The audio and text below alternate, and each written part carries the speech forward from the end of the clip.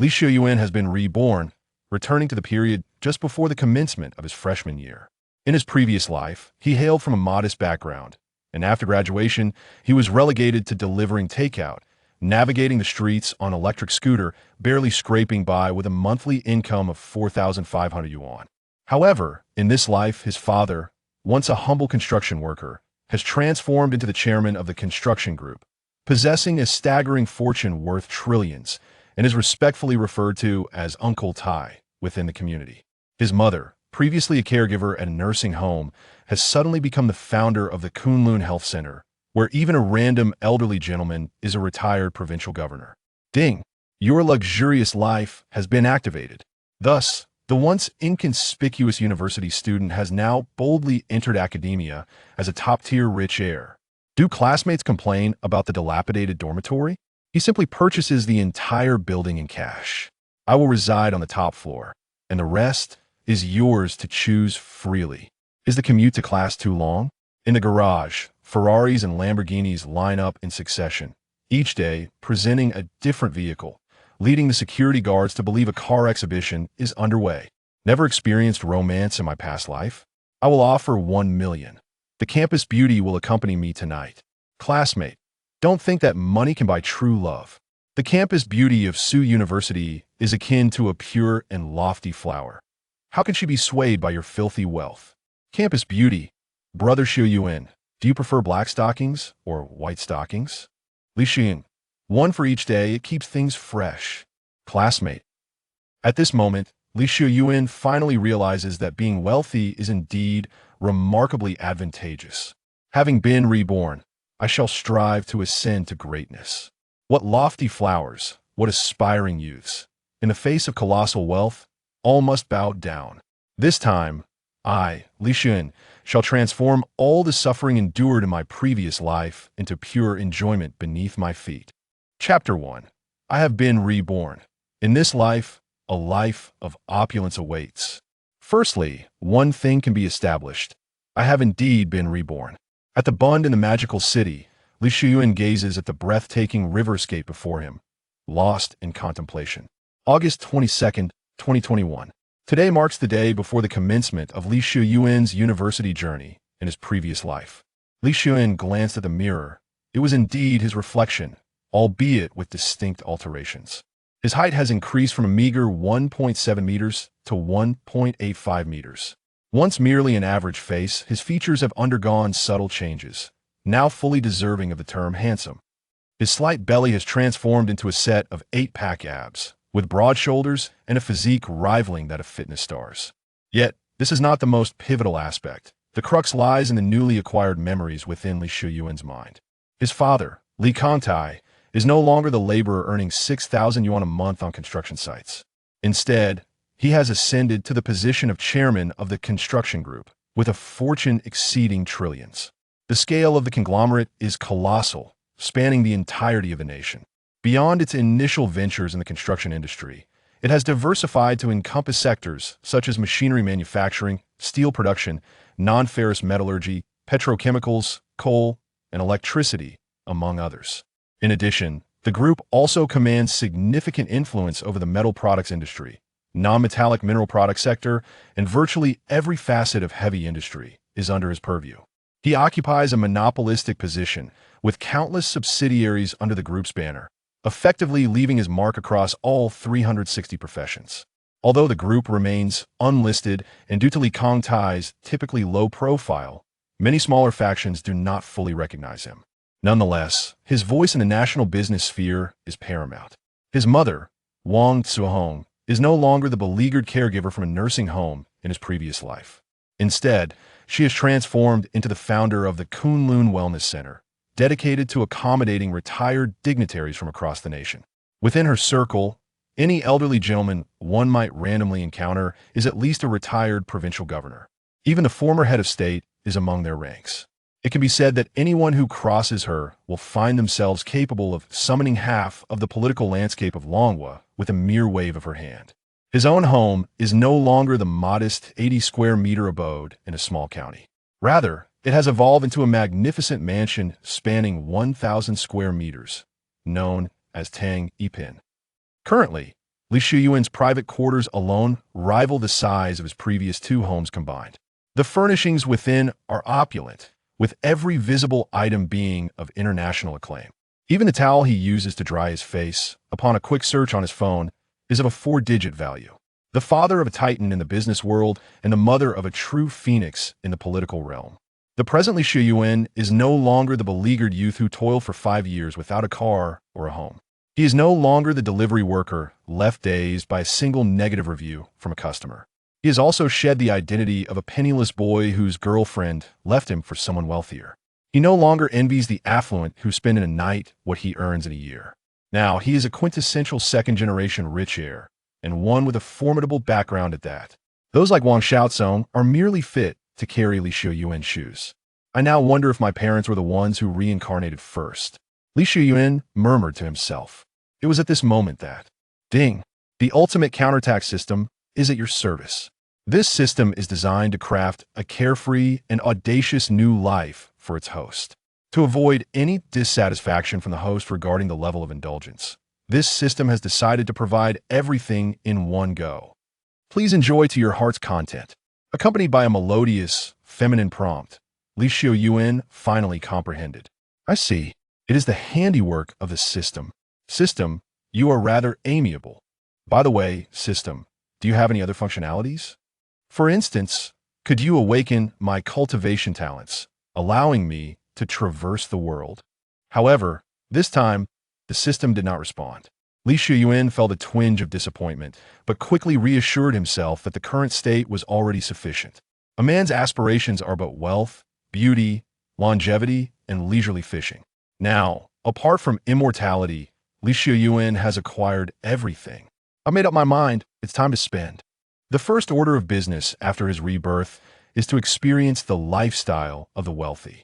Otherwise, what would be the point of his reincarnation? Upon descending the elevator to the first floor, Li Xiuyuan was met with the sight of his parents. At this moment, the two were seated on a Wang Wali grand sofa from Shengshi Baoding, engrossed in television.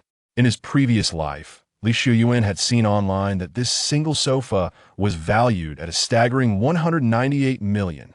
Li Xiuyuan strolled toward his parents. His father, who had once been unable to straighten his back due to fatigue, now exuded an aura of authority, despite wearing casual attire. The eyebrows bore a newfound vigor that had never been present before. His mother, who in his past life had been marked by wrinkles, now radiated an air of nobility. While she could not be described as having delicate skin, she certainly did not resemble a typical woman in her 40s. Even with just light makeup, she could rival top-tier celebrities. "What's the matter?" Li Kangtai inquired, noticing Li Xiuyuan's gaze. "It's nothing. I just feel that you, old man, are somewhat unworthy of my mother." "Hey, you little rascal." Li Kangtai raised his hand as if to strike, but made no move to stand. Wang Cuihong stifled a laugh, covering her mouth. "This child, you certainly have a sweet tongue." Li Xiuyuan laughed heartily, feeling relieved that his parents' personalities remained unchanged from his previous life, assuring him that they had not been usurped. "Enough with the prattle. Take a seat. I was just discussing with your mother the amount of living expenses we shall allocate for you," Li Kangtai remarked, casting an exasperated glance at Li Xiuyuan. Upon hearing this, Li Xiuyuan swallowed hard.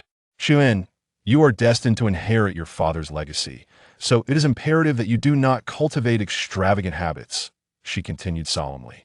"Your father and I have deliberated, and we can only provide you with 100,000 each month. I understand that this amount may seem meager, but I hope you can comprehend our reasoning." Wang Cuihong grasped Li Xiuyuan's hand, speaking with earnest gravity. "How? How much? 100,000? Li Xiuyuan's eyes widened in disbelief. Look, I told you. You know nothing about such matters. Who can make do with just 100,000? As I said, it should be 200,000 each month." Li Kangtai asserted, striking the table decisively. "Cough, cough, cough." Li Xiuyuan nearly choked on his breath, almost suffocating right then and there. He could discern that the elderly couple was enacting a good cop, bad cop routine. The true sum was indeed 200,000, and this was merely a tactic to facilitate his acceptance. However, to be honest, he had already been inclined to accept even the 100,000 when it was mentioned. Yet, they did not grant him the chance to voice his thoughts. Is it feasible or not? Isn't 200,000 sufficient? Li Kangtai furrowed his brow. Yes, it's more than enough. Absolutely. That would be splendid. After all, Li Xiuyuan had never managed to save up 200,000 throughout his previous life. However, just at that moment, a notification chimed. Ding! The system has detected that the current situation of the host does not align with the theme of reckless indulgence. A mere 200,000 a month is utterly unacceptable. The system has rewarded the host with a small sum of money. Please check it yourself. After delivering this message, the system fell silent once more. Leysuen, momentarily bewildered, instinctively reached for his phone. Indeed, a text message awaited him. Industrial and Commercial Bank, your savings card ending in 6254 has received a deposit of 7.1848 billion at 5 p.m. on the 22nd, with a balance of 7.1848 billion. How? How much? What unit is this? Li Xiuyuan was utterly bewildered. 7.1848 billion. Is this what the system referred to as a small sum of money? When converted, that amounts to nearly 1 billion US dollars. Chapter 2 Regulations are regulations, and reality is reality. Please, sir, step inside.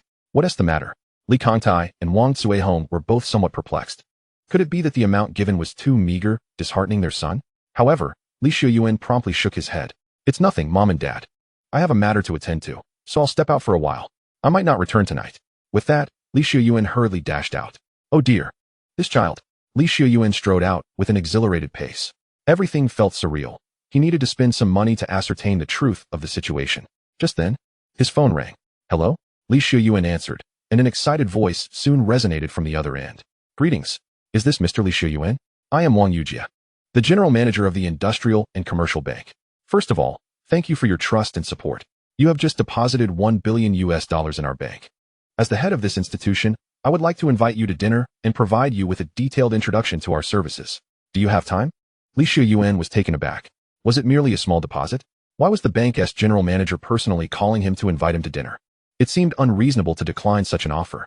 Nevertheless, Li Xiuyuan shook his head and replied, I'm sorry, I don't have time. I'll be starting school tomorrow. Perhaps we can meet another time. Upon hearing this, the other party was momentarily stunned. Mr. Li Xiuyuan, you're still a student? My goodness, how shocking. A soon-to-be university student depositing 1 billion US dollars without a second thought. This is utterly mind-boggling. All right, Mr. Li Xiuyuan, since you're unavailable, I won't intrude further. I will send you a friend request shortly, and from now on, I will be your personal assistant. Should you require any assistance, whether business-related or personal, please do not hesitate to reach out to me, and I will make time for you regardless of how busy I am. With that, the call ended. A moment later, Li Xiuyuan received a friend request notification. Ice Clear and J Purity has sent a friend request. Signature, the avatar is a picture of myself. Li Xiuyuan instinctively glanced at her profile picture, feeling somewhat speechless. However, truth be told, the woman was indeed quite attractive, not a celebrity face, but certainly of first-rate caliber. And her figure was top-notch. After accepting the request, he chose to disregard it. Yet, he couldn't help but marvel inwardly. Being wealthy has its perks. A beautiful general manager personally offering to be your assistant, even hinting at something more. No, this was more than a hint. Such matters were beyond what Li Xiuyuan had ever dared to imagine before. Suddenly, his stomach growled. Having returned from his rebirth, he hadn't eaten yet. Li Xiuyuan muttered to himself as he began searching for a place to dine. Now transformed into an elite heir of immense wealth, he certainly could not settle for street-side grilled cold noodles. He set his sights on a distant building, the Cloud Palace. In his previous life, he had heard of this shopping center, reputedly boasting an average expenditure exceeding 100,000 per person, a place truly reserved for the affluent. It had been inconceivable when he had no money, but now Li Xiuyuan was determined to experience it. After a half-hour walk, he arrived at the Cloud Palace. On the 8th floor, the royal banquet of the Star Song awaited him. This was the most opulent restaurant in all of Magic City. As he had just discovered on a social media platform, it was said that each dish was prepared to royal standards, with an average price exceeding 5 figures. At that moment, as Li Xiuyuan stepped inside, a suited waiter promptly intercepted him. Good day, sir. Welcome to the royal banquet of the Star Song. May I inquire what brings you here today? Li Xiuyuan, taken aback, thought, of course, I'm here to dine. The waiter offered a professional smile and explained, I must inform you, sir, that our royal banquet is a members-only restaurant. One must spend over 5 million annually at the Cloud Palace to be eligible for entry. As he spoke, the waiter scrutinized Li Xiuyuan from head to toe, his gaze laden with implication. Oh, Only then did Xiuyuan realize that his casual attire had led to the waiter's misunderstanding. Clad in a short-sleeved shirt, flip-flops, and shorts, he certainly did not present himself as a wealthy individual. Thus, sir, if you do not meet the criteria, I cannot permit you entry. I hope you understand. The waiter bowed respectfully. Xiuyuan shook his head and pulled out his bank card. The threshold is 5 million, correct? Please issue me a membership card and charge 10 million to it. The waiter instinctively accepted the card, but upon seeing its appearance, he was left utterly dumbfounded. The Industrial and Commercial Bank's black gold card, with a red serial number. While others might not recognize it, he, trained for such situations, was all too aware. Such a black gold red numbered card was a rarity across the nation. It symbolized family assets exceeding 10 billion. Sir, ordinarily we adhere to regulations, and we do not offer membership card top-ups. However, regulations are regulations, and reality is reality, sir. Please, step inside. Xiuyuan smiled knowingly. As expected, the so-called regulations were merely constraints for the less fortunate. True wealth and influence do not abide by such rules. These individuals are the very embodiment of the regulations. The royal banquet of the Star Song was exceedingly exclusive, and given that it was not yet mealtime, the number of diners was quite sparse. Scanning the room, he noticed only 2 tables occupied. Xiuyuan casually selected a seat when a girl in black stockings with a high ponytail approached, holding a menu. Sir, may I take your order? Seeing the girl, Xiuyuan was momentarily taken aback. He recognized her. Su Baiqian, a fellow freshman at the university, was also renowned as the campus beauty at Zhongbei University for 4 consecutive years. Moreover, her votes consistently outpaced the second-place contender by more than double. Not only was she stunningly beautiful, but her soft and delicate demeanor, coupled with a hint of social anxiety, evoked a protective instinct in others. Additionally, she bore the nickname the Flower on the High Ridge, making it difficult for even the most accomplished men to approach her, thus igniting a desire for conquest. Of course, she often wore stockings due to her cold constitution, which might also contribute to her allure. Sir, Su Baiqian gently reminded Xiuyuan, bringing him back to reality. Oh, please hand me the menu, he replied, extending his hand. Nodding, Su Baiqian delicately passed the menu to him.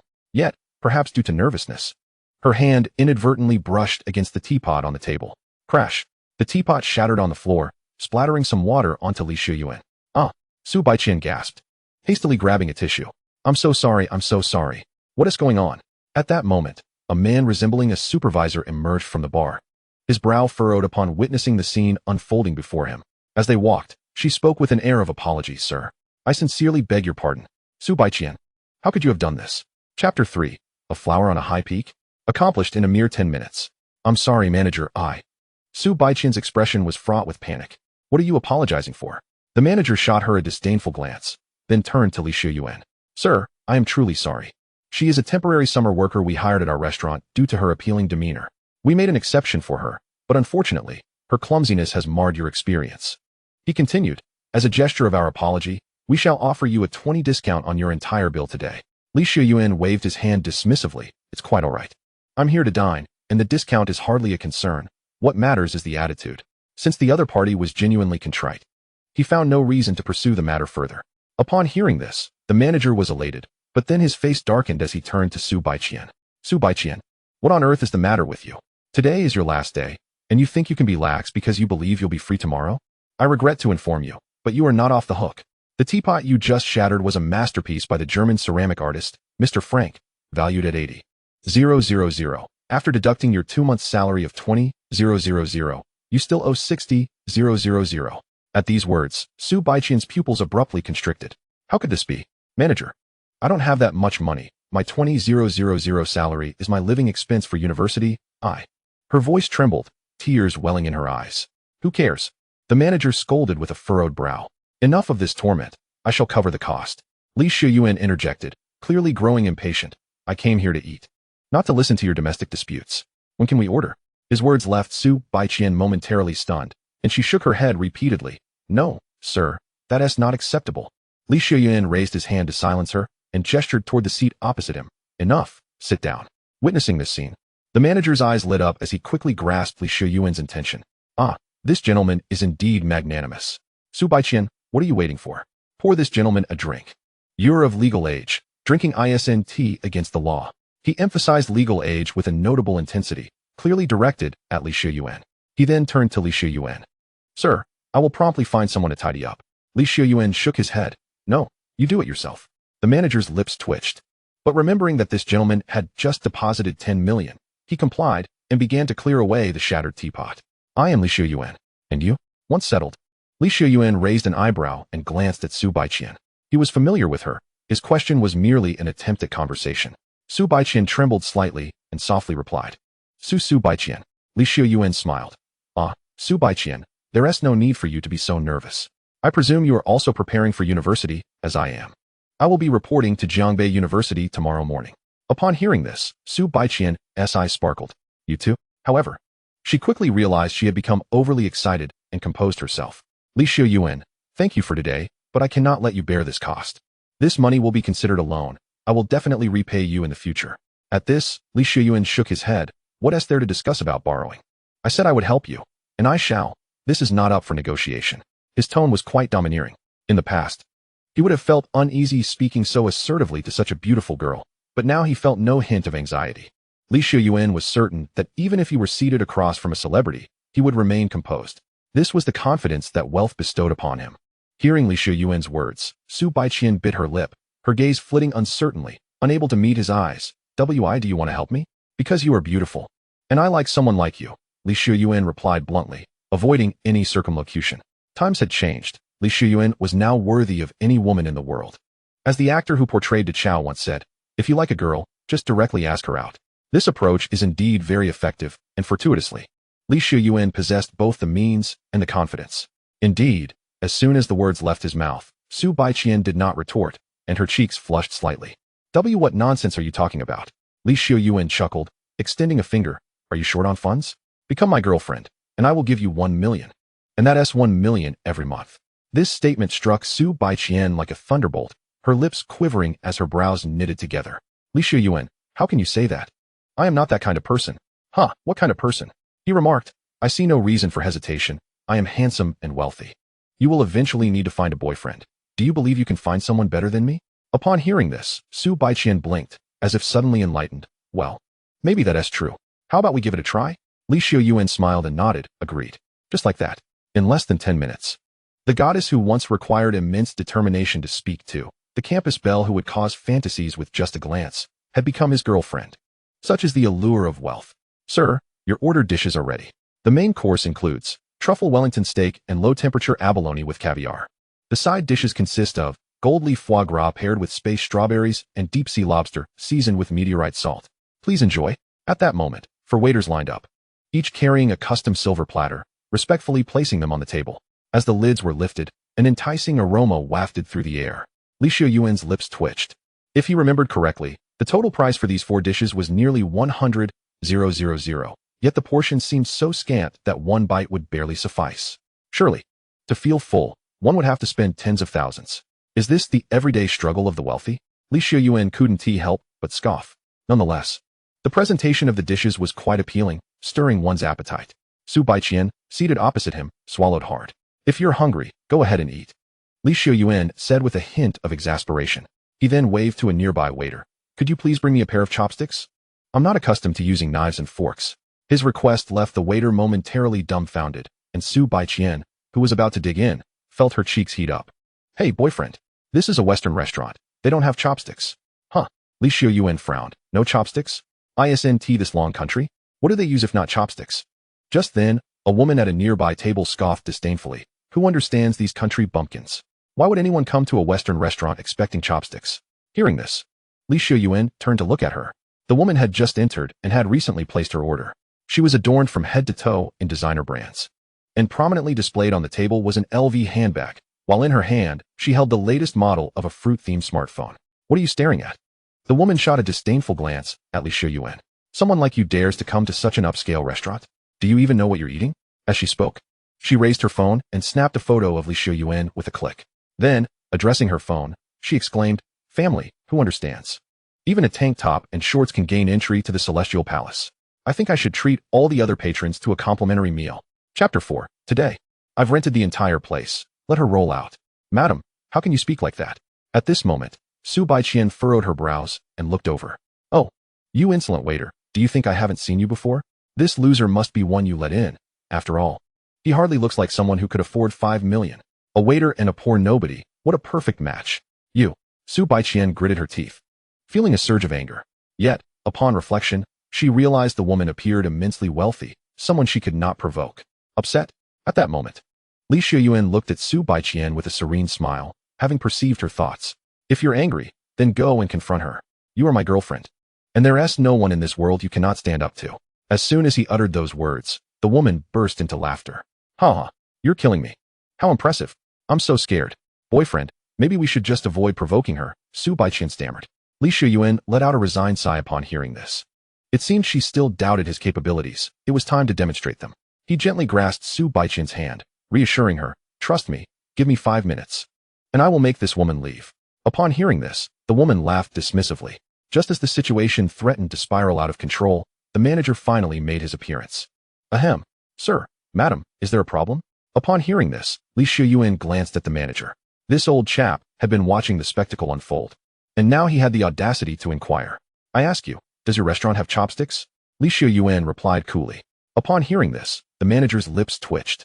But upon meeting Xiuyuan's menacing gaze, he nodded. Yes, sir. We do. I will fetch them for you right away. Stop. Xiuyuan called out to the manager. How much does it cost to reserve the entire restaurant? At this, the manager was momentarily taken aback, quickly responding, there's no specific price for a full reservation. But it's 888 per table, sir. Why do you ask? Xiuyuan nodded. There are 50 tables in total, correct? That amounts to 44 million. I will pay 5 million to book them all today. No one is to enter the restaurant again. As for those who have already entered, Xiuyuan glanced at the woman beside him. Let them be removed. Upon hearing this, the manager's eyes widened in disbelief. Sir, what did you just say? Are you deaf? Xiuyuan frowned. Do not test my patience. Saying this, he tossed his black gold card at the manager. Charge 5 million to this. The manager instinctively caught the card, swallowing hard. Sir, did you mean to use the funds from your membership card?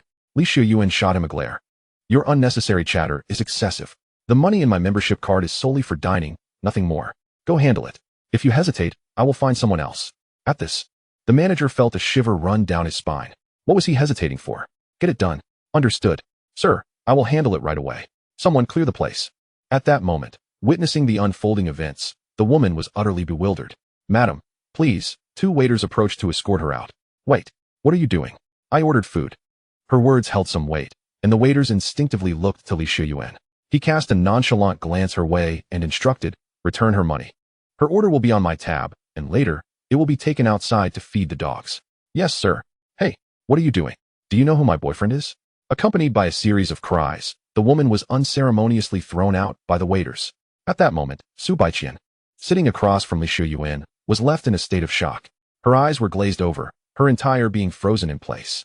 What's wrong? Continue eating. Xiuyuan waved a hand in front of her. The bothersome fly has been dealt with. Su Baiqian trembled slightly. Am I dreaming? This is too shocking. The scene that had just unfolded was hard for her to believe. Just to release some frustration, he spent over 9 million to clear the place? Heh, didn't I promise you? I would have her out within 5 minutes, Xiuyuan said with a faint smile, picking up a piece of steak and placing it in Su Baiqian's mouth. Hurry up and eat. We have more to do later. Oh. Su Baiqian chewed the steak in a daze. Half an hour later, boyfriend, where are we going now?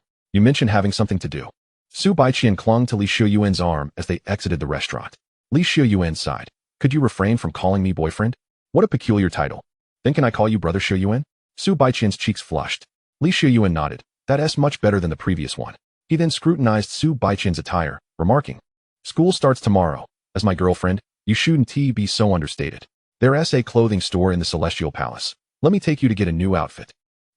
I think I look fine like this, Su Baiqian said bashfully, but if you don't like it, I can change. Xiuyuan chuckled at her response. All right. Enough of that. Just think of yourself as a doll for me to dress up. Besides, I have things I want to buy as well. Having been reborn as a wealthy heir, Xiuyuan had yet to indulge in the pleasure of spending. Although he had just spent nearly 20 million. He hadn't truly experienced the thrill of it yet. Before long, Xiuyuan led Su Baiqian to the 9th floor, the dedicated clothing level. Gucci flagship store. Wow. This is too expensive. The moment Su Baiqian touched a shirt, she immediately recoiled upon seeing the price tag, as if shocked by electricity. 59,999. Just a penny shy of 60,000.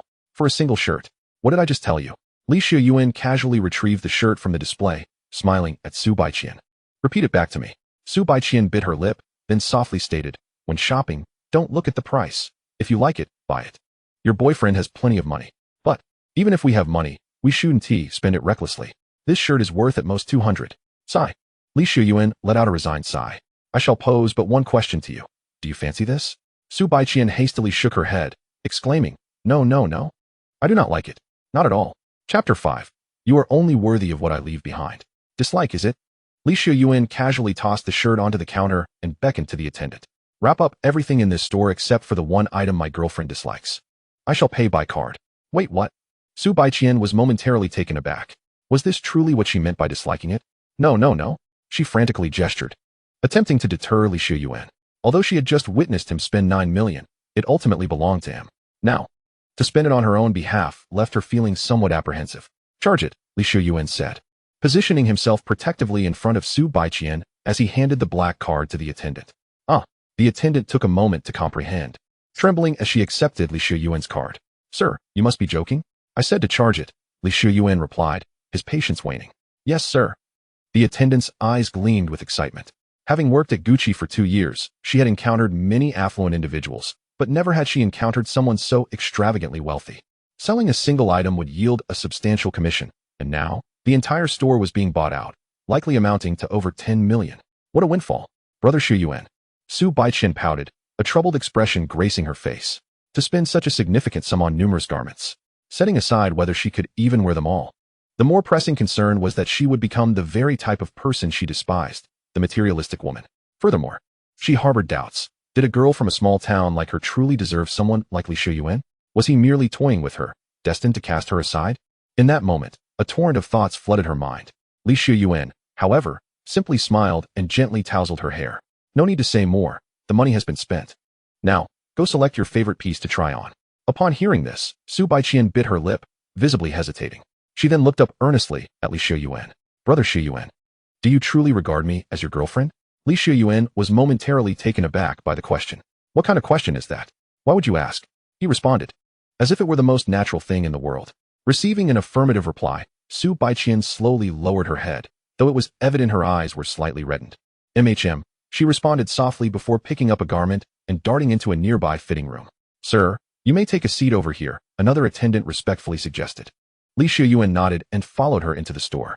Just as Xiuyuan stepped inside, a couple entered the store. Honey, you must buy me several bags today. I've been wronged. The woman feigned distress, rubbing against her partner's arm. The man looked somewhat exasperated. All right, darling. I specifically postponed an engagement just to appease you. Had Xiuyuan been outside, he would have recognized this woman as the one he had just thrown out of the restaurant. Someone, I want that bag. Wrap it up for me. Upon entering the store, the woman immediately spotted an 80,000 yuan new handbag at the counter and took a liking to it. Ma'am, I apologize, but all items in this store are not available for sale today, as they have been entirely purchased by a gentleman. What? The woman frowned upon hearing this. Are you joking?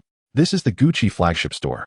The attendant smiled awkwardly, wishing she could explain that she herself found it hard to believe, but the truth was simply astonishing. Ma'am, I truly understand your feelings, but I would suggest you visit the Bulgari across the street. At this, the woman became even more displeased. I see. You think we can't afford it, don't you? Bulgari, who would buy such inferior items compared to Gucci? How dare you look down on us? Honey, look at her.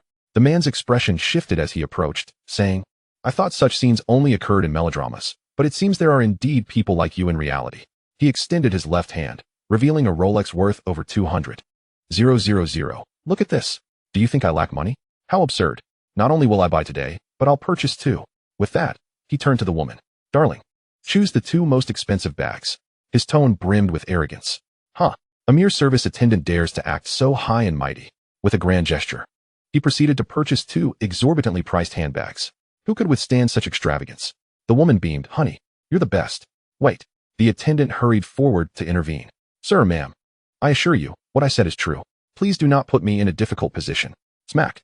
The next moment, the man struck the attendant across the face. Damn it. If you don't want to sell to me, just say so. What kind of pathetic excuse is this? Call your manager over. It was at this moment that Su Baiqian finally emerged from the fitting room, transformed entirely. She wore a white crop t-shirt that accentuated her already well-developed figure, paired with light blue denim shorts.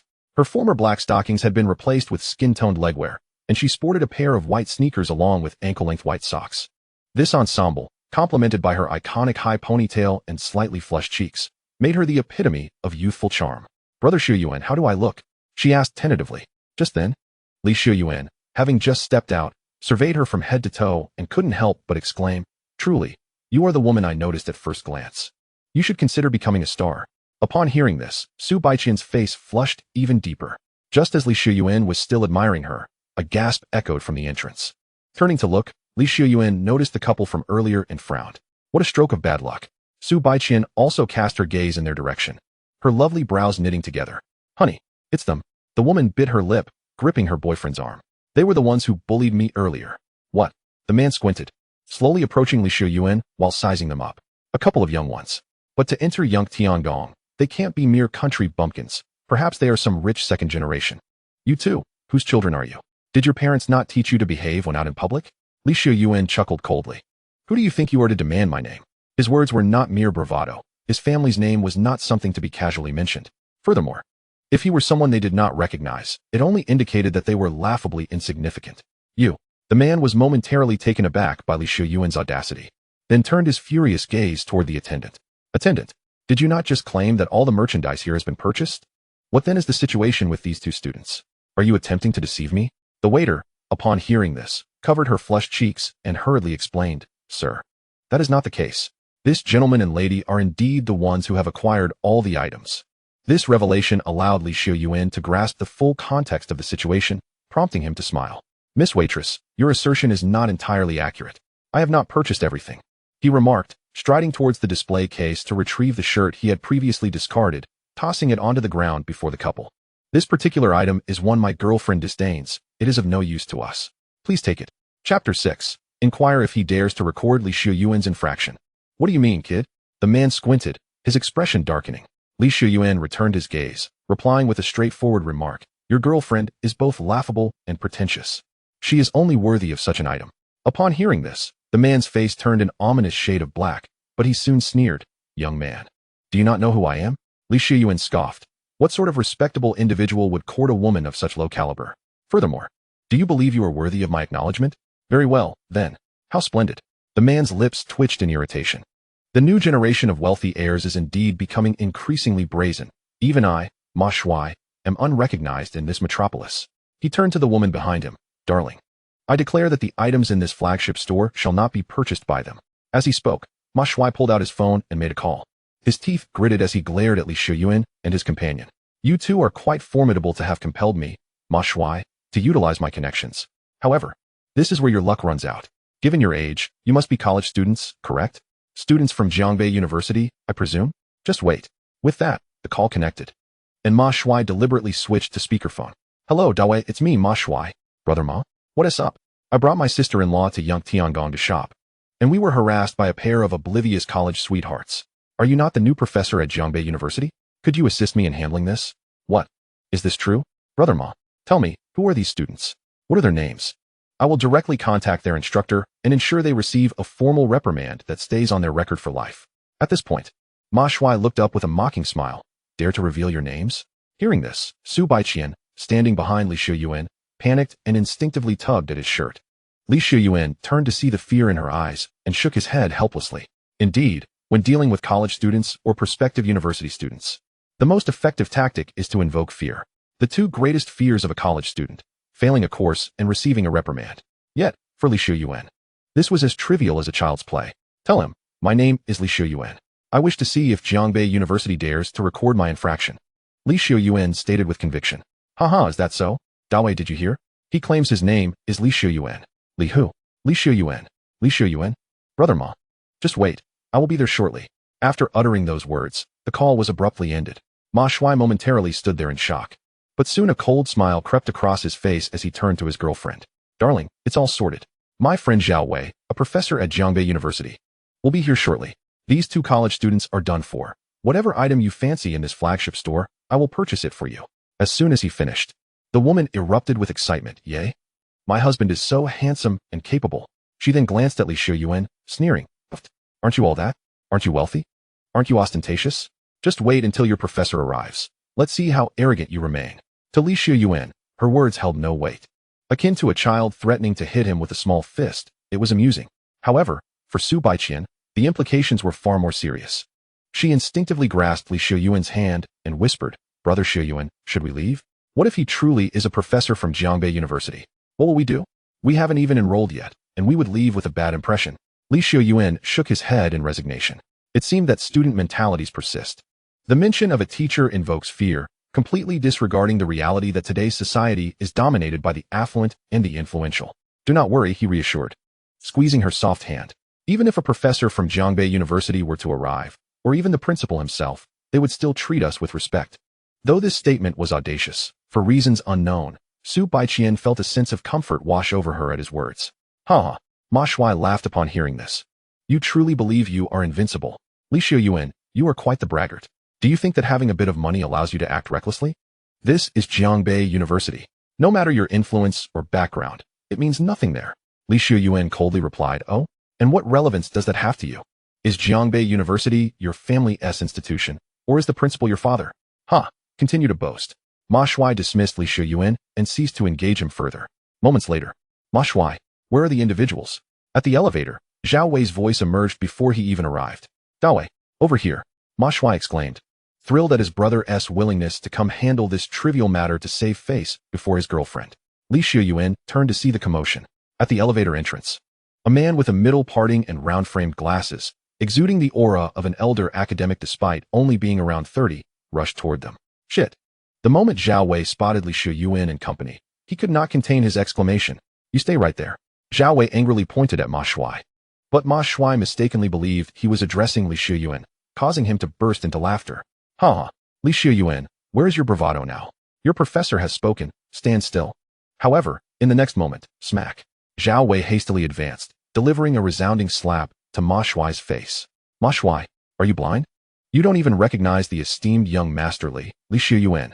What the hell?" With that, he delivered a kick that sent Ma Shuai tumbling. "Ah, Mr. Li, I did not expect it to truly be you," Zhao Wei stammered, a nervous laugh escaping as he approached Li Xiuyuan, extending his hand. Li Xiuyuan merely glanced at him, not even bothering to reciprocate. "Oh, so you are Zhao Wei, the professor from Jiangbei University. Quite impressive. Are you here to record my infraction, or to ensure I cannot enroll?" Upon hearing this, cold sweat broke out on Zhao Wei's forehead.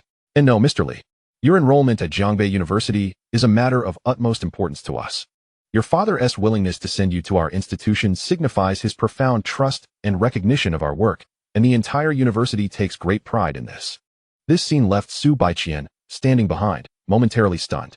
Although she instinctively trusted Li Xiuyuan, her rational mind informed her that it was implausible. After all, no matter how affluent he was merely a second-generation rich kid. Jiangbei University stood as the pinnacle of academia in the magical metropolis, with its president being a veritable deputy ministerial cadre. Yet here was a professor from Jiangbei University, genuinely bowing before Li Xiuyuan. Meanwhile, Ma Shuai had finally managed to rise. Fury etched upon his face. "Dao Wei, what do you mean by this? What Li family, young master? Which Li family? Damn it." Upon hearing this, Zhao Wei's anger intensified. "How can I even communicate with someone like you? How many Li families are there in the magical city? You don't even know about the Li family. What the hell are you doing in the magical metropolis? Why don't you just drop dead?" With those words, Ma Shuai's lips twitched violently. Although he was unaware of which Li family wielded such power, he understood that the usually refined Zhao Wei, who had resorted to such coarse language, indicated that the matter might escalate. Chapter 7. Introduce me to the most expensive one directly. Enough with the theatrics. Zhao Professor, you handle today's matter yourself. If it does not meet my satisfaction, I shall consider Jiangbei University unwelcome to me, and perhaps my father will arrange for my transfer. At these words, a cold sweat broke out on Zhao Wei. Understood, Li Xiao. I assure you I will handle it well. Li Xiuyuan did not spare him another glance, casually stating, "The items I purchased for Baiqian today at Yun Ke Tiangong will be delivered to her dormitory shortly." With that, he took Su Baiqian by the hand and departed. Soon after Li Xiuyuan left, Ma Shuai tremulously inquired, "Dao Wei, what on earth is this?" Zhao Wei scoffed, distancing himself from Ma Shuai. "Get lost. Don't act so familiar. We are not close." "Ma Shuai, let me give you a piece of advice. If you wish to avoid suddenly going bankrupt and mysteriously perishing in a back alley one day, resign immediately and vanish with your woman from the country. To offend Li Xiao in the magical metropolis is akin to provoking the great sage equal to heaven on Flower and Fruit Mountain. There will be no refuge for you in the magical metropolis or even the entire Dragon Kingdom's business circle." These words instantly caused Ma Shuai's pupils to constrict, Dewey, what kind of joke are you making? What kind of power does the Li family hold? You fool. You don't even know about the Li family. And you haven't heard of Uncle Tai? Get lost. Xiao Wei spat in disdain. Uncle Tai? The moment those words left his lips, Ma Shuai froze in place. The title of Uncle Tai was virtually known by all. He was a mythical figure, a super mogul whose presence was rarely felt. And hardly anyone had glimpsed his true visage. Those fortunate enough to meet him were universally esteemed in their respective fields. It was said that he held a monopolistic position in the domestic heavy industry, although no one spoke of it openly. Nearly everyone understood that he was the true world's wealthiest individual. The very phrase world's wealthiest alone carried immense weight. Yet, the most critical aspect lay in the influence wielded by this Uncle Tai. Just imagine the connections one must possess to monopolize the heavy industry in the Dragon Kingdom. Only someone with impeccable lineage, with 3 generations lying in the capital, would be believed. He is Uncle Tai's son? I have said enough. Xiao Wei ceased to engage with Ma Shuai, feeling the weight of misfortune, and hurried off to assist the staff in packing the goods. At that moment, Ma Shuai's girlfriend seemed to finally perceive the oddity. She tugged at his sleeve. Darling, smack. The next moment, Ma Shuai whirled around and delivered a resounding slap to her face, leaving it crimson. Damn it, you foolish woman. Being arrogant and overbearing is one thing. But at a critical moment, you dare to stir up trouble for me. If you're going to provoke, at least don't drag me into trouble with Uncle Tai. Get lost. In the ensuing hours, Xiuyuan accompanied Su Baiqian in exploring the Yunke Tiangong thoroughly. He truly treated Su Baiqian as a doll, wanting to adorn her with every beautiful outfit he encountered. By now, Su Baiqian had already donned over a dozen different styles. There was no helping it. Her beauty was a distinct advantage, making every outfit look splendid. Sweet girl, spicy girl, lowly, mature woman, she effortlessly wielded every style. For instance, at present, she wore a red and white checkered shirt over a thigh-length white skirt, the quintessential leg-bearing ensemble complemented by white knee-high socks and a pair of vibrant sneakers. Su Baiqian had seamlessly transformed into an adorable sweet girl. Xiuyuan, I'm so tired. Can we take a break? Su Baiqian clung to Xiuyuan's arm, shaking it incessantly. Xiuyuan smiled at her, replying, just one last stop. And then we'll head home for a good rest, all right? All right. Thus, Xiuyuan led Su Baiqian directly to their final destination of the shopping excursion, the Ferrari flagship store. As the saying goes online, a man can never escape the allure of a BMW 3 Series, and a rich second generation can never evade the charm of a red Ferrari. Having been reborn as a super affluent heir, Xiuyuan's greatest anticipation was acquiring the supercar he had never dared to dream of in his past life. In this worldview, Xiuyuan had just turned 18, so despite his family's wealth, the garage was filled with his father's collection, although there were limited edition Rolls-Royces and commemorative vintage cars. While they were indeed impressive, they did not align with Xiuyuan's youthful and vibrant demeanor. It had to be a supercar. Hello, welcome to the Ferrari flagship store. Sir, how may I assist you? Our current offerings include standard sports cars, limited edition models, or electric vehicles. Upon entering, a female sales associate promptly approached him. There was none of the disdainful attitude often depicted in melodramas, only warmth and enthusiasm.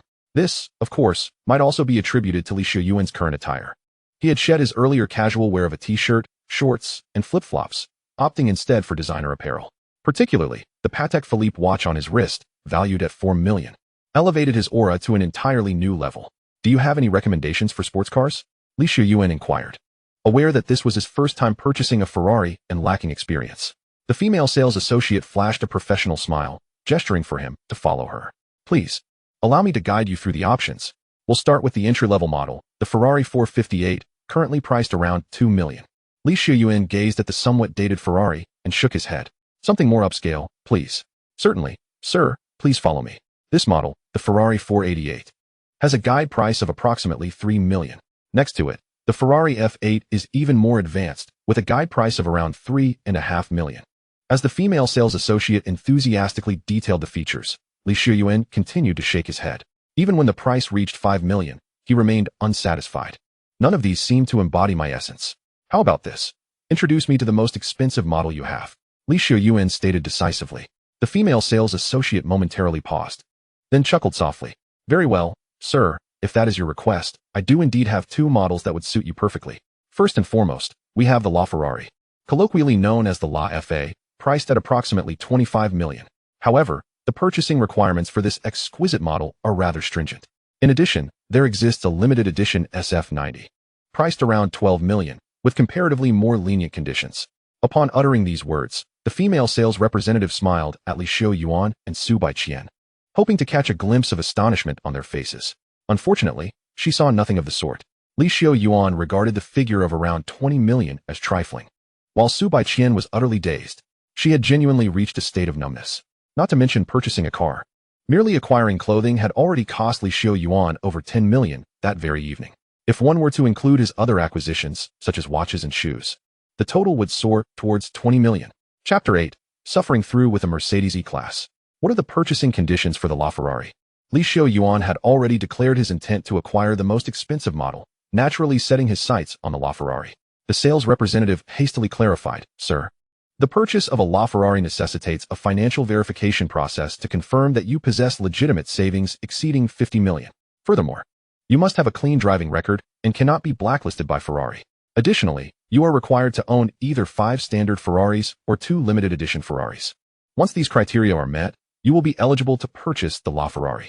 After the purchase, there will be an approximate waiting period of 10 months before you can take delivery of your vehicle."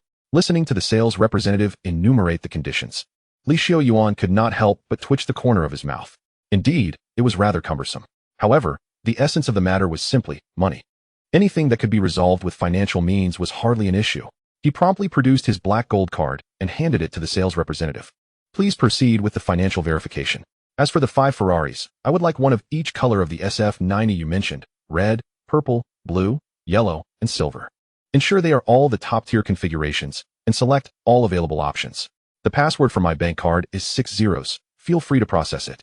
The sales representative instinctively took the black gold card, her mind momentarily befuddled. "Huh, sir, what did you just say?" Finally regaining her composure, she swallowed hard. Realizing the gravity of Xiuyuan's statement, her hands trembled as she quickly returned the card to him. "Sir, no, this is too significant.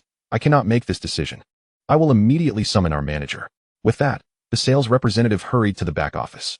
Shortly after, a woman clad in a black fitted skirt, perched on high heels, and wearing half-rimmed glasses rushed out. Even from a distance, she extended her hand towards Xiuyuan. "Sir, greetings, I am Chen Xiaoting, the manager of the Ferrari Yonk Tiangong sales department." Xiuyuan shook her hand briefly before continuing. "I trust you are already aware of my requirements. Please proceed accordingly." Gulp. Chen Xiaoting swallowed hard, her throat dry. "Sir, if you don't mind, may I first verify your financial status?" With that, she produced a POS machine. Xiuyuan did not refuse, for he had intended for the sales representative to conduct the verification. It was merely her lack of courage that had prevented her from doing so. He swiped his black gold card on the POS machine. In the next moment, his balance appeared, over 7 billion. Upon seeing that figure, Chen Xiaoting gasped in astonishment. Over 7 billion in bank deposits. This was not merely an asset. It was tangible cash flow. What does such a sum signify? To put it bluntly, most individuals who have made it onto the Forbes list would struggle to amass such liquid cash. Only the likes of Ma Huateng, Leysuen, and Warren Buffett possess such financial might. And now, such a formidable individual stood before her, appearing to be merely an 18 or 19-year-old youth. How could Chen Xiaoting not be astounded? "Sir, please have a seat. I will expedite your request immediately. Fei Fei, quickly attend to our esteemed guest. What are you waiting for?" "Oh yes, manager. It must be said, once money is firmly in place, the efficiency of any transaction escalates dramatically. Regular patrons of Ferrari would know that for someone like Xiuyuan, making such a substantial purchase, including a LaFerrari, typically entails a delay of 10 days to half a month, or even longer for paperwork. However, within less than an hour of sitting in the VIP lounge with Su Baiqian, Chen Xiaoting returned bearing a hefty stack of documents. "Congratulations, Mr. Li. Your qualifications have been successfully verified, and Ferrari headquarters has determined that you are eligible to purchase the LaFerrari. Now, all that remains is for you to sign here. And both the LaFerrari and the 5 SF90S will be yours. Of course," she added apologetically, "to see the actual vehicles, you may need to wait 3 to 5 months. 3 to 5 months? Xiuyuan could not help but frown. He had come to acquire a vehicle for school the following day. To be told he must wait 3 to 5 months? What then was the purpose of spending such a sum? At this moment, Chen Xiaoting also felt embarrassed. "Mr. Li, I completely understand your sentiments, but Ferrari typically does not have vehicles available for immediate delivery. Production often commences only after an order is placed. 3 to 5 months is already quite expedient. The headquarters also expresses regret over this matter, which is why we are providing you with a complimentary Mercedes E-Class as a temporary vehicle. The paperwork and registration have already been taken care of. Here is your key." As she spoke, Chen Xiaoting handed Li Xiuyuan a key adorned with the three-pointed star emblem. He accepted the key with a sigh. Well, I suppose we cannot expect you to conjure something from thin air. For the time being, let us make do with the Mercedes E-Class. Oh, okay. I'm fine with that, Su Baiqian responded, a look of bewilderment on her face. Yet internally, she was overwhelmed with shock. She knew nothing of the distinctions between various Mercedes models. All she understood was that Mercedes was an expensive brand, something she had never dared to envision owning. Online. It was a dream for many throughout their lives. Now, a car that had only existed in her dreams was merely to be used for temporary transport. And she was expected to be content with that? Truly remarkable. Half an hour later, Li Xiuyuan drove off in the Mercedes. With Su Baiqian seated in the passenger seat, her expression one of utter confusion. Everything that transpired today feels surreal, she murmured. Li Xiuyuan chuckled, reassuring her. Rest assured, it is all very real. By the way, could you check for the finest hotel nearby? We shall not be returning home tonight. Casting a glance at his watch, he noted it was already midnight. Returning home at this hour would surely disturb his parents. A hotel? Su Baiqian nearly leapt from the passenger seat in surprise. However, she quickly settled down, her cheeks flushed like an apple. Wordlessly reaching for her phone to search for accommodations. Make sure to find the best one. Anything under 100,000 a night is unacceptable, Li Xiuyuan reminded her. Before long, they arrived at the Bund, at the Sky Garden International Hotel. After parking the car in the underground garage, Li Xiuyuan led Su Baiqian directly into the hotel lobby. Upon entering, they were greeted by an expansive backdrop adorned with tropical rainforest decorations. And the air was filled with the soothing scent of aromatherapy. Good day, sir. Welcome to the Sky Garden International Hotel. May I assist you with a room reservation? A staff member, dressed in uniform, inquired at the front desk. Li Xiuyuan promptly produced his black card. I would like the presidential suite. Please process the payment. At his words, the staff member's eyes widened in surprise as he quickly took the card. Sir, the presidential suite costs 180,000 per night. Are you certain? Moreover, if you wish to book for just one night, a reservation is required in advance. To bypass this, a minimum booking of 3 nights is necessary. Chapter 9. I prefer the original flavor. 3 nights? That amounts to at least 540,000. Su Baiqian murmured softly upon hearing the staff member's words. Although Li Xiuyuan had already spent a considerable sum, each purchase, be it clothing, watches, or cars, was tangible. However, staying at a hotel felt like sheer expenditure, especially since they were on the brink of starting school. She held a perspective that questioned the necessity of spending 540,000 merely to stay. Yet, Li Xiuyuan responded decisively. Let's book for 10 days. If the stay proves satisfactory, I may consider a monthly arrangement. Li Xiuyuan had his own rationale. Zhongbei University mandated that first-year students reside on campus during their first semester. However, such regulations were meant for ordinary individuals. Someone of Li Xiuyuan's status could choose to stay or not without facing coercion. If the dormitory proved uncomfortable, he would undoubtedly opt for alternative accommodations. The 10-day duration was just right, allowing him to determine whether to purchase a residence or continue residing in the hotel. Very well, sir. The staff member beamed at Li Xiuyuan's request and quickly processed the black card through the POS machine. Your total comes to 1,800,000. Li Xiuyuan nodded, entered his password, retrieved his card, and executed the transaction with fluidity and confidence, as though spending 1,800,000 was merely a matter of 180. Hey, are you insane? Su Baiqian poked Li Xiuyuan in the side, to which he merely smiled, taking her hand in his. It's just a trivial amount. Come, let's head upstairs. Wait. Su Baiqian exclaimed, visibly flustered. I haven't booked a room yet. Li Xiuyuan paid her no heed, adamantly pulling her into the elevator. It was absurd to let Su Baiqian reserve a separate room at this juncture. What's the matter? Feeling anxious? In the elevator, Li Xiuyuan noticed Su Baiqian's palms were slightly damp. She stammered, unsure of how to articulate her thoughts. The elevator swiftly ascended to the top floor. The 25th. Upon opening the door, they were greeted by a middle-aged man in a butler's attire standing not far away. Mr. Li, welcome. I am your personal butler. And during your stay in the presidential suite, I will be fully responsible for catering to your every need. Li Xiuyuan nodded and entered the room. It must be said, the presidential suite, at 180,000 per night, was indeed impressive. The space occupied half of the 25th floor. Upon entering, one would hardly feel they were in a hotel. The 48-meter-high living room resembled a spacious villa. The furnishings were extraordinarily luxurious, rivaling even Li Xiuyuan's home at Tangjiping. A glance revealed an outdoor terrace that resembled a garden, facing the Oriental Pearl Tower, offering a panoramic view of the entire metropolis. Brother Xiuyuan, I'm going to rest now. I need to get up early tomorrow, Su Baiqian chuckled nervously, attempting to sneak away. However, in the next moment, Xiuyuan pulled her back with a firm grip. Ah! Su Baiqian gasped, losing her balance and tumbling into Xiuyuan's embrace. In that instant, their eyes met, and they could feel each other's breath. Her cheeks flushed a deep crimson. She struggled to break free, but Xiuyuan held her tightly, rendering her immobile. After what felt like an eternity, Su Baiqian seemed to gather her resolve. May I take a shower first? Xiuyuan, upon hearing this, chuckled softly and shook his head. It's all right. I prefer the original flavor. With that, he swept Su Baiqian into his arms and, traversing the living room, entered the bedroom, unceremoniously depositing her onto the bed. With a decisive motion, Xiuyuan turned off the lights in the room, and a softly glowing night light illuminated the bedside. Be gentle. I've never done this before. Neither have I. A sleepless night ensued. The following morning. Ouch! As Su Baiqian donned a new pair of tights, she inadvertently tugged on something and winced in pain. What's wrong? Does it still hurt? Xiuyuan, already dressed, inquired with a smile. Humph. Su Baiqian pouted. Now you care about my well-being? You were relentless last night. Xiuyuan chuckled awkwardly. If it's truly unbearable, I can arrange for you to take a day off. Su Baiqian shook her head vehemently. No. It's the first day of school. I don't want to leave a bad impression on everyone. Just help me buy a cushion, something soft.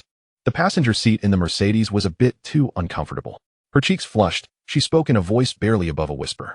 Xiuyuan smiled and acknowledged her request before exiting the bedroom and opening the door. Mr. Li, how may I assist you today? Indeed. As soon as he opened the door, the butler approached respectfully, bowing slightly. Please prepare a breakfast for two, something light. Additionally, procure a soft cushion. The butler nodded in understanding before turning to head towards the elevator. At 8:30 a.m., after finishing breakfast, Xiuyuan drove Su Baiqian to Jiangbei University. Due to it being the first day of classes, traffic was quite congested, and they arrived at their destination after over an hour. As Xiuyuan exited the car, the time was already nearing 10 a.m. The registration area for girls is over there. I'll head over first. See you in a bit. Su Baiqian waved goodbye as she ambled off in another direction. Call me if you need anything. Xiuyuan shouted after her. Just as he was about to enter the campus through another gate, he was suddenly startled by an exclamation from behind. Wow! Is that the latest model of the Mercedes E-Class? It still has temporary plates. It's a brand new car? Indeed. Oh my gosh, that guy is kind of handsome. Should we go talk to him? Hearing their remarks, Xiuyuan turned to look. Two female students, of decent height and figure, were dragging pink suitcases behind them. In Shanghai, the Mercedes E-Class wasn't considered a luxury car, it was merely average. However, being students with limited exposure, their astonishment was understandable. Wow, that face. Upon spotting Xiuyuan, the two female students' eyes widened in awe. Hey there, can I add you on WeChat? I want it too. Are you single? They abandoned their suitcases and dashed toward Xiuyuan. Xiuyuan's lips twitched as he waved his hand dismissively. Not interested. What? Why not? After a prolonged entanglement, Xiuyuan ultimately had no choice but to present the QR code for her to scan. Whether she agreed or not was a different matter altogether. Xiuyuan presumed that the commotion had reached its conclusion. However, reality proved otherwise. In the following hour, a steady stream of female freshmen sought to add him as a friend. Some were drawn by the allure of his luxury car, others by his striking appearance. And of course, there were those eager to sell campus cards. Various motivations abounded. In just that hour, Xiuyuan's friend requests nearly overwhelmed him. Alas, being too exceptional can indeed be a burden. An hour later, as he rubbed his temples, Xiuyuan made his way towards the registration area for newcomers. At that moment, a car horn blared behind him. Hey, whose dilapidated Benz E is this? What right do you have to occupy this parking space? Move it along. Chapter 10, What Roommate? That's a foster father. Turning around, Xiuyuan spotted another Mercedes approaching, with a head poking out from the driver's side. He recognized the figure immediately, Zheng Jinping, a well-known second-generation rich kid from his previous life, who was somewhat notorious in their department. His father owned a medium-sized screw factory in the neighboring Haidong province, raking in 2 to 3 million a year. He was known for driving a Mercedes, living extravagantly, and frequently changing girlfriends, an object of envy for many male classmates, including Xiuyuan. However, in the current context, such status seemed rather lackluster. Hey, does anyone know whose car that is? Zheng Jinping, evidently impatient, urged someone to move the vehicle. I need to park here. His demeanor irked those around him, especially the female classmates who had just added Xiuyuan as a friend. Excuse me, what is your problem? This is a public parking space. Why should we move it for you? Exactly. You think just because you're driving a Benz C, you're special? An E-Class doesn't define your worth. Look at you. You're not even as handsome as that guy. let alone as wealthy. Why act so arrogant? Li Xiuyuan shook his head in resignation upon witnessing this spectacle. The car Zhang Jinping drove was not a mere Benz C. Indeed, it was a C-Class. But it was an AMG model. An AMG C43, likely the latest version, with a price tag exceeding 700,000 yuan. For a university student, that amount could only be described as exorbitant. If the E-Class represented many people's dreams, the AMG was something they wouldn't even dare to fantasize about. However, Li Xiuyuan was indifferent to such ostentation. Not even a Lamborghini worth 100 million would capture his attention. With that thought, he turned away and strode towards the school gate. Meanwhile, Zhang Jinping sneered from his car. Huh? You ignorant fools, open your eyes and see. This is an AMG. If you don't know, look it up online and see the price of a C-Class AMG. I could sell this car by a Benzie and still have enough left over to buy your lives. Upon hearing Zhang Jinping's boastful words, many scoffed. What else with this AB-Class nonsense? A C-Class is still inferior to an E-Class. Yet, some rational individuals took out their phones to check. The results were shocking. Oh my goodness. Ladies, stop cursing. His car costs over 700,000 yuan. Look, it's identical. Wow. I thought this car looked different from an ordinary C-Class. The chassis is much lower. At that moment, nearly everyone's expression shifted dramatically. Oh dear, this handsome guy, please forgive us. We just haven't seen the world. You're so rich and handsome. Surely you won't hold it against us. Let us add each other as friends, and maybe we can treat you to a meal as an apology? Hearing such flattery, Zhang Jinping couldn't help but smirk. Yet, he quickly regained his composure. Enough. Don't try to get chummy with me. Whose dilapidated Benz E is this? Is anyone moving it? If not, I'll call for a tow truck. Li Xiuyuan had long since lost interest in the ongoing farce, viewing it as a waste of time. He had already completed his registration and was heading straight to his dormitory. Having spent 4 years at Jiangbei University in his previous life, he was well acquainted with the campus and needed no guidance. He swiftly arrived at room 3201 on the 3rd floor. Upon entering, he was greeted warmly. Hey buddy, you're here? Come in. Let me help you with your luggage. Just as in his previous life, one of his roommates was already there. This fellow was plump, with a mushroom haircut and a cheerful demeanor that made it hard to dislike him. He was Zhou Hui, one of Li Xiuyuan's closest friends, affectionately dubbed Fatty over the years. Hey, where's your luggage? Zhou Hui asked, noticing Li Xiuyuan's empty hands. Li Xiuyuan chuckled. I'm not accustomed to bringing luggage. It's too much hassle. Upon hearing this, Zhou Hui slapped his forehead. Ah, I see. No worries. Our school is surrounded by shopping malls. We can buy whatever you need. I arrived a day early and have scoped out the best deals. I can show you around. By the way, I'm Zhou Hui. What is your name? Extending his hand, he and Li Xiuyuan shook hands. Li Xiuyuan. Great. Let us add each other as friends. And I'll add you to the department group chat and introduce you to our advisor. Li Xiuyuan nodded with a smile. Thus, after a brief chat in the dormitory, the two grew more familiar. With the remaining 2 roommates arriving only in the afternoon, the pair decided to head to the cafeteria for lunch. Seated across from each other, Zhou Hui enthusiastically gnawed on a large chicken leg. Wow, this is delicious. To be honest, one of the biggest reasons I chose this university is the cafeteria. They say Jiangbei University's cafeteria rivals that of a fine restaurant, and it certainly lives up to its reputation. Li Xiuyuan couldn't help but twitch his mouth in exasperation. In his previous life, Zhou Hui was quite the foodie. It was no wonder he had gained so much weight. During lunchtime, many students filled the cafeteria, including several elegantly dressed female freshmen. Zhou Hui sighed as he surveyed the room. These girls are stunning. Alas, they're beyond my reach. Honestly, if I could just date 3 girls during my 4 years in college, I'd be satisfied. But with my looks. Zhou Hui shook his head as he spoke. Li Xiuyuan chose to remain silent. He wanted to point out that Zhou Hui hadn't managed to find a girlfriend in 4 years, but he ultimately kept that to himself. At that moment, a girl approached, her tray in hand. Excuse me, can I sit here? To Li Xiuyuan's left, a girl with damp hair and a hint of shampoo fragrance asked tentatively. He was indifferent, having matured beyond the bashfulness of his youth. Zhou Hui, however, was captivated. His eyes practically bulged. Li Xiuyuan chuckled in resignation and gestured to the seat next to Zhou Hui. Please, go ahead. Upon hearing this, the girl beamed with delight and promptly seated herself beside Zhou Hui, facing Li Xiuyuan. Thank you, she exclaimed. Oh. Though the girl had not cast a single glance at Zhou Hui, his face had already flushed a deep crimson. The subtle fragrance wafting from her hair was intoxicating, leaving him breathless. At that moment, Zhou Hui could not help but think, if only this could last forever. It was decided. I shall forever follow Li Xiuyuan. Just to gaze upon him, to inhale his scent, that alone would suffice. Though Zhou Hui remained silent, Li Xiuyuan discerned this sentiment in his eyes, prompting a twitch at the corner of his mouth. He chuckled, Well, young man, since we are fated to meet, how about we exchange contact details? Just then, the girl smiled and added, I was planning to go out this afternoon. Care to join? As she spoke, a stray strand of hair brushed against Zhou Hui's arm, nearly causing him to leap from his seat. Li Xiuyuan, exasperated, thought to himself that Zhou Hui was rather excessive. Ah well, after all, such a low-quality girl was not to Li Xiuyuan's taste. Thus, he replied, sure, but I seem to have forgotten my phone. Could you add my brother's contact instead? He gestured towards Zhou Hui. Zhou Hui.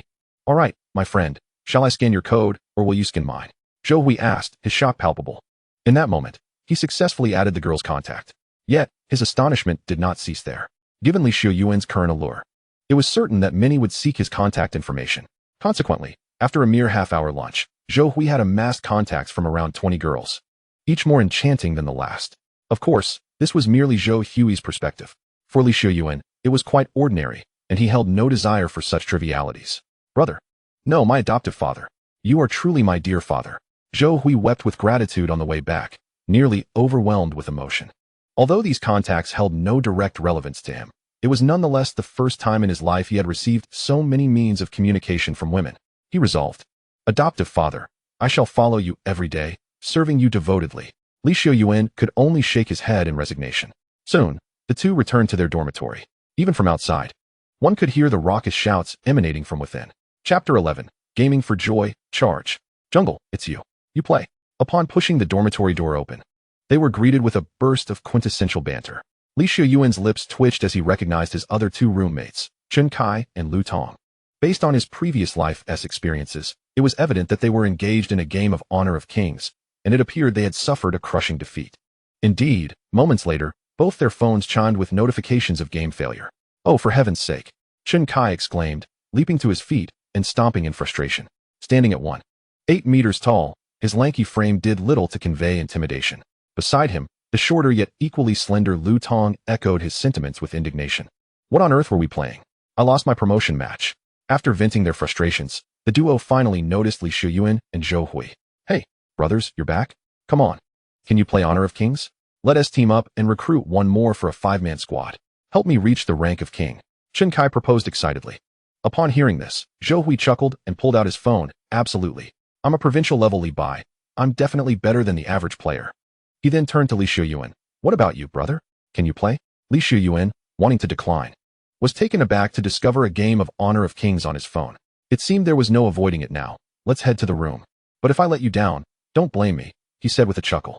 After graduating in his previous life, Li Xiuyuan had been preoccupied with delivering takeout, leaving him little time for gaming, so he was quite out of practice.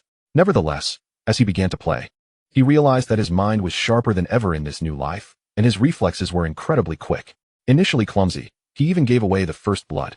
However, after that, it felt as if he were playing with an advantage, racking up kills on the opposing team. In just 15 minutes, he led his roommates to victory, finishing with an impressive score of 18 kills, 1 death, and 5 assists, achieving a godlike status. Oh wow, brother. You're quite skilled at playing as the top lane Mulan. Zhou Hui praised enthusiastically once the game concluded. The others chimed in agreement, and Chen Kai added, but your base skin is too plain.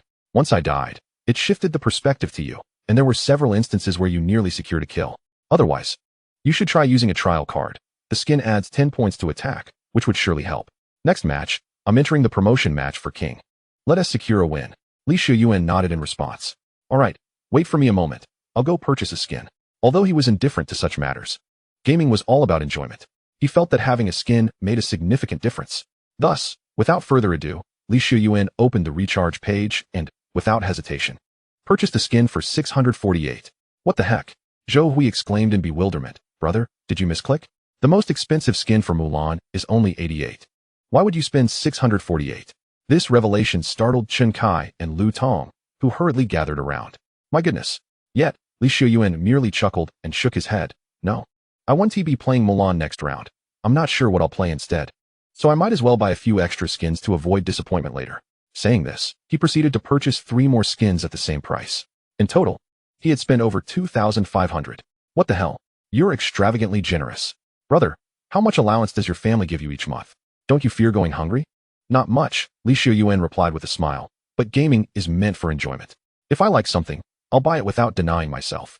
Upon hearing this, the other 3 raised their thumbs in admiration. Brother, You're so enlightened. Zhou Hui suddenly realized, smacking his forehead. Goodness. It seems I've been living like a dog. Brother is right. If you like it, buy it. After finishing the game, he planned to spend half a year's allowance on a full set for his favorite character, Li Xiuyuan. Before long, the game commenced. This time, Li Xiuyuan chose a champion he had never dared to play in his previous life, Ma Chao. Previously, due to lack of skill, he had never been able to master this hero, but now he felt completely at ease. With the added advantage of having a skin, he began securing kills from level 2, bringing the opposing Arthur down to 0 to 6. With the advantage established, victory seemed imminent. Just then, a video call notification popped up on Li Xiuyuan's phone. It was from Su Baiqian.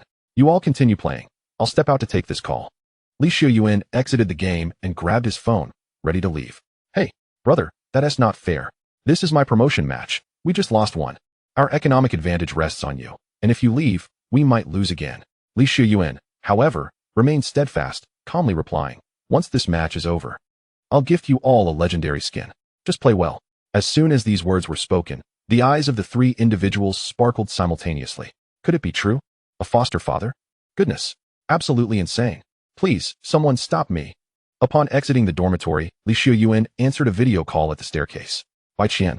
What's the matter? Is there something going on? What's wrong? I just missed you and wanted to see you. Is it forbidden to call if there's nothing wrong?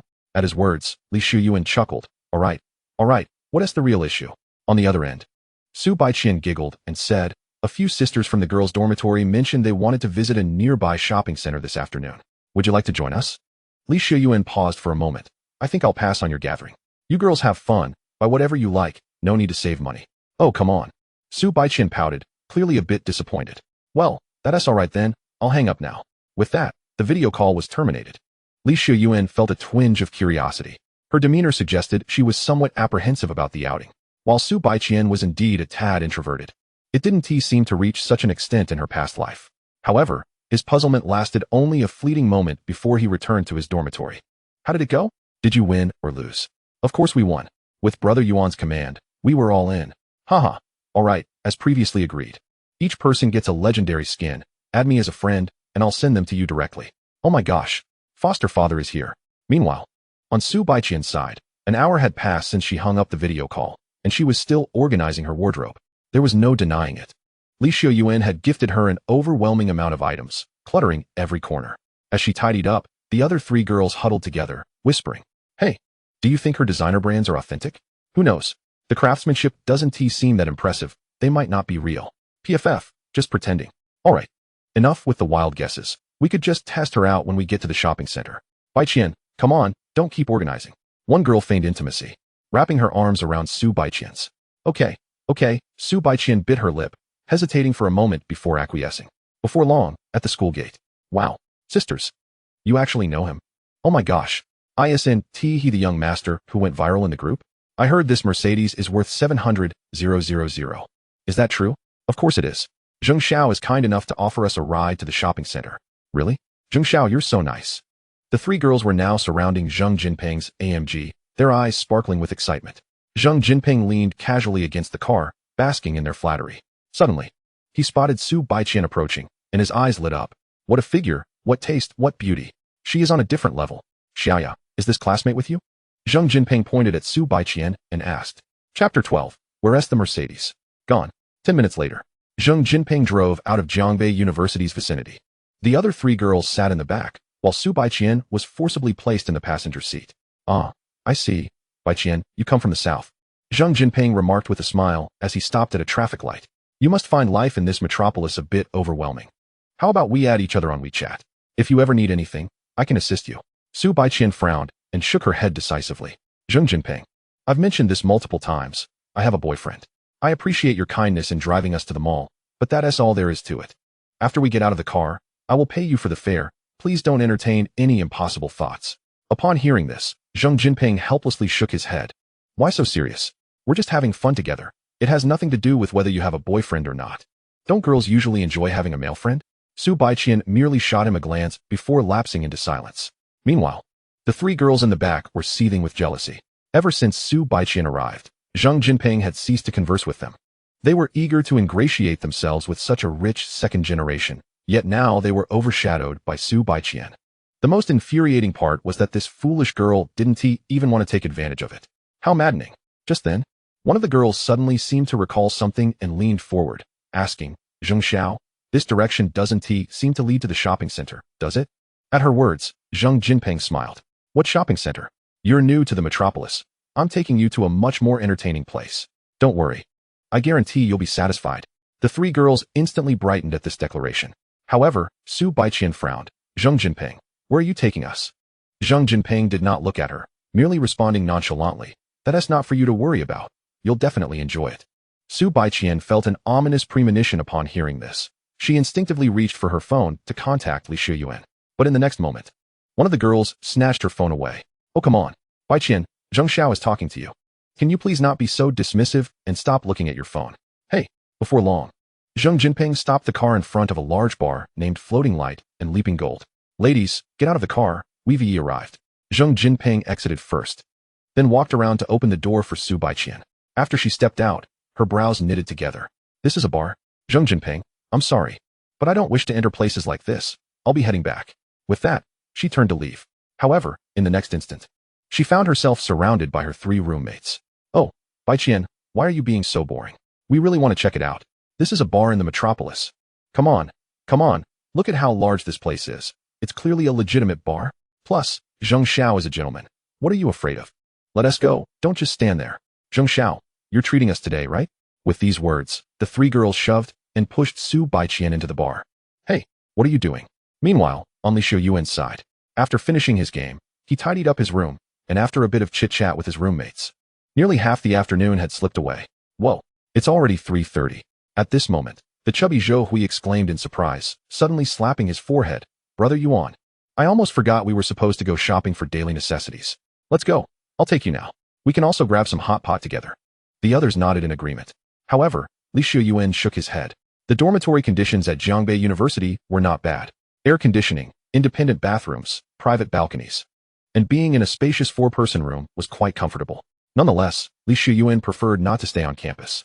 Firstly, he had already lived there for 4 years in his previous life. It had become tiresome. Secondly, now that he had been reborn as a top-tier rich second generation, why should he endure hardships and deprive himself? There was no need to buy daily necessities. A day out for leisure and a hot pot meal sounded perfectly fine. Let us go. I'll drive you all. As he spoke, Xiuyuan was the first to rise. What? Upon hearing this, the three were momentarily taken aback. Yuan Ge, you have a car? What kind of car is it? A Jetta? An old Passat? Xiuyuan smiled at this, deeming it unnecessary to conceal the truth. He simply stated, it's nothing fancy, just a Mercedes-Benz E-Class. What? 10 minutes later, as they exited the dormitory building and made their way to the campus gate, Xiuyuan's three roommates were utterly bewildered, yet tinged with excitement. Damn it. I saw someone in the group chat this morning saying a rich second-generation kid arrived at school in a Mercedes E-Class. Turns out it was you. Yuan Ge, you're impressive. No wonder you spend thousands on game purchases. All this time, you're a wealthy heir, hiding your light under a bushel. Ha! A rich second-generation kid as my roommate. I'm lucky. How about you guys? Are you feeling lucky too? Ha! Absolutely. Wait, Yuan Ge, if you're a rich heir, then this Patek Philippe on your wrist must be genuine, right? At that moment, Fatty seemed to have realized something. Hearing this, Xiuyuan shrugged. Whether it's real or not depends on who is wearing it. The three roommates were momentarily speechless. Wow, that is quite a bold statement, truly audacious. It implies that for someone of status, even a fake is considered real. And that person of status is none other than himself. Amidst the noise and chatter, the four soon exited the campus. As they stood at the gate, Xiuyuan suddenly furrowed his brow. What's wrong, Yuan Ge? Why aren't we leaving? We're all waiting to ride in the Mercedes. Haha, right, Yuan Ge. You must let us take a picture each for our social media. The car is gone, Xiuyuan replied in a somewhat subdued tone. Gone? What do you mean? Xiuyuan was equally puzzled. He walked over to the parking space where he had left the car and looked around, confirming that it was indeed missing. The other three hurried to catch up. Yuan Ge, what is going on? Where's the Mercedes? Xiuyuan shook his head and pulled out his phone. You guys wait here for a moment. I need to make a call. The three nodded in agreement, remaining in place, still somewhat dazed. It was afternoon, and many students were leaving the campus. Among them were those who had followed the four. They began to whisper, hey, those guys were just bragging about driving a Mercedes. And now they're doing what? Taking a taxi? You just don't understand. When you're out and about, it's all about maintaining face. I'm actually driving a Ferrari. But I just misplaced it here. Ha! Hearing these idle remarks, The hot-tempered Chun Kai couldn't take it anymore. Damn it, what are you guys mumbling about? If you have something to say it to my face. However, in this society governed by law, Chun Kai's threats held no weight. TSK, what a disgrace. Chapter 13. The entire crowd stunned. Ferrari Group personally delivers a new car. Before long, Xiuyuan returned with his phone. So what is the situation, Yuan Ge? Upon his return, the three quickly crowded around him. Xiuyuan explained, I just called the Ferrari flagship store to confirm. They have connections with the traffic police and said they would give me a response within half an hour. At this revelation, the three's eyes lit up. Wow. The Ferrari flagship store. Your roommate is quite impressive. Those connections are solid. This is a sure thing. However, this conversation also reached the ears of others. Haha. Climbing the ladder, are we? We were just joking about a Ferrari. Damn it, I'm not going out today. I'll just wait here to see if he asks for real. Ferrari? Why not a Lamborghini? Almost everyone shared similar thoughts. Chun Kai, his eyes reddening, interjected, damn it. Don't call me if Yuan Ge slaps you in the face later. Don't come crying. Zhou Hui and Lu Tong also wore grim expressions. Others might not realize it, thinking Xiuyuan was just putting on airs, but his roommates were all too aware. He was the type to spend thousands on game transactions, the legendary rich kid who casually gifted skins, the heir flaunting his Patek Philippe. Those capable of such feats were either delusional or genuinely wealthy, and they certainly believed the latter. Sure enough, less than half an hour later, at the entrance of Jiangbei University, a container truck arrived, its transparent container revealing a brand new Mercedes-Benz E-Class inside. The side of the truck was adorned with a red logo, Ferrari Langwa. Wow. The moment the students gathered to witness the spectacle saw the truck, they began to feel something was amiss. When the truck halted in front of Xiuyuan and the others, everyone felt a pang of anxiety. As the truck came to a stop, a woman exited the passenger seat, her expression anxious. Xiuyuan recognized her as Chen Shouting, the manager of the Ferrari flagship store. Chen Shouting approached Xiuyuan directly, extending her hand from a distance. Mr. Li, I sincerely apologize for the wait. Xiuyuan shook her hand briefly and asked, so, what exactly is going on? Zhou Hui and the others leaned in, suppressing their excitement. Chen Shouting sighed, Mr. Li. After contacting the traffic department in Modu, we learned that your car was reported for illegal parking this morning and has been temporarily towed to the vehicle management office. Oh. Upon hearing this, Xiuyuan frowned. Illegal parking? He distinctly remembered parking his car properly in the designated spot. Chen Shouting continued. Due to the time required to process the paperwork, we decided to deliver a brand new Mercedes E-Class to you so as not to waste your time. Rest assured, all the formalities are completed. You just need to drive it away, and all expenses will be covered by the Ferrari Group as an apology. Upon hearing this, Xiuyuan nodded. This resolution was satisfactory to him.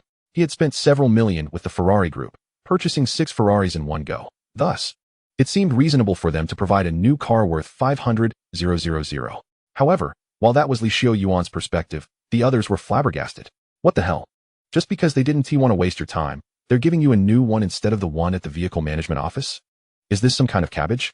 This is a 500,000 Mercedes-Benz. What kind of identity does Xiuyuan have? Is he the favored son of the Ferrari Langwa representative? This was utterly ridiculous. As for the reactions of the crowd, Xiuyuan was indifferent. He merely inquired, do you know who made the report? Chen Shouting quickly replied, we found out it was someone named Zheng Jinping. Hearing this name, Xiuyuan narrowed his eyes. Zheng Jinping, the little rich kid who had previously driven an AMG and demanded he yield, just as Xiuyuan had anticipated. All right, I understand.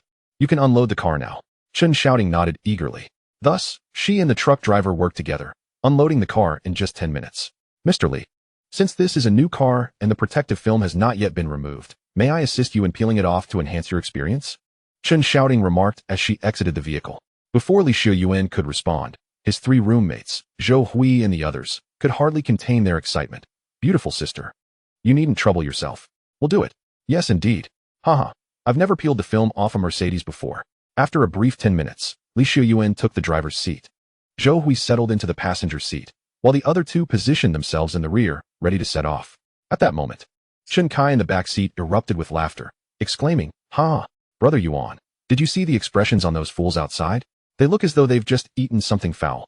It's killing me. Lu Tong could hardly contain himself either. I told them earlier, Brother Yuan would undoubtedly slap them in the face. They just wouldn't believe it. Zhou Hui sighed.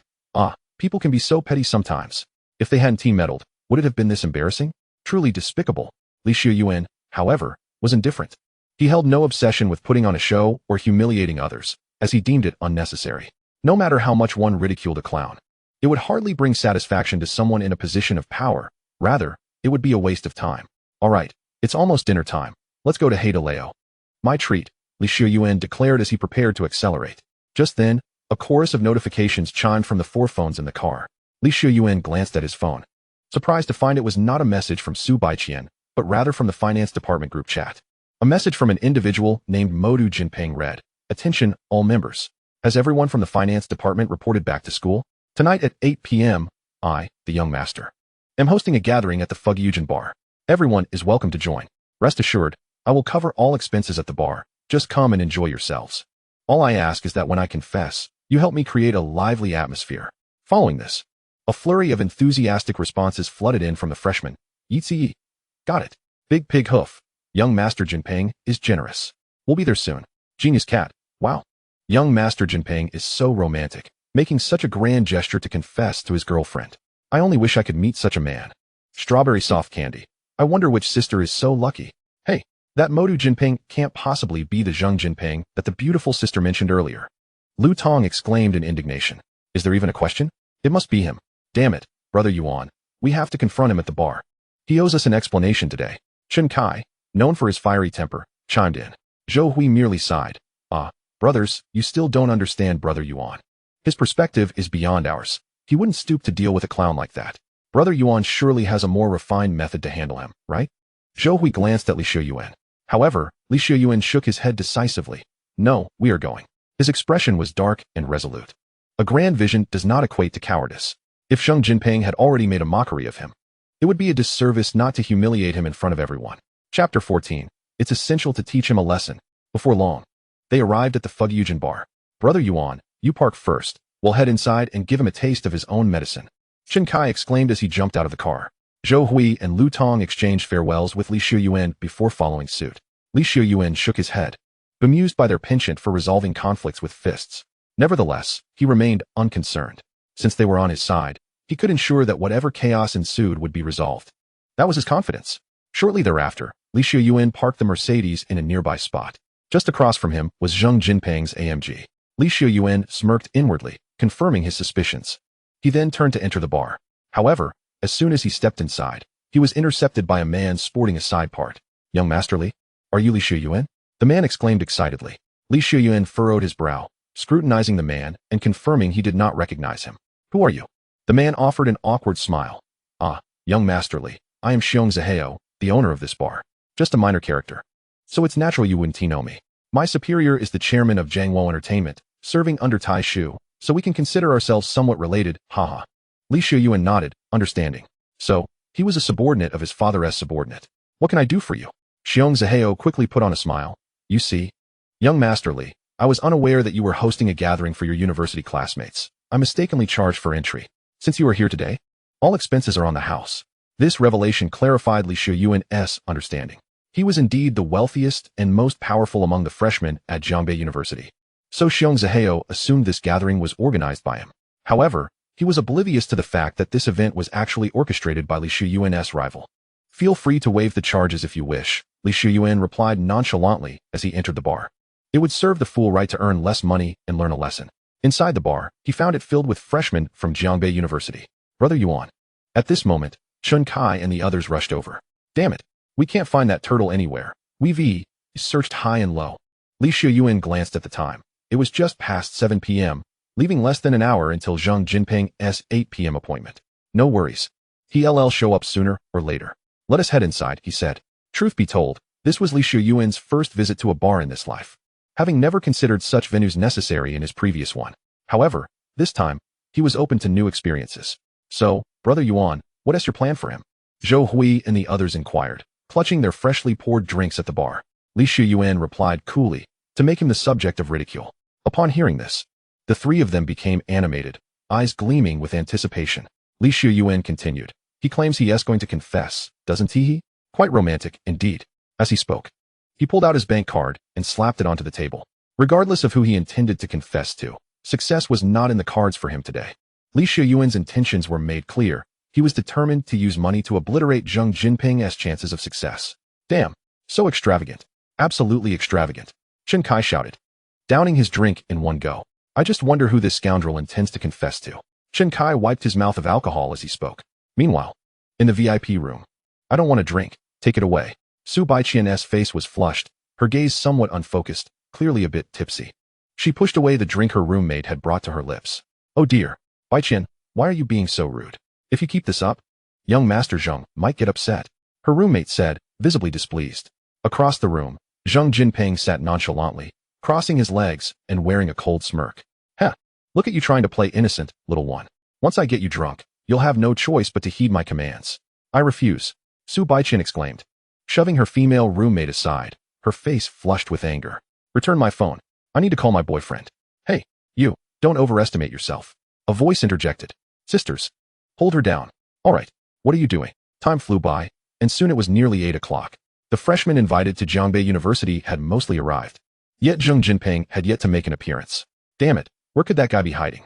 After nearly an hour of drinking, even Chen Kai, despite the fruit wine being non-alcoholic, began to feel tipsy. Xiuyuan, however, remained unperturbed, confident that Zheng Jinping would not escape. At that moment, he picked up the drink menu. Waiter, what is this heartbreak drink? He inquired, pointing to a beverage priced at 28,000 yuan. Upon hearing this, the waiter smiled mysteriously. Sir, you'll find out once you order it. Xiuyuan nodded. 1 glass, please. Certainly.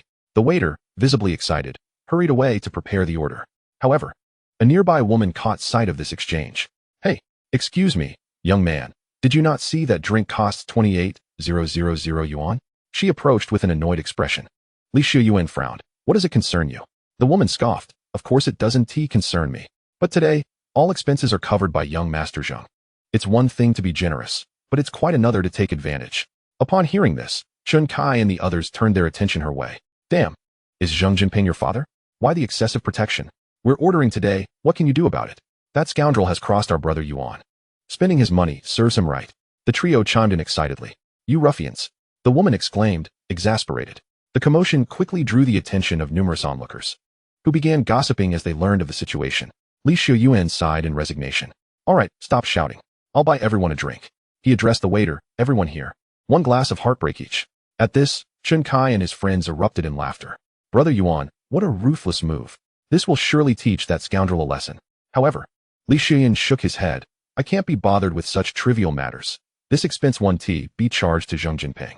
Before we entered, Xiong Zihao already mentioned he would cover the entire tab. So, this money is essentially on me.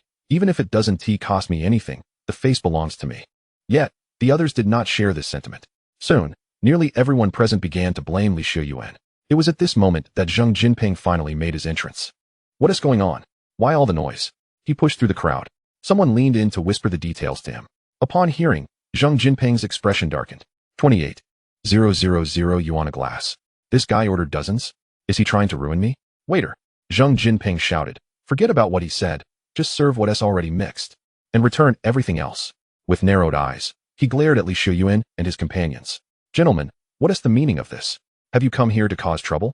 Chapter 15. You dare to touch my woman. You truly are bold. It's you we're targeting, so what? Chen Kai stood up, excitement radiating from him.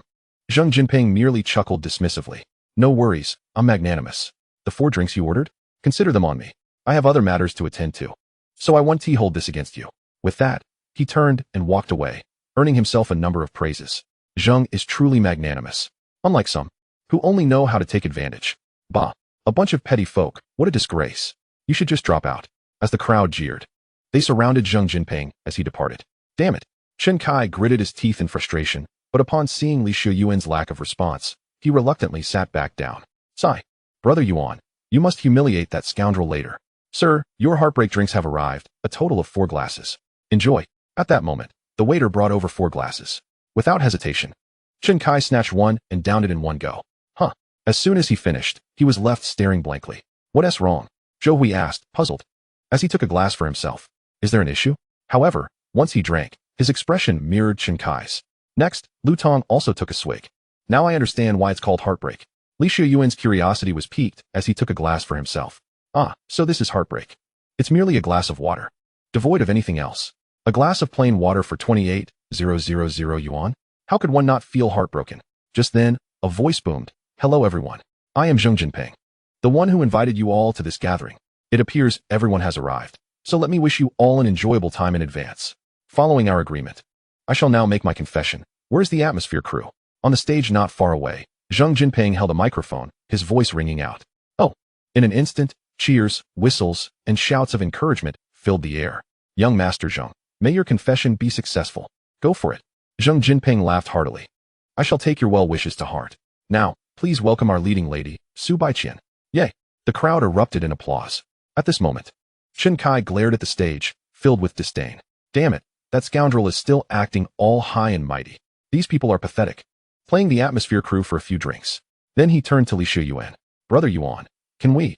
However, before he could finish, his words caught in his throat as he noticed the darkening expression on Xiuyuan's face, his brows furrowed tightly. It was all because of that name, Su Baiqian. Brother Yuan. What's wrong? Zhou Hui asked tentatively. Xiuyuan closed his eyes, exhaling deeply to calm his tumultuous heart. Yet, his gaze remained icy. Very well. You dare to touch my woman, Zheng Jinping? You truly are bold. Upon hearing this, the three friends were taken aback, with Chen Kai leaping to his feet. What? Brother Yuan, are you saying the person he intends to confess to is your girlfriend? Damn it, that scoundrel dares to tread on sacred ground. I'm going to skin him alive. Chen Kai's eyes flared with fury as he prepared to charge forward, but Xiuyuan held him back. Calm down.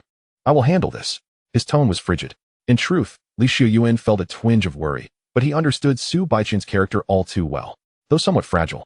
She is resolute when it comes to matters of principle. Moreover, this establishment is a reputable bar, replete with surveillance, ensuring that at least before leaving, she would be shielded from danger. Damn it! Chen Kai exclaimed in frustration, reluctantly taking a seat. Brother Yuan, promise me one thing. Once the issue is resolved, let me be the first to take him down. Both Zhou Hui and Lu Tong shared his indignation. Xiuyuan nodded in agreement. That was certainly feasible. At that moment, you may wreak havoc as you please, smash the place to smithereens if you like. So long as no lives are lost, I will cover for you. With this assurance, the trio felt a measure of comfort. Meanwhile, on the stage, after dedicating a song to his future girlfriend, Zheng Jinping began to serenade the crowd. Amidst the cheers of the audience, three women appeared, supporting the somewhat unsteady Su Baiqian. Under the stage lights, Su Baiqian, already beautiful, appeared even more radiant. Wow! Where did this beauty come from?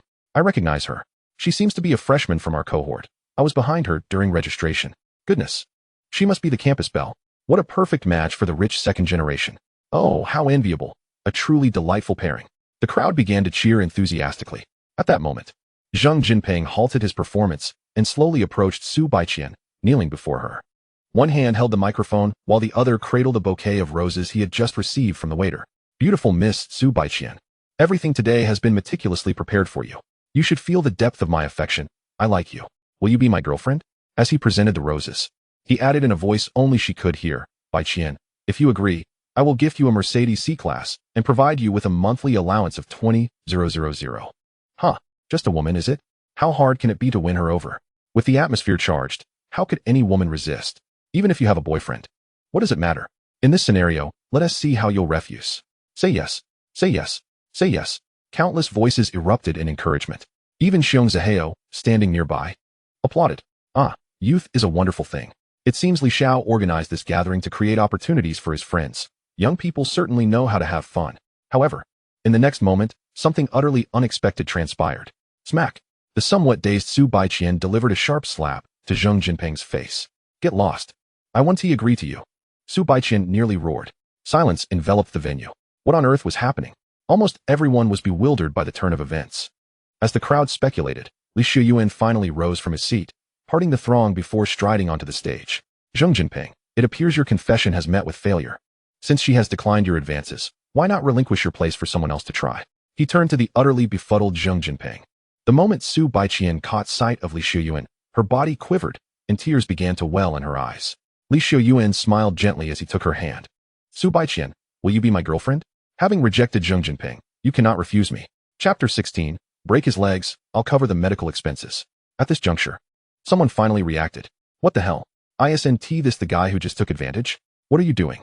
Zheng Xiao is confessing, and you're here causing a ruckus? Aren't you just full of yourself? This couple is enjoying their moment, and you just had to ruin it. You think just because she turned down Zheng Xiao, she can't refuse you? What a clown. Countless voices began to criticize Xiuyuan. Zheng Jinping, still on the ground, looked equally bewildered. Wait, mate. What exactly are you trying to pull today? He was genuinely confused. Xiuyuan glanced back at him, a cold smile gracing his lips. Do you believe that the woman you cannot win over, I could conquer in a minute? At this declaration, Zhang Jinping burst into laughter. What a joke. If you succeed today, I'll write my name backward from now on. The crowd joined in laughter. Haha. What right do you have to pursue a girl even Zhang Xiao can't have? Sure, you may be taller and more handsome than him, but you lack his wealth. What a clown. Truly a clown. Even Su Baiqian, held in Li Xiuyuan's grasp, struggled to contain her amusement. All right. This brother Xiuyuan has a rather mischievous sense of humor. Let us see how this unfolds. With that, Li Xiuyuan turned back to Su Baiqian, slowly extending a finger. 1 million. I will give you 1 million to be my girlfriend. What the hell? This guy speaks without fear. 1 million? He probably struggles to pull out 200. Right. Besides, Su Baiqian just turned down Zhang Xiao. Clearly a woman of high morals, not swayed by worldly wealth. Does he really think money can buy true love? Especially when he is broke. He is just boasting. Yet, upon hearing his words, Su Baiqian could no longer suppress her laughter. Oh, this cheeky brother is determined to paint me as a gold digger. But whatever. After all, I, Su Baiqian, am set on Li Xiuyuan. What others think matters not. All right then. Su Baiqian extended her small hand to gently touch the finger Li Xiuyuan had proffered. What? This scene left everyone, including Zhang Jinping, utterly stunned. Especially Zhang Jinping, whose teeth ground together in frustration. Su Baiqian, so this is the kind of woman you are. Behind that modest exterior lies a desire for money. But did you truly believe this man, who takes advantage, could muster 1 million? He is likely only after your drunken state to trick you. When he is done playing, you'll realize you've been deceived. Hearing Zhang Jinping's words, Su Baiqian stuck out her tongue and made a face at him. This handsome brother is so charming. I'd rather be deceived by him. As for you, your voice isn't even worth hearing. Hiss. Upon hearing this, Li Xiuyuan couldn't help but inhale sharply. Wait a minute. Isn't Su Baiqian supposed to be a shy girl? How could she say such things? Could it be that beneath her social anxiety lies a stark contrast? Interesting. Tonight, we must engage in a deeper conversation and explore Su Baiqian's other side. With that thought, Li Xiuyuan smiled and said, in that case, why don't you come with me tonight? By the way, you can book the hotel.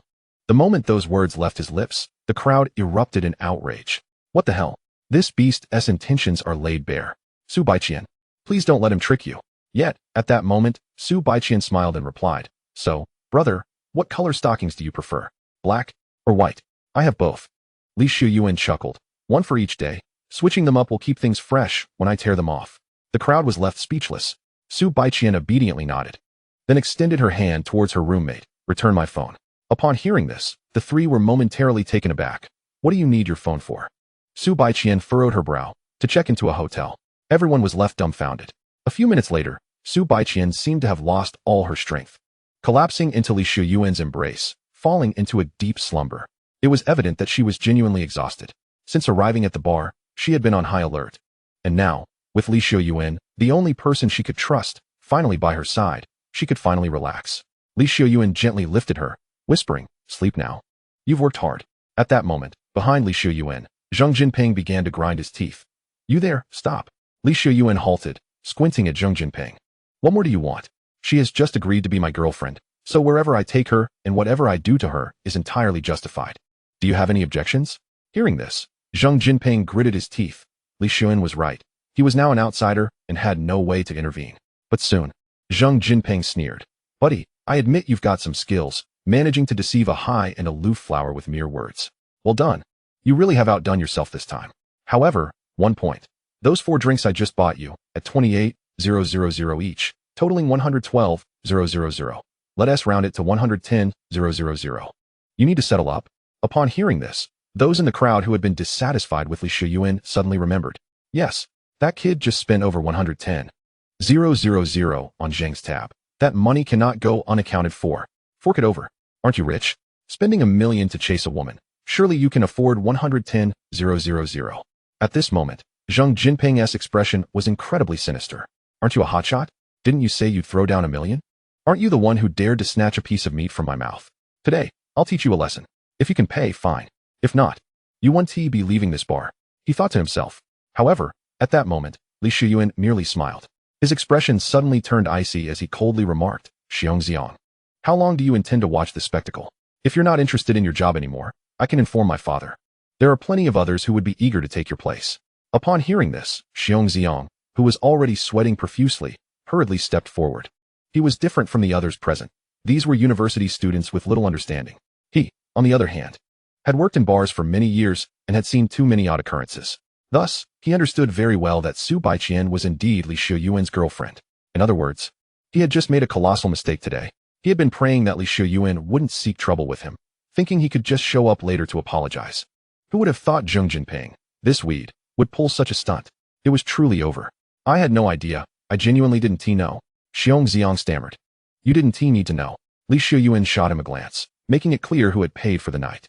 Upon hearing this, Xiong Xiang quickly nodded, then abruptly snatched the microphone from Zheng Jinping's hand.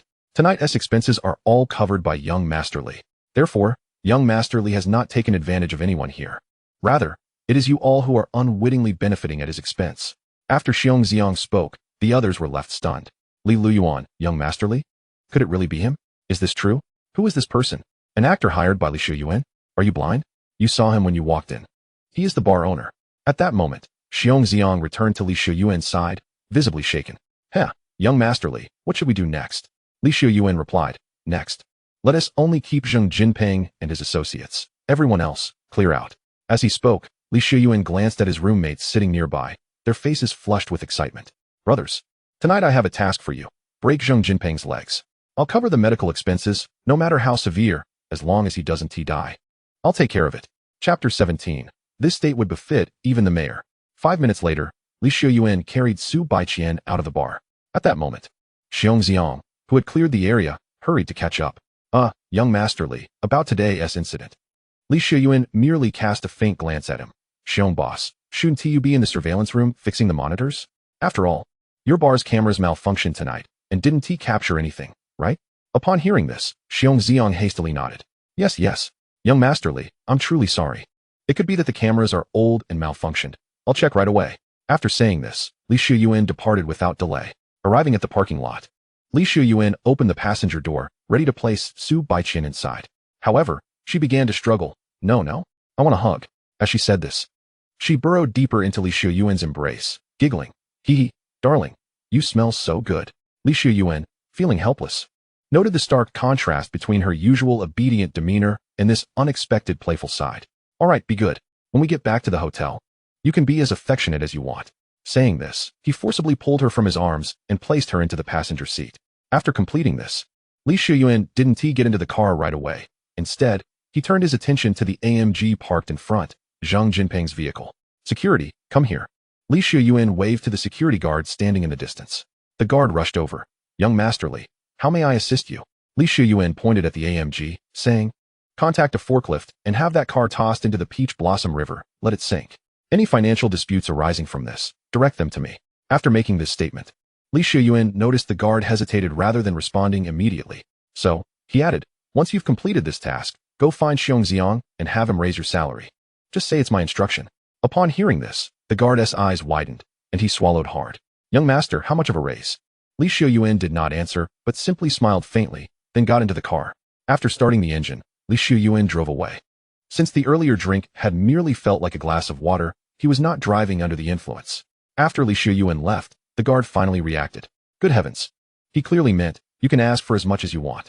He hurriedly shouted in the direction Li Xiuyuan had gone. Thank you, young Master Li. You can trust me. I'll handle it well. Half an hour later, Li Xiuyuan parked the car and effortlessly carried Su Baiqian into the elevator, heading up to the presidential suite on the top floor of the Sky Garden International Hotel. Upon exiting the elevator, the butler was waiting not far away. Mr. Li, welcome back. Is there anything I can prepare for you? The butler bowed respectfully. Li Xiuyuan merely cast a glance at the door of the presidential suite and uttered, please assist me in opening the door, and afterward, it shall be of no concern to you. Upon hearing this, the butler exchanged a knowing look with Su Baiqian, who was cradled in Li Xiuyuan's arms, and then nodded in understanding. With a thud, Li Xiuyuan unceremoniously tossed Su Baiqian onto the bed. At this moment, she had partially regained her senses from the effects of alcohol and was acutely aware of what was about to transpire. Yet, with her cheeks flushed, she clutched a pillow to shield herself and feigned innocence, asking, Brother Xiuyuan, what are you doing? Li Xiuyuan replied with a mischievous nod. Su Baiqian's face reddened further at his response, and she hurled the pillow at his face, exclaiming, that's not what I meant. Didn't you see that I'm drunk? Just let me rest for the night, or at least sober up first. Can we do that? Li Xiuyuan, however, merely grinned wickedly and replied, no, We cannot.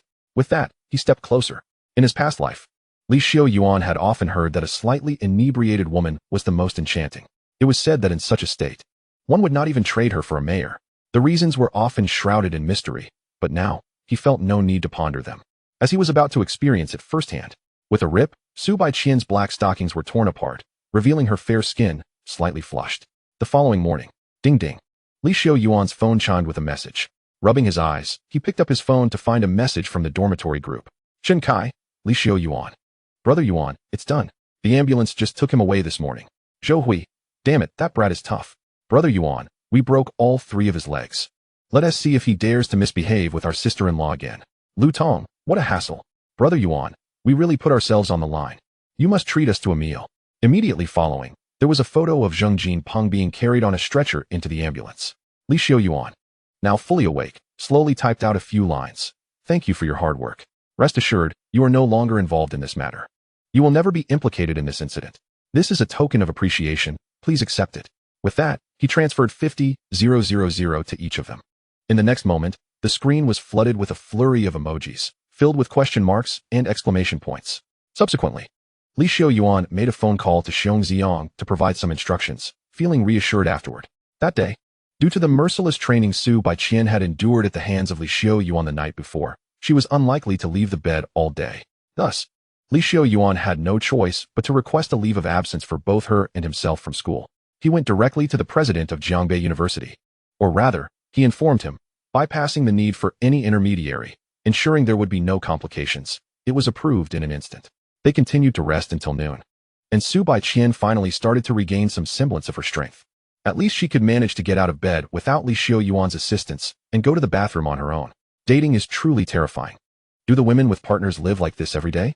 After returning from the bathroom, Su Baiqian climbed back onto the bed, limping slightly, and nestled into Xiuyuan's embrace, her voice heavy with lament. Upon hearing this, Xiuyuan couldn't resist teasing her. If you're so afraid, why do you still dare to snuggle up to me? As he said this, his hands playfully wandered. Startled, Su Baiqian nearly jumped up, hurriedly extricating herself from Xiuyuan's grasp. Xiuyuan couldn't help but laugh. All right, I was just teasing you. I have some free time today. I need to meet someone this afternoon, as I had promised. You can rest here in the hotel, and I will return before nightfall. Seeing Xiuyuan's mischievous smile, Su Baiqian pouted but then burrowed back into him, resting her little head against his chest. Who are you going to meet? At that moment, Xiuyuan had already taken out his phone and began contacting someone on his messaging app. Curious, Su Baiqian leaned closer. The contact name was Bingqing Yujia, and the profile picture depicted a stunning woman. Xiuyuan sent a message. I have time today. If we are discussing business, let us do it this afternoon. You can choose the location. Almost instantly, the name changed to the other party is typing. All right, Mr. Li. I'll arrange it right away. I'll send you the location shortly. At this point, the conversation should have concluded. However, the screen still indicated that the other party was typing. Su Baiqian, intrigued, exclaimed, the general manager of the Industrial and Commercial Bank.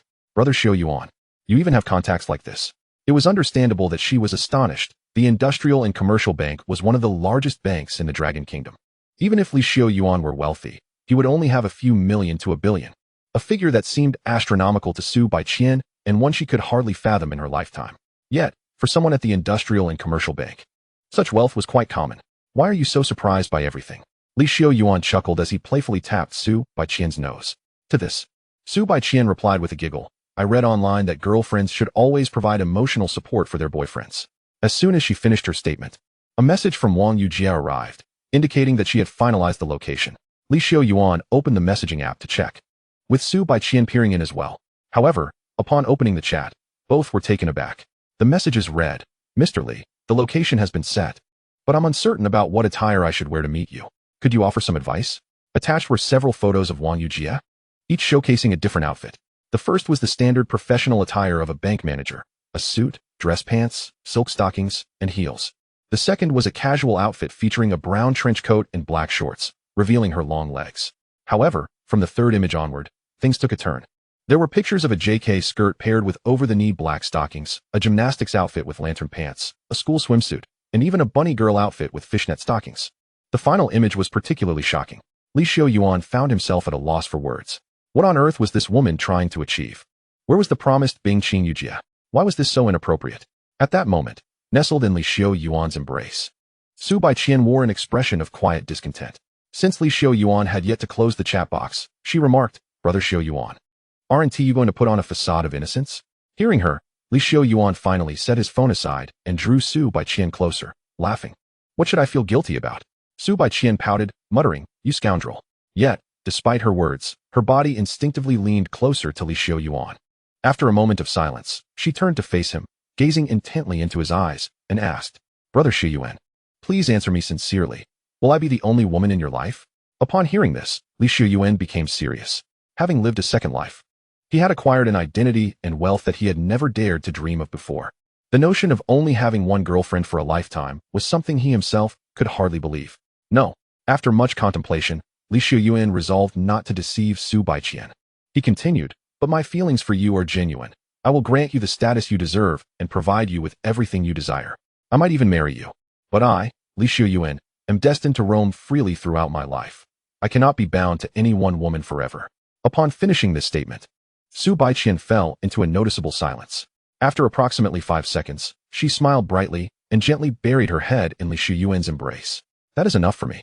It would be strange for such an exceptional man like you to have only one girlfriend. I initially thought you would deceive me, but your sincerity is refreshing. At least you are not like those true scoundrels who toy with others' feelings. That is sufficient." Hearing this, Xiuyuan smiled and gently stroked Su Baiqian's head. It wasn't that he sought to deceive her, rather, it was unnecessary. His current circumstances could be said to be fully realized, a stark contrast to his previous life. In the past, he had to constantly worry about losing those around him and contemplate how to maintain their relationships. Now, it was not Xiuyuan who needed to be concerned, but rather others. This was the confidence that wealth and status brought. He was unafraid. 5 minutes later, Xiuyuan descended the stairs. The Buckingham Palace Royal Hotel was not far away. After activating the navigation, he drove straight there. Meanwhile, at the affiliated hospital of Jiaotong University in the Magic City, Zheng Jinping's father, Zheng Dafei, had driven overnight from Haidong province upon learning of his son's hospitalization and was currently causing a scene in the hospital. "Where's my son? What has happened to him?" "Hello, Mr. Zheng. I am the lead surgeon for your son, Zheng Jinping. He has just completed surgery and has yet to awaken.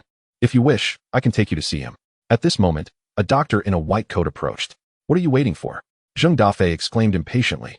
Zheng Jinping was his only son, the sole heir of the Zheng family. How could he not be anxious? However, the doctor did not move, but instead gave Zheng Dafei a meaningful glance. "Mr. Zheng, before we proceed, I must ask you a question. Can you accept your son transforming into your daughter?"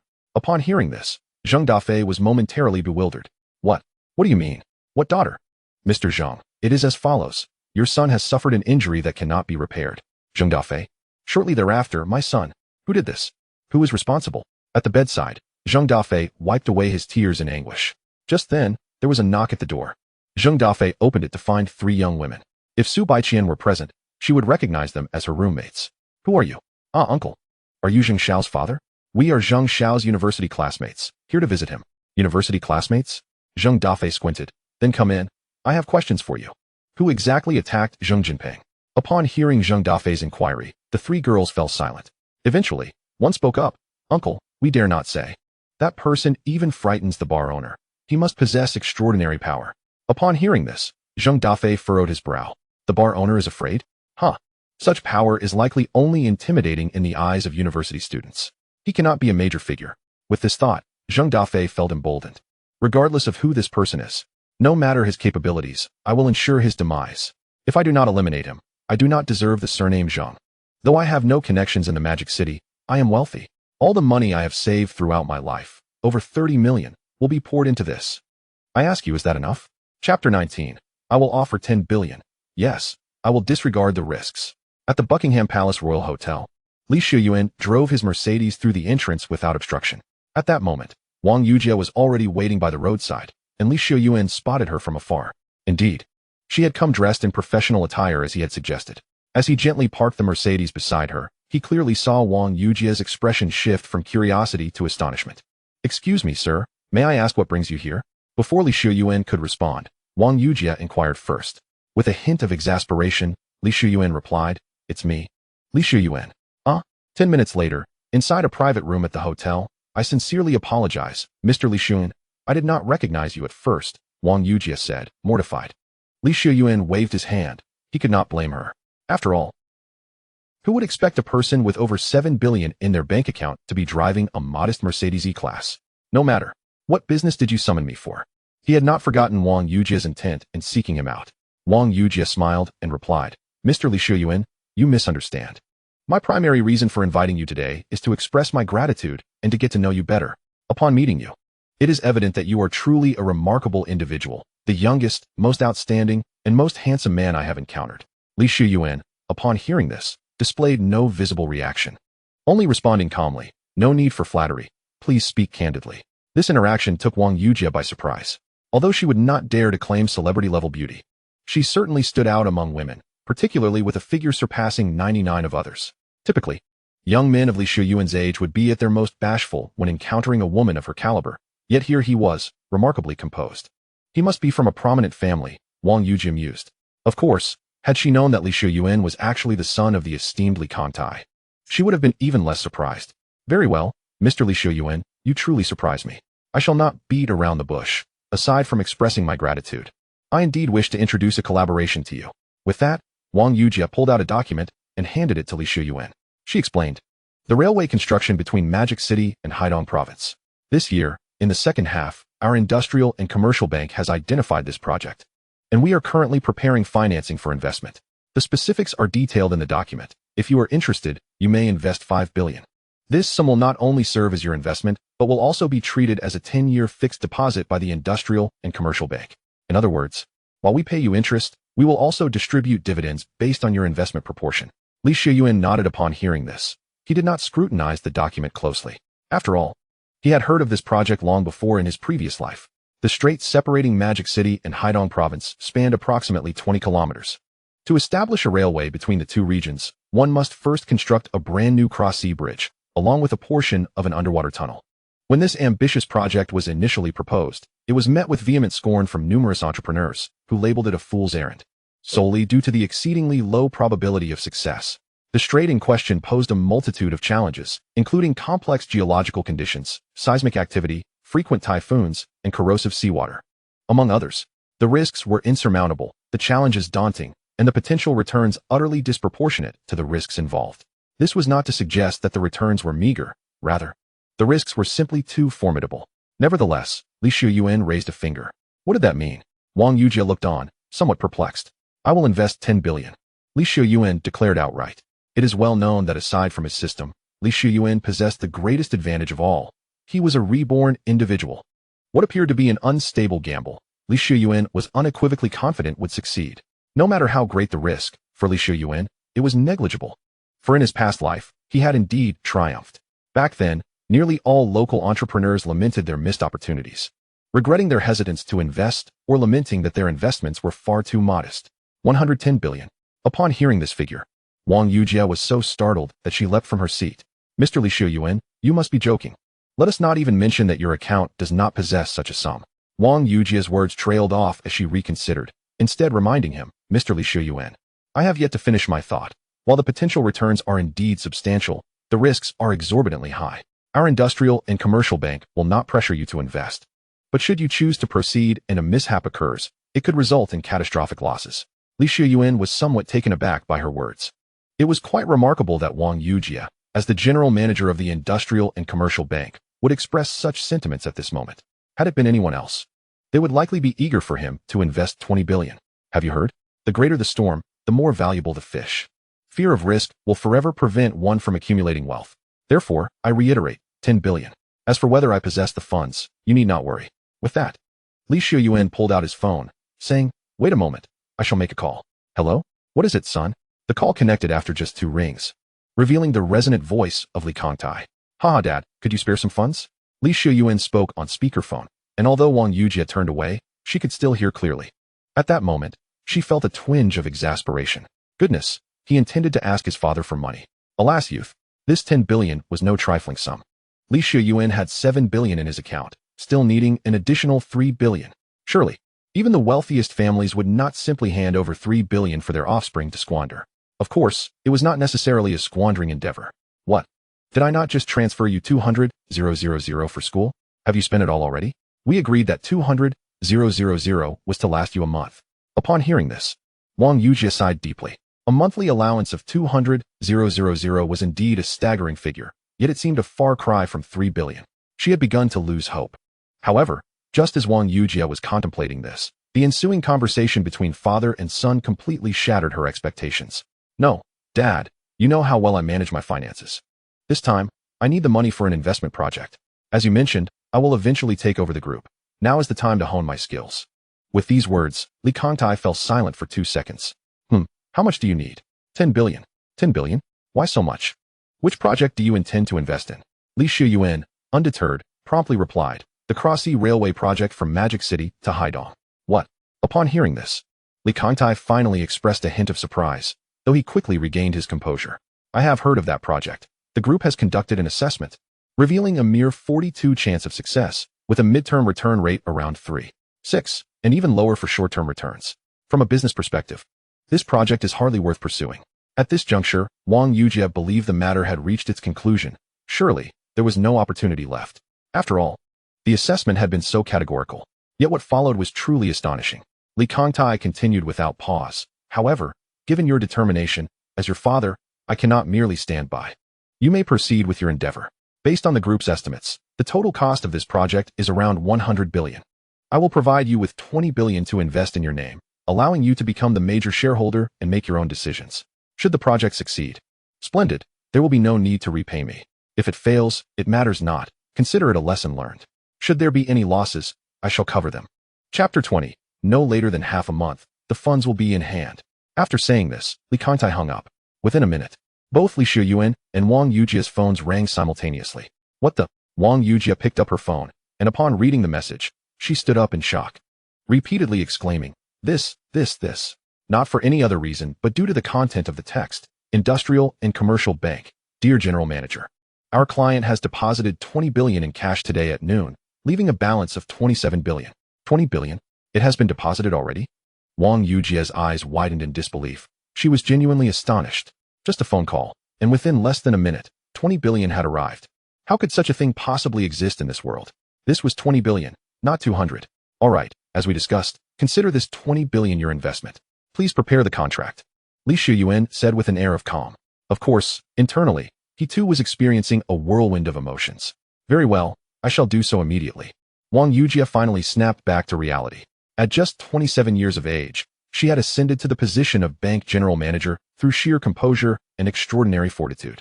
Yet even so, today she found herself somewhat unnerved, her steps feeling unsteady as she exited. In less than 10 minutes, Wang Yujie returned with a contract in hand. Li Xiuyuan reviewed it carefully before signing his name. It was not until she received the contract from Li Xiuyuan that she pinched her arm hard, finally feeling a semblance of reality. Swallowing hard, her throat dry, she said, Well then, Mr. Li Xiuyuan, our collaboration is officially underway. I will convert your 20 billion into a term deposit and allocate it as an investment. With 20 billion, you will hold a 20 stake, thus making you a member of the project as board once the funds are processed. Li Xiuyuan nodded in acknowledgement, choosing not to prolong the conversation on that topic. He stated plainly, Let us leave it at that. I am hungry. Please have the dishes served. Upon hearing this, Wang Yujie promptly nodded, I will notify them at once. Li Xiuyuan found the meal quite satisfactory. It consisted entirely of Chinese cuisine, albeit on the pricier side, yet undeniably more authentic than Western fare, at least filling.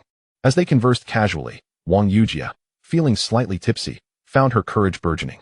She posed a question she had long wished to ask.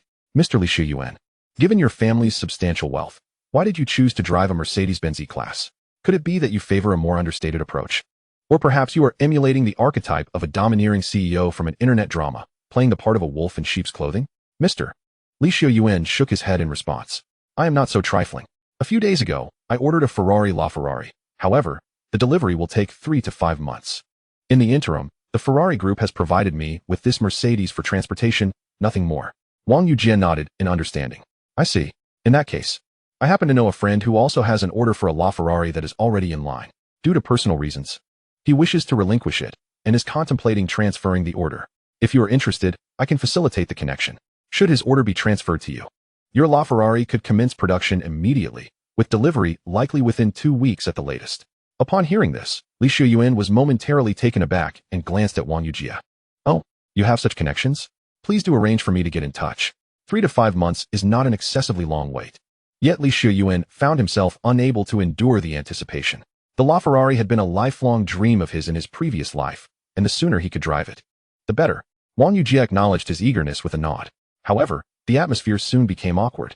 The two engaged in stilted small talk, with Li Xiuyuan finding little to say, while Wang Yujie appeared somewhat inebriated. After his rebirth, Li Xiuyuan's body had undergone significant changes, not only in appearance but also in functionality. His vitality was remarkable. He could engage in an entire night of revelry with Su Baiqian and still emerge the next day ready for a meal, a testament to his resilience. In other respects, he was astonishingly robust, having consumed half a gin of liquor without even a hint of flush on his face. Instead, it was Wang Yujie who succumbed to the effects of alcohol first. Mr. Li Xiuyuan, I feel quite warm. My body is burning up. Would you care to check? At that moment, the wine-scented Wang Yujie had somehow moved closer to him. She gently grasped his hand, attempting to place it upon her chest.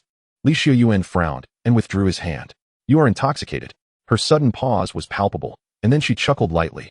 Mr. Li Xiuyuan, I am indeed inebriated. I have already booked a room upstairs. Would you accompany me to rest? She once again took hold of his hand. However, Li Xiuyuan pulled his hand away once more, responding coolly, I can escort you upstairs, but nothing beyond that. These words brought a flicker of disappointment to Wang Yujie's face, yet she laughed lightly. Mr. Li Xiuyuan, do you find me too old or unclean? Is it because I am merely 27 and already a general manager?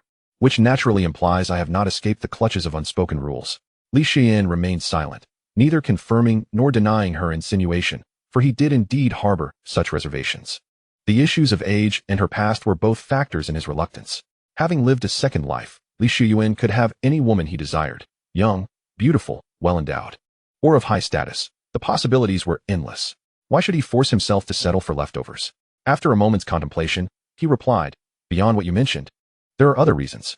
My investment of 20 billion today is not for you. I merely seek profit, nothing more. I, Li Xiuyuan, am not foolish enough to spend 20 billion to win over a woman. Moreover, if I truly desired, it would not necessitate such measures. At this, Wang Yujie sighed, recognizing the truth in his words. Even if he had not invested 20 billion today, his circumstances alone would warrant her pursuit. Very well, Mr. Li Xiuyuan. I apologize for my forwardness. Not long after, Li Xiuyuan escorted Wang Yujie upstairs and departed without a backward glance. In the room, she lamented, Oh, Wang Yujie, you are truly inept. You squandered an opportunity with such a prominent young master. Aren't you known for your drinking prowess? Why could you not intoxicate him? Ultimately, Wang Yujie let out a resigned sigh. It seemed that one's capacity for alcohol required training. She then rushed to the restroom, clutching the toilet as she began to retch violently. Half an hour later, a designated driver returned Li Xiuyuan to the Sky Garden International Hotel. Upon alighting, his phone buzzed with a message from Wang Yujie. She had sent along a business card and explained, Mr. Li Xiuyuan, this is the young Master Chu I mentioned earlier, the one who wishes to transfer his LaFerrari order. I have already spoken with him. You can discuss the specifics directly. Accompanying the message was a photograph of Wang Yujie, clad solely in a lace outfit that accentuated her voluptuous figure. Her skin appeared slightly flushed, and her gaze was alluringly ambiguous, making it difficult to look for too long without feeling overwhelmed. Following the photograph, there was a voice message, soft and enticing, Mr. Li Xiuyuan, I am quite fatigued and feeling dizzy. I am going to sleep now. However, should you change your mind. The message abruptly cut off. Li Xiuyuan found himself at a loss for words. It must be said that Wang Yujie was exceedingly adept. As a young man brimming with vitality, he too felt a surge of heat at that moment. Hello, he dialed Su Baiqian. What's the matter, brother Xiuyuan? Baiqian, I am downstairs. Please go take a shower and freshen up. What do you need me to shower for? Chapter 21. Roommate, why haven't you died? The following morning, Li Xiuyuan heard Su Baiqian exclaim, I absolutely cannot continue this relationship with you. You show no concern for my feelings. I want to break up. Ouch, that hurts. While Li Xiuyuan was in the restroom, Su Baiqian, clad in her clothing, muttered incessantly. With a click, Li Xiuyuan emerged from the bathroom, his upper body bare, towel in hand, drying his damp hair. What are you mumbling about? Ah, brother Xiuyuan, how did you return so quickly? I was just thinking of you. She replied with a nervous chuckle. Li Xiuyuan shot her a glance. This girl really entertained the notion that he was hard of hearing. All right, hurry and get dressed. Breakfast will be served shortly. Su Baiqian stuck out her tongue in response. Before long, the butler delivered a lavish breakfast, featuring Iberian ham paired with melon, caviar with toasted bread, and Italian white truffle omelet. Just this meal alone cost over 10,000. Delicious. If only we could have this every day, Su Baiqian exclaimed, her face alight with happiness. Li Xiuyuan couldn't help but smile in return. Truth be told, life in the hotel was exceedingly comfortable. Everything was provided. No need to tidy up rooms or prepare meals. After attending the opening ceremony, they would move their belongings to the dormitory and reside there henceforth. He planned to arrange for an annual package shortly. As Li Xiuyuan savored a piece of ham, he remarked, "At that time, I will have my roommates, Zhou Hui, Chen Kai, and Lu Tong, assist you with the move." A sudden cough escaped Su Baiqian, nearly choking her. After taking a sip of milk, she hastily waved her hands, exclaiming, "No, no, no. I was merely speaking in jest. This hotel is exorbitantly priced. How much would it cost for an entire year? We simply cannot spend so lavishly. The presidential suite costs 180,000 per night, which amounts to over 60 million for a year. That is an astronomical figure. It's quite daunting." Upon hearing this, Li Xiuyuan did not waver, calmly stating, "I am not soliciting your opinion. I wish to book for a year because I find it rather comfortable here, and I have a desire for a female companion to cohabit with me. Should you decline, I will seek someone else." "Ah, no, brother, I was wrong." An hour later, Li Xiuyuan drove Su Baiqian back to the university, but remained in the car, bidding her farewell before heading in another direction. Today, he was to meet someone, Chu Yufei. This was the individual Wang Yujie had introduced to him yesterday. The two had reached an agreement regarding the Lafa order matter and planned to finalize the details face-to-face today. Initially, Li Xiuyuan intended for Su Baiqian to accompany him, considering the opening ceremony was rather tedious and devoid of significance. Unfortunately, Su Baiqian had excelled in her college entrance examination, earning her the role of a representative for the freshmen, necessitating her presence on stage to deliver a speech. After Li Xiuyuan departed, Su Baiqian returned to the dormitory alone. Although she was reluctant to face her 3 roommates again, she had no choice but to return, as all her belongings were there. Furthermore, Li Xiuyuan had previously mentioned that these 3 women had already been adequately dealt with by Xiongxiang at the bar, ensuring they would behave themselves. With a click, she opened the door, only to find the 3 of them preening and applying makeup, all decked out in vibrant attire in preparation for the freshman ceremony. Su Baiqian, you're not dead?" One of the roommates turned and, upon recognizing Su Baiqian, instinctively blurted out. Furrowing her brow, Su Baiqian retorted, "What do you mean? Why would I be dead?" "Oh, it's nothing. Just ignore what I said." Meanwhile, in a hotel within the Magic City, a man donned in military attire occupied the main seat, adorned with the insignia of a colonel. This individual was indeed Colonel Lu Changjie, dispatched by the military to Jiangbei University to oversee military training. Opposite him sat Zheng Defei, the father of Zheng Jinpeng, looking utterly distressed. He had expended millions to navigate various connections and finally secured a meeting with Colonel Lu. After several days of subtle inquiries, Zheng Defei confirmed that Colonel Lu frequently accepted bribes, making him the very person Zheng sought. Just moments ago, he had proposed a sum of 15 million to Colonel Lu for the life of Li Xiuyuan. It was exceedingly easy for a colonel to orchestrate the demise of an individual. Given that Colonel Lu was present, it indicated his capability to act. But his refusal implied one thing: the offer was insufficient. Clenching his teeth, Zheng Defei raised 3 fingers. "Colonel Lu, 30 million. That is the entirety of my resources. Zheng Jinpeng is my only son. Now that he is incapacitated, I shall not rest until the perpetrator faces justice." At this moment, upon hearing the figure, Colonel Lu narrowed his eyes. After a deliberate pause of a few minutes, he stated, "In this world, the measure of right and wrong goes beyond the law. There must also be humanity. I share your outrage regarding your son's situation. Here is the deal. Increase the sum by 10 million, and I shall assist you. However, I must clarify that taking his life is not a simple task. If we contrive to frame him and circumvent the public security organs, directly incarcerating him in the military prison, that is certainly feasible." "Very well." Meanwhile, Li Xiuyuan had arrived at the designated meeting point with Chu Yufei, the Magic City Racing Club. "Sir, please hold on a moment." Just as Li Xiuyuan was about to drive his Mercedes inside, he was halted by a security guard. The guard respectfully bowed and informed him, "Sir, this is the Magic City Racing Club, and according to club regulations, non-racing vehicles are prohibited from entering. Would you kindly park outside?" He gestured toward a public parking lot approximately 7 kilometers to the east, emphasizing, "This is the policy. We appreciate your understanding." The guard's demeanor was remarkably amicable, entirely contrary to Li Xiuyuan's expectations. In such a scenario, one might anticipate a dismissive response, yet the reality was far more civil. "Please hold on. I will make a quick call," Li Xiuyuan replied, retrieving his phone to contact Chu Yufei. "Hello, Chu Yufei, it's me, Li Xiuyuan." The call connected swiftly, and Chu Yufei's voice resonated on the other end. "Li, you arrived quite promptly. Unfortunately, I'm currently occupied. My girlfriend is competing in the next race in 5 minutes, so I want to be able to come greet you. I'll be in the VIP 001 box in the audience. Please come find me. I apologize for the inconvenience. All right, please pass the phone to the security guard. Xiuyuan was unperturbed by this. It was Chu Yufei who had invited him, and logically, he should have come out to welcome him. Yet Xiuyuan was indifferent to such formalities, especially given the sincere and polite demeanor of the guard. Contemplating this, he handed the phone to the guard. Yes, understood. In mere moments, the guard returned the phone with a newfound smile. Ah, sir, it turns out you are a friend of young Master Chu. I sincerely apologize for the earlier inconvenience. I shall open the gate for you immediately. With that, the guard used a remote to unlock the iron gate.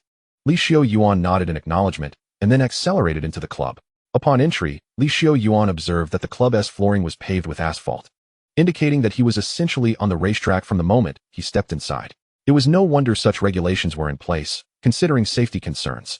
To illustrate simply, in a scenario where you were on a highway with a speed limit of 120, driving at 130, and suddenly encountering a pedestrian ambling at 50, the situation would undeniably be perilous. In this racing environment, a Mercedes E-Class would be rendered as insignificant as that pedestrian. However, Xiuyuan found himself with no alternative. After all, if one does not drive the car inside, they must park it 7 kilometers away, which is quite a waste of time. As Xiuyuan pondered this, he leisurely searched for a place to park. At that moment, a man in a tailcoat appeared at the end of the road, murmuring to himself, "Oh dear. There are only 5 minutes left until the race begins, yet the last participant has yet to arrive. This is my girlfriend Chu's competition. If I delay her good mood, I might lose my job. Oh dear." As he muttered, he happened to glance up and noticed Xiuyuan's car. He paused, his brow furrowing slightly. A Mercedes? A sedan? It doesn't seem to belong to the AMG series. After scrutinizing it closely, he suddenly realized, goodness, this is a Mercedes E-Class. How did it get in here? Wait, could it be a modified vehicle? Ah, never mind. With that, the man approached Xiuyuan, gesturing through the glass for him to follow. Xiuyuan, sitting in the car, was equally perplexed. Is there really a valet service here? Quite impressive. With that thought, he followed the man's directions and turned into the right fork. All right. The man clapped his hands and dashed into the command room. However, as Xiuyuan drove further into the fork, he began to sense something was amiss. The road grew narrower, and it seemed to lead nowhere near a parking spot. Finally, when he emerged into a wide-open area, he was taken aback. He had crossed through a gate and found himself on the racetrack. At the starting line of the track, 3 cars were parked, a green Lamborghini, a white Aston Martin, and a pink modified vehicle that resembled a McLaren. Goodness, they directed me onto the racetrack. Xiuyuan couldn't help but marvel. Just as he intended to turn back, he discovered that the large gate behind him had closed. Hey, the contestant in the Mercedes. What are you still doing there? Get ready. At that moment, a staff member clad in protective gear approached, directing Xiuyuan to the vacant 4th starting position. Xiuyuan felt somewhat speechless. Excuse me, can't you see what kind of car I'm driving? You want me to race this against supercars? Are you joking? This scene left the spectators bewildered. When did a Mercedes E-Class also get to race on the track? Particularly in VIP room 001, Chu Yufei's eyes widened in astonishment. He had contacted Xiuyuan beforehand, so he was well aware that this car belonged to him. Oh no, this is bad. Brotherly has taken a wrong turn. He quickly made a phone call. Hello, Brotherly, how did you end up on the racetrack? Can your car handle this? Moreover, even if it could, the safety factor isn't sufficient. Please don't get into any trouble. Receiving the call, Xiuyuan felt somewhat helpless. Do you believe me if I say I was directed here? Chu Yufei replied. Ahem, Brotherly, this is my fault. I should have come to pick you up personally. However, the race is about to start. Just maintain a constant speed on your lane, neither too fast nor too slow, around 100 miles per hour, and don't change lanes. This way, even if they overtake you, there won't be any safety issues. Once the race concludes, I'll meet you at the exit. Xiuyuan nodded in agreement. That seemed reasonable. Thinking this, he drove into the innermost 4th lane. After all, it was his own mistake for going the wrong way and inconveniencing others. So he naturally didn't want to delay the competition. However, while Xiuyuan harbored such friendly thoughts, the other contestants did not share the same sentiment. At that moment, a girl with dyed golden hair in the pink modified McLaren furrowed her brow. What is this? A Mercedes sedan? Isn't that an old car? This can race with me on the track? In the communication device, the voices of the other 2 girls from the other cars chimed in. Hey, what is going on here? A modified car? No way. Even if the Mercedes E is modified, it's still just a broken down Mercedes. What can it do against us? Besides, it has a temporary plate. It must be a new car, not necessarily modified, right? It's probably just some clueless person who went bankrupt buying a Mercedes E. thinking they could show off on the track. The two girls exchanged remarks. Suddenly, the golden-haired girl grinned mischievously. Hey, sisters, we've raced on the track together many times. It's either you winning or me winning. Doesn't that get boring? This time, how about we add a little excitement? Upon hearing this, the other two girls perked up. What do you have in mind? With a smile, the golden-haired girl said, let us race seriously for the first lap. And once we've lapped this guy, we'll see what happens. 2 minutes later, after the host introduced the situation, Xiuyuan noticed the large screen above started a 30-second countdown. Buzz, buzz. At this moment, to Xiuyuan's right, the three supercars rev their engines, their roars echoing fiercely. Xiuyuan couldn't help but marvel at the power of these supercars. Truly, this is the essence of internal combustion engines. In comparison, his car simply couldn't produce the same thunderous sound. But it didn't matter. In just a few days, he would have a LaFerrari. That is a car renowned as one of the top 3 supercars in the world, fearless against anyone. As Xiuyuan entertained these thoughts, the 30 seconds swiftly elapsed. 321. As the countdown reached 0, Xiuyuan felt a surge of excitement, shifting into S mode and flooring the accelerator. Whoosh! The Mercedes shot out like a flying squirrel. However, he was quick, but they were quicker. In the blink of an eye, the 3 supercars to his right dashed ahead. Before Xiuyuan could even register, he was engulfed in their exhaust fumes. Chapter 23. Do you like to play? Let us play. Alas, it seems I should just let it go. Xiuyuan shook his head in resignation. The Mercedes E-Class simply couldn't keep up with the likes of a McLaren. Thus, he adhered to Xiuyuan's advice, maintaining a steady speed of 100 miles per hour in the innermost lane. After about 3 minutes, the pink modified McLaren was the first to lap Xiuyuan. She sped past him and swerved in front, then abruptly decelerated. Xiuyuan observed this with some confusion. However, what followed was even more perplexing. In less than 20 seconds, the other 2 cars also overtook him. Yet, unlike the McLaren, they didn't pass him directly. The green Lamborghini pulled up alongside him on the right, deliberately slowing down to match his pace, while the white Aston Martin nearly bumped into the rear of Xiuyuan's car, just inches away. Seeing this in the rearview mirror, Xiuyuan frowned. What does this mean? He pressed the accelerator, increasing his speed from 100 to 120, intending to shake them off. However, as he accelerated, they mirrored his speed. The performance of the supercars was unparalleled, taking less than a second for 2 vehicles to once again sandwich Xiuyuan in between them. Simultaneously, the pink McLaren directly in front of him abruptly slammed on the brakes, decreasing its speed and swiftly maneuvering ahead of Xiuyuan. Subsequently, it accelerated once more, maintaining a speed of 120. Thus, Xiuyuan found himself trapped amidst 3 cars. At that moment, the audience was left perplexed. What on earth is happening? Particularly in VIP room 001, Xiuyuan furrowed his brow. What is Xiaomei doing? For heaven's sake, don't cause a scene. He was somewhat anxious, especially since he still needed Xiuyuan to fulfill his order. Meanwhile, in the Mercedes, Xiuyuan's frown deepened. He realized that regardless of whether he accelerated or decelerated, the 3 cars remained glued to him like a persistent adhesive.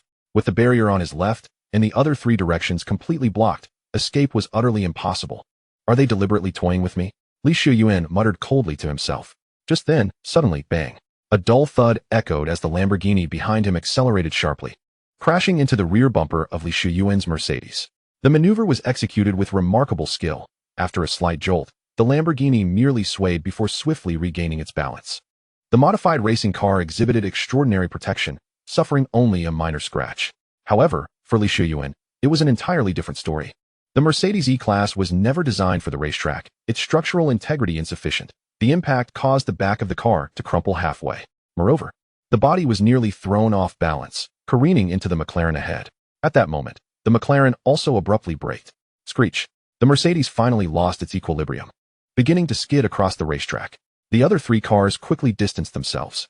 A bead of cold sweat formed on Xiuyuan's forehead, but thanks to his rebirth, his reflexes and judgment were remarkably clearer. He swiftly adjusted the steering wheel, and after several heart-pounding seconds, managed to realign the vehicle. Virum. Just as Xiuyuan regained his balance, the next moment, the 3 cars again employed the same tactic to trap him. This time, they reduced their speed even further, down to a mere 80. Oh ho! From the right, a girl's voice erupted from the Aston Martin, exclaiming in delight, "This is fun, fun. Ha ha." Voices from the cars behind also echoed faintly. Meanwhile, the blonde girl in the McLaren leaned out, shouting, "Hey, buddy, drive carefully. Even on the racetrack. Can't you keep your eyes open? It doesn't matter if your car breaks down, but don't damage ours, otherwise. We want to be able to afford the compensation, Ha! Li Xiuyuan's gaze gradually turned frigid. These individuals were not merely toying with him. They were endangering his life. If it had been someone else, that previous collision could have easily resulted in a rollover. At a speed of 120, the driver would have no chance of survival. And to think they dared to threaten him. They mock me while implying that I, driving a Mercedes E-Class, would endure their provocations in silence? Fine. You think highly of yourselves. Li Xiuyuan whispered coldly to himself. And then, vroom. He slammed the accelerator to the floor. In the blink of an eye, his speed surged past 100. I'll show you how to play. With his eyes aflame, Li Xiuyuan yanked the steering wheel hard to the right. Bang! The Mercedes collided with the side of the Aston Martin at a reckless angle. What the hell? The girl in the Aston Martin was jolted in shock as the entire car lost balance, spinning several times on the racetrack before crashing against the barrier. However, due to the robust modifications, she emerged largely unscathed. Yet Li Xiuyuan did not stop there. He pressed the accelerator again, sacrificing the front of his car to bring the McLaren to a halt. Screech! The Lamborghini behind witnessed the scene and slammed on the brakes. But the abrupt stop was too sudden. It failed to regain control, flipping over entirely. Thus, all three cars were violently intercepted by Li Xiuyuan. He then turned the Mercedes around, facing the pink McLaren once more. At that moment, the blonde girl inside was about to open her door and unleash a torrent of curses upon Li Xiuyuan.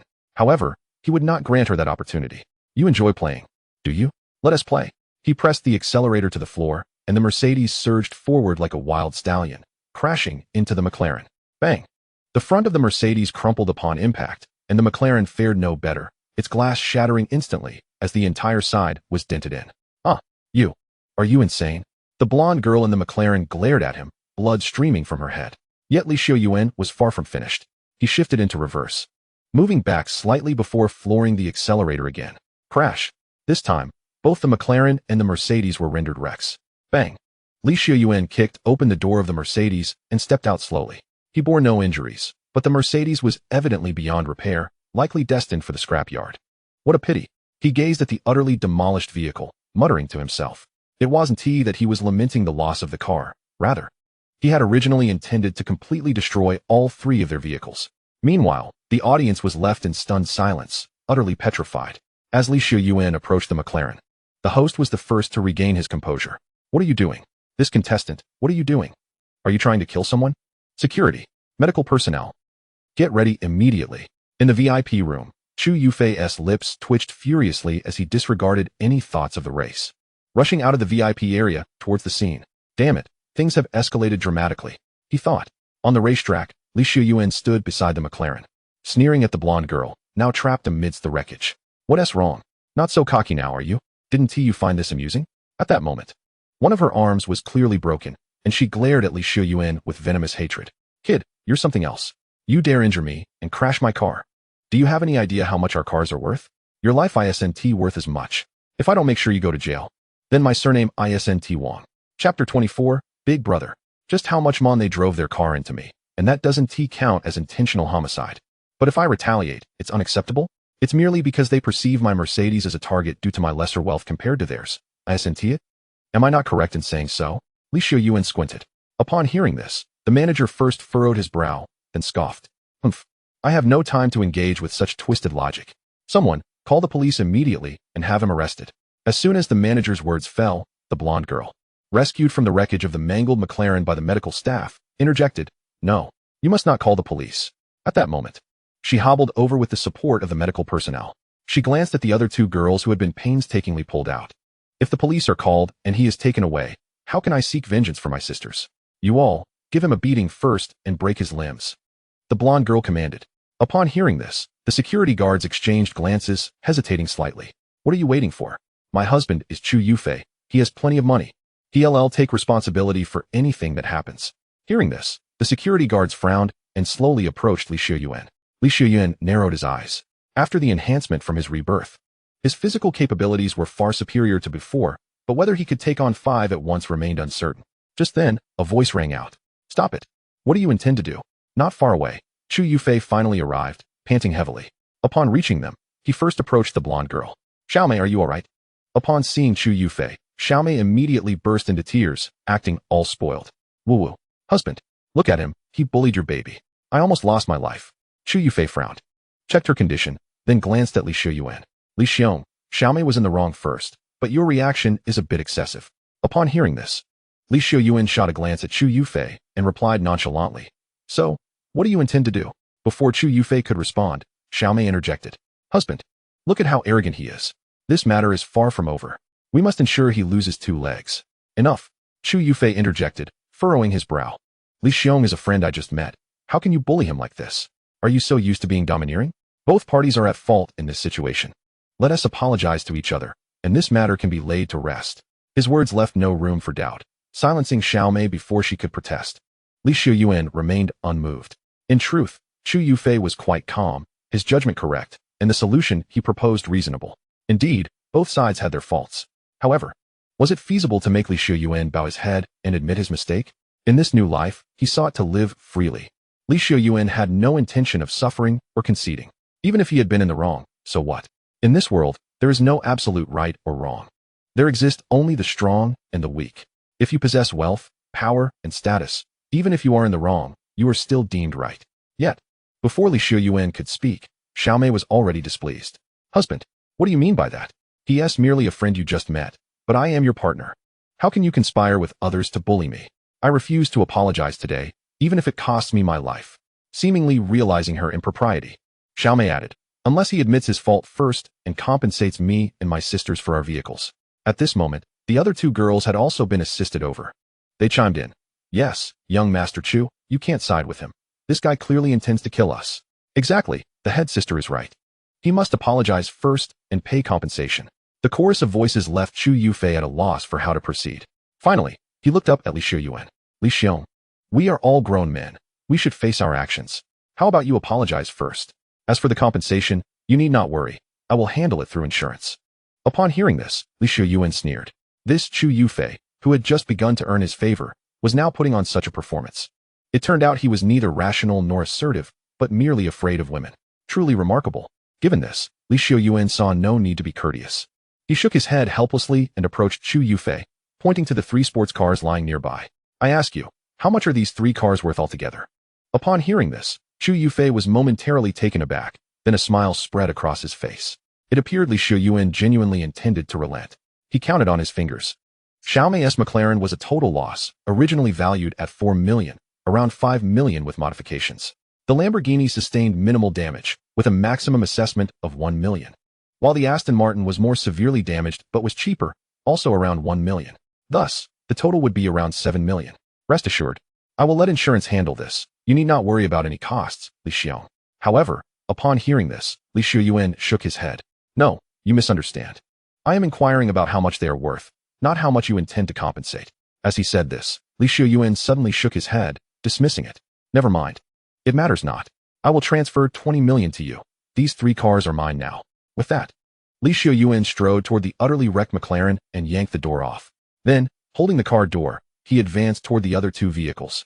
At that moment, no one yet realized his intentions. The next moment, bang, boom, crack, to everyone's astonishment. Xiuyuan wielded the car door and ruthlessly smashed the other 2 cars to smithereens. What the hell? Witnessing this scene, Xiaomei's 2 sisters were utterly dumbfounded. Security. What are you doing? Don't you see he is destroying our cars? Hurry and stop him. Hearing this, the security guards finally reacted and rushed forward.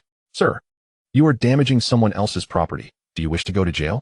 However, Xiuyuan did not cease his actions, merely stating calmly, I already paid for them. I am smashing my own cars. Do you have the right to stop me? Upon hearing this, not only did the others feel a chill run down their spines, but even Chu Yufei was suddenly covered in goosebumps. Good heavens.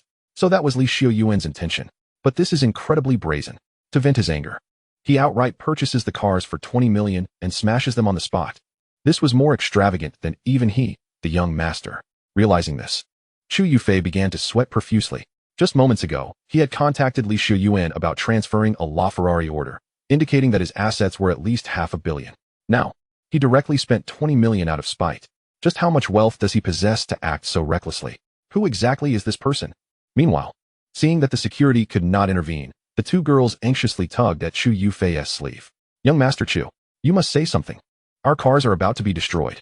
Chu Yufei hesitated, furrowing his brow as he replied, though he had to admit, he wasn't entirely wrong. Li, having just acquired a luxury vehicle worth 20 million, has taken to smashing his own car. I truly find myself at a loss for words. Upon hearing this, both young women were momentarily taken aback. Eventually, the one driving the Lamborghini could no longer contain herself.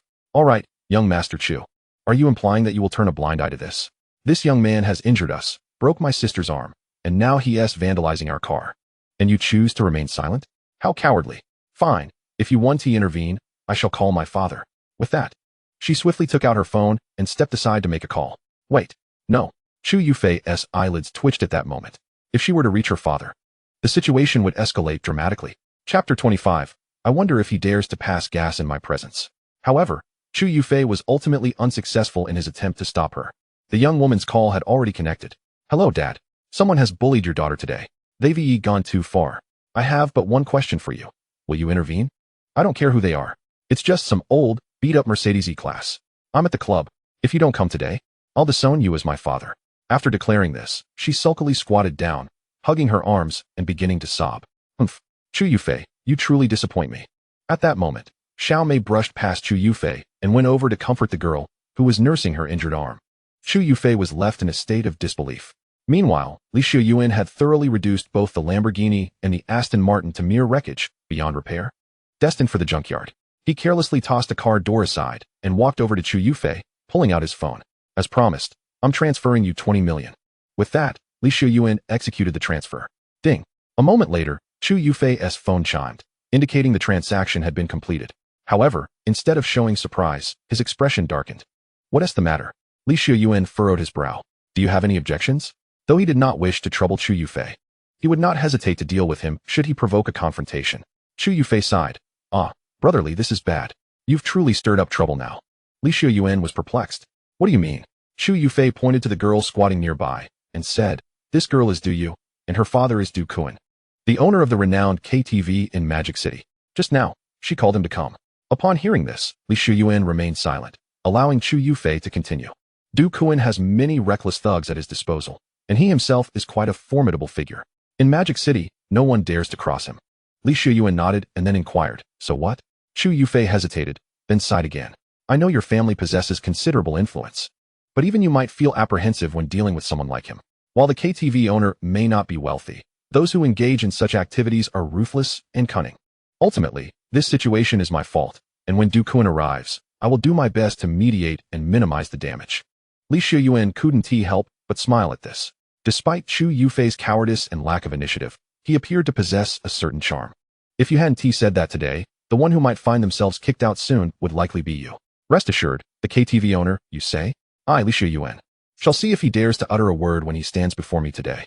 His confidence stemmed from a prior encounter at the floating light and glittering gold bar, where he learned from the owner, Xiong, that in Magic City, almost every KTV, bar, bathhouse, massage parlor, billiard hall, and game room, essentially any establishment related to entertainment, fell under the jurisdiction of a single conglomerate, Jiangong Entertainment.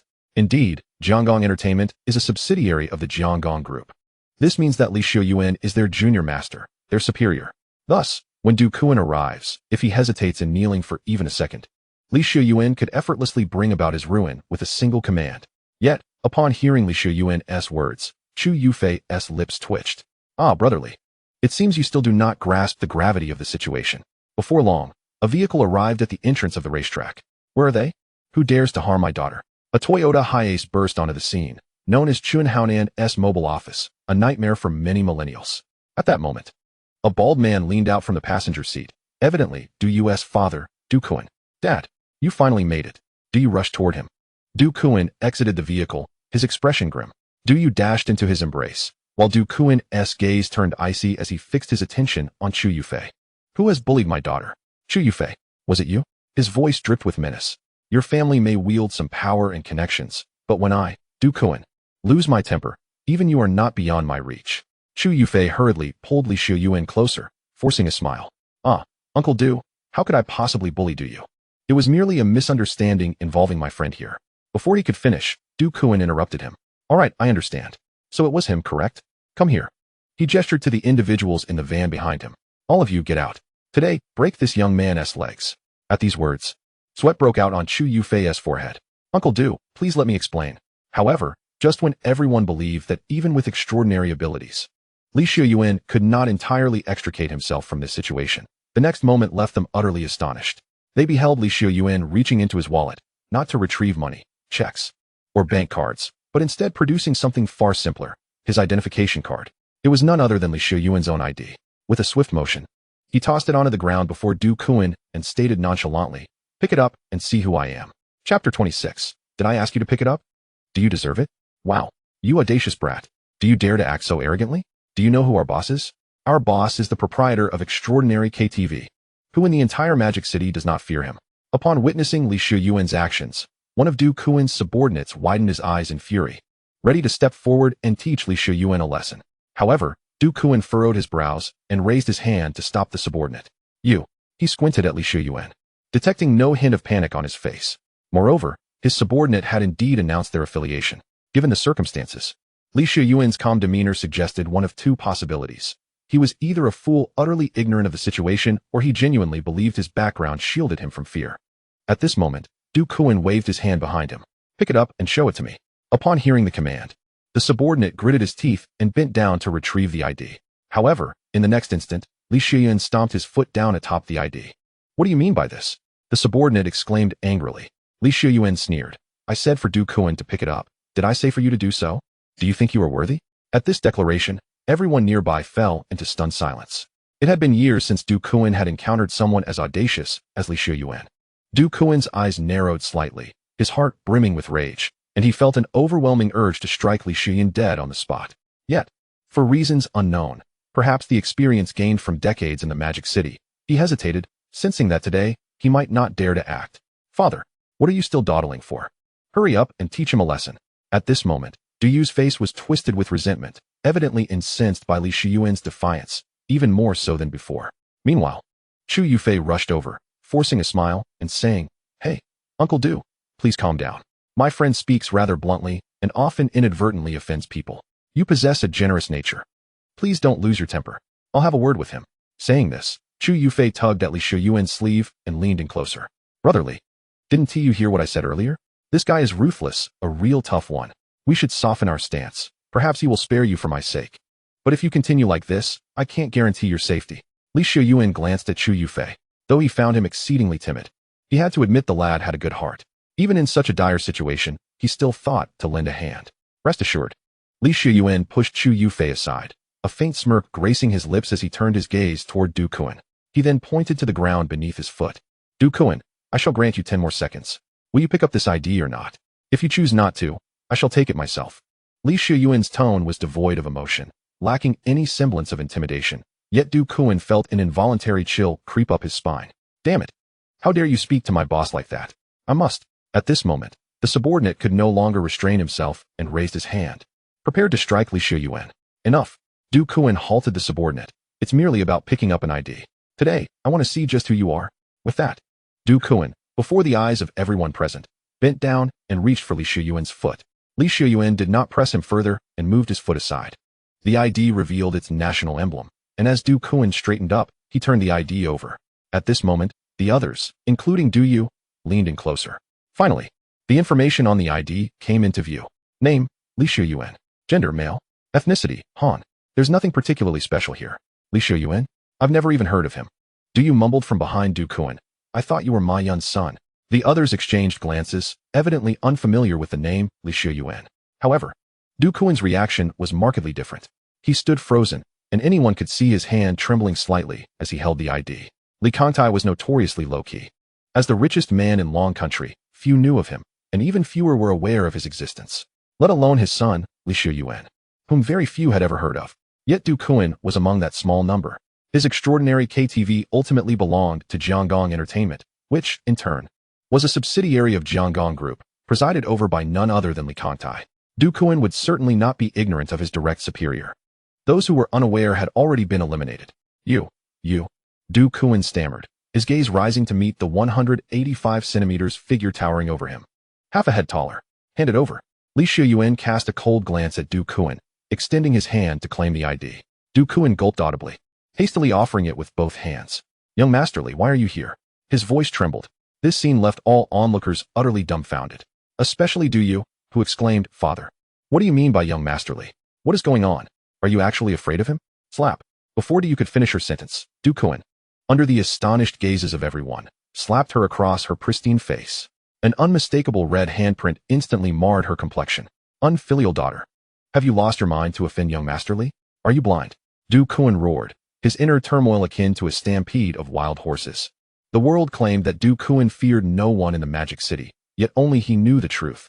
There was indeed one person he dreaded. That individual was Li Kangtai. You think you're tough? He monopolizes the nation's heavy industry single-handedly. Can you compare? You think you're wealthy?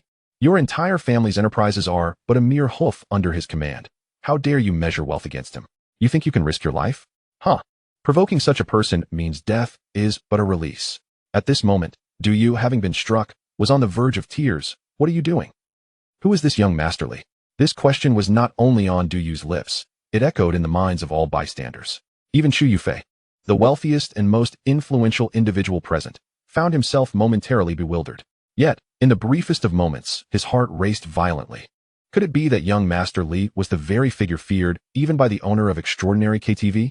His eyes widened in disbelief, and he instinctively exclaimed, Brother Li. Your father is Uncle Tai? Chapter 27. Inflicting self-inflated embarrassment. Do not let me recognize you. Boom. Xu Yufei's words struck like a thunderclap, resonating deeply within the hearts of all present. The elite members of this racing club were either wealthy or influential, well-versed in the rumors that circulated within the business world.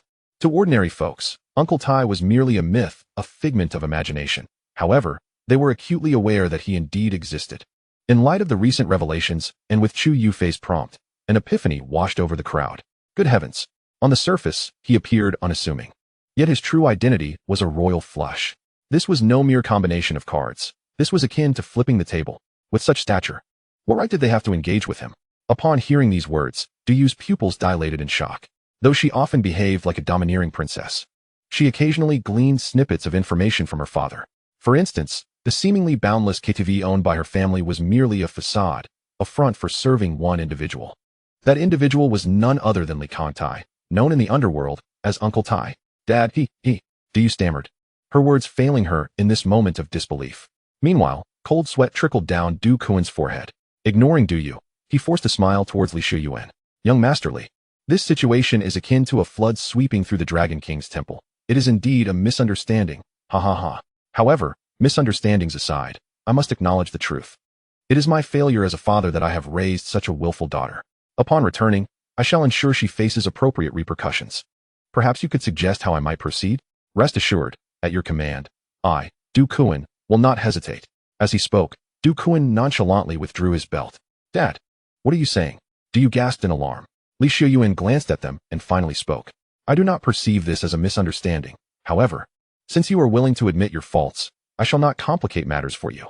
Upon hearing this, Du Kuan's face lit up with joy. Yet, the next words from Li Xiuyuan plunged him into despair. However, mistakes warrant punishment. How about this? You and your precious daughter shall take turns slapping each other. The standard is simple. By the next time I see you, your faces must be so swollen that I cannot recognize you. If I do recognize you, well, I'm afraid your esteemed KTV may no longer be viable. Du Kuan's eyes widened in disbelief. This demand was far from unreasonable. His subordinates shared the same sentiment. Damn it, boss, he is going too far. So what if he is Uncle Tai's son? Uncle Tai isn't here. If we turn him into a vegetable, where will he find us? Fools. Du Kuan's eyes turned crimson as he struck one of his underlings to the ground. He could hardly believe such reckless words could escape their lips. Were they all imbeciles? Setting aside Uncle Tai's formidable influence, there was no way to conceal such actions. Even if they succeeded in hiding it, what would that matter? A figure of such stature, whose business dealings were intertwined with the lifeblood of the nation, would not take kindly to his son being harmed in another city. A single moment of insanity could unleash chaos. If they dared to act, their lives would be irrevocably altered. As long as they remained on this planet, their fates would be sealed. I shall say no more. Li Xiuyuan had no time to entertain this farcical drama any longer and turned to leave. As he passed Xu Yufei, he remarked, "Just forward the LaFerrari order to me later." With that, he departed, leaving Xu Yufei in a daze. No sooner had Li Xiuyuan left than Du Kuan erupted in fury. Slap. Without a moment's hesitation, he delivered a fierce slap across Du Yu's face. You wretched child, you have caused enough trouble, and I have turned a blind eye. But this time, you have foolishly embroiled your father with Uncle Tai. What use do I have for such a rebellious daughter?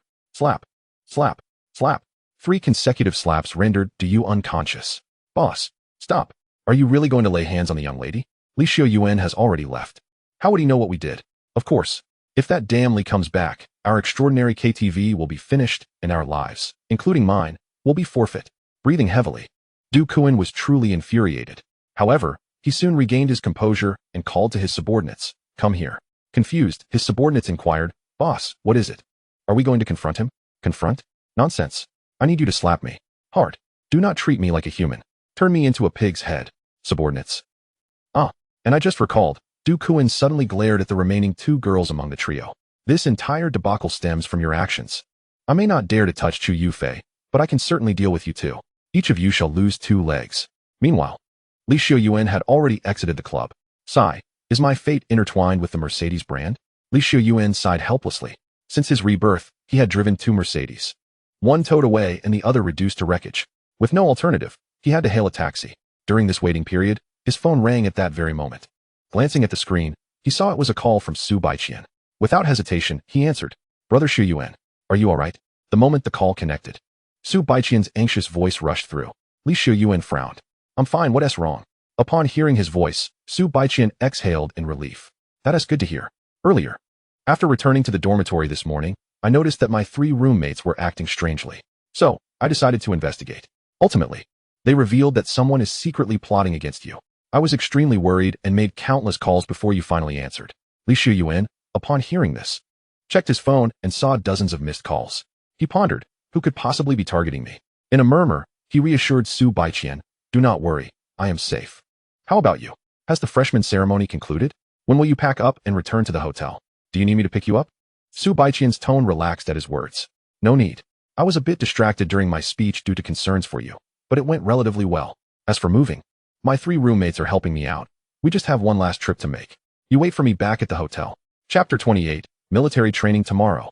Can we take it easy tonight? Approximately 2 hours later. Sky Garden International Hotel, Presidential Suite. In his room, Su Baiqian was busily tidying up her belongings, while Li Xiuyuan sat in the living room with his 3 roommates, sipping tea. Ah, this hotel room truly opens one's eyes. At this moment, Zhou Hui lay back on the sofa, a look of utter satisfaction on his face. If I could stay here for just a day, I would consider my life complete. Chen Kai nodded in agreement. Meanwhile, Lu Tong curiously inquired, Brother Yuan, this presidential suite must be over 500 square meters, right? How much does it cost per night? Without much thought, Li Xiuyuan replied, 180,000 per night. I booked it for a year. Puffed. The moment those words left his mouth, all 3 friends simultaneously spat out their hot tea. How much? 180,000 per night? For an entire year? Brother Yuan, you can't possibly be serious about booking such a hotel for a whole year. Are you not even pretending anymore? Enough of the theatrics. Can we even fathom Brother Yuan's capabilities? Chen Kai said, patting Li Xiuyuan on the shoulder. All right, Brother Yuan, you take care of sister-in-law and tidy up the house. We'll head back now. We have military training tomorrow. As they departed, Chen Kai added with a knowing smile, Brother Yuan, as we've mentioned, military training begins tomorrow. Just take it easy with sister-in-law tonight. We don't want you fainting tomorrow, haha. With that, the 3 bid farewell and left. Sighing, Li Xiuyuan sank into the sofa. Military training? He was rather reluctant to attend. Some say military training is an essential experience in life, but having lived a second life, he had long since undergone such training. Once was more than sufficient. Just as he pondered this, a message popped up from his father. Li Kantai, tomorrow marks the commencement of military training at Jiangbei University. After this, I will not interfere with how you choose to study or engage in leisure activities. However, military training is the first test of your university life, and I need to gauge your current abilities. Therefore, you must see it through from beginning to end, understood? Li Xiuyuan replied, all right. His father was quite formidable. There was no escaping it. He would have to participate. Brother Xiuyuan, this clothes hanger is too high. I can't reach it. Su Baiqian's voice echoed from the bedroom. Coming. For the entire afternoon, Li Xiuyuan and Su Baiqian worked together to redecorate the presidential suite. With their efforts, it began to exude a semblance of home. Su Baiqian clapped her hands with pride. Li Xiuyuan sighed. If you truly desire a homey environment, I could easily purchase a villa near the campus. Sticking out her tongue with a playful grin, Su Baiqian retorted. Just being with Brother Xiuyuan makes even a bridge underpass feel like home. With that, she dove into his embrace. Li Xiuyuan chuckled. Haha, wait until I go bankrupt. Then you'll see how cozy a bridge underpass can be. As he spoke, he lifted Su Baiqian and strode toward the bedroom. Her cheeks flushed with a rosy hue. She whispered, Brother Xiuyuan, tomorrow is military training, so please be gentle tonight, okay? The next day, Xiuyuan supported a limping Su Baiqian as they entered the school gates, a trace of guilt on his face. If it comes to it, I might just take a day off, he said awkwardly. It was indeed challenging to gauge the appropriate intensity with someone of Su Baiqian's caliber. Humph. Now you care about my well-being. Su Baiqian pouted. Xiuyuan, feeling a bit embarrassed, chuckled. At 9:30 a.m., according to the group assignments sent by their instructor, Xiuyuan arrived at the gymnasium to find his designated spot. He was assigned to the 7th squad, while Su Baiqian was in the 3rd. Once they entered the gymnasium, they went their separate ways. Brother Yuan, over here. In the 7th squad, Chun Kai and the others waved him over. As they were all roommates, naturally, they were placed in the same squad. What are we doing now? Xiuyuan asked as he took a seat on a nearby stool. Ugh, it's a mobilization meeting. To put it bluntly, it's just a meaningless show. Xiuyuan nodded in agreement. At the center of the gym, on the main stage, after an hour of unengaging opening remarks from the school leaders, a figure suddenly appeared who caught everyone's attention. Despite the sweltering summer heat, he wore a complete military uniform and marched onto the stage with impeccable form. A closer look revealed that he bore 2 stripes and 3 stars on his shoulder, an army colonel. Hello everyone, I am Lu Changjia, from the army stationed in Modu. It is my honor to serve as the overall supervisor and commander for this military training at Jiangbei University. What followed was the usual speech, and the audience gradually lost interest. However, Xiuyuan squinted, feeling as though Lu Changjia's gaze frequently darted in his direction. Was it merely an illusion? Finally, after a half-hour of rambling, Lu Changjia clapped his hands. That concludes my address for this mobilization meeting. Now, I ask all students to change into their military training uniforms and assemble on the school playground according to your squads. With that, the crowd dispersed. Shortly after, in the dormitory, Chun Kai and the others, now clad in their complete military training outfits, stared at Xiuyuan in bewilderment. What is going on? Xiuyuan frowned, hastily donning his shirt. Brother Yuan, your physique is astonishing. Those abs, that chest, those shoulders, wow. Chun Kai sighed. No wonder you could attract someone like sister-in-law. Zhou Hui patted his own round belly, grumbling, comparisons are infuriating. Half an hour later, the 4 of them made their way to the school playground, merging into the larger contingent of the 7th squad. With a plethora of new students at Jiangbei University, each squad boasted around 150 individuals, creating a bustling scene. In his previous life, Xiuyuan would have likely felt lost upon entering, but in this life, his height had surged to 185 meters. Even among the squad, only a handful were taller than him. Though these individuals were tall, they were also quite slender, lacking the robust physique Xiuyuan possessed, rendering them somewhat uncoordinated. Most notably, their faces bore no comparison to his own, resulting in a curious phenomenon. Nearly half the girls in the squad were drawn to him, some watching from a distance, others whispering among themselves, their faces flushed. Just then, a resounding whistle pierced the air, accompanied by a commanding female voice. 7th squad, fall in. Xiuyuan turned to see a female instructor in a military uniform approaching from Lu Changjia, giving him an okay sign as she did so. It was as if they had reached an understanding about something. Chapter 29. Is being handsome a reason to be targeted? Upon hearing the command, the crowd encircled the female instructor. It was evident that she was quite attractive, with long legs and a slender waist. Her prominent curves were hardly concealed by her instructor's uniform. Standing approximately 172 meters tall, nearly a meter of that was her lengthy legs. A brown baseball cap adorned her head, with a high ponytail peeking out from the back, and her skin bore a healthy wheatish hue. Although her overall beauty might not be exceedingly high, slightly less than that of Su Baiqian, she possessed a distinct style and allure that was equally captivating. At this moment, the instructor finally spoke. First, let me introduce myself. My name is Gao Sueki, and I will be your instructor for this military training session, which will last for the next half-month. First and foremost, I must make it clear that just because I am a woman does not mean you can become complacent. My expectations are no less than those of any male instructor, perhaps even higher. This time, the goal for the 7th company is to become the exemplary company. Should anyone dare to cross me, well, don't say I didn't warn you. With that, she cast a seemingly casual glance at Xiuyuan. Especially for those students from well-off families, you may have enjoyed a life of luxury at home, but here, you are soldiers. Soldiers must obey orders. Obey the commands of your superior. And I am your superior. After finishing her statement, Gao Sueki blew her whistle. Now, arrange yourselves into a 10 by 15 formation according to height. Her words carried a considerable weight of authority, causing many eager male students who intended to approach her to quiet down. The crowd began to shuffle into place. Xiuyuan, being among the tallest, naturally positioned himself at the far right of the last row, right next to 2 towering individuals who were nearly 2 meters tall. Among the generally shorter students, Averaging around 175 centimeters or less, Xiuyuan indeed stood out like a crane among chickens. For some inexplicable reason, he felt as though she was always watching him. After settling into position, Xiuyuan stole a glance at Gao Sueki, muttering to himself. This was not mere narcissism. This sensation was not a first-time occurrence. Earlier, during the motivational assembly in the gymnasium, he had felt as though Colonel Liu Changjia was fixated on him. Initially thinking it was a mere illusion, it now seemed far from it. Could it be that his father had instructed them to keep a close eye on him? Xiuyuan pondered. He had completely forgotten that his gaze lingered on Gao Sueki. The next moment, Gao Sueki approached, hands on her hips. Hey, what are you looking at? Have you seen enough? She said, frowning. Xiuyuan finally realized and instinctively replied, Aren't you the one who keeps staring at me? As soon as these words escaped his lips, all eyes turned toward him. Gao Sueki couldn't help but let out a cold laugh. Oh, you think I'm looking at you? You have quite the ego. Just because you're handsome, you think you're special?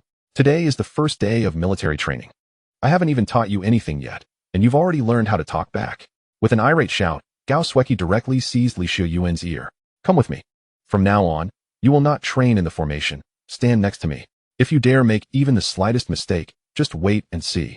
The other boys in the formation gasped at this scene. It was true that Xiuyuan was handsome, but he was also clearly being singled out.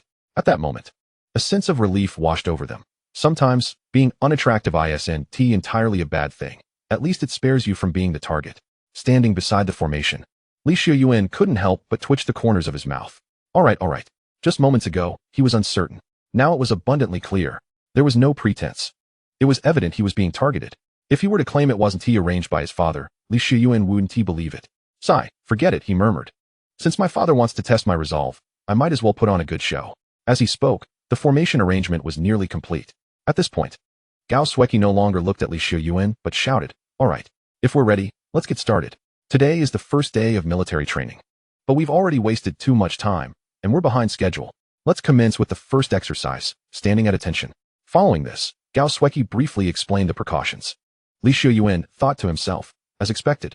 In his previous life, although the instructor was not her, the exercise was the same. The first task was to stand at attention. Though touted as a test of willpower, it was merely intended to give the freshmen a reality check and let them endure some hardship. It was already morning, approaching noon, and the sun was particularly harsh. Had this been in the past, Xiuyuan would have lamented the ordeal of this exercise. However, this time was different. He adjusted his posture, his body instantly straightening into a rigid stance, his well-defined chest muscles becoming apparent through the military uniform. Chest out, stomach in. Gao Sueki walked around the formation with her hands clasped behind her back. When she reached Xiuyuan, she appeared somewhat surprised. Circling around him, she became even more astonished. For she realized that even in her attempts to find fault, she could not. Thus, she could only nod and say, Well, that's quite standard. But I'm curious to see how long you can maintain that. With that, Gao Sueki stood not far in front of Xiuyuan. Time flew by. Under the scorching sun, the group had already held the position for 20 minutes. Typically, during the first attempt at standing at attention, one would last between 10 to 15 minutes. After all, it was their first time, and in such heat, many unconditioned individuals would struggle to endure. Indeed, some of the heavier freshmen were already feeling lightheaded. Yet, all of this was due to Xiuyuan. Since the beginning of the exercise, he had not felt the slightest weariness. Only beads of sweat on his forehead and cheeks confirmed his humanity. His body remained perfectly straight, not even a twitch, let alone any slouching. It was precisely because of her unwillingness to admit defeat, eager to catch Xiuyuan making a mistake, that Gao Sueki forgot the passage of time. Her gaze fixed on him. Xiuyuan, too, felt helpless. If nothing unexpected happened, it was clear that something was about to go awry. Finally, a drop of sweat from his forehead found its way into his eye. Anyone who frequently sweats under the sun knows that when sweat drips into the eyes, the discomfort is immense. Even Xiuyuan felt the sting. At last, he could no longer hold back and blinked vigorously. Xiuyuan stepped forward. Almost simultaneously, Gao Sueki's furious voice rang out. What did I do wrong? Xiuyuan frowned. He understood military training was strict. But surely it couldn't be so stringent as to forbid blinking? What's wrong? You're defying authority, violating discipline. Upon hearing this, Xiuyuan couldn't help but interject. Wait a moment. May I ask how I violated discipline? As soon as he spoke, Gao Sueki scoffed. Where is the breach of discipline? Speaking back to me, your instructor, is indeed a violation of conduct. Chapter 30. So popular? Then I shall extend your punishment by another half hour. Now, you shall stand at attention alone for 30 minutes. The others may rest in place. It seemed she was finally satisfied, and only then did Gao Sueki allow the rest to catch their breath. Phew! Many, upon hearing this, immediately crumpled to the ground in exhaustion. In a moment, the entirety of the 7th squad was filled with wails of despair. However, we must indeed express our gratitude to Xiuyuan. His punishment of standing for half an hour might just mean we could rest for that same duration. Sigh. I truly hope he errs a bit more, allowing us to extend our respite until the lunch break. Haha. Numerous voices began to murmur amongst themselves. Meanwhile, Xiuyuan found himself in a state of helplessness. He had forgotten that during military training, instructors often seize every opportunity to impose discipline. It was akin to breathing incorrectly when one's girlfriend is on her period. Despite knowing this, Xiuyuan couldn't help but retort. What was he thinking?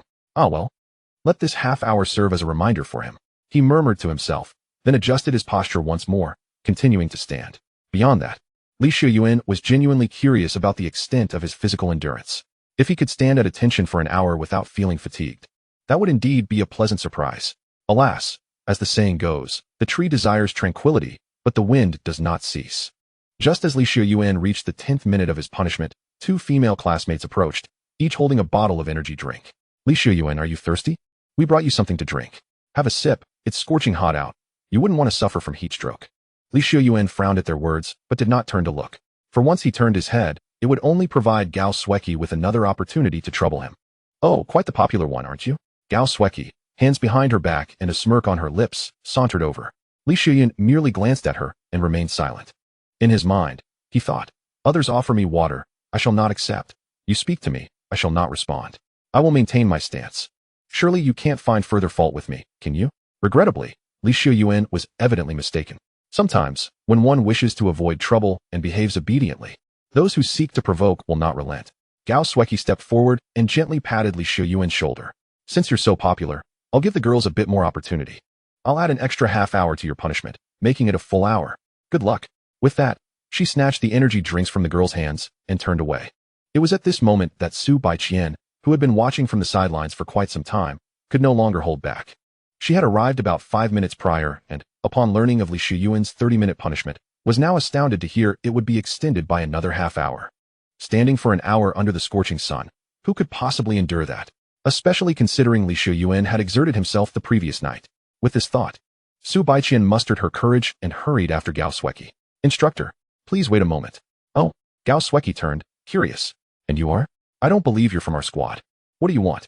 Su Baiqian replied, I am Xiuyuan's girlfriend. Instructor, you've already punished him for half an hour. To extend it to an hour is quite unreasonable. This exceeds the bounds of punishment. Su Baiqian's voice rang out loudly, drawing the attention of those nearby. Many turned their curious gazes toward her. It was at this moment that several recognized Su Baiqian. No way. Isn't that Su Baiqian?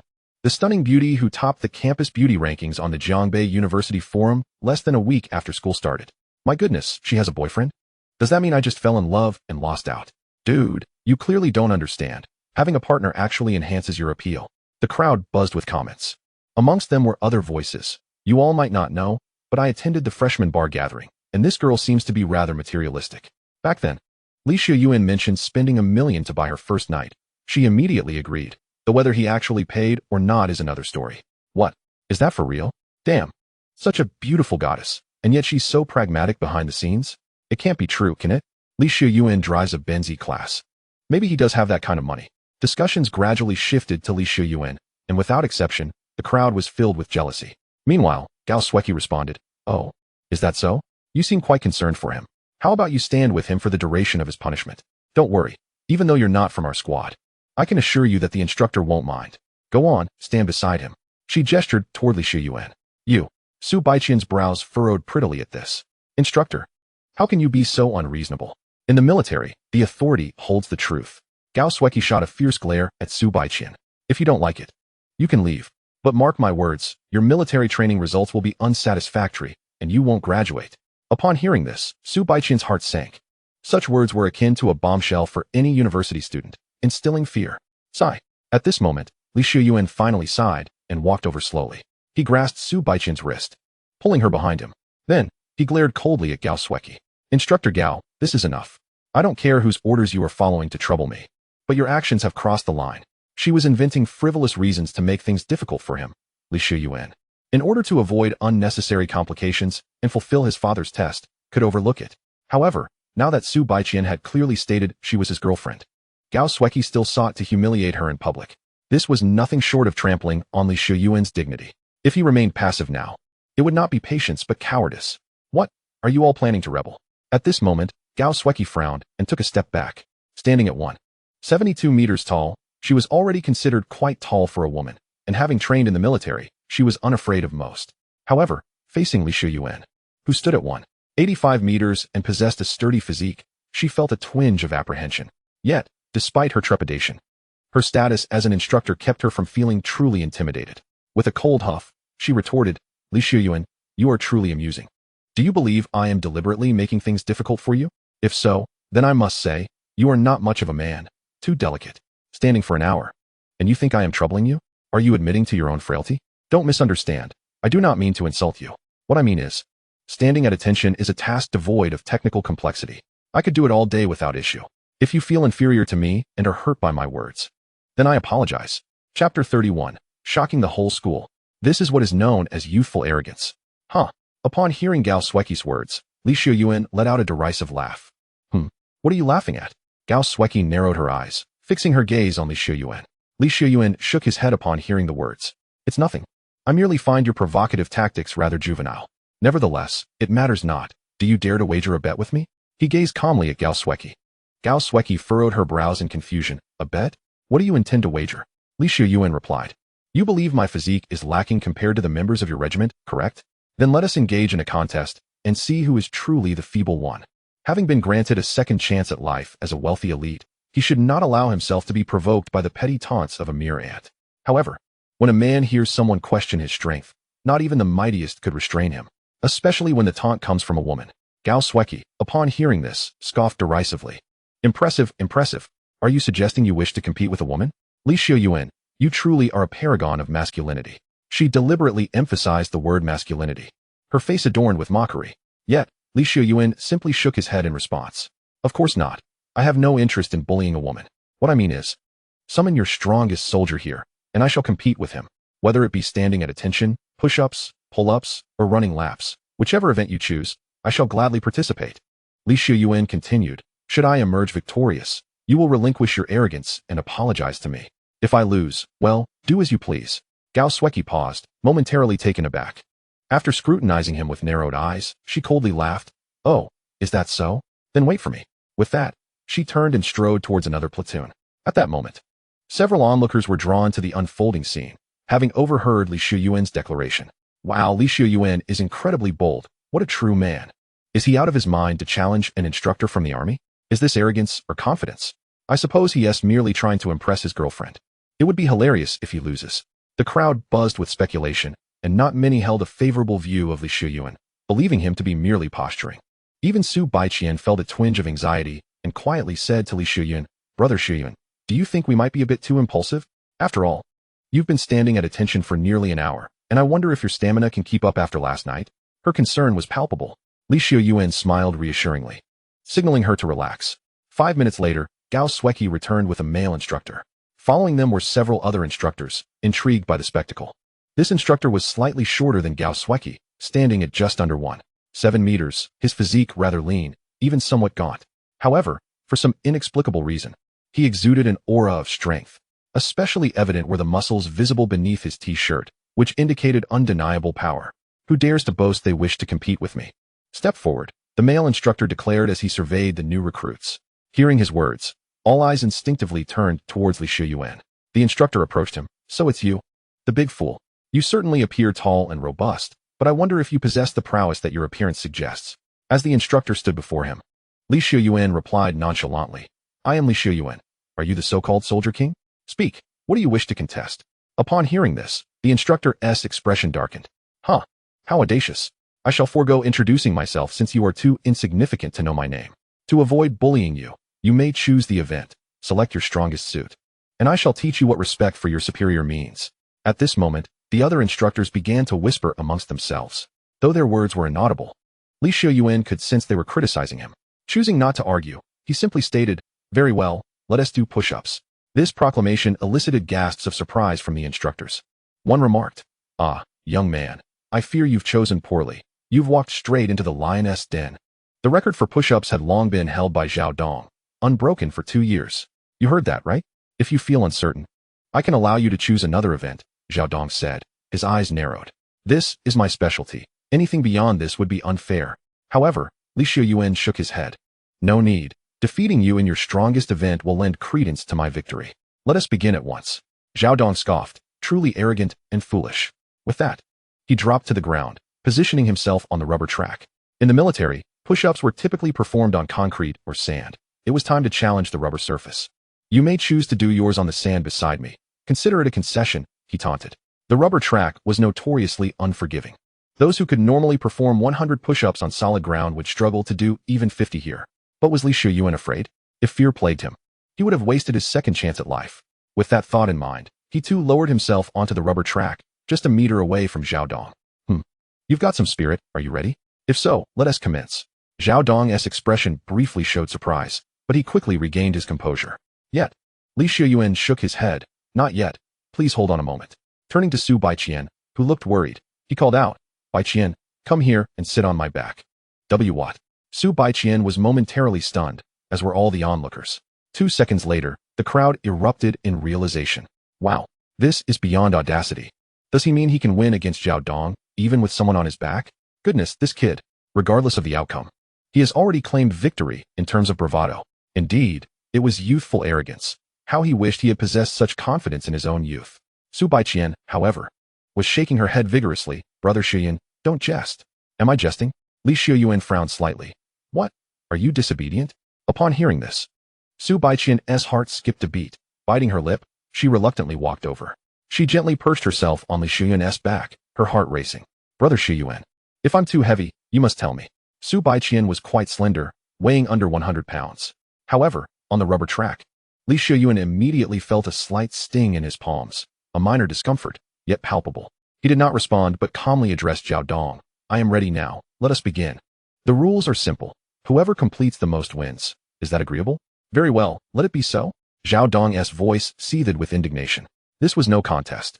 It was a blatant humiliation. In light of this, he must demonstrate to Xiuyuan who the true object of humiliation is.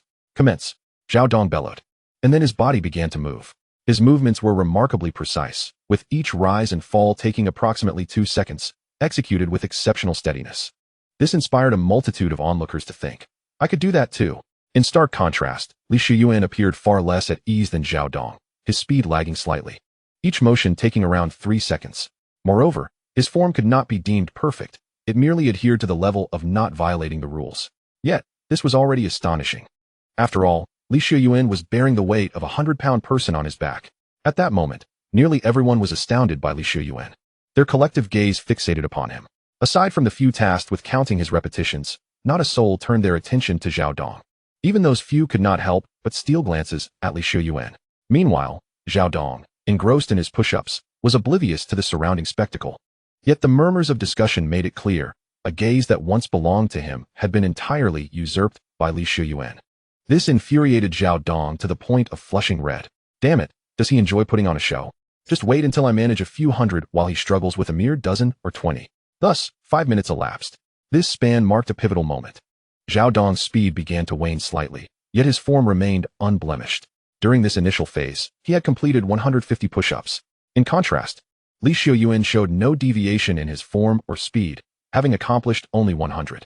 It seemed as though Xiao Dong held a slight advantage. Yet all present recognized that Leysuen was remarkably stronger. Grinding his teeth, Xiao Dong cast a sidelong glance at Leysuen. For heaven's sake, is this person even human? Had he not seen the sweat glistening on Leyseuen's forehead, he would have suspected him to be an unknown entity. The others around them had fallen into an eerie silence, none daring to breathe. They were more anxious than Leysuen himself, yearning to witness whether he could indeed perform a miracle. No, it could be said that a miracle was already unfolding. Another 5 minutes passed.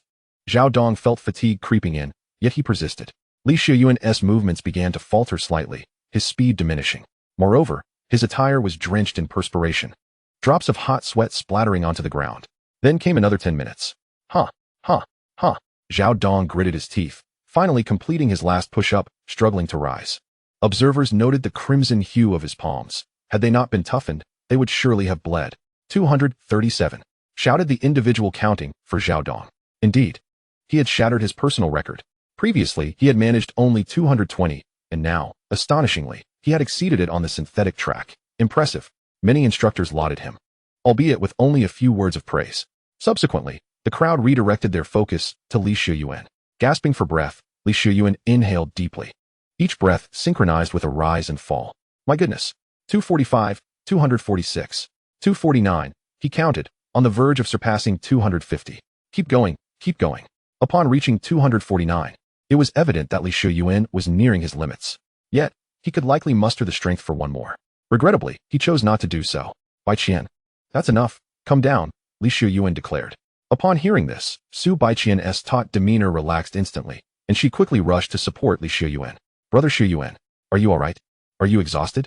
Her tone brimmed with concern, yet her gaze could not conceal the overwhelming admiration that threatened to spill over. As Su Baiqian helped him up, Xiuyuan found himself at a loss for words. Exhausted? Was it not evident from his appearance? Nonetheless, men can be stubborn at times. If you can see it but say nothing, I have no objections, but if you ask, then of course, I'm fine. I'm all right, still manageable, he replied, glancing at the visibly pale Zhao Dong not far away. Instructor Zhao Dong, I concede. 249 is just a fraction more than you managed. As for the number 250, I shall refrain from pursuing it, lest you accuse me of belittling you or disrespecting you. Upon hearing this, the corners of Zhao Dong's mouth twitched violently. What the hell? Was he really using the number 250 to humiliate him, to show disrespect? Xiuyuan, with a person on his back, had still managed to outperform him. This was a severe slap to his face. There was no corner of his pride left untouched. Gao Sueki, your squad has indeed produced a remarkable talent. I find myself utterly inadequate. Zhao Dong turned to Gao Sueki, uttered a single sentence, and then, overwhelmed with shame, departed without another word. As the saying goes, why must we have both you and Liang? His newly set personal record was indeed commendable, but he had the misfortune of encountering the anomaly that was Xiuyuan. At this moment, Gao Sueki stood frozen, unable to fathom that the events unfolding before her were indeed real. Boom. Just then, the atmosphere in the venue erupted into excitement. What the hell? Is Xiuyuan a deity? This is simply miraculous. With a person on his back, he completed 249 push-ups on the synthetic track, defeating the elite of the troops? This is unreal. The crowd was astounded. This guy has truly shattered the limits. He has certainly secured preferential mate selection rights for the next 4 years. That's nonsense. The man is handsome, wealthy, arrived on the first day of school in a Mercedes E-Class, boasts an impressive physique, and stands at 185 centimeters. With such attributes, even without this feat, every girl in the school would already be vying for him. What need is there for preferential selection rights? True, you make a valid point. Damn, it's truly enviable. Sometimes it feels as though the gap between people is greater than that between humans and dogs. At this juncture, Xiuyuan rubbed his reddened palms and slowly approached Gao Sueki. Instructor Gao, what do you say? Shouldn't you admit defeat? Upon hearing this, Gao Sueki finally snapped out of her stupor. Her brows knitted tightly, her expression rife with reluctance. I must concede, you have indeed exceeded my expectations. However, in my eyes, you remain a troublemaker. In the military, no matter how capable one may be, if one does not conform to discipline, it is equally unacceptable. Go rest for a while, and then return for more training. No slacking off. With that, Gao Sueki snorted coldly and turned to leave. Xiuyuan. He had remarked on how stubborn men could be, yet he had not anticipated that women could be even more so. Xiuyuan's recent competition indeed stirred quite a tempest. Yet within the solemn atmosphere of military training, it was swiftly dispersed. A day passed in the blink of an eye, and as afternoon fell and the training concluded, the crowd disbanded. At that moment, Xiuyuan was with Zhou Hui, 2 others, and Su Baiqian, intending to dine together. Suddenly, he was called over by Gao Sueki. Hey, Xiuyuan, Gao Sueki exclaimed as she approached him. What is it? Xiuyuan inquired, frowning. After a brief hesitation, Gao Sueki finally spoke. Xiuyuan, I apologize for what happened earlier today. I've reflected upon my actions and realized I too have faults. I can be quite demanding and struggle to express myself. How about I treat you to dinner tonight as a gesture of goodwill? After all, we will be spending the next 2 weeks together. Chapter 33. Are you trying to drug me? Upon hearing this, Zhou Hui, the others, and Su Baiqian were momentarily taken aback. Instructor Gao, it seems we misunderstood you. We didn't expect you to be so accommodating, Chen Kai remarked first. Zhou Hui and the others nodded in agreement. At this moment, Su Baiqian smiled and said, Brother Xiuyuan, you should go. It's best to turn hostility into harmony. I'll head back and wait for you. Thus, soon only Xiuyuan and Gao Sueki remained. What do you say? Shall we go? Gao Sueki asked. Xiuyuan pondered for a moment before nodding. All right, let us go. There was no need to refuse such an invitation. Firstly, holding a grudge seemed futile. Secondly, Xiuyuan was curious to discern Gao Sueki's true intentions. All right, I'll change my clothes. Wait for me, she said. Before long, Gao Sueki joined Xiuyuan in his Mercedes E-Class, which had recently been retrieved from the vehicle management office after being towed. The new car had been wrecked by Xiuyuan, leaving him with no choice but to drive the older model.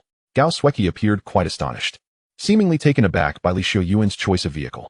This scene caught the attention of a few passing students. What is happening? Weren't these two at odds earlier? How did they end up in the same car? One exclaimed, wow, having money is certainly advantageous. She's already won over the instructor. Another scoffed, such a hypocrite. Claims to treat everyone equally, regardless of background. Yet this is the reality. I must say, the instructor's physique is quite tempting. Imagine the thrill of a touch while driving. It would be delightful. If only I had a Mercedes too. Everyone was filled with envy. Soon, Xiuyuan took Gao Sueki to a Retaliation restaurant. Xiuyuan, the instructor invites you to dinner, and you choose this place? Gao Sueki remarked, surprised. The average expenditure at Retaliation in Shanghai is around 300 yuan per person, which is not insignificant, but Gao Sueki had anticipated a more upscale venue. This will suffice, Xiuyuan replied curtly. It wasn't an attempt to save Gao Sueki money. Rather, he had just discussed dining at Retaliation with his roommates. Moreover, he had scarcely dined there in his previous life, especially at the renowned Retaliation in Shanghai, making this opportunity too tempting to resist. All right, but let me make it clear, don't skimp on the meal. I'm here to make amends. She insisted as she followed him into the restaurant. Just get on with it. Hurry up, I'm starving, Xiuyuan said after placing their order, handing the menu back to the waiter. Certainly, sir, please hold on a moment. The waiter replied with a nod before heading towards the kitchen. Seated across from Xiuyuan, Gao Sueki chuckled lightly. Xiuyuan, I must say, upon closer inspection, you are quite cool, both in appearance and demeanor. Ignoring her flattery, Xiuyuan replied nonchalantly. Just mineral water for me. Gao Sueki nodded, albeit reluctantly, before getting up to fetch the drinks. 2 minutes later, she returned with 2 identical bottles of Baiqian water. She opened one and poured it into Xiuyuan's cup.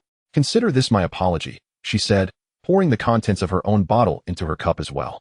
Raising her glass, she looked at Xiuyuan. Shall we drink to our newfound peace? Xiuyuan, not suspecting anything amiss, took his cup and drank it all in one go. You're quite something, Gao Sueki remarked, her hand hesitating midair as she too drank. Afterward, a silence enveloped them, both lost in their thoughts. It was not until the waiter arrived with their dishes that Xiuyuan suddenly felt something amiss. A buzzing sensation enveloped his head, and his body began to sway uncontrollably. Sir, are you all right? The serving staff noticed Xiuyuan's distress as he nearly collapsed into the hot pot. Xiuyuan, Gao Sueki exclaimed, equally alarmed. At that moment, a notification resonated in Xiuyuan's mind. Ding! Host has ingested a sedative. Once incapacitated, who knows what will unfold? This is entirely inconsistent with the theme of reckless abandon, thus the effects will be neutralized. Furthermore, from this moment forth, the host gains absolute resistance to sedatives. In an instant, clarity washed over Xiuyuan, and the dizziness vanished. What is the meaning of this? Xiuyuan pondered, furrowing his brow. He had only consumed the water Gao Sueki provided, so she must have orchestrated this. It was time to turn the tables and investigate. With the system at his disposal, he felt no fear. Thus, he discreetly activated the recording function on his phone while pretending to be dazed, resting his head on the table. What followed was Gao Sueki's explanations to the waiter. After about 10 minutes, Xiuyuan felt himself being lifted and unceremoniously tossed into a vehicle, accompanied by the voices of several men urging one another to hurry. Before long, he found himself thrown onto a soft bed. Then, he heard Gao Sueki's voice. Quick, take a picture for evidence. As she drew closer, he could feel her breath against him. Suddenly, she seemed to grasp his hand, placing it on something soft and elastic. Ah, Gao Sueki gasped. What are you all waiting for? Click. Got it. Now let us scrape some skin flakes off him. That should suffice for evidence. The accusation of attempting to drug and assault a female officer was severe enough to imprison him for life. After that, several individuals gradually exited the room. Once they left, Xiuyuan opened his eyes and turned off the recording function on his phone. What are they planning? To frame me? He murmured to himself, furrowing his brow. Is it because I embarrassed her during military training that they would resort to this? One had to admit, this scheme was remarkably insidious. Should anyone else have been in their place, the outcome would have been dire. Alas, they encountered Xiuyuan. Little did they fathom that Xiuyuan possessed a system that rendered him immune to the effects of the drug, and he had even recorded evidence on his phone. So this is how you wish to play, is it? Heh, very well. I shall observe what you truly have up your sleeves. With that, Xiuyuan placed a call to Su Baiqian. Baiqian, I want to be returning tonight. You rest well, and I shall see you at school tomorrow. Oh, okay. The following day, Xiuyuan drove back to school. Upon arriving at the playground, he discovered that nearly everyone was discussing him. Ignoring them, he proceeded directly to the assembly point for the 7th company. Strange, why hasn't Instructor Gao arrived yet? Damn, I saw her get into a car with Xiuyuan yesterday. I'm so envious. Is that true? Wow, money really does allow one to do as they please. Having a campus beauty as a girlfriend isn't enough. He even seduced the instructor. Unbelievable. Numerous rumors circulated within the 7th company. Hey, just then, the loudspeaker on the playground crackled to life, and the voice of Lu Changjia resonated through the air. All new recruits participating in military training, please assemble at the podium.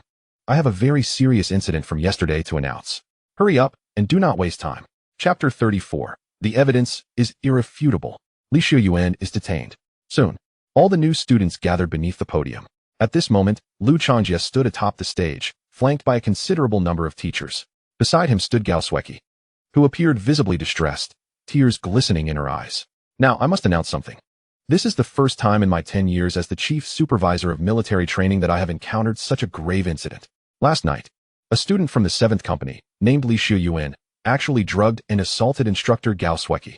The evidence is irrefutable. Xiuyuan, come up here. Boom. This declaration struck the students like a thunderclap, igniting a wave of shock. What the hell? Drugging and assaulting an instructor? Is this even happening in our country? Especially bewildered were Xiuyuan's roommates. Zhou Hui looked at Xiuyuan in disbelief. Brother Yuan, this can't be true. Bang. At that moment, Chun Kai delivered a sharp knock to Zhou Hui's head. You idiot. How can you even ask that? Sure, Instructor Gao is decent looking. But can she compare to our sister-in-law? Plus, she is so much older. If Brother Yuan wanted her, would he need to resort to such underhanded means? Just flash some cash, and any woman would come running. Lu Tong nodded in agreement. Yes, I believe in Brother Yuan. There must be a misunderstanding here. Meanwhile, Xiuyuan remained composed. It's all right, stay calm. Everything is under my control. With those words, he slowly ascended the stage. Below, the 3rd company, where Su Baiqian was, erupted in chaos as well, especially those who had recently forged a bond with her. Oh my, Baiqian, what is happening? Xiuyuan should be your boyfriend, right? Damn, I just remembered, Xiuyuan did indeed drive off with Instructor Gao last night. Oh my, that scoundrel. With a delicate wife like Baiqian at home, he still goes off to cheat? And it's even an assault? How shameless. The crowd sympathized with Su Baiqian, but discerning eyes could see their schadenfreude. Only Su Baiqian furrowed her brows tightly, muttering to herself, this can't be true. This incident is fabricated. Because if my brother Xiuyuan had done such a thing, Instructor Gao would never be standing there. She would be unable to get out of bed. Su Baiqian held absolute confidence in this matter. Meanwhile, on stage, Lu Changjia regarded Xiuyuan, who was calmly walking up. Xiuyuan, yesterday, Instructor Gao went out to dinner with you in a spirit of reconciliation. Yet, you, petty and vindictive, drugged her, rendered her unconscious, and then humiliated her at a hotel. Am I correct? Upon hearing this, Xiuyuan merely smirked. Correct? Isn't that up to you to decide? Lu Changjia narrowed his eyes at this response and turned to Gao Sueki. Gao Sueki, you speak. Gao Sueki, upon hearing this, stifled a sob before taking the microphone. What Colonel Lu said is true. I was indeed. She faltered, overcome with emotion. Then, she pulled out her phone and handed it to Lu Changjia. Colonel, please. Don't make me say more. It's too painful. The evidence is in my album. Let everyone see. Sob. Lu Changjia sighed and gently patted Gao Sueki's shoulder. All right, you've worked hard. Please go and calm down. I will ensure this matter is resolved. With that, Lu Changjia opened the phone's photo album. Instantly, his fury ignited. The images captured from last night were displayed. Lu Changjia projected the photos onto the large screen at the podium. In the next moment, all the new students gasped in shock. The image depicted a man pinning a woman down, his hand inappropriately placed, while the woman had her eyes closed, appearing dazed. The man's face was obscured, but based on his physique, hairstyle, and various features, it was almost certain to be Xiuyuan. The woman, without a doubt, was Gao Sueki. Xiuyuan, what else do you have to say? At this moment, Xiuyuan chuckled again, remaining silent. Humph. Not speaking is tantamount to acquiescence. Lu Changjia glared fiercely at Xiuyuan. You have made a grave error. I will be taking you to a military tribunal. With that, several instructors approached to apprehend Xiuyuan. Wait. At that moment, the principal, standing at the back, quickly intervened, casting a contemplative glance at Xiuyuan. He was most aware of Li Xiuyuan's status. He was the sole heir of the Li family, the son of Uncle Tai. Regardless of whether Li Xiuyuan had genuinely lost his mind to dare assault an active duty officer, if he did not intervene, Uncle Tai would undoubtedly voice his objections. Colonel Liu. While Li Xiuyuan may have erred, taking him directly to a military tribunal seems somewhat irregular. Please allow me to alert the police to conduct a thorough investigation before any decisions are made. Upon hearing this, Liu Changjia narrowed his eyes. What police? The evidence is irrefutable. What is there to investigate? Li Xiuyuan won't be giving you any money, will he? Why are you protecting him? Forget it, it doesn't matter.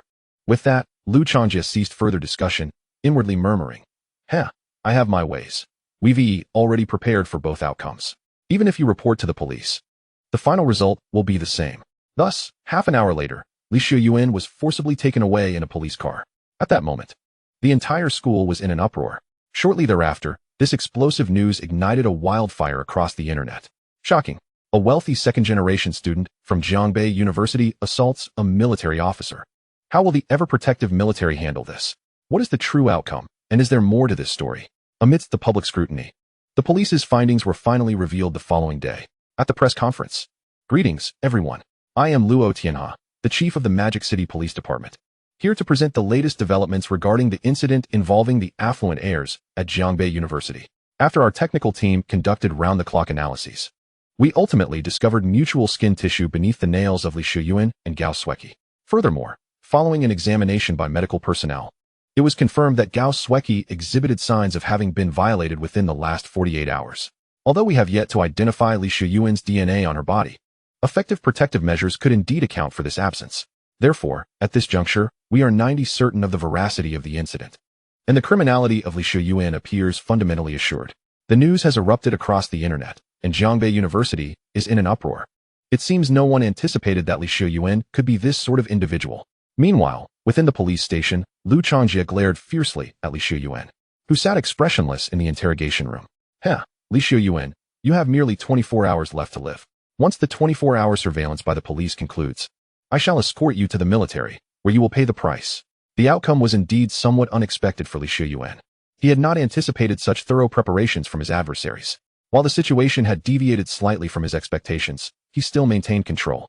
He possessed evidence that could potentially overturn the circumstances, but now was not the time to reveal it. He needed to ascertain who sought to harm him and the reasons behind such malevolence. Chapter 35. The Elder departs from the capital. In the top-floor office of the construction group, Li Kangtai and Wang Zihong gazed at the video displayed on the tablet brought by their secretary, both sighing heavily. Is he truly just a child? How could he fall prey to such lowly tactics? Li Kangtai lamented. Wang Zihong, filled with concern, inquired. Should I use my connections to extricate him? Li Kangtai shook his head in response. No need. The police have a 24-hour observation period. Let him endure some hardship during this time to learn a lesson. We shall discuss it afterward. Wang Zihong nodded in reluctant agreement. The secretary then exited with the tablet. Approximately 3 hours later, bang. As Li Kangtai and Wang Zihong were engrossed in their respective documents, the secretary suddenly kicked the door open. What is the matter? Li Kangtai frowned. The secretary, breathless and panicked, exclaimed, It's bad, Chairman. A grave situation has arisen. Wang Zihong looked up, pouring a glass of water and handing it to the secretary. Calm down and tell us what has happened. The secretary gulped down the water and replied. The old man has left the capital. What? Meanwhile, at the police station, Chief Luo Tianhe sat outside the interrogation room, contemplating as he observed Li Xiuyuan on the monitor. Just then, bang. The door of the interrogation room burst open, and a junior officer shouted, Chief, it's bad. A serious situation has arisen. Luo Tianhe was startled and furrowed his brow. What is it? What could possibly be more troublesome than the current situation? His frustration mounted as he recalled that the individual in custody was none other than the young heir of the construction group, the son of Tai Shu. This hot potato had landed on his lap. That night nearly turned his hair white. However, Luo Tianhe quickly regained his composure and sat down again. Speak. The junior officer swallowed hard, struggling to maintain his calm as he reported, Chief, an elderly gentleman has arrived at the police station. He is dressed in an old-fashioned military uniform, adorned with more medals than I have teeth. He claims to have learned of his grandson's foolishness and, feeling ashamed, wishes to turn himself in and requests that you use your gun to execute him. As he spoke, the junior officer handed a vintage Mauser pistol to Luo Tianhe. Luo Tianhe. As he received the pistol, a cold sweat broke out across Luo Tianhe's forehead. Quick, take me outside to see, he exclaimed anxiously. At that moment, Xiuyuan in the interrogation room heard the commotion and felt puzzled. Elderly gentleman? Grandson? Could it be? Before long, Luo Tianhe followed the junior officer outside the police station. There, an elderly man in an old military uniform sat on the steps. His slender frame and grizzled hair belied a straight-backed posture that exuded an unmistakable aura, one that certainly did not belong to an ordinary old man. "Good day, sir. I am Luo Tianhe, the chief of the police department," he said, feeling a chill as he approached. The elderly man turned and, in the next moment, revealed a hawk-like gaze, sharp and formidable. Luo Tianhe gasped, a wave of fear washing over him. This was the gaze of one who had seen the battlefield and taken lives. "Ah, young comrade, you seem rather anxious. There is no need for concern. My name is Leysuen. You may call me Oldly." The elder suddenly smiled warmly, his terrifying demeanor transforming into a welcoming one as he extended his hand. Luo Tianhe, seeing this, dared not hesitate and promptly shook his hand. Cold sweat continued to bead on his forehead as he forced a laugh. "Ahem, Mr. Li, I just heard from my subordinates that you wish to turn yourself in. May I ask where you are from?" Luo Tianhe fixed his gaze intently on Leysuen. Leysuen replied directly, "Oh, I hail from the capital. After arriving at the Magic City airport by plane, I walked straight here without pause." Luo Tianhe's eyes widened in disbelief. Good heavens, the worst-case scenario had come to pass. This venerable ancestor had journeyed from the capital.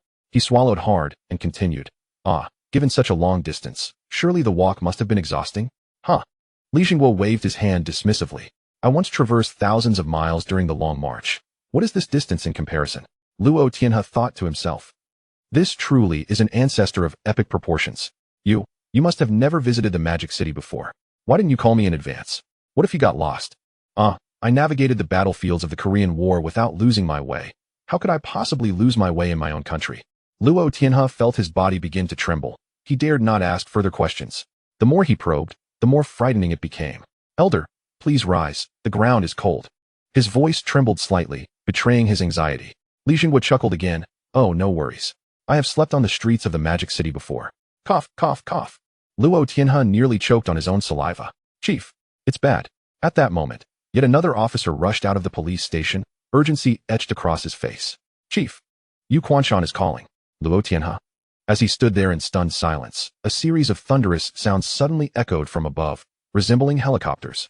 Luo Tianhe's eyes widened in shock as he looked into the distance, only to see a formation of armed helicopters approaching from the horizon. Meanwhile, on the road, several armored vehicles, infantry transporters, military trucks, and even tanks approached. At the forefront of this convoy was a military jeep, equipped with a large loudspeaker. At that moment, the loudspeaker proclaimed, "Warning, this is the first alert. The Magic City Police Department, you are now surrounded. Immediately retreat to a distance of 50 meters from the commander, or our forces will take coercive measures." Luo Tianhe's pupils constricted sharply. In the next instant, the entire police station was completely encircled, with all reporters excluded from access. "This is the second warning." The loudspeaker's menacing voice resounded once more. "Oh dear, enough already. Let us not make it difficult for them," sighed Leysuen, as he voluntarily stepped out from the 50-meter radius of the police station. Just then, Lu Changjia, who had been waiting in the police station's lounge for the end of his surveillance period, emerged. Upon seeing the large contingent of troops, he was momentarily taken aback. He approached a jeep, bewildered, and inquired, "Are you the station forces of Magic City? Who ordered your deployment? Why have I not received any notification?" The driver of the jeep, upon recognizing Lu Changjia's insignia, respectfully replied, "Colonel, this operation was personally ordered by the commander." "The commander?" Lu Changjia frowned at the mention. In the next moment, a middle-aged man in immaculate military attire descended from a vehicle behind the jeep. As soon as he appeared, all the soldiers immediately saluted in unison. Even Lu Changjia did the same, for emblazoned on his shoulders were a pair of gold leaves, accompanied by 3 stars. He was none other than the highest commander of the entire Magic City Military District, vice chairman of the Military Commission, commander of the military region, and a 3-star general of Longhua, Song Tianan. "Old chief, why have you come alone?" Song Tianan remarked as he approached. Chapter 36, All Shocked. Xiuyuan has an extraordinary backing. Upon hearing Song Tianan's words, many turned their curious gazes toward him. That elderly man, Leysuen, appeared merely as an ordinary elder. Yet, the medals adorning his chest hinted at a tale of his own. At that moment, Leysuen approached Song Tianan with a smile, saying, "Ah, it's you, little Song. What brings you here?" Boom. This statement struck like a thunderclap over everyone's heads. "Little Song? Who? Are you referring to their military district commander?" the highest military rank in Longhua, General Song Tian'an? And in the next instant, to everyone's astonishment, Song Tian'an indeed responded affirmatively. Old chief, you mentioned wanting to surrender. If I didn't come, the sky over Longhua might just collapse. Leysuen sighed upon hearing this. Alas, I have not been strict in my discipline. My descendant has committed acts against humanity, and I, this old bone, can no longer show my face in this world. At these words, Song Tian'an's brow furrowed deeply. He was aware of the recent transgressions committed by Li Jinghua's grandson, Li Xiuyuan. At this moment, he looked toward the police station. Who is the police chief? Upon hearing this, Chief Luo Tianhe stood at attention, reporting, Commander. It is I. Song Tian'an nodded. Very well, you may come forward alone. Yes, sir, Luo Tianhe responded, then jogged over with a posture more precise than anyone else's. Upon reaching Song Tian'an, he abruptly stood at attention, executing a military salute. The fluidity of his movements left no room for error, save for the slight protrusion of his belly, which seemed out of place. Greetings, Commander, Luo Tianhe exclaimed. This scene left the officers who had gathered to watch in utter bewilderment. Was this truly their chief, who was perpetually indulging in debauchery, frivolity, and neglecting his duties? This was more precise than soldiers who had served for 3 years. I ask you, Song Tian'an fixed his gaze on Luo Tianhe, speaking coolly. Have you reached a conclusion regarding the matter of the old chief's grandson, Li Xiuyuan? At this question, Luo Tianhe broke into a cold sweat. Should he confirm or deny? But in an instant, he realized he had misspoken, hastily correcting himself, reporting, Commander, we have not fully confirmed, but the probability exceeds 90%. Upon hearing this, Song Tian'an's displeasure was palpable. 90%? Comrade, your approach is exceedingly lax. What do you mean by not fully confirmed? Judicial proceedings are not a game of chance. Without irrefutable evidence, how can you condemn someone? Where is the rigor and authority of the law? Have you considered the political ramifications? Song Tian'an's authoritative tone sent a shiver down Luo Tianhe's spine. I apologize. Commander, this matter was not handled properly. Rest assured. Enough.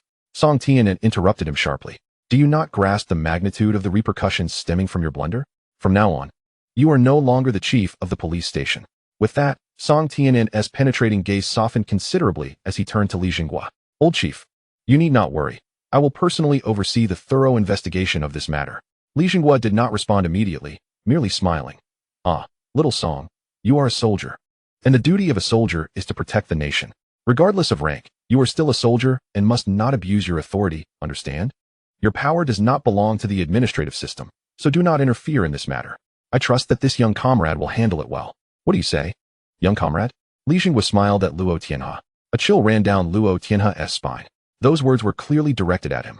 Moreover, while it was true that Song Tian'an lacked the authority to directly appoint or dismiss the police chief, one word from him could compel the government to eagerly comply. Very well, old chief, please trust me. I will ensure that Li Xiuyuan is exonerated. Li Jinghua simply shook his head at this. No, just conduct a normal investigation. If the outcome indeed aligns as you suspect, then execute both me and Li Xiuyuan.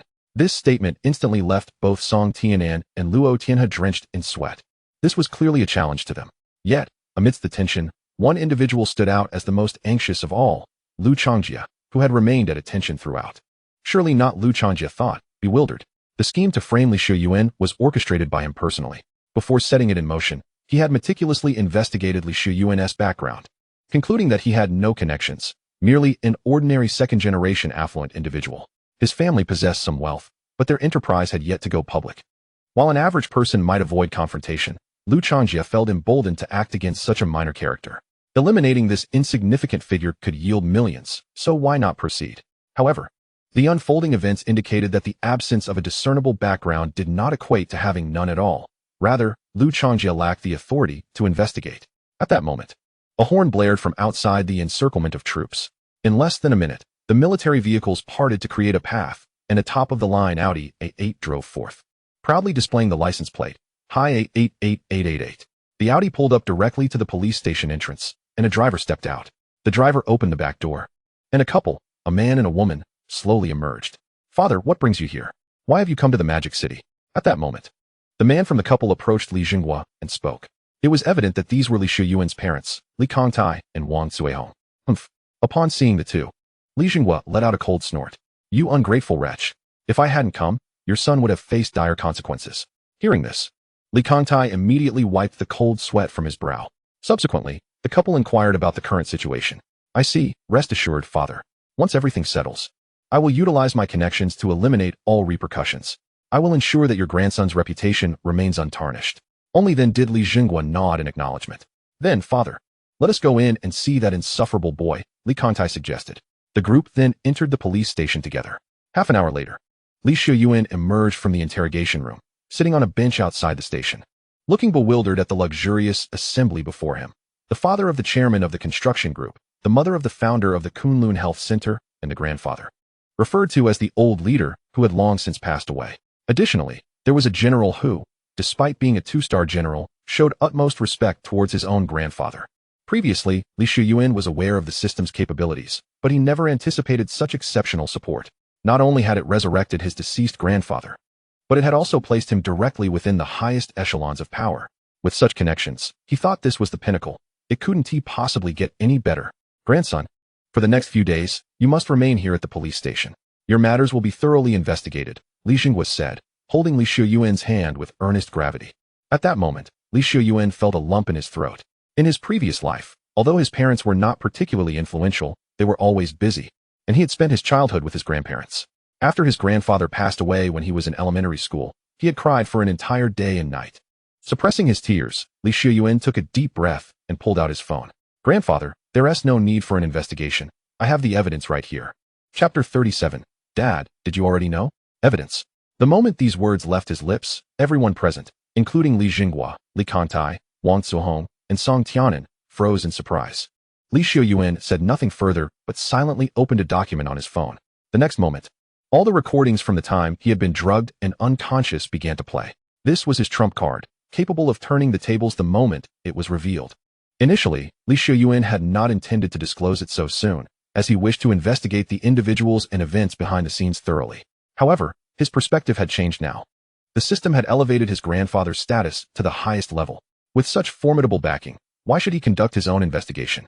Goodness, if I don't uncover the motives, objectives, and methods of those who conspired against me, I shall consider it a failure. After listening to the recordings, Li Jinghua and Song Tianan's brows furrowed simultaneously. In contrast, Li Kantai and Wang Zuhong displayed no signs of surprise. In fact, they even bore faint smiles. Xiuyuan, confused, asked, Mom, Dad, what is your reaction? Hee. Li Kantai chuckled lightly. You little rascal, I didn't expect you to have such a hidden card. Had I known, I wouldn't have bothered. Realization struck Xiuyuan, and he felt his mouth twitch. Dad, you're not implying that you knew about this all along, are you? Li Kantai sighed. Alas, son, do you truly not know who your father is? I dare say, within the bounds of the Magic City, there are few matters that escape my notice. Impressive. Xiuyuan thought silently, feeling a sense of admiration. At that moment, Song Tianan rested his chin on his hand. Ah, now it all makes sense. That soldier named Gao Sueki, humiliated by you during military training, devised this scheme to frame you. Upon hearing this, Li Kantai shook his head. General Song, it is not as straightforward as that. There are additional factors at play. As he spoke, Li Kantai turned to his secretary, signaling him discreetly. The secretary, understanding instantly, hurriedly retrieved a document from his briefcase and presented it respectfully to Song Tianan. Taking the document, Song Tianan opened it and began reviewing it alongside Li Jinghua. What? There is such a matter. After reading the document, Song Tianan's expression darkened with fury. He then turned to Li Jinghua with an apologetic face. Old leader, I am truly ashamed. Despite holding the rank of a general, I failed to detect the underhanded actions of those beneath me. I allowed them to engage in bribery and attempt to imprison innocent civilians. Rest assured, I will provide you with an explanation. With that, Song Tianan drew his service pistol, intending to execute Liu Changjia on the spot. Enough. Li Jinghua shot him a glare. Young Song, there are military regulations. We must adhere to protocol. Do not act impulsively. At these words, Song Tianan looked abashed and quickly holstered his weapon. Yes, Commander, your teachings remain etched in my heart. Please be assured that I will handle Liu Changjia and his accomplices with the utmost seriousness. I guarantee your satisfaction. Once this matter is resolved, I shall stand before you to apologize and willingly relinquish my position, entering military prison for self-reflection. From his words, Xiuyuan sensed no insincerity, only a profound respect. It was not merely for Li Jinghua's benefit. He was earnest. Subsequently, Song Tianan pressed the intercom. All units, arrest Colonel Liu Changjia and Lieutenant Gao Sueki on the spot. No errors allowed. Meanwhile, Li Kantai instructed his secretary. All right, since the truth has been unveiled, we can now commence sanctions against the Zheng family business. Within 12 hours, ensure that Zheng Dafei goes bankrupt, and within 24 hours, let his family be left destitute and homeless. Understood. The secretary nodded vigorously and hurried off to execute the orders. With that, the matter seemed to reach a conclusion. Li Xiuyuan stood in place, somewhat dazed. I seem to have misunderstood something. Li Xiuyuan finally recognized a crucial point. In this second life, the system aimed to allow him to enjoy a hedonistic existence. When faced with such framing or other difficulties, he should not have personally investigated or dealt with them. What he ought to do was to relax, to simply recline, and to let others resolve these troubles on his behalf. Indeed, with such powerful support, why should I exert myself? On the other side, Lu Changjie was being forcibly restrained on the ground by a dozen elite soldiers, his eyes bulging with rage. What are you doing? What do you want? Are you staging a coup? I am a colonel. Do you dare to arrest me? Do you believe I want to bring you before a military tribunal? Bang! In response to Lu Changjie's defiance, a cold rifle but struck his head, causing blood to gush forth and stars to dance before his eyes. Colonel, I apologize, but this is Commander Song's order, and we must comply. LV Changjie felt somewhat dazed. Yet his heart was overwhelmed with trepidation. From the moment he heard Li Jingguo refer to Song Tianan as Little Song, he had already begun to panic. He realized he had inadvertently provoked the wrath of the Jade Emperor. Later, when Li Xiuyuan's parents arrived in their Audi A8 adorned with a license plate of 5/8, his unease only intensified. After a moment of serious contemplation, he finally recalled the significance of Li Xiuyuan's identity. However, was there still time for regret? At this very moment, to the east of the police station, a throng of reporters found themselves encircled by soldiers, forbidden from taking photographs, recording audio, or even speaking, unable to leave. It was then that Li Kongtai made his appearance. Ah, dear friends from the press, surely you have your speculations regarding today's events. Indeed, this incident could become a sensational headline, but alas, you are not permitted to report freely. You must adhere to my directives. Certain matters pertain to the military, and the higher-ups do not wish for them to be disseminated. You wouldn't want to provoke the military's ire, would you? Afterward, grandson, there are many matters for your grandfather to attend to in Kyoto. Once the holiday arrives, do come to Kyoto to see your grandfather. As you command, grandfather. Following their final farewell, Li Jingguo boarded the military vehicle and departed. Thus, the case was conclusively resolved. Online, what should have been a burgeoning public outcry gradually reversed under the manipulation of unseen forces, achieving a delicate balance that neither exposed the military's misdeeds nor labeled Li Xiuyuan as a rapist. In the ensuing period, scandals involving several top domestic celebrities suddenly emerged, swiftly dominating the trending searches. Before long, the Li Xiuyuan case was quietly swept under the rug. Atop the Sky Garden International Hotel, in the presidential suite, Su Baiqian playfully pouted, indignantly striking Li Xiuyuan's chest. Xiuyuan Gu, you're incorrigible. Yet soon after, she laughed and nestled back into his embrace. Xiuyuan Gu, are you truly returning to military training tomorrow? Upon hearing this, Li Xiuyuan nodded. It had been 2 days since his release from detention, and by tomorrow, it would be the 5th day of military training. In fact, the president of Jiangbei University had previously informed Li Xiuyuan that he need not continue with the training, as the credits would be automatically awarded to him. However, before leaving, his grandfather, Li Jingguo, had emphasized the importance of military training, insisting that Li Xiuyuan take it seriously.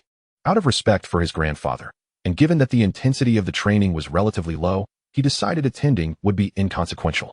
However, Su Baiqian hesitated. But you are currently under scrutiny. I fear your classmates may gossip.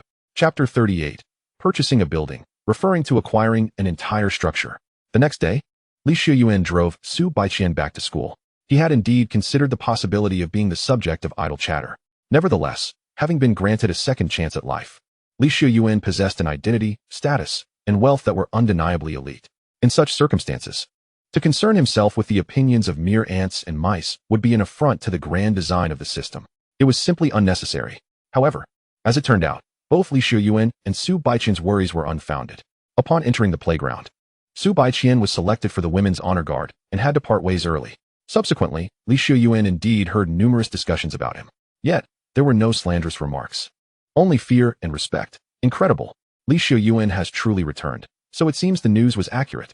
This fellow must have a formidable background, offending someone in the military.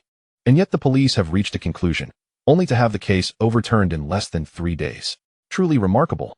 Have you noticed how public opinion is protecting him? Recently, searching for Li Xiuyuan yields no results online. Li Xiuyuan was indifferent to all this. Upon returning to the 7th company, he discovered that their instructor had changed.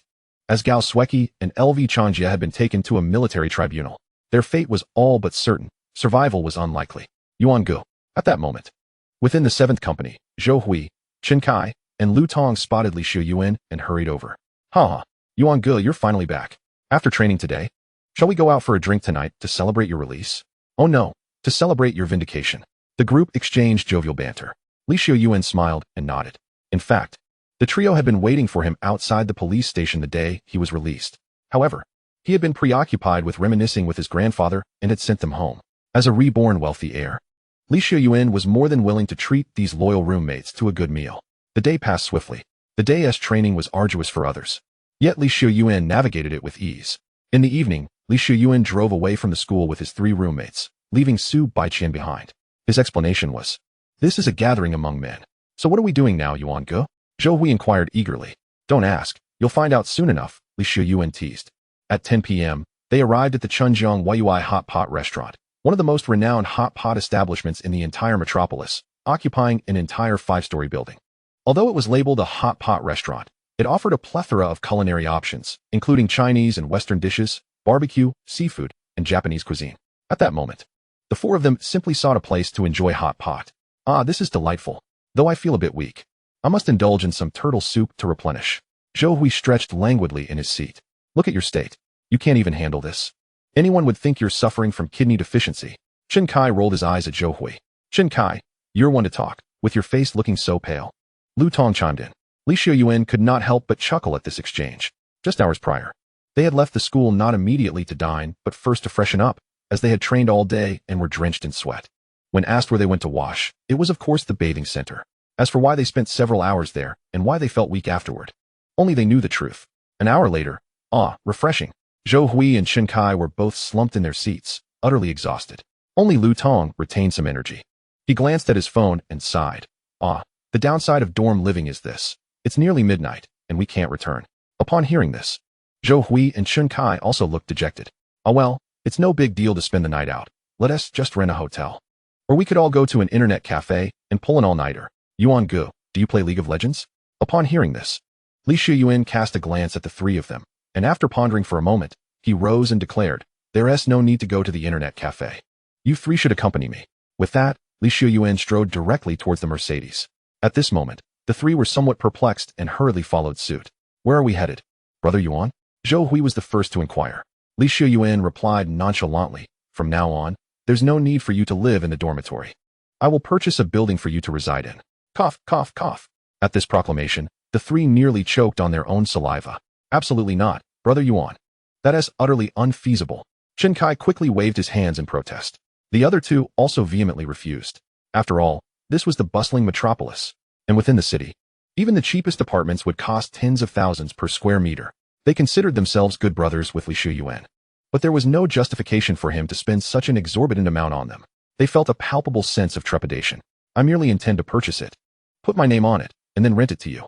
You'll just need to pay rent each month," Li Xiuyuan remarked, rolling his eyes at them. "Of course, since we are all brothers, I can give you a discount, 500 a month. How does that sound?" Truth be told, regardless of how close friends they were, they remained merely friends. The notion of Li Xiuyuan actually buying them a house was out of the question. After all, while Li Xiuyuan was wealthy, he was not irrational. However, renting to them at a low price, or perhaps lending it to them, was still a possibility.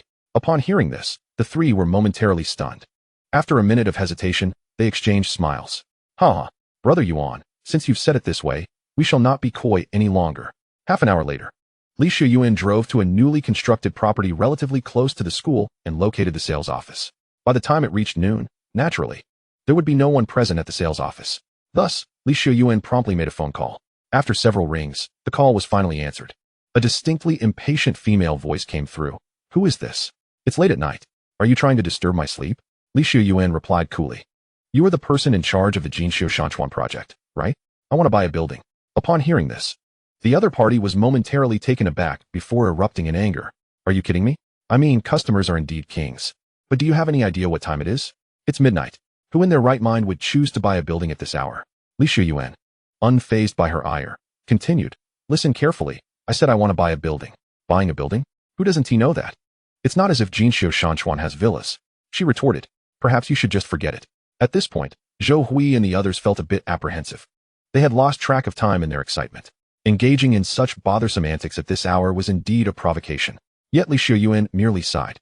When I say buy a building, I mean an entire one. I'll give you one last chance. If you don't come, I'll go by the one across the street. Chapter 39, Shallow Flowers, 1. 9 billion. Gulp. At 12:25 a.m., within the VIP room of the Jinxiu Shanchuan sales office, Tan Yeye, who had rushed over in the middle of the night, swallowed hard, though her throat still felt parched. Mr. Li, I would like to confirm once more that you were not jesting just now, correct? At that moment, Zhou Hui, Chen Kai, and Lu Tong, seated on the sofa, were also nervously fixated on Li Xiuyuan, eager to learn the answer. To buy a building, does that mean an entire one?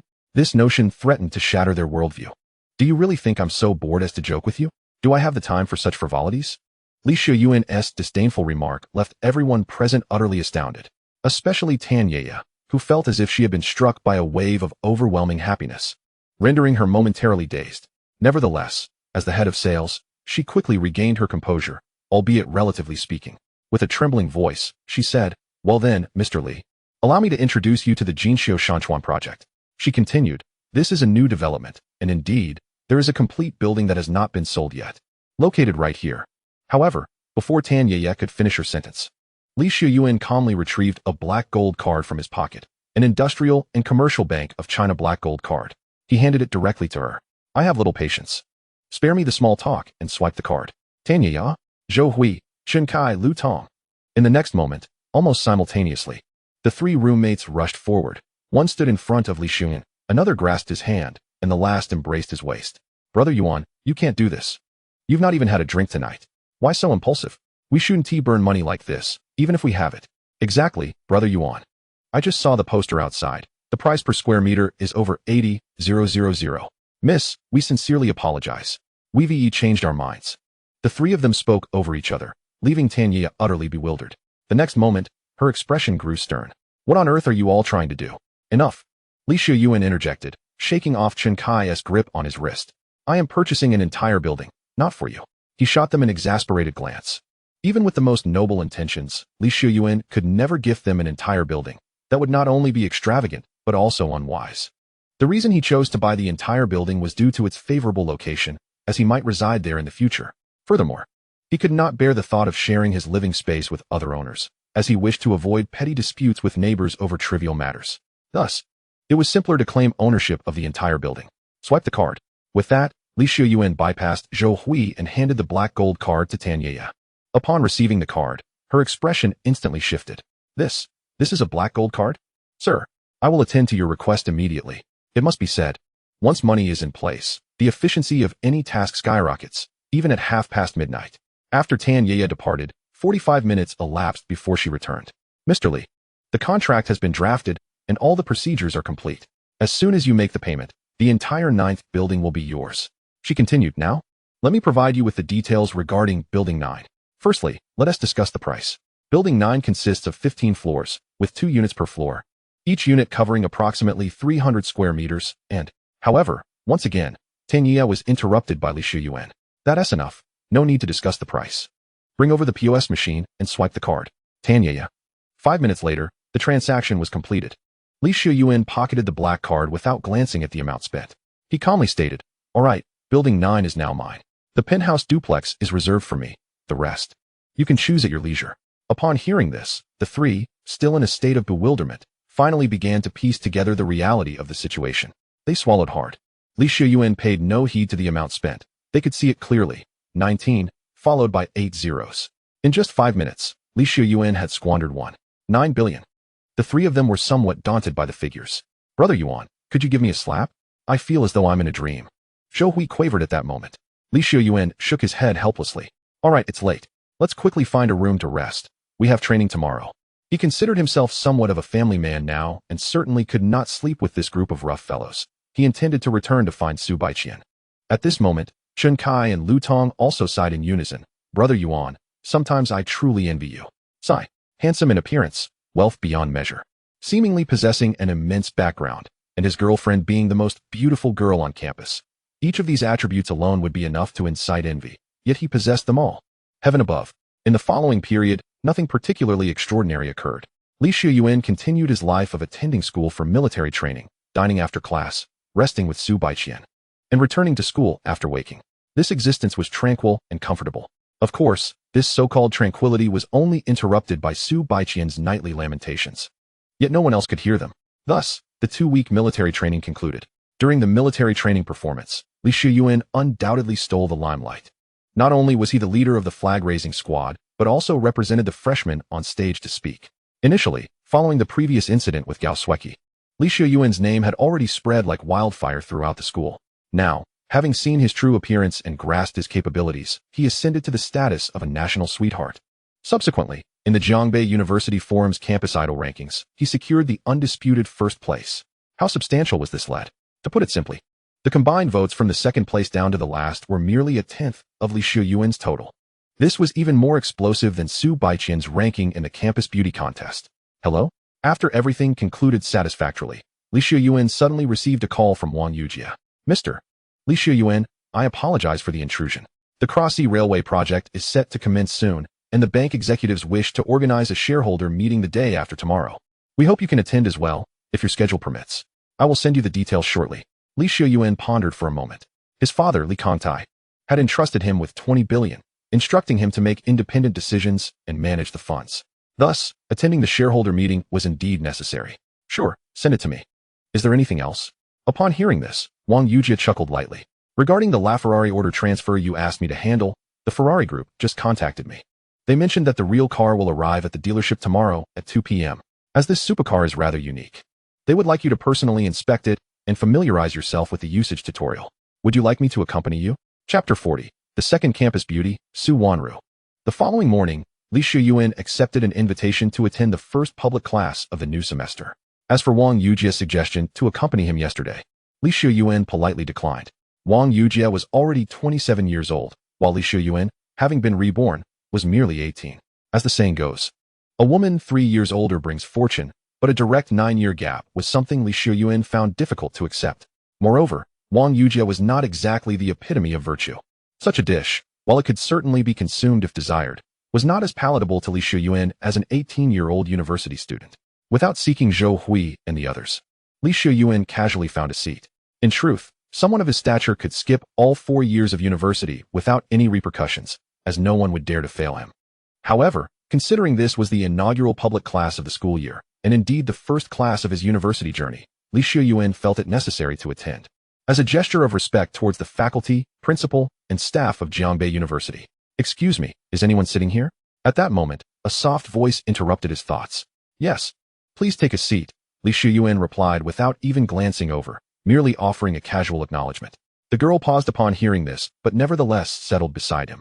Hi, Xiuyuan. Nice to meet you. As soon as she sat down, the girl placed her phone and bag on the desk, leaned over her bag, turned her profile towards Xiuyuan, and greeted him with a charming smile. Only then did Xiuyuan turn to look at her. Upon doing so, he recognized the girl, or rather, he had known her in his previous life. Her name was Su Wanru, a student from the music department. The reason for their acquaintance stemmed from Su Wanru being ranked second in the Jiangbei University Forum's campus beauty rankings, just after the first place Su Baiqian. Although the vote counts differed significantly, she was indeed acknowledged as the second most beautiful in the entire school. To be candid, her appearance was hardly inferior to Su Baiqian's. In fact, she possessed an even better figure. If Su Baiqian was a darling little junior, delicate and demure, evoking a sense of protectiveness, then Su Wanru was a vivacious, alluring beauty, exuding an entirely different style, yet equally captivating. Moreover, Su Wanru's appeal was arguably even more enchanting. Therefore, in the early stages of the rankings, her vote count was quite comparable to Su Baiqian's. Yet, the reason she ultimately fell behind remains known only to Xiuyuan at this juncture. In his previous life, Su Wanru bore an infamous nickname, Su the Sea King. As the name implies, she was quite adept at fishing. However, do not be misled into thinking that this allowed just anyone to approach her. One must be handsome and possess commendable attributes. If you were an average male student, even attempting to speak to her would earn you disdain. Nevertheless, these attributes alone were insufficient to cement her long-standing second-place status. The most critical factor was an incident during her sophomore year involving a wealthy second-generation student from the music department who exposed Su Wanru's scandal. This affluent youth had known Su Wanru for a year and had spent over 500,000 on her, believing he was her boyfriend. Yet one day, when he merely sought to hold her hand, he was met with a resounding slap. This rendered the wealthy second-generation student a laughingstock. From that moment on, Su Wanru acquired another moniker, the woman who cannot be won over, no matter the expense. Because of this, she was thoroughly eclipsed by Su Baiqian. While Su Baiqian appeared indifferent to men, she at least did not openly declare it, leaving an air of ambiguity. In contrast, Su Wanru made it abundantly clear, if you lack money, do not even think of approaching me. Even if you have money, do not expect to sleep with me. One was a figure everyone believed they had a chance with, while the other was one whom all knew was unattainable. It was evident which would garner more popularity. Xiuyuan, what is the matter? Su Wanru waved her hand in front of Xiuyuan's eyes. Only then did he realize he had been lost in thought for too long. Oh, it's nothing much. Did you need something from me? Su Wanru chuckled, promptly seizing the phone on the table to display the QR code. Hee, Xiuyuan, I bet you're unaware of your newfound fame on our school's confession wall. Your contact information has skyrocketed to $1,000. I like you too, but alas, I lack the funds, sob. However, today I consider myself fortunate to have crossed paths with you, and of course, I wish to get acquainted. As she spoke, Su Wanru adopted a pitiful demeanor, extending the phone towards him. Is that all right? I beg of you. This scene left Xiuyuan momentarily dumbfounded. Truly, she was deserving of her title as the Su Sea King. With such a charming approach, which man could withstand? Such a woman was undoubtedly perilous. Yet, despite his thoughts, Xiuyuan found himself scanning the QR code. It wasn't that he was unable to resist her sweet words wrapped in sugary charm. Rather, the allure of this peach, which no one in his previous life had tasted, or even had the privilege to taste, piqued his curiosity. Moreover, the so-called rich second generation who had failed to win her over with 500,000 had stirred his intrigue. He yearned to discover if there truly existed a woman in this world who could not be won over, regardless of the sum spent. Thank you, big brother. Su Wanru winked at Xiuyuan, then joyfully agreed. Are you free this afternoon? Xiuyuan inquired. Su Wanru hesitated for a moment, then covered her mouth with a soft laugh. Xiuyuan, you're quite forward. We've only just met, and you're already eager to ask me out? Besides, don't you have a girlfriend? Wouldn't she be upset if you went out with me? Xiuyuan frowned. Answer my question.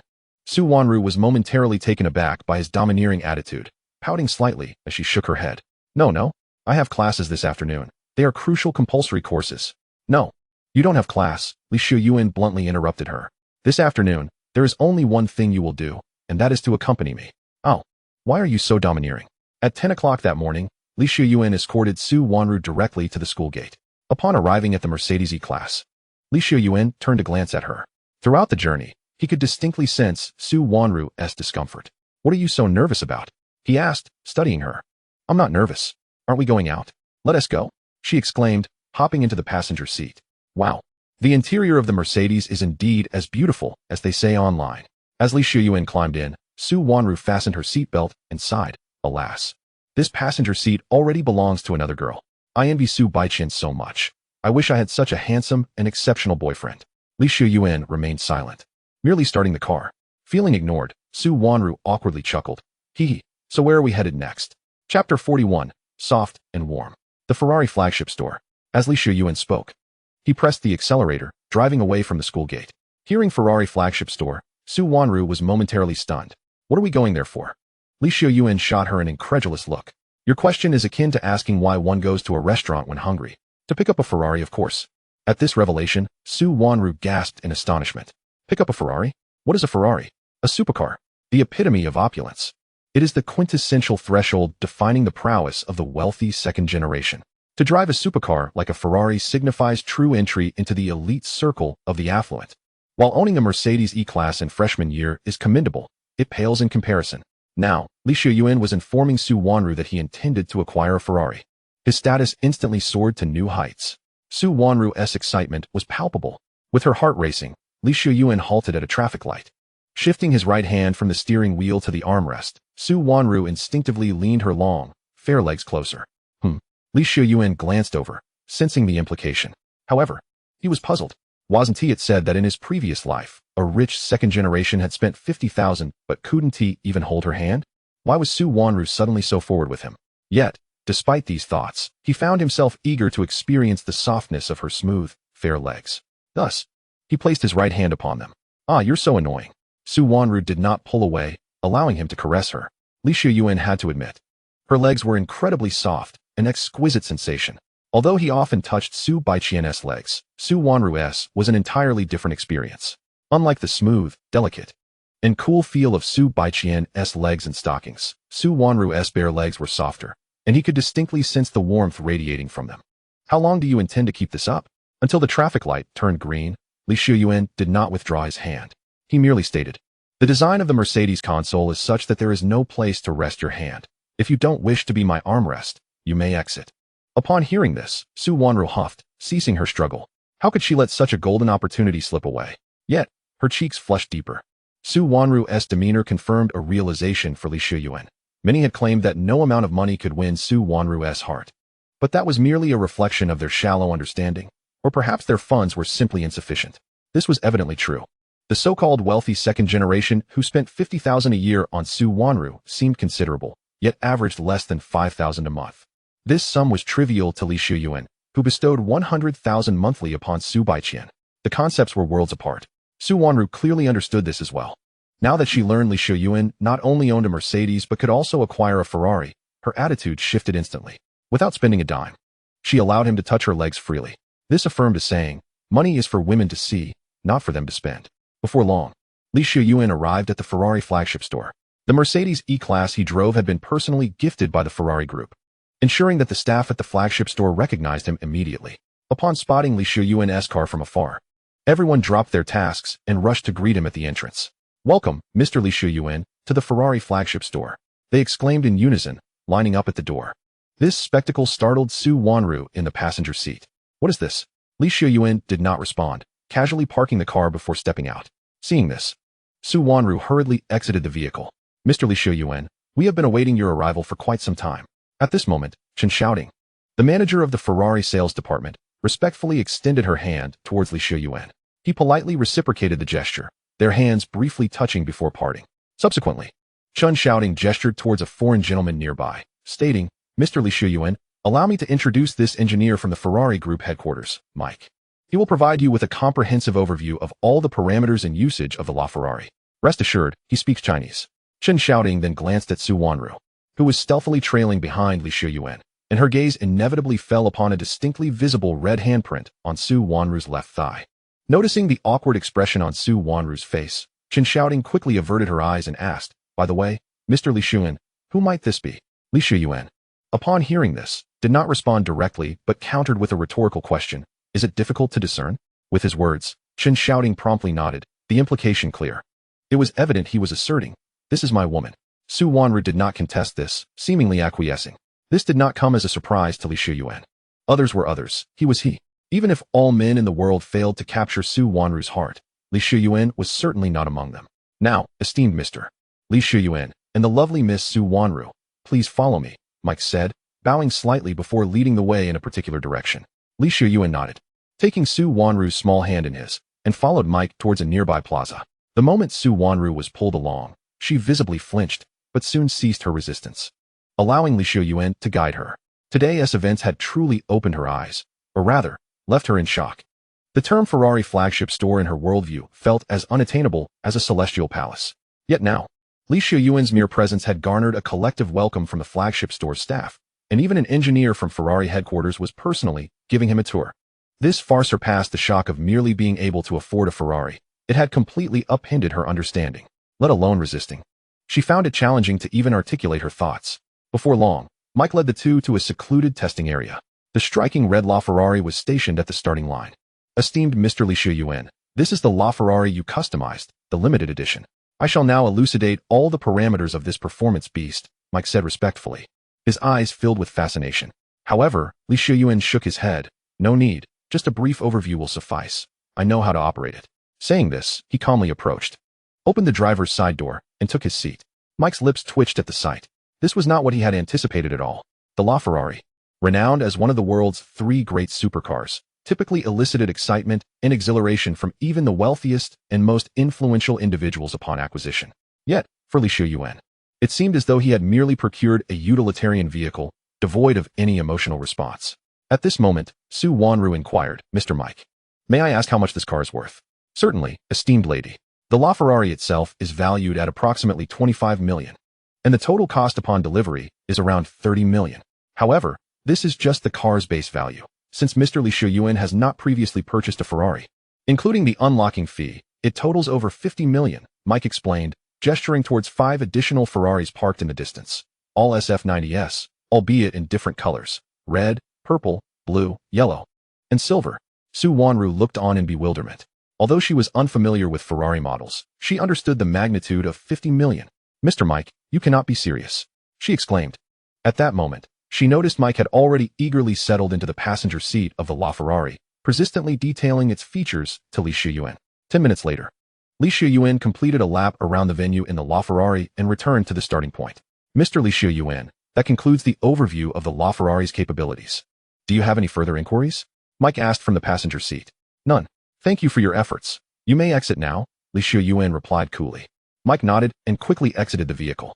Xiuyuan then turned to the dazed Su Wanru standing to the side. "Come on, it's time to go." Oh. Su Wanru hurriedly climbed into the car, her movements markedly different from when she had entered the Mercedes, now careful and tentative, as if fearful of causing any damage. After all, it was a 30 million vehicle. Even a scratch would be a lifetime's worth of savings for her. "So, where shall we head next?" Su Wanru's tone had softened. Xiuyuan replied directly, "Let's find a place to eat. I'm hungry. Then we can explore a bit. And I'll familiarize myself with this car." "Oh, okay." Just as Jiang Hao prepared to start the engine and drive away, Mike suddenly intercepted Xiuyuan. Xiuyuan frowned. "What is the matter? Is there something else?" Mike quickly explained, "Mr. Xiuyuan, since this is your first purchase of a supercar, I must advise you. Typically, supercars are not driven around casually like this. Although the LaFerrari cannot be casually resold, its value will depreciate with mileage. Based on past experiences, a LaFerrari valued at 30 million depreciates by over 4,000 yuan per kilometer. Therefore, it is customary to transport it via tow truck." Upon hearing this, Su Wanru in the passenger seat gasped in shock. "What? 4,000 per kilometer?" The next moment, she quickly tugged at Xiuyuan's arm. "Xiuyuan, perhaps we should reconsider driving this one. Those 5 over there seem quite nice too." Upon hearing their exchange, Xiuyuan frowned. "Why buy it if we're not going to drive it? Whether it's the LaFerrari or any other car, no matter how exorbitantly priced, they are merely means of transportation. Do I care about a bit of depreciation? What a joke. In this life, what I value least are matters related to money, let alone a 30 million LaFerrari. Even if I were to spend billions to create a pure gold sports car that depreciates 100,000 per kilometer, I wouldn't bat an eye." Xiuyuan's words left both Mike and Su Wanru momentarily speechless. What an example of wealth. Today, they truly witnessed the meaning of extravagance. Spending 50 million on a car was indeed astonishing, provoking awe and admiration. However, to be unfazed by a depreciation of 4,000 yuan per kilometer presented an entirely different concept. Soon, amidst the respectful send-off from the flagship store staff, Xiuyuan departed.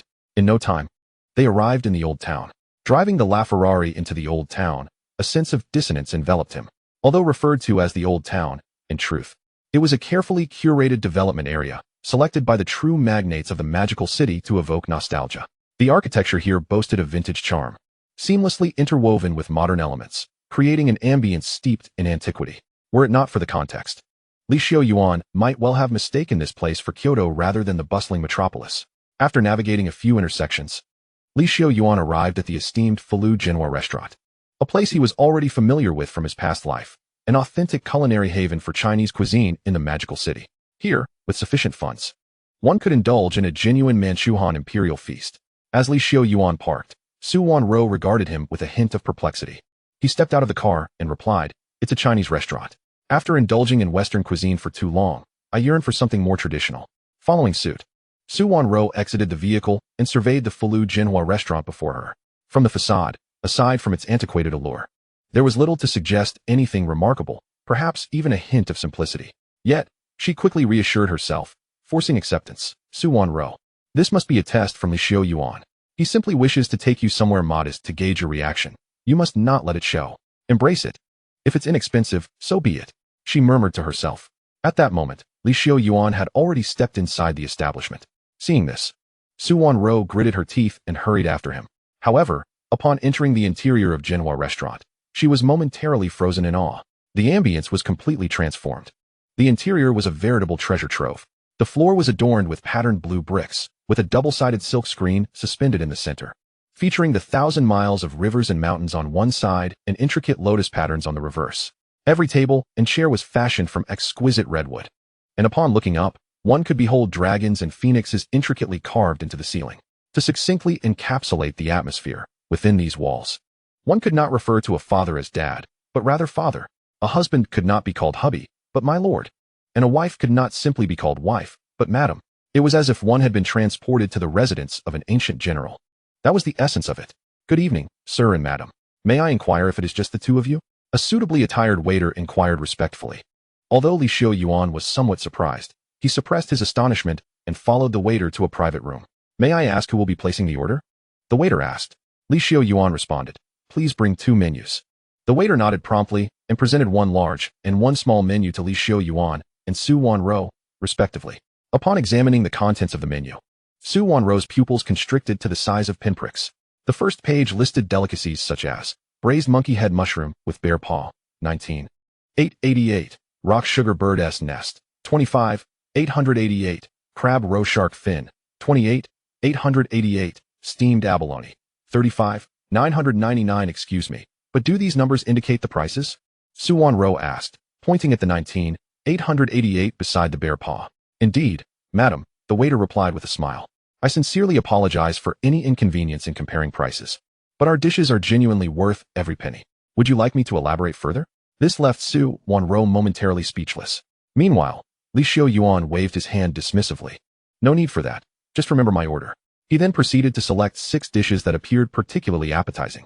Ultimately, the total for these 6 dishes amounted to 170,000, prompting Su Wanro to exclaim in disbelief. However, Xiuyuan remained unfazed. In his previous life, even a bill of 1,700 for 6 dishes would have sent him into a tailspin.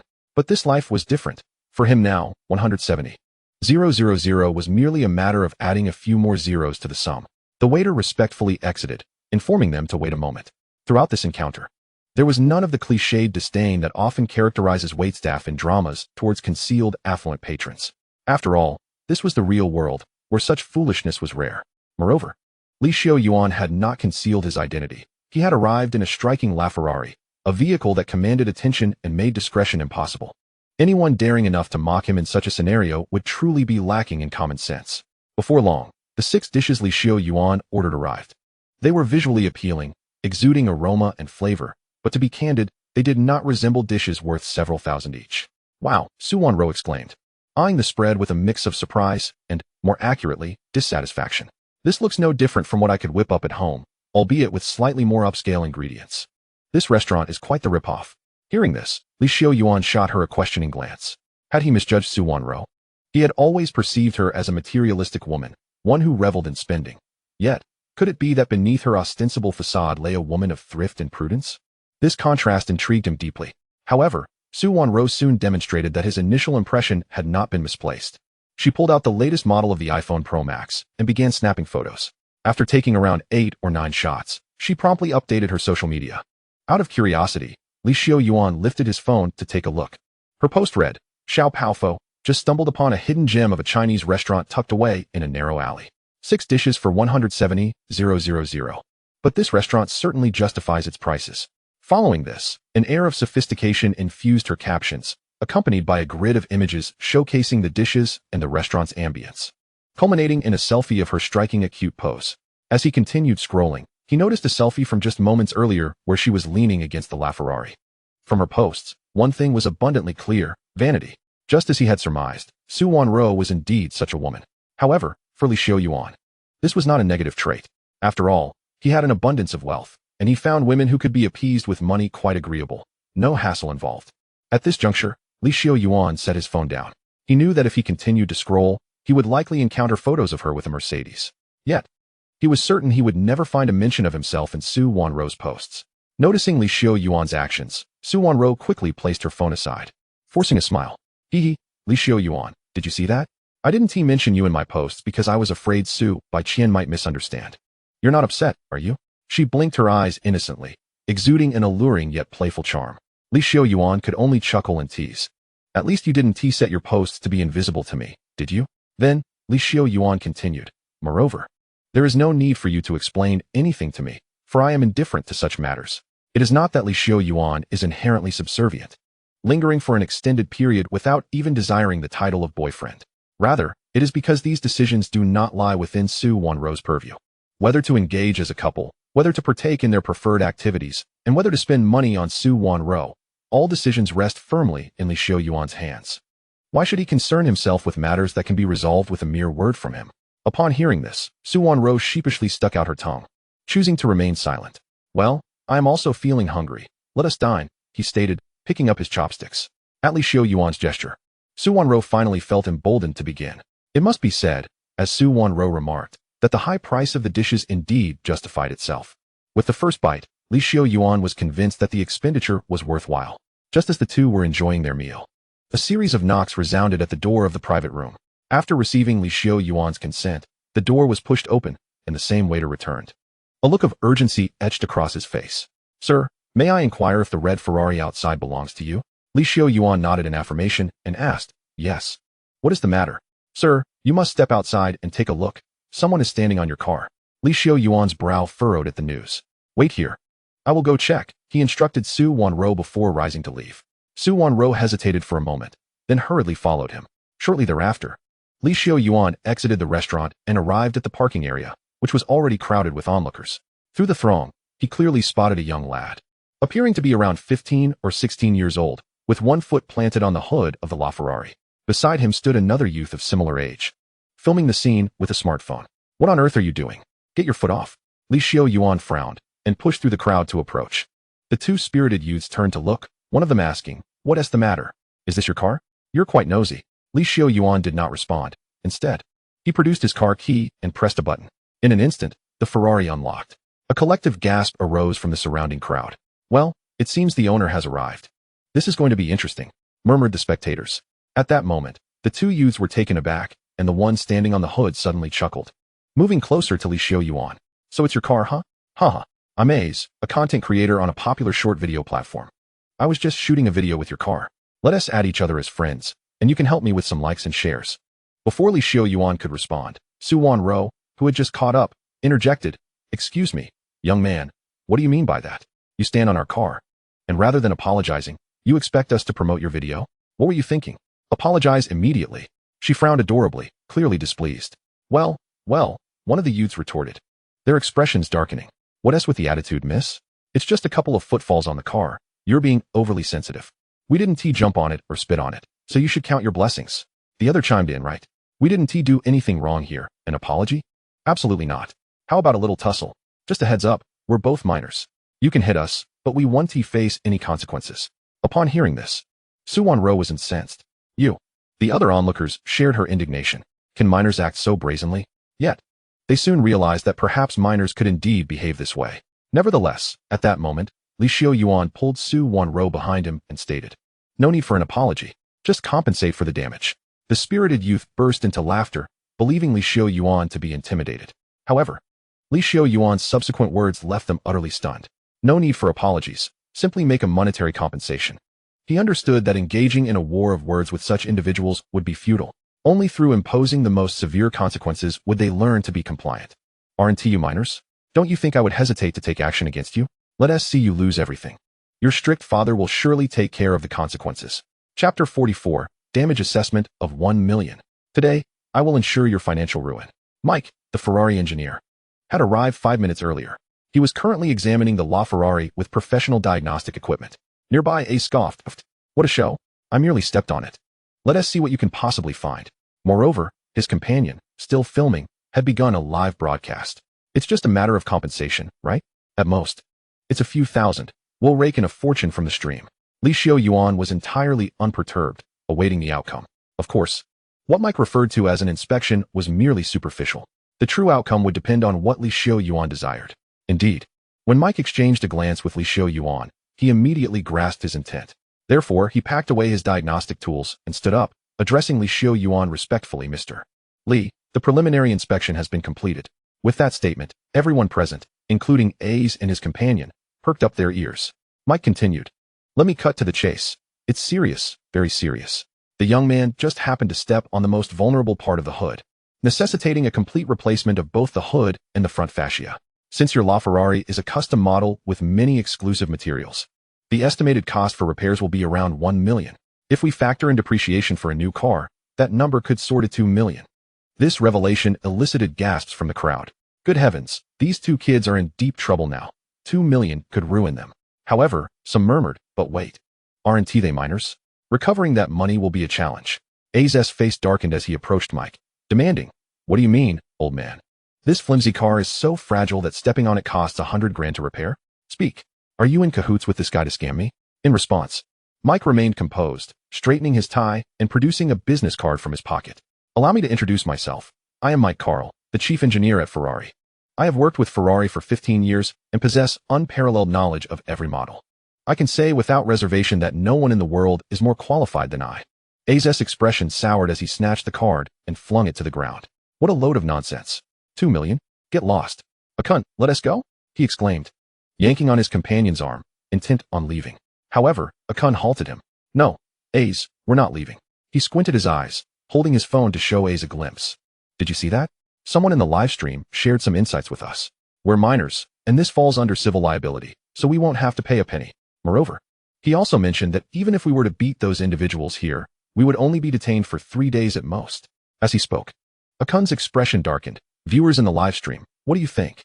Those who support the host in confronting them, let's boost the popularity and shower some gifts. Send a rocket, and the host will knock out one of their teeth. Send 2 rockets, and the host will do a buy one get one free deal, knocking out 3 of their teeth." However, as soon as these words left his mouth, Mike chuckled. "Young man, what you just said is indeed correct, but it contains loopholes. Let me clarify. Although you are minors, if your guardians are adults, they will be responsible for the compensation. Furthermore, even if you have no parents, once you come of age, the accountability will still follow you. According to the laws of your dragon country, if this 1 million cannot be provided, imprisonment is inevitable, at least 8 years, I believe." Hearing this, A's and Akun's bodies stiffened instantly. At that moment, the strategist in the live stream also replied, "Oh my, I forgot you have family, and forgot you might actually reach adulthood. I'm off." He then exited the live stream. A's and Akun. At that moment, they were thrown into a state of panic. "Why isn't the minor protection law effective?" A's gulped audibly. "Don't be so arrogant. Just wait, I'll call my brother." Saying this, he hurriedly dialed a number. Xiuyuan did not stop him. Thus, a little over 10 minutes later, a Range Rover rolled up, and a man in his 20s emerged, dressed in a short sleeve, bearing a striking resemblance to A's. With dragon and tiger tattoos adorning his body, he appeared quite formidable. "What's going on, brother?" A's rushed toward the man, recounting the entire incident in detail. Upon hearing this, the man furrowed his brow and slowly approached Xiuyuan. "Hello, brother. I'm Wu Xiaoyu, the elder brother of Wu Xiaoza. Our parents are no longer with us, so I am also his guardian." "P.S. Just a child. Your actions seem rather unsportsmanlike. Don't you think?" He then glanced at the LaFerrari nearby. "You can drive this car, you must have some strength and means, but even with a LaFerrari, you shouldn't demand such a hefty compensation. I see no significant damage. How about this? I'll give you 100,000, and we'll consider the matter settled." Upon hearing this, Xiuyuan merely smiled. "Haha, I'm driving this car. Do you think I lack your 100,000? In fact, not to mention 100,000. Even 1 million is trivial to me, as is 2 million. What I desire is for this little brat to be completely destitute. Then let him sit in jail and learn a lesson. So, what exactly do you want?" Wu Xiaoyu frowned. "I can certainly come up with 1 million. But we're all car enthusiasts here. There's no need to escalate the situation this much, right? Can't we each take a step back and reach a reconciliation?" Xiuyuan replied directly, "I will pursue this matter to the end, until I send you all into an institution for further education, nothing less." Upon hearing this, Wu Xiaoyu's lips twitched. "All right, very well. It seems you have no intention of showing me, Wu Xiaoyu, any respect. I've given you my name, and yet you still act this way. You truly are something." Akun, shut down the live stream. Wu Xiaoyu turned to the one operating the live stream. Akun nodded eagerly, excitement coursing through him. It seemed this elder brother was serious. "What are you doing?" "I'm calling the police." At this moment, Su Wanru raised her phone to start recording. "I warn you, we live in a society governed by law. Do you really want to resort to violence?" "Violence." At this, Wu Xiaoyu sneered. "Sister, you misunderstand. In this world, it's not about who can fight. Fighting is of little use. It's about power and connections. My favorite tactic is to intimidate with force." As he spoke, Wu Xiaoyu took out his phone and made a call. "Hello? Uncle Du, it's me, Xiaoyu. I'm in the old city and have run into some trouble. Could you come help me settle this?" As those around him heard Wu Xiaoyu's words, some finally began to react. "Oh, I remember this Range Rover. It's the car from Feifong KTV. No way. Feifong KTV?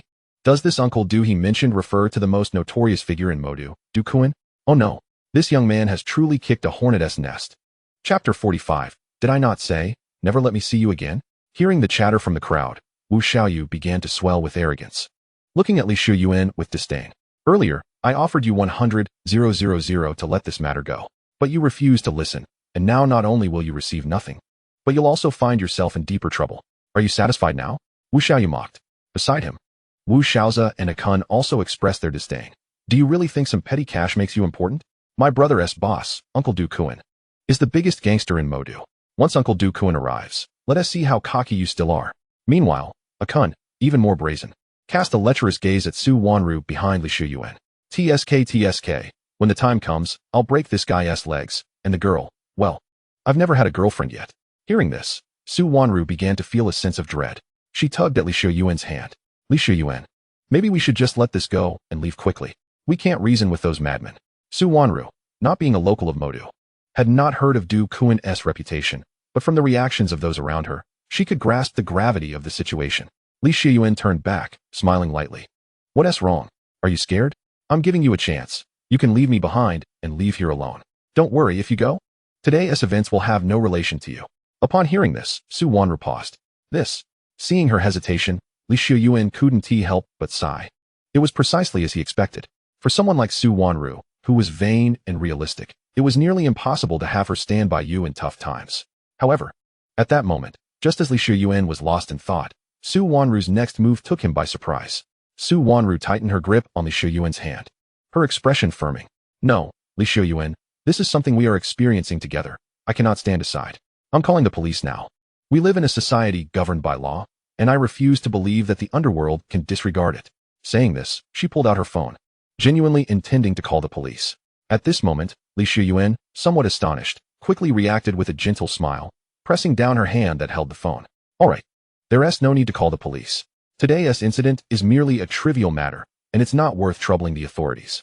Rest assured, I can handle it. Upon hearing this, not only was Su Wanru taken aback, but the others around them also began to murmur among themselves. My goodness. It is quite a first to encounter someone so audacious, daring to claim they can handle matters concerning Du Kuan. This young man, he must possess some formidable connections. No doubt about it. Surely, such a statement could only be conceived by someone lacking in judgment. Can one truly believe that someone driving a Lamborghini lacks influence? Alas, I recently heard that Du Kuan had the audacity to strike the girlfriend of Chu Yufei, the heir of the Chu family, rendering her a mere vegetable.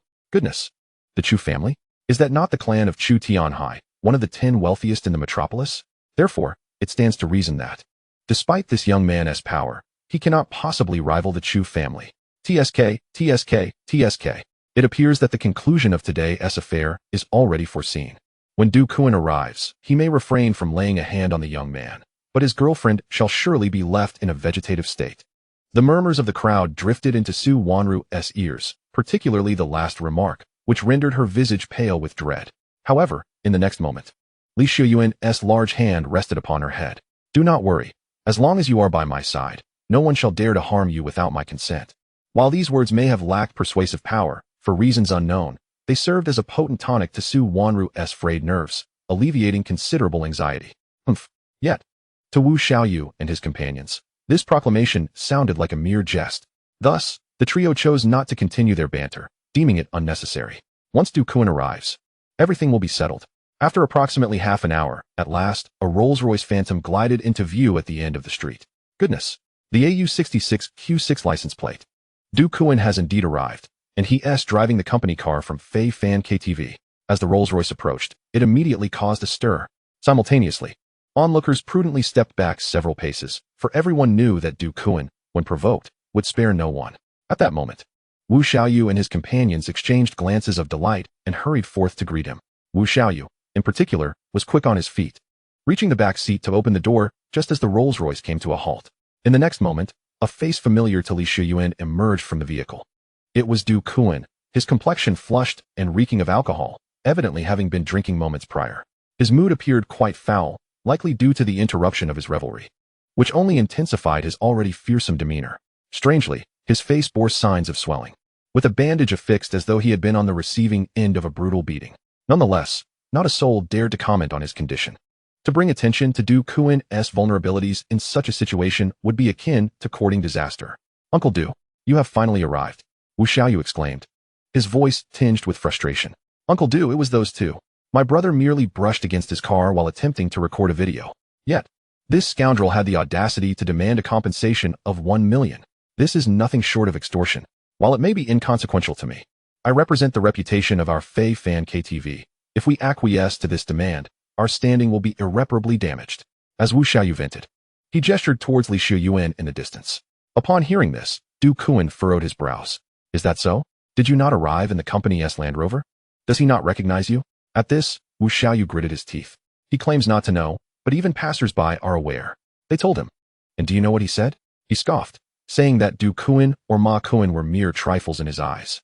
He even went so far as to assert that your arrival was a trivial matter, unworthy of police involvement, as he could handle it himself. What?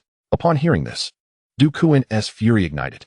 Having already vented his frustrations on Li Xiuyuan days prior, he could scarcely believe his misfortune at encountering such an insolent individual. Today, he would not refrain from seeking retribution. Xiaoyu, transfer 2 million from the company account for medical expenses.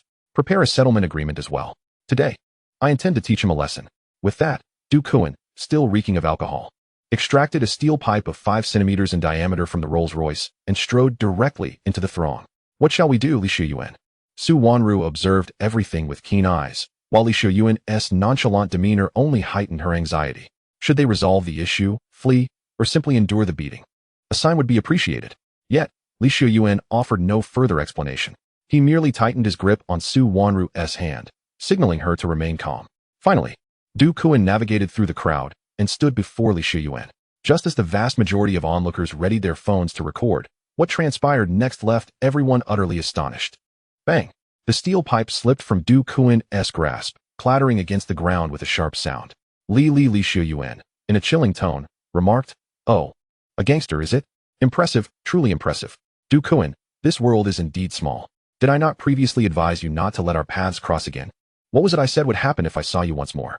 Answer me." Chapter 46. My woman shall do as she wishes. Du Kuan stood frozen, speechless. The alcohol he had consumed dissipating from his system. He could not fathom that today, in meddling affairs, he had unwittingly crossed paths with Li Xiuyuan. How could his luck be this wretched? Du Kuan, did you not hear my words? I instructed you to repeat what I said last time. Are your ears deaf? At that moment, Li Xiuyuan's gaze remained coolly fixed upon Du Kuan. Upon hearing this, Du Kuan trembled violently. He dared not hesitate, and quickly began to recollect. You said that should you see me again, my face must be so swollen that you would not recognize me. Otherwise, there would be no necessity for my Fei Fan KTV to continue operating. He dutifully repeated the words. Li Xiuyuan nodded in response. It seems your memory serves you well. Therefore, you are to notify everyone that, effective immediately, Fei Fan KTV is to be disbanded. These words caused Du Kuan's pupils to constrict to the size of pinpricks.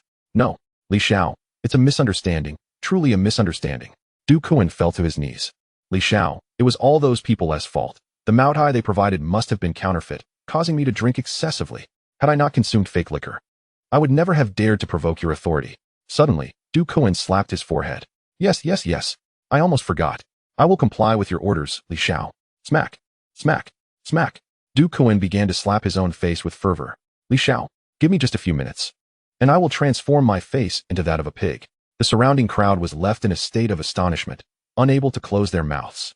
The man before them was undoubtedly Du Kuan himself. Even if they did not recognize him, the distinctive 666 license plate of the Rolls-Royce would not deceive. However, the so-called most ruthless individual in all of Magic City, the most formidable leader of the underworld, was unexpectedly brought to his knees by merely 2 sentences from Li Xiuyuan. Moreover, he was now frantically slapping his own face. Among those who were astonished, none were more taken aback than Wu Xiaoyu and Wu Xiaoza. They were utterly bewildered at this moment. What on earth was happening? They had summoned their most powerful backer, ready to turn the tables and cease any further dealings with Li Xiuyuan. Yet, this so-called greatest ally was immediately reduced to a mere turtle upon arrival? Who exactly was this person? Su Wanru shared in their astonishment, her surprise no less than that of the others. Her breath quickened. Her small hand held tightly by Li Xiuyuan, growing increasingly warm. It was all so surreal, so fantastical. Was it true that Li Xiuyuan's reassurances were not mere words of comfort, but rather a testament to his genuine capability? Unperturbed by the crowd's astonishment and confusion, Li Xiuyuan gently led Su Wanru's hand as they approached the kneeling Du Kuan. A misunderstanding, you say? Du Kuan, are you suggesting that my judgment is flawed? Upon hearing these words, Du Kuan was immediately drenched in cold sweat. No, that cannot be. Li Xiao, I, Du Kuan, have been unwaveringly loyal to the group. Otherwise, I wouldn't be kneeling here. Bang. In the next moment, Xiuyuan lifted his foot and kicked Du Kuan to the ground. Who wants your loyalty? Who cares that you're kneeling? Do you even deserve it? This scene caused everyone to gasp in shock, especially Wu Xiaoyu, whose eyes widened in fury. Uncle Du, who on earth is he that you afford him such respect, yet he still refuses it? This is utterly outrageous, to insult you so brazenly in public. We should retaliate against him. Scoundrel! Before Wu Xiaoyu could finish his sentence, Du Kuan interrupted him angrily. I am speaking with Li Xiao. When did it become your place to interject, you wretched cur? With that, Du Kuan knelt once more. Li Xiao, today's events are entirely my fault. Including the prior incident. I, Du Kuan, was indeed blind. I renounce the extraordinary KTV. I implore you to spare my life, and the lives of my family. The gravity of these words caused everyone to draw in a sharp breath. The implications were staggering. They could not help but speculate about Li Xiuyuan's identity. What kind of power must one possess to compel a ruthless figure like Du Kuan to utter such words? It is worth noting that Du Kuan was already the biggest gangster in Magic City. At this moment, Li Xiuyuan merely chuckled. Ha! Did you think I am like you? Quick to resort to the underworld. I give you 3 days to hand over all affairs of the extraordinary KTV and vacate with your entire family. Upon hearing this, Du Kuan felt as if he had been granted a reprieve. Li Xiuyuan continued. However, this alone does not absolve you of your sins. You still must face punishment. As he spoke, Li Xiuyuan released Su Wanru's hand and wrapped his arm around her shoulder. Someone mentioned that once you arrived, even if you dared not confront me, you would still render her a vegetable. Though you did not act on this, you certainly frightened her. Thus you are culpable. He then turned to Su Wanru. Go. Slap him a few times. Su Wanru was momentarily taken aback. Upon hearing Li Xiuyuan's words, Du Kuan, with reddened eyes, shouted, My lady, please, do slap me. After all these years in the underworld, he understood the implications of Li Xiuyuan's words all too well. If Su Wanru were to strike him, it would be seen as forgiveness, allowing him to slink away with his tail between his legs. But if he were to escape those slaps, then it would mean his downfall. Su Wanru hesitated, torn between her desire and her fear. No, please don't let me go. Du Kuan was on the verge of tears, repeatedly bowing his head to Su Wanru.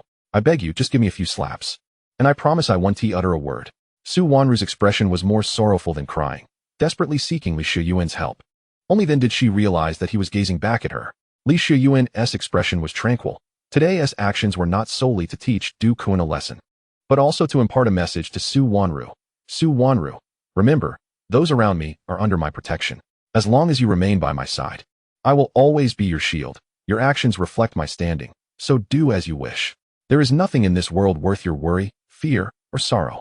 These words pierced Su Wanru's heart like silver needles, breaking through her defenses. She bit her lip, glanced at Li Xiuyuan, then at Du Kuan, and ultimately nodded resolutely. Slap. 15 minutes later. Li Xiao, have a safe journey. On the roadside, Du Kuan respectfully waved to Li Xiuyuan. As Li Xiuyuan sat in the LaFerrari, he cast a glance at Du Kuan. You better handle the matter regarding Wu Xiaoyu properly. If the outcome does not meet my satisfaction, you know what I am capable of. With that, Li Xiuyuan pressed the accelerator and sped away. After his departure, Du Kuan angrily dispersed the onlookers. At this moment, Wu Xiaoyu approached Du Kuan with 2 spirited young men, all 3 swallowing hard. Uncle Du, what should we do next? Chapter 47, Willing to be the Mistress. What to do? Of course, we shall act according to Li Xiao's instructions. Du Kuan narrowed his eyes, gritting his teeth as he replied. If Li Xiao commands me to leave, then I must leave. From this day forth, the extraordinary KTV shall cease to exist. I will transform overnight from the most ruthless figure in Magic City to the most destitute wretch. Only in this way can I satisfy Li Xiao. Upon hearing this, Wu Xiaoyu furrowed his brow, anxiously asking, but what about the 1 million repair fees? How will Xiaoza and I compensate? Du Kuan merely snorted coldly. That is your concern. I won't be giving you a single penny. Besides, I have not a dime left. As for you and your brother, you might as well prepare to rot in prison. Upon hearing this, Wu Xiaoyu was instantly stunned, his excitement turning to alarm. Uncle Du, you cannot do this. I have been with you since childhood. I may not have contributed much, but I have endured hardships alongside you. How can you abandon me like this? Is our years of camaraderie to end so abruptly? Du Kuan chuckled darkly. And, you think it will end so beautifully? Of course, it will not. My current plight is all thanks to you and your foolish brother. Before you 2 end up behind bars, I will first break both of your legs. Bring it on. That night, Xiuyuan took Su Wanru out for an extended outing. Just like last time, he bought her an abundance of clothes. Too many to wear in a lifetime. Among them, the most plentiful were his favorite items, Balenciaga stockings. He purchased dozens. When Su Wanru inquired why so many, Xiuyuan's response was that they were disposable. Once torn, they could simply be discarded. This left Su Wanru blushing for quite some time. Ultimately, by the time they left the mall, Su Wanru had completely transformed her appearance. The originally refreshing style has suddenly transformed into an alluring and mature one. The form-fitting skirt, the lettered black stockings, and the red-soled stiletto heels exude a certain elegance beyond mere seduction. Indeed, this freshman girl, Su Wanru, has been styled by Xiuyuan to embody the essence of a refined woman. Having re-entered the Lamborghini, Su Wanru closed her eyes and let out a long sigh. She felt as if she had stepped into a surreal realm, where everything seemed almost too magnificent to be true. Are you tired? Xiuyuan, now in the driver's seat, fastened his seatbelt in preparation for their departure. Su Wanru shook her head, responding, not at all. I just find this feeling absolutely delightful. Spending a day with you has allowed me a glimpse into the life of the truly affluent, immersed in luxury, unburdened by constraints, free to pursue any desire. This is something I never even dared to dream of. Xiuyuan smiled, glancing at Su Wanru. Do you enjoy this feeling? If you wish, you could lead such a life in the future. Su Wanru was taken aback by his words, then sighed. Of course, I do. Frankly, the events of today have been more exhilarating than my entire life thus far.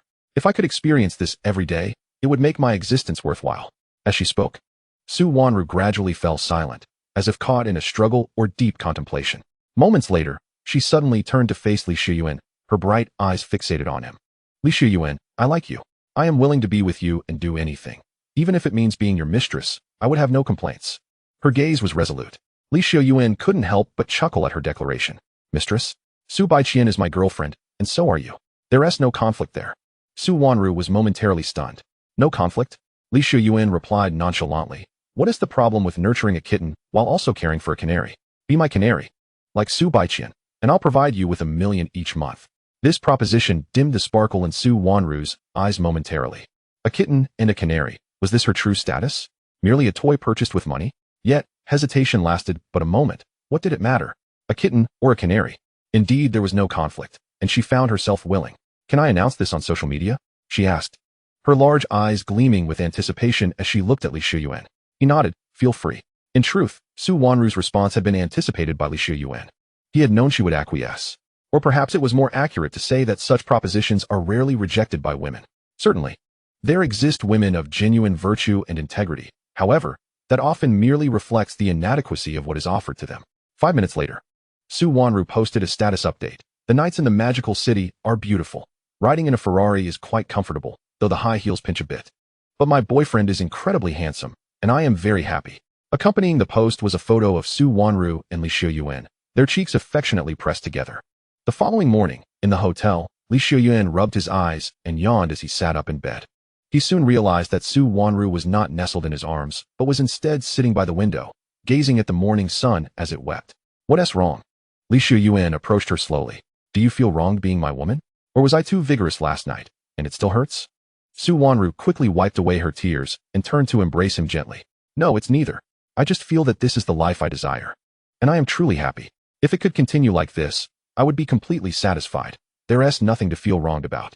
Looking up at Xiuyuan, she softly asked, do you think I should drop out of school? If I did, I could be your little bird, waiting for you at home while you're out. Whenever you think of me, you could come find me. Wouldn't that be lovely?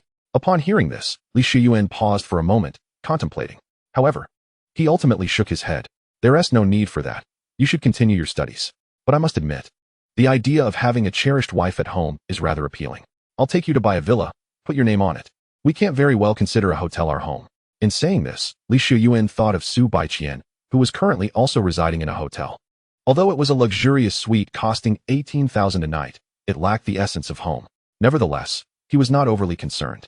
Such matters could easily be resolved with money. If necessary, he could simply purchase 2 villas. Just then, Xiuyuan's phone rang, gently pushing Su Wanru aside. He answered the call. It was Wang Yujia.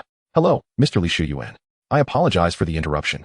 I just wanted to remind you that the shareholders meeting will commence in half an hour. Is there anything you need to address? If so, I can notify the meeting to be postponed. Upon hearing this, Xiuyuan instinctively glanced at his watch and realized it was already 8:30. No need. I simply overslept. The meeting will proceed as scheduled, and I'll be there shortly. After ending the call, Xiuyuan gently lifted Su Wanru back onto the bed.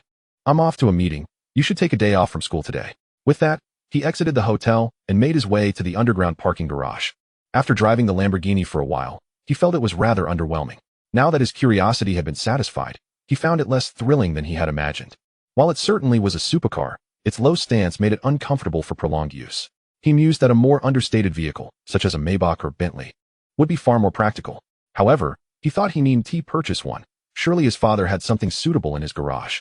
With that in mind, Xiuyuan planned to borrow one of his father's cars after the shareholders' meeting, avoiding the hassle of waiting for a new vehicle or dealing with registration. At that moment, his phone buzzed again. It was a call from Likantai. Curious, Xiuyuan answered, wondering if it was a case of intuition. Xiuyuan. A request just came in from the branch office. Tycoon, the owner of Extraordinary KTV, has resigned due to pressure.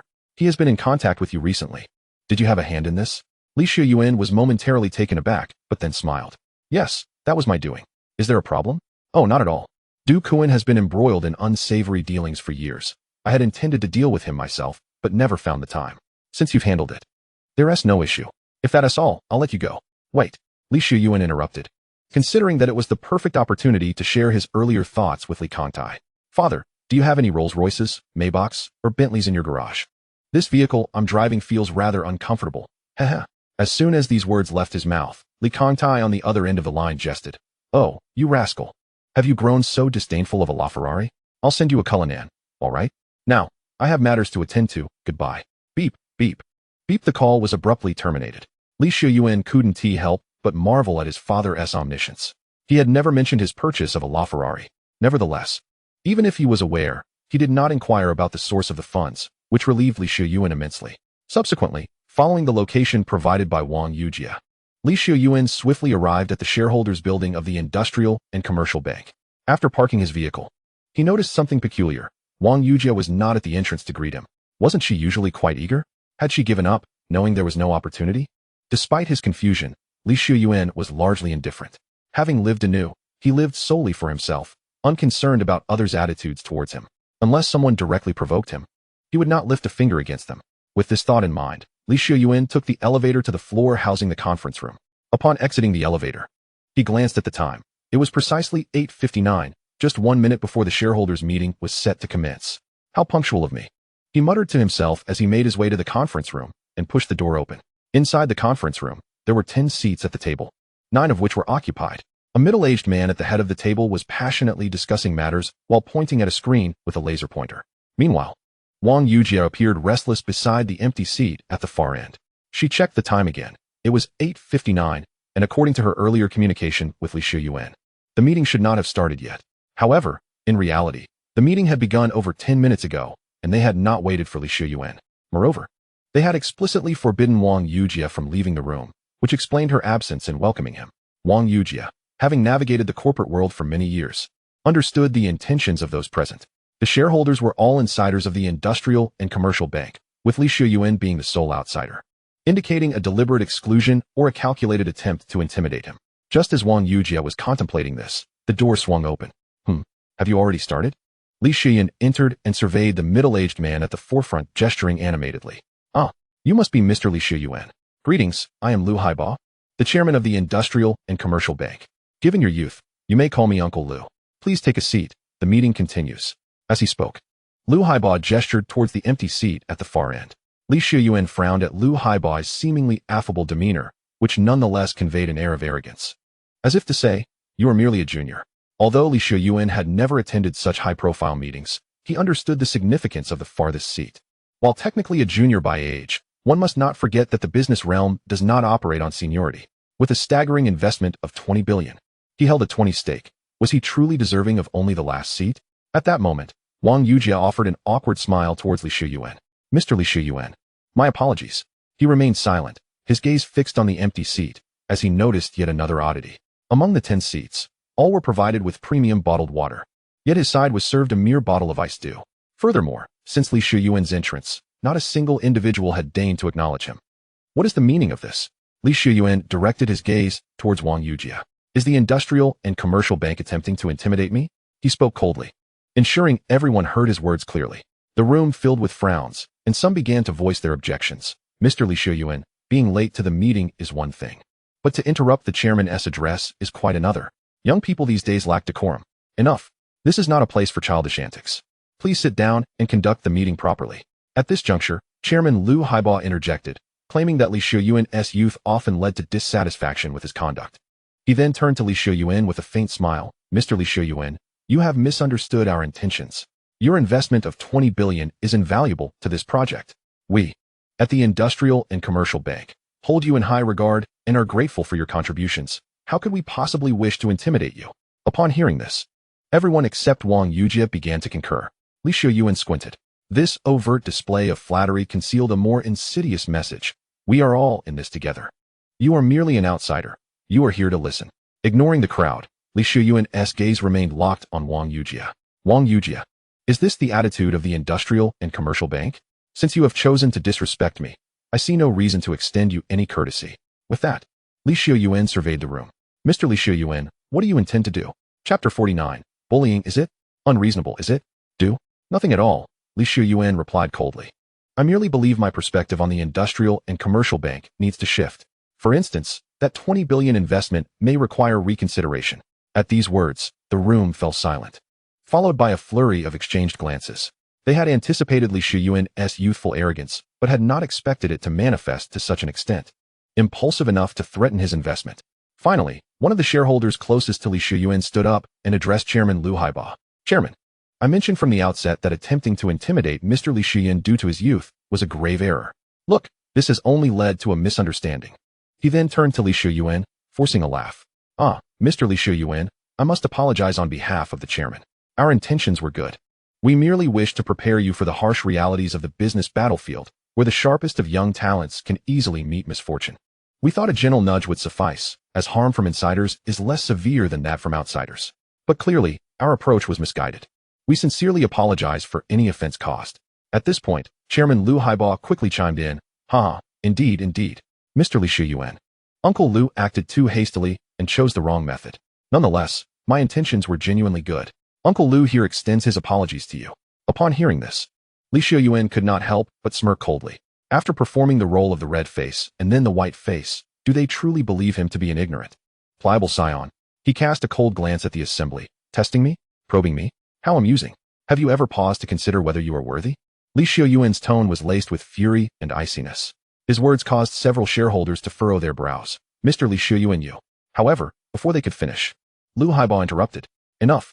After all, Xiuyuan is still a child, young and impetuous. Isn't it natural for him to speak a bit rashly? Xiuyuan. Uncle Liu can understand your feelings. Let us discuss this matter at a later date, shall we? At that time, Uncle Liu will personally invite you for a drink. For now, you are part of our team. Please take a seat, and let us delve into the upcoming project. Coincidentally, the Industrial and Commercial Bank of China's National Group has some resolutions regarding your investment that they wish to inform you about. As he spoke, Liu Haiba gestured discreetly to Wang Yujia, who was seated at the far end. Wang Yujia awkwardly rose and moved beside Xiuyuan. Mr. Xiuyuan, shall we hold the meeting first? She gently grasped Xiuyuan's arm, inadvertently brushing against him with a softer part of her body. At this moment, Xiuyuan snorted coldly and pulled away from Wang Yujia's touch.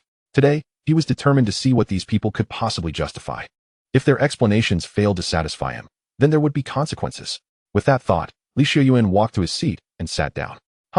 Very well. Let us continue our meeting. Liu Haiba laughed heartily and resumed discussing the previous topic. The meeting proceeded for approximately 10 minutes, after which Liu Haiba finally completed his detailed introduction of the project. Now, I would like to announce the collective resolution of the group regarding the planning of Xiuyuan's 20 billion investment. As he spoke, Liu Haiba cast a meaningful glance at Xiuyuan. Upon noticing Xiuyuan's lack of expression, he continued. Firstly, with an investment of 20 billion, Xiuyuan holds 20 of the shares in this project, undoubtedly making him the largest shareholder aside from myself. Therefore, once this meeting concludes, you all can no longer regard Xiuyuan as merely a youth. He will henceforth be a leader in this project. This statement was pleasing to the ear. However, Xiuyuan was acutely aware that the subsequent words would likely be laden with caveats. As expected, Liu Haiba turned to Xiuyuan and said, however, there is one matter that I believe must be clarified before we commence operations to avoid any future discontent. Your investment is crucial and indispensable to the entire project. Yet, The verbal agreement regarding it being both an investment and a term deposit may no longer be feasible. Due to the current financial pressure at ICBC, this cost is one we cannot bear at the moment. Thus, after thorough deliberation by the board, we can only choose one of these two options.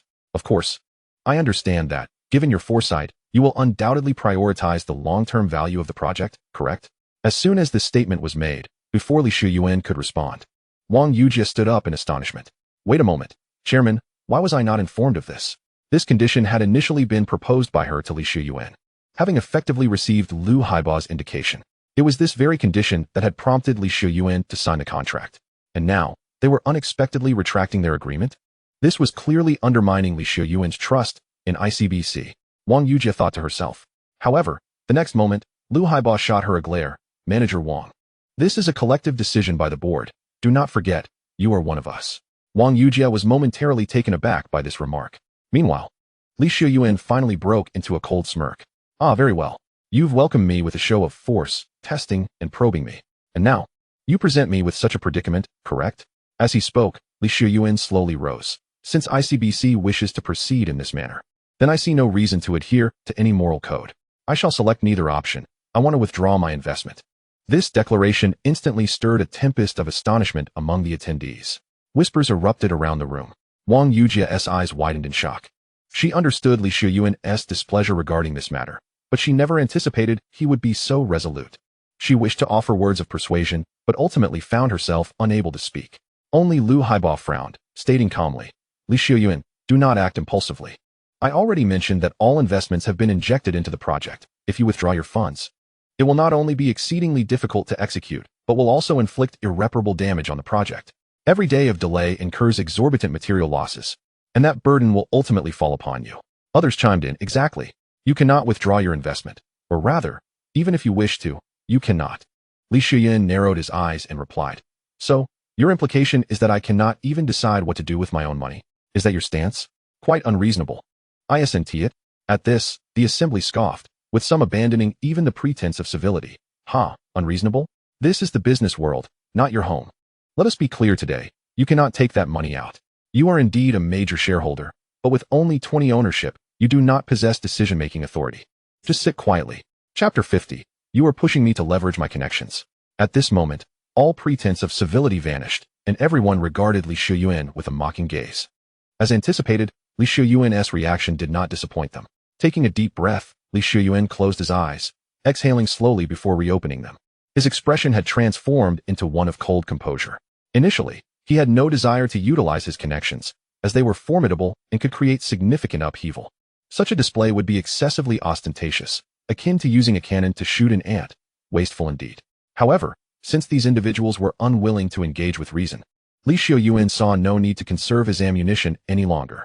Very well, this is your doing. With that statement, Xiuyuan turned on his heel and stormed out. Wang Yujie hurriedly pursued him. Shortly after Xiuyuan's departure, the remaining individuals exchanged knowing smiles. After all, he was merely a youth, easily cowed. This situation was secured. Yet, some expressed concern. Are we perhaps going too far? After all, someone capable of producing 20 billion must have considerable backing. Lu Haiba dismissed their worries. What is there to fear? Everything we have done is legal and compliant, supported by contractual evidence. The contract Xiuyuan signed included our verbal stipulations. He has signed and sealed it, no matter how wealthy his family may be. Even if he were the son of Ma Huayan, we are not afraid. Moreover, he brought this upon himself. Had he adhered to our arrangements and contented himself with being a major shareholder, life would have been much easier. He insisted on complicating matters. And now he has been put in his place. Upon hearing this, the others finally felt reassured. Mr. Xiuyuan, outside the ICBC building. Wang Yujie urgently caught up to him. What is it? Xiuyuan glanced at her. I sincerely apologize, Mr. Xiuyuan. Today's events were entirely unforeseen by me. Had I known their intentions, I would never have extended an invitation to you, Wang Yujie said with a hint of trepidation. Upon hearing this, Xiuyuan nodded and replied. If there's nothing more, I shall take my leave. With that, he swiftly entered his car and disappeared from Wang Yujie's sight in an instant. Sighing at the scene, Wang Yujie felt a pang of regret in her heart. She believed that Xiuyuan would undoubtedly be the one to suffer a silent loss today. Although this situation would ultimately benefit the industrial and commercial bank and herself, she couldn't shake the feeling of guilt towards Xiuyuan. Well, the outcome was unchangeable. Perhaps she could find a way to make amends with him in the future. With this thought, Wang Yujia reluctantly returned to the building. As the following hours unfolded, her apprehensions were confirmed. The incident took no unexpected turns. The industrial and commercial bank had irrevocably funneled Xiuyuan's 20 billion into the project, which was now set to commence. Everyone else shared this sentiment, believing that Xiuyuan had lost to them this time. However, as this notion lingered into the next morning, everything changed. What on earth is happening? Inside the industrial and commercial bank building, Lu Haibo stared at the large screen before him, his expression as grim as a funeral. At that moment, other shareholders rushed over upon hearing the commotion. When they beheld the content displayed on the screen, they were left utterly bewildered. An announcement regarding the investigation into Lu Haibo's serious illegal and disciplinary violations. Following public reports and relevant leads, and with legal approval, an investigation has been initiated against Lu Haibo, the president of the Shanghai branch of the Industrial and Commercial Bank of Longhua, for serious illegal and disciplinary issues. Preliminary findings indicate that during his tenure, Lu Haibo exploited his position to secure benefits for others through loan approvals, project collaborations, and personnel appointments, illegally accepting and soliciting substantial sums of money, constituting bribery. He also misappropriated public assets through embezzlement, theft, and deceit, amounting to corruption. Furthermore, he engaged in securities trading activities based on undisclosed insider information, reaping enormous illegal profits, which constitutes insider trading. Relevant authorities will implement coercive measures against Lu Haibo within 24 hours, and the case will undergo further investigation. Adhering strictly to legal procedures to collect evidence comprehensively and pursue accountability, resolutely safeguarding the interests of the nation and its people. Until further notice, the Shanghai branch of the Industrial and Commercial Bank will temporarily cease operations for rectification, suspending all business and projects. This announcement is made by the People's Government of Longhua. Dated September 10, 2021. What is going on? All the shareholders exchanged bewildered glances. Chairman, are you truly involved in this? Someone inquired. Lu Haibo swallowed hard at the question. He remained silent, but his mind was in turmoil. The allegations in the announcement were indeed true, and he could not deny them. However, they stemmed from nearly a decade ago, a shadow from his past before he had made his fortune. Years earlier, he had invested countless efforts and cultivated numerous connections to obliterate any trace of that history. Now, why was it being resurrected? In an instant, Lu Haibo, a veteran in the corporate arena, grasped the grim reality. There could only be one explanation for this situation. He had crossed paths with the wrong person and was being targeted. Who is it? Who have I offended? Lu Haibo's eyes turned red, and in the next moment, he jolted with a realization. Is it Xiuyuan? Just then, a cacophony of sirens echoed from outside the building. Boom. Within 5 minutes, a contingent of armed police burst into the office. Criminal suspect Lu Haibo. Surrender immediately and do not resist.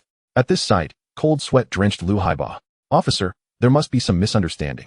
I am a law-abiding citizen. He still attempted to fight back. The surrounding individuals, though equally terrified, were filled with curiosity. However, the leading officer's words left everyone utterly shocked. There is no misunderstanding. The directive came directly from the central government, bypassing the People's Government of Shanghai. Lu Haibo, you know best what you have done. Boom. This declaration resonated like a thunderclap in the hearts of all present. The central government. What do these two words signify in Longhua? Shortly thereafter, Lu Haibo was taken away. At that moment, chaos engulfed the entire industrial and commercial bank building. The shareholders were bewildered and fearful, while the employees were overwhelmed with frantic activity. With the government mandating the bank's closure for rectification, the phones were inundated with calls from clients. At this very moment, Xiuyuan returned, driving a brand new Rolls-Royce Cullinan. Chapter 51. You submit reports, and I issue directives. Xiuyuan, is that you?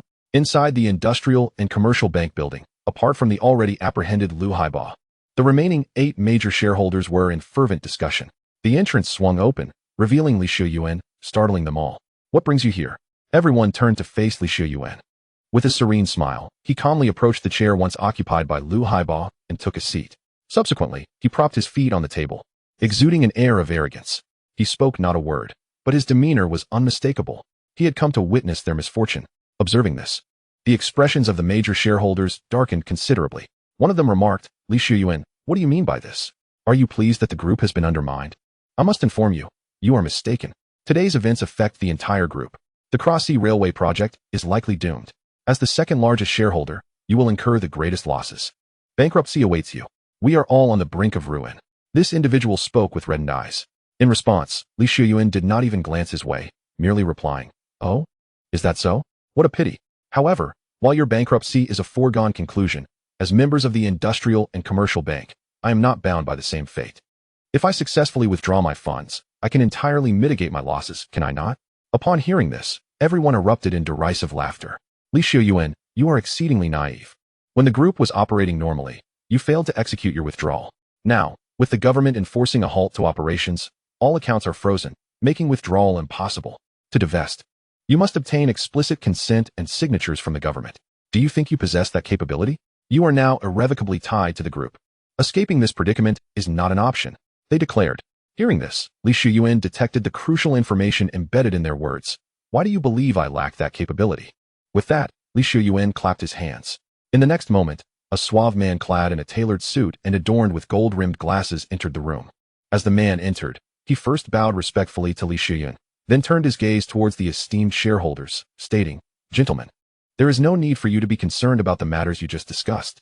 If you wish to return Mr. Xiuyuan's funds, all you need to do is draft a report on-site and submit your request directly to me. I will personally oversee the approval process, ensuring that all formalities are completed within a minute. His words left everyone momentarily speechless. Or more accurately, it was not merely his statement that rendered them silent, but the very presence of the man himself. These shareholders were seasoned veterans of the business world, well acquainted with influential figures.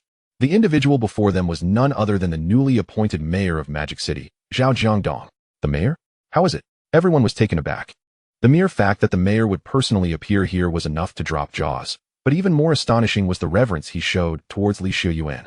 What on earth was happening? Given their experience, the shareholders quickly connected the dots, realizing that Lu Haiba had crossed paths with someone formidable, and that this individual was likely Xiuyuan.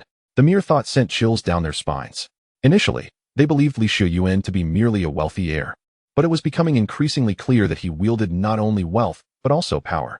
After all, how else could a directive from the central government be issued to investigate a mere bank president? Why are we still standing around? Zhao Jiangdong furrowed his brow.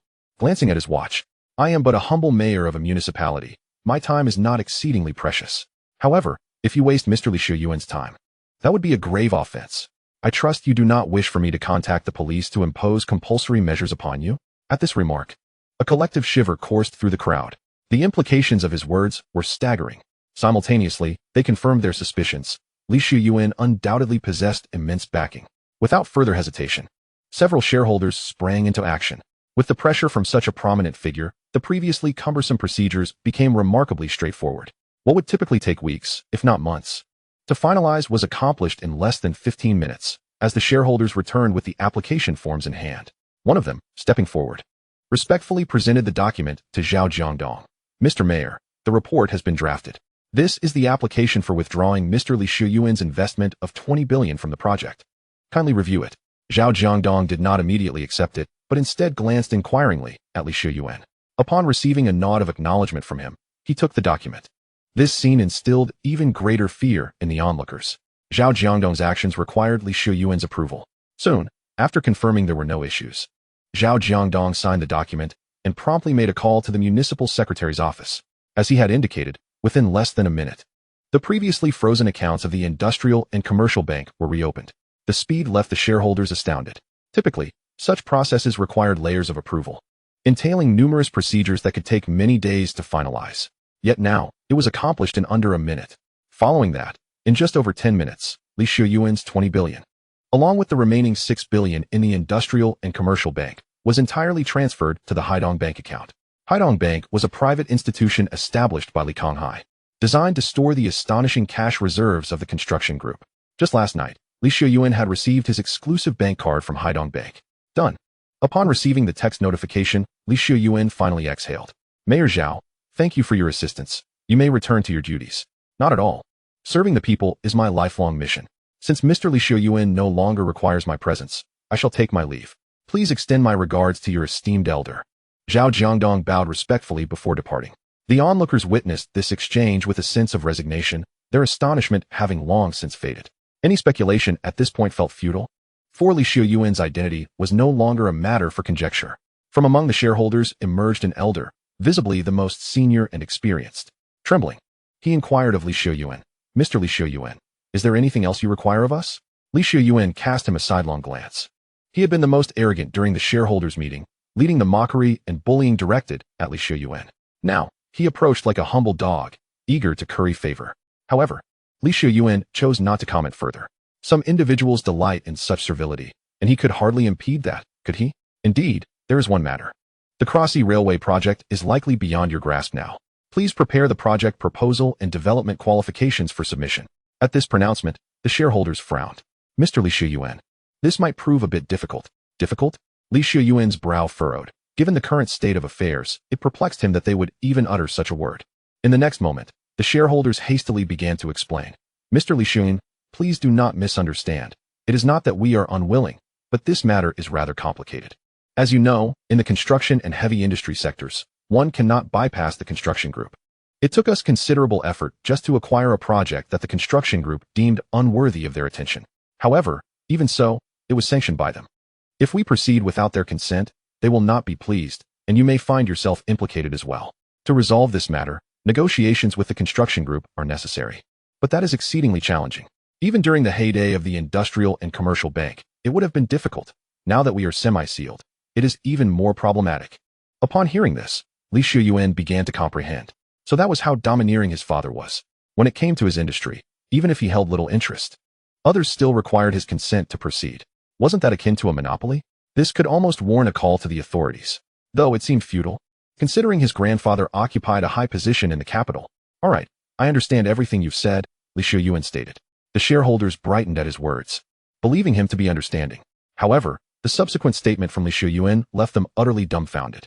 Therefore, you should expedite the preparations for the transfer. I expect to see the proposal within a day. Wait, Li. One among them, wearing a troubled expression, attempted to dissuade him. But before he could continue, Xiuyuan raised his hand to interrupt.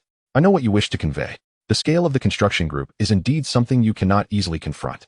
However, have you considered this? Since you are aware of the construction group's existence, you must also know the surname of its chairman, correct? At this statement, the shareholders exchanged bewildered glances. Finally, someone responded. The chairman of the construction group is exceptionally discreet. Almost no one is aware of his existence. However, as we embark on this project, we have naturally conducted our research. Hence, we are indeed aware of the chairman's surname. Upon mentioning this, they finally sensed something amiss. It appears to be Li, right?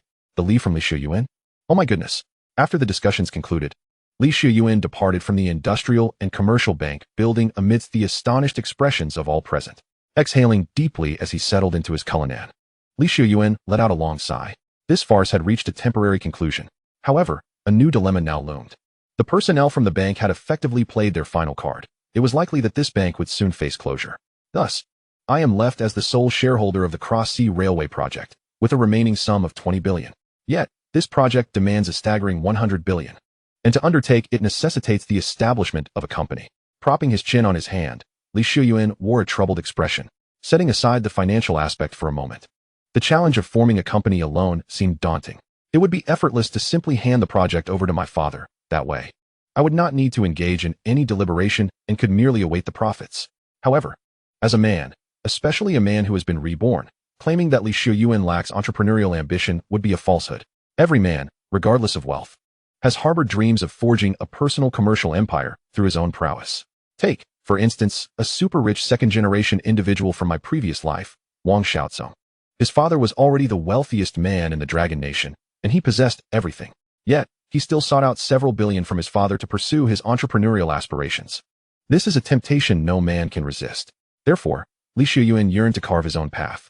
Even if his endeavors fell short and he was compelled to inherit his father's trillion-dollar fortune, that would still be somewhat acceptable. At least he would have tried, right? Alas, must I ultimately approach my father to request a substantial sum of funds? Xiuyuan sighed in resignation. But can I truly ask for over 100 billion? He furrowed his brow. Just then, a message from the system interrupted his thoughts. Ding. Host detected to be anxious. This is a blatant provocation to this system. This system is designed to allow the host to lead a life of unrestrained indulgence. Anxiety is simply unacceptable. In response to the host's provocation, this system has decided to bestow the following rewards. Reward 1.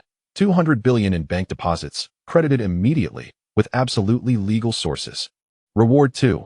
An SSS-level private secretary, possessing unparalleled business acumen, top-tier physique, and exquisite beauty. Everything is of the highest caliber. Moreover, she is utterly loyal, never betraying, and will follow your commands without question. With maximum affinity. She will appear before the host in 5 minutes. This system is utterly vexed. Ding. Accompanying the system's notification, Xiuyuan's phone chimed with a text message. Haidong Bank. Your account ending in 6666 has received a deposit of 200 billion at 5 p.m. on the 22nd. Current balance, 226,588 billion. Xiuyuan. Wait, what is happening here? I merely expressed a slight concern regarding finances, and I managed to provoke the system? This system is truly something. Conceptual God, glass heart system. Invincible. Furthermore, I now have a so-called SSS-level private secretary, Xiuyuan mused, genuinely intrigued. While he appreciated the notion of top-tier physique and beauty, what he anticipated even more was her exceptional business acumen. Would this not imply that once he establishes his company, he could delegate the responsibilities to her and let her help him thrive?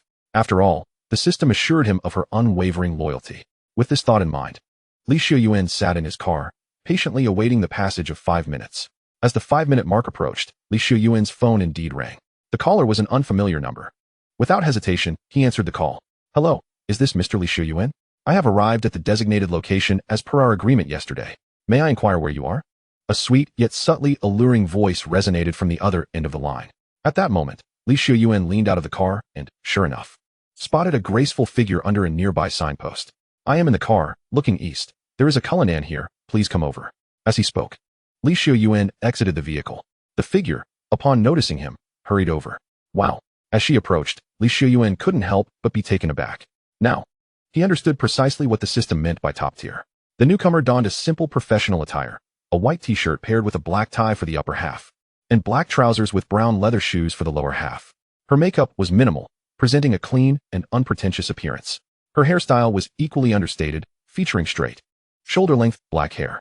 The front was styled with bangs that barely grazed her eyebrows, while the rest cascaded naturally, with a braid casually woven at the back. Yet, despite this seemingly ordinary and modest ensemble, it did nothing to diminish her allure. Her gait was steady, exuding confidence and beauty. Particularly striking was her figure, standing approximately 168 centimeters.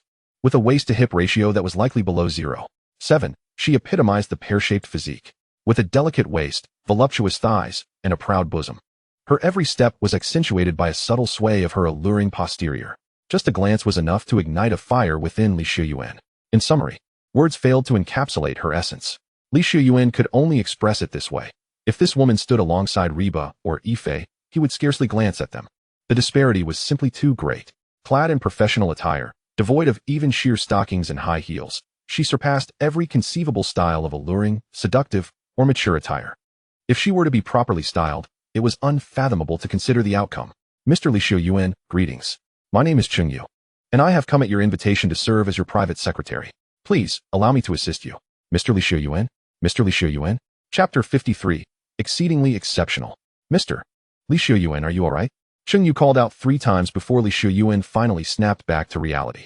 Oh, I'm fine. Chengyu, right? Where are you from? This question piqued Xiuyuan's curiosity. He wished to ascertain whether Chengyu was a creation of the system. After all, her appearance within 5 minutes was difficult to overlook. Upon hearing this, Chengyu did not respond immediately. Instead, she countered with, are you inquiring about my recent residence or my professional background? If it's the former, I just arrived in the Magic City from Jiangnan yesterday and spent the night at the Lihua Hotel, of course, alone. If it's the latter, here is my resume for your review. With that, Chengyu produced a resume from seemingly nowhere and handed it to Xiuyuan. Such diligence? Xiuyuan remarked, somewhat surprised, as he accepted the resume. However, upon perusing the contents, his astonishment deepened. Name, Chengyu. Place of origin, Jiangnan Province, Jiangzhou City. Age, 21. Marital status, unmarried. Resume, completed high school at the age of 13 through the GED examination, subsequently graduating from Jiangnan No. 1 High School the following year. At 14, she won the International Financial Modeling Competition and was accepted into the Wharton Genius Entrepreneur Program. By 16, she officially enrolled at the Wharton School of the University of Pennsylvania. During her undergraduate years, she founded a financial literacy platform for youth, amassing over 1 million users, which earned her a recommendation from a Wharton professor to enter a combined bachelor's and master's program. She graduated with her bachelor's degree at 19 and completed her master's at 21. On August 5, 2021, she graced the cover of Forbes as the youngest unicorn founder. The content of her resume is succinct yet strikingly bold, challenging the very perceptions of Xiuyuan. Graduating high school at 14, getting accepted to the University of Pennsylvania at 16, earning her bachelor's degree at 19 and her master's at 21? Is this even plausible? It is worth noting that even Xiuyuan, the son of the world's richest man, is merely a freshman at the tender age of 18. And now, he learns that a woman 3 years his senior has already ascended to the Forbes cover through her own efforts, though it cannot be said she did so entirely alone, as the system certainly played a pivotal role. Ultimately, Xiuyuan sighed. You truly are exceedingly exceptional. Upon hearing this, Xiuyuan did not deny or humble herself, but instead nodded with a smile and replied, Mr. Xiuyuan, you flatter me. My accomplishments are solely the result of diligent study. Such feats are attainable for anyone with determination, and I do not consider them extraordinary. You, however, are quite different. Your youthful ambition, courage, and capability in entrepreneurship are commendable. What you have achieved is beyond the reach of most, who are often keen yet powerless. In truth, you outshine me significantly. After all, I am merely one of your subordinates. Upon hearing this, Xiuyuan could not help but chuckle knowingly. Oh, you are quite the eloquent speaker. It is human nature to feel gratified even when aware that one is being flattered, particularly when such praise comes from a captivating beauty. Since you are aware, let us proceed to take action on this matter, Xiuyuan indicated, naturally referring to the entrepreneurial endeavor. Although he did not articulate it, Xiuyuan discerned this, much to her astonishment. Xiuyuan attributed her insight to the system's influence, presumably implanting this memory within her. As he spoke, he handed her a newly acquired bank card from Haidong Bank. You may utilize the 100 billion within to establish and manage the company. Shortly, I will assign the Cross-Sea Railway project to you. Upon hearing this, the usually composed Xiuyuan became visibly flustered. Her eyes widened in disbelief as she accepted the bank card, her voice involuntarily rising. 110 billion? So much. Mr. Xiuyuan, do you truly have such faith in me? At 20 years of age, this was the first time Xiuyuan had lost her composure. Of course, Xiuyuan nodded matter-of-factly. If I do not believe in you, then whom should I trust? After all, Xiuyuan was personally designated by the system. If even the system did not harbor doubts, why would Xiuyuan? However, these words struck a different chord with Xiuyuan. In an instant, her eyes glistened with tears, and she bit her lip, striving to maintain her composure. Finally, she lifted her gaze, earnest and solemn, fixing her eyes on Leysuen. Mr. Leysuen, I am profoundly grateful. Since my graduation, no company in the country has dared to employ me. Perhaps they fear my accomplishments or for other reasons. But none of that matters now, for you have chosen to trust me unreservedly. Before Xiuyuan could finish her sentiment, Leysuen interrupted. All right, no need for further words. Simply act, and I shall await the results. His demeanor was not cold. Rather, it was a reflection of the system's insistence on absolute loyalty and heightened affection. Given the current context, Xiuyuan surmised that a confession was likely imminent. I shall become yours. You may do as you wish, and that includes thoughts of Xiuyuan. A woman who ignites a spark with mere glances made Xiuyuan wary of losing control at such declarations. After all, this was not the moment for such matters. The pursuit of success was paramount. Just then, Xiuyuan's phone rang. Upon checking, he saw it was a call from his father, Li Kangtai. Should I step away? Xiuyuan inquired. Xiuyuan shook his head and answered the call directly. Hello? Dad, what's the matter? On the other end, Li Kangtai's voice carried a degree of gravity. Xin, come to the group to see me, right now. With that, he abruptly ended the call. Xiuyuan frowned, wondering what had suddenly prompted such urgency. Nevertheless, he did not delay. The seriousness of the request suggested it was no trivial matter. Let us get going, Xiuyuan said to Xiuyuan as he opened the car door and took the driver's seat. Xiuyuan, though puzzled, did not refuse and took her place in the passenger seat. Where are we headed? Xiuyuan asked. As Xiuyuan started the Cullinan, he pressed the accelerator and replied. To meet my father. Xiuyuan exclaimed. Wait a moment. I am not ready. Half an hour later, at the headquarters of the construction group, Xiuyuan instructed Xiuyuan to wait outside while he entered his father's office alone. Upon stepping into the office, Xiuyuan couldn't help but marvel at its opulence. This was his first visit since his rebirth, and the sight left him astounded. The office occupied nearly an entire floor, with lavish furnishings that were nothing short of extravagant. A tea table, an art studio, an antiques room, and even gym equipment adorned the space. It was clear that nothing of lesser value than 4 digits was present. Have you arrived? Li Kangtai looked up from the grand mahogany sofa at the tea table as Xiuyuan entered. Standing beside him was Wang Tsuehong. Her gaze also fixed on Xiuyuan.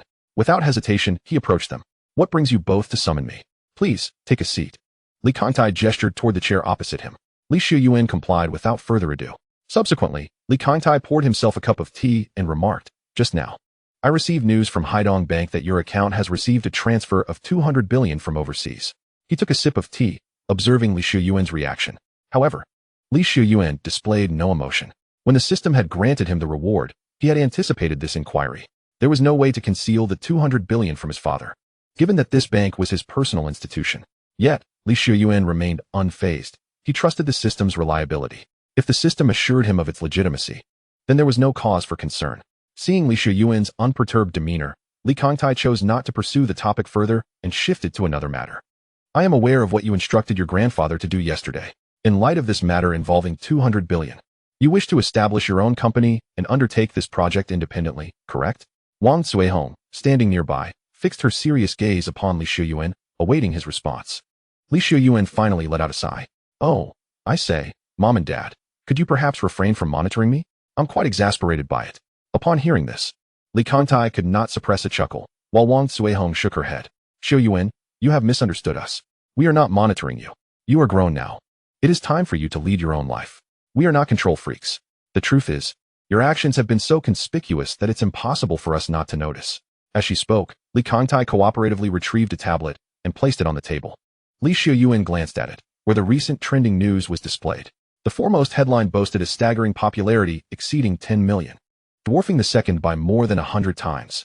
It was the Liu Haibo incident. Upon investigation, it was revealed that Liu Haibo had accepted bribes exceeding 18.6 billion and embezzled over 4.3 billion, alongside illicit earnings from securities amounting to 3.2 billion. He was sentenced to death with immediate execution, stripped of all political rights for life, and all personal assets were confiscated.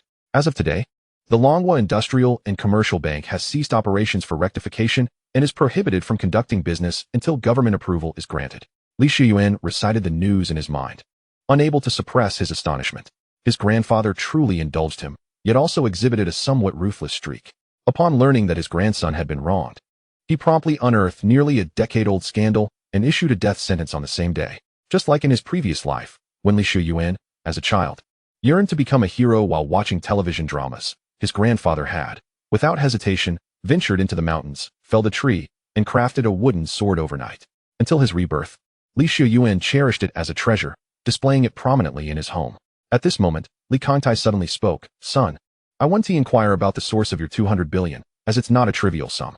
I will ask you one question, and I need you to answer me sincerely. Have you truly decided to start your own company and venture into this industry? He narrowed his eyes, scrutinizing Xiuyuan's face intently.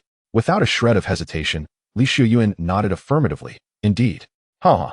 Upon hearing this, Li Kangtai burst into laughter. What a spirited lad. Choosing to prove yourself instead of remaining a privileged second generation, and you've even opted for the same industry in which your father made his fortune. Are you aiming to surpass me? To be honest, I admire you. Your mother and I both support you. Go ahead. If you succeed, you'll surpass your father and stand out even more. If you falter, rest assured, your father will catch you. This declaration momentarily stunned Xiuyuan, who then couldn't help but offer a wry smile. His father truly hadn't changed, even as the world's richest man. Conversing with him felt just like in his previous life. So, you must have a detailed plan by now, right? Li Kangtai inquired. At this, Xiuyuan couldn't help but twitch his lips. If he were to admit that he had hired a personal secretary to manage everything while he played the role of a hands-off owner, would his father collapse in shock? Feeling he had misallocated his trust? There was a high probability of that. Hence, Xiuyuan could only stiffly nod. Yes, everything is under control. Ha ha ha, splendid.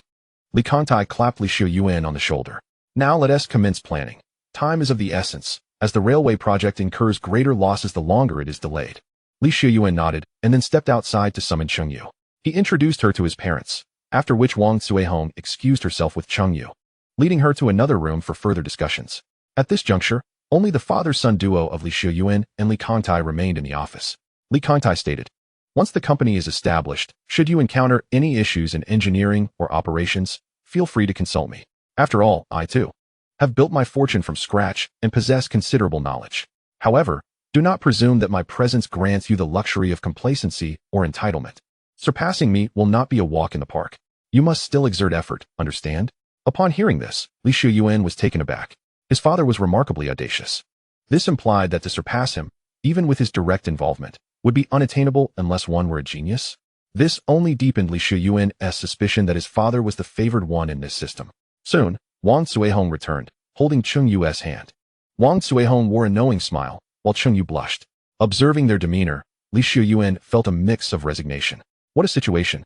Clearly, his mother had taken a liking to Chengyu and perhaps uttered some inappropriate remarks. Indeed, Wang Zihong's subsequent words confirmed Li Xiuyuan's suspicions.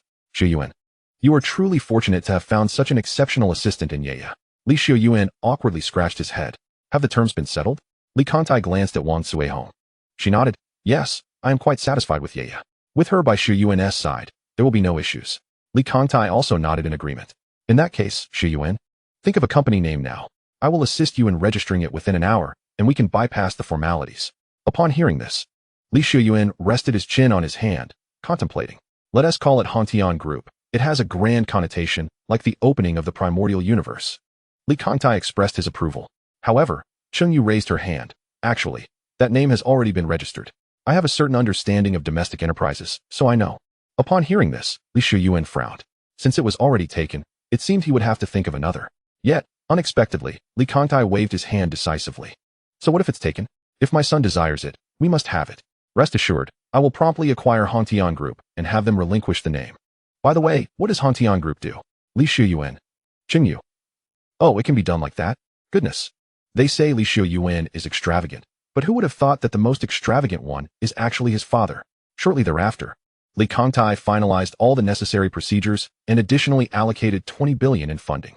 As a result, Li Xiuyuan's account now held a total of 240 billion in deposits. After deducting the expenses required to establish the company and the 100 billion needed for investments, he still had over 100 billion in spare funds to spend freely. Wang Zihong established all necessary connections to ensure the new company faced no obstacles at any stage. Chengyu began to independently manage various tasks, including selecting a company location, drafting the company charter, and so on, a plethora of responsibilities. Meanwhile, Li Xiuyuan felt like an ornament. Sigh, am I destined to be a kept man? He lamented helplessly.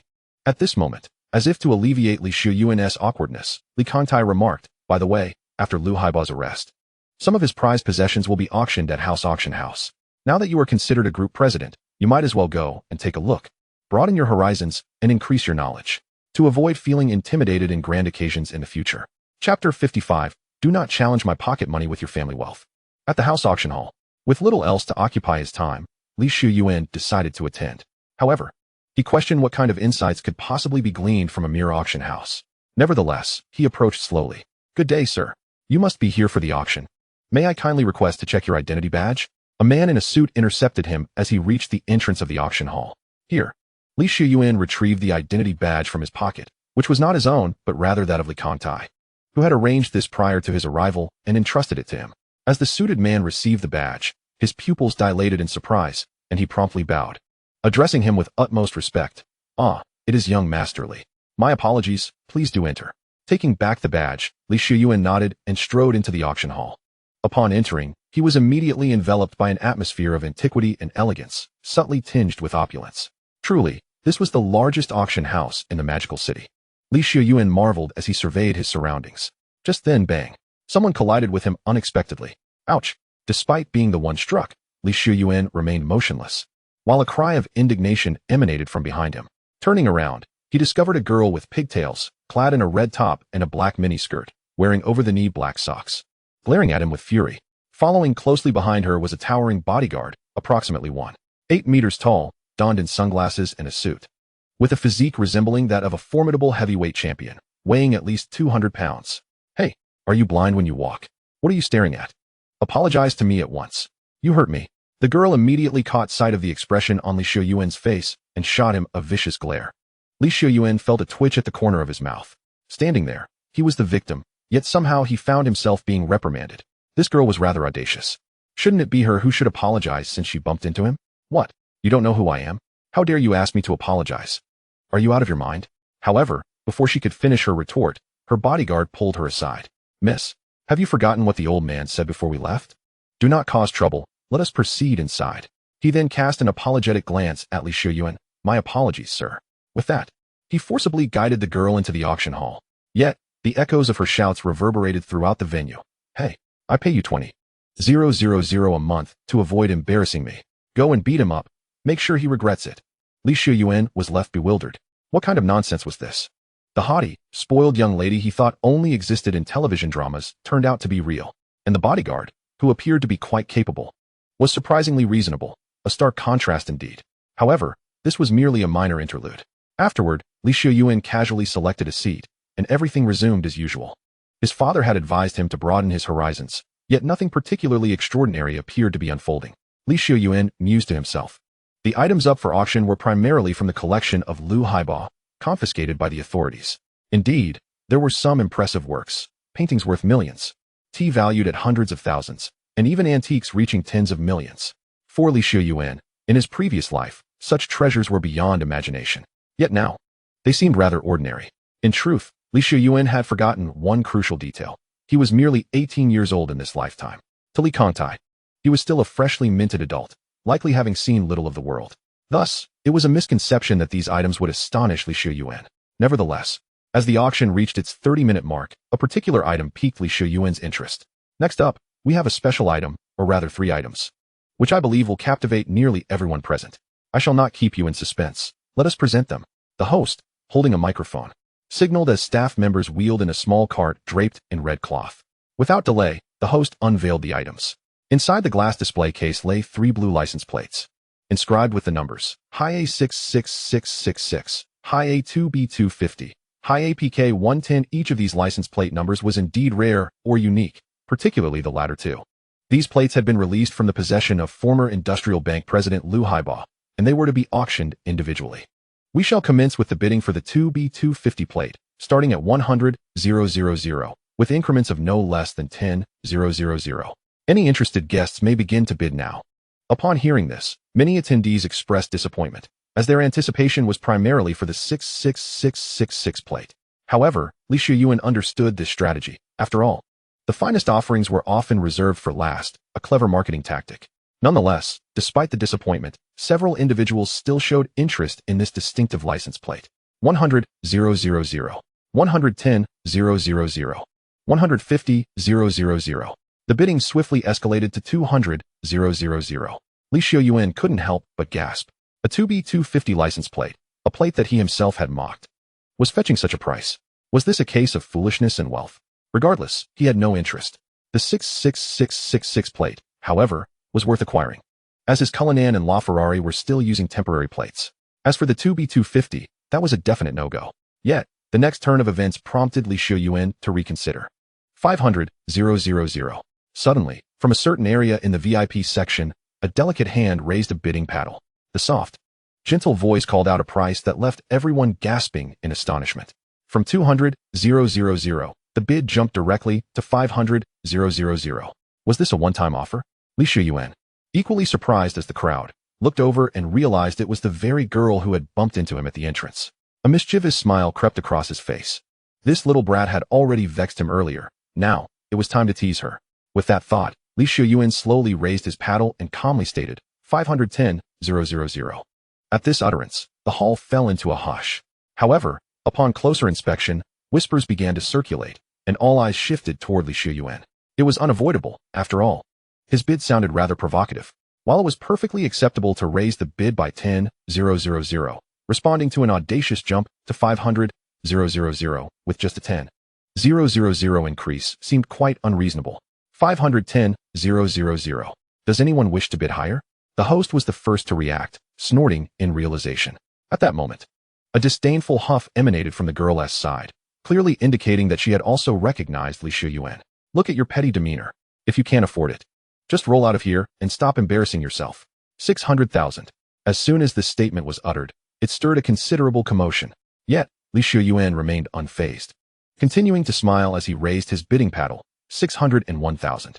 The crowd was left bewildered. This action thoroughly incensed the girl. Hey, what do you mean by that? Are you deliberately trying to provoke me? Fine. You think you're quite something, don't you? Let us see if your family fortune can match my pocket money. 1 million. The announcement of this figure struck like a thunderclap, instantly resonating in the hearts of everyone present. 1 million. For a mere 2B250 license plate, the bid soared to 1 million, an increase of 400,000. This had already far exceeded its worth. All eyes turned to Xiuyuan, eager to see how he would respond. Would he choose to act rationally and concede, or succumb to impulsiveness? Under the scrutiny of the crowd, Xiuyuan chuckled and shook his head. Just when everyone assumed he would give up, he unexpectedly raised his paddle once more. 1,001,001. Chapter 56. That is indeed not a trivial sum. Wow. Li Xiuyuan's words ignited the atmosphere in the room. There was no pretense left. It was clear he was standing up to this young lady. An increase of just 1 yuan. Was he mocking or bidding? Meanwhile, the host on stage was sweating profusely. A mere 1 yuan increase was not in accordance with the rules. Yet he understood that anyone who could attend this auction, or rather, anyone who was privy to the auction's information, was no ordinary individual. None were someone he could afford to provoke. Thus, he could only remain speechless. The one who reacted most strongly was, without a doubt, the girl herself. 101010. You are truly overstepping, looking down on others. She huffed, her chest heaving with anger, her cheeks flushed crimson. Suddenly, she smiled. All right, I see how it is. With that, she raised her bidding paddle high. 1,500,000. Holy cow. How much? 1,500,000. This girl has gone mad. A relatively ordinary license plate, and she's bidding 1,500,000? Is this spending or wasting money? Damn. Now I remember. I wondered why she looked so familiar. Didn't you all notice? She is Tian Lao's granddaughter, Tian Meng. Oh my. The crowd erupted into fervent discussions. And still, a significant portion of their gazes remained fixed on Li Xiuyuan. Tian Lao, Tian Meng. Li Xiuyuan rested his chin on his hand, deep in thought. Yet, ultimately, he could not recall anything. Neither in his past life nor this one had he heard of such individuals. Never mind. A person I don't even recognize can't be that formidable, can they? With that, Li Xiuyuan raised his bidding paddle again. 1,500,000. 01. The crowd gasped in disbelief. Wait, are you serious? Knowing who she is and still daring to provoke her. Is this guy really that bold? You insufferable man. At this moment, Tian Meng glared at Li Xiuyuan, her teeth clenched. Don't push your luck. My patience is limited. However, upon seeing the mocking glint in Li Xiuyuan's eyes, she clenched her teeth once more. She raised her bidding paddle. 2 million. 2 million. 01. The instant Tian Meng shouted the price, Li Xiuyuan swiftly followed suit. This time he added 1 cent. Boom. This utterly exploded the crowd. My goodness, was he deliberately trying to offend Tian Meng? What kind of grudge did he hold against her to humiliate her like this? Indeed, the impact of this move far surpassed the previous ones. Tian Meng was engulfed in fury. Her eyes seemed ablaze, her entire being trembling with rage, her skin flushed bright red. 5 million. Almost hysterically, Tian Meng shouted an unexpectedly high figure. From 2 million, she leaped to 5 million. Gasp. At this point, the crowd was left speechless. This figure had stunned them. 5 million. For those present, this sum was not particularly outrageous. However, the issue lay in what one was purchasing. Spending 5 million on a mere license plate, no matter how much wealth one possessed, would still sting. In fact, some had already given Li Xiuyuan a silent thumbs up, regardless of whether he continued to bid. He had already triumphed. The license plate that Tian Meng could have acquired for 500,000 was now inflated by a zero due to his interference. Perhaps for someone of Tian Meng's stature, this amount was trivial, but this loss was indeed a bitter pill to swallow. Wow, Miss Tian Meng, 5 million. That is indeed a considerable sum, at least for someone of your standing. Li Xiuyuan clapped slowly, as if applauding, and then gradually raised his bidding paddle. 20 million. This figure left everyone speechless. Whether it was Tian Meng, the host, or the onlookers, not a single word could escape their throats. Host, what are you doing? Aren't you going to announce the result? Or is there someone else who wishes to continue bidding against me? Li Xiuyuan stated casually. Upon hearing this, the host finally snapped back to reality. Without even following the usual procedure, he struck the gavel. Sold. Boom. Only then did the long-suppressed atmosphere finally explode. Plop. At this moment, a single tear fell from Tian Meng's bewildered face, dripping onto the ground. She looked at Li Xiuyuan with a sense of grievance, her lips trembling, tears threatening to spill. You are bullying me. However, Li Xiuyuan paid no mind to her distress. In the following moments, for the remaining 2 license plates, he initiated the bidding at 500,000. He declared, I will bid 500,000. If anyone else wishes to bid, I shall concede. If it is Miss Tian Meng, I shall always bid 1 cent more. The rest, as one could foresee, was predictable. No one dared to bid against this gentleman. Ultimately, Li Xiuyuan secured all 3 license plates for a total of 30 million.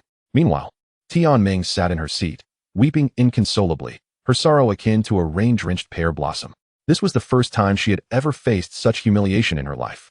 Yet, she found herself powerless, as she truly did not possess such wealth.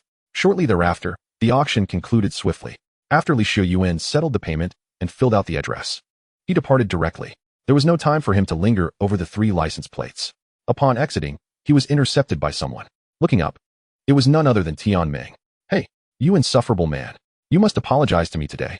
But Xiuyuan merely squinted and cast her a fleeting glance before turning away, dismissively striding off. Stop. Tianming stepped forward, seizing Xiuyuan's arm. What is wrong with you, man? Can't I even cry? Can't you at least offer me some comfort? Xiuyuan furrowed his brow, forcefully shaking off Tianming's grip. Comfort? Who do you think you are? Tianming was momentarily taken aback by his words, instinctively responding, I am Tianming. Xiuyuan was speechless, truly at a loss for words. How could this person be so adorably oblivious? Shaking his head in resignation, Xiuyuan replied, I'm sorry, but I have no interest. With that, he turned his back and directly hopped into his Cullinan, accelerating away, leaving Tianming standing in place, bewildered by the exhaust fumes. Plop, plop. Tears finally burst forth, and Tianming could no longer hold back. Wah, this is too unfair. How could he treat me like this? I demand a thorough investigation. Within a day, I want all the information on this insufferable man. After departing from the auction house, Xiuyuan quickly returned to the hotel and sought out Su Wanru. Let us go? Without waiting for a response, Xiuyuan yanked Su Wanru up from the sofa. Hey, where are we going? To buy a villa. Didn't I promise you? Xiuyuan stated. Before attending the shareholders' meeting at the Industrial and Commercial Bank, he had promised Su Wanru a home. However, complications had arisen, causing a delay. Really? Su Wanru's eyes brightened at his words. Xiuyuan nodded. Of course, do you think I would jest with you? But first, we need to visit another place. At this, Su Wanru paused, tilting her head slightly. Where are we going? Xiuyuan replied directly. First, we're heading to the Sky Garden International Hotel. I want you to meet someone. Who? Upon hearing the word hotel, Su Wanru felt a sense of foreboding. Su Baiqian. Chapter 57, Joyful Trio. Huh. Su Wanru was taken aback, realizing with a sinking feeling that this was indeed the case. Although Xiuyuan had clarified this to her earlier, the impending meeting with the other woman filled her with an awkward sensation akin to a mistress meeting the rightful wife. Xiuyuan, seated in the driver's seat, noticed Su Wanru's hesitation but chose to ignore it, pressing the accelerator as they sped towards the hotel. Moments later, the elevator doors opened, and the butler, initially taken aback, hurried over and bowed. Welcome back, Mr. Li. He then cast a meaningful glance at Su Wanru beside him. Mr. Li, it is the weekend, and Miss Su Baiqian is at home.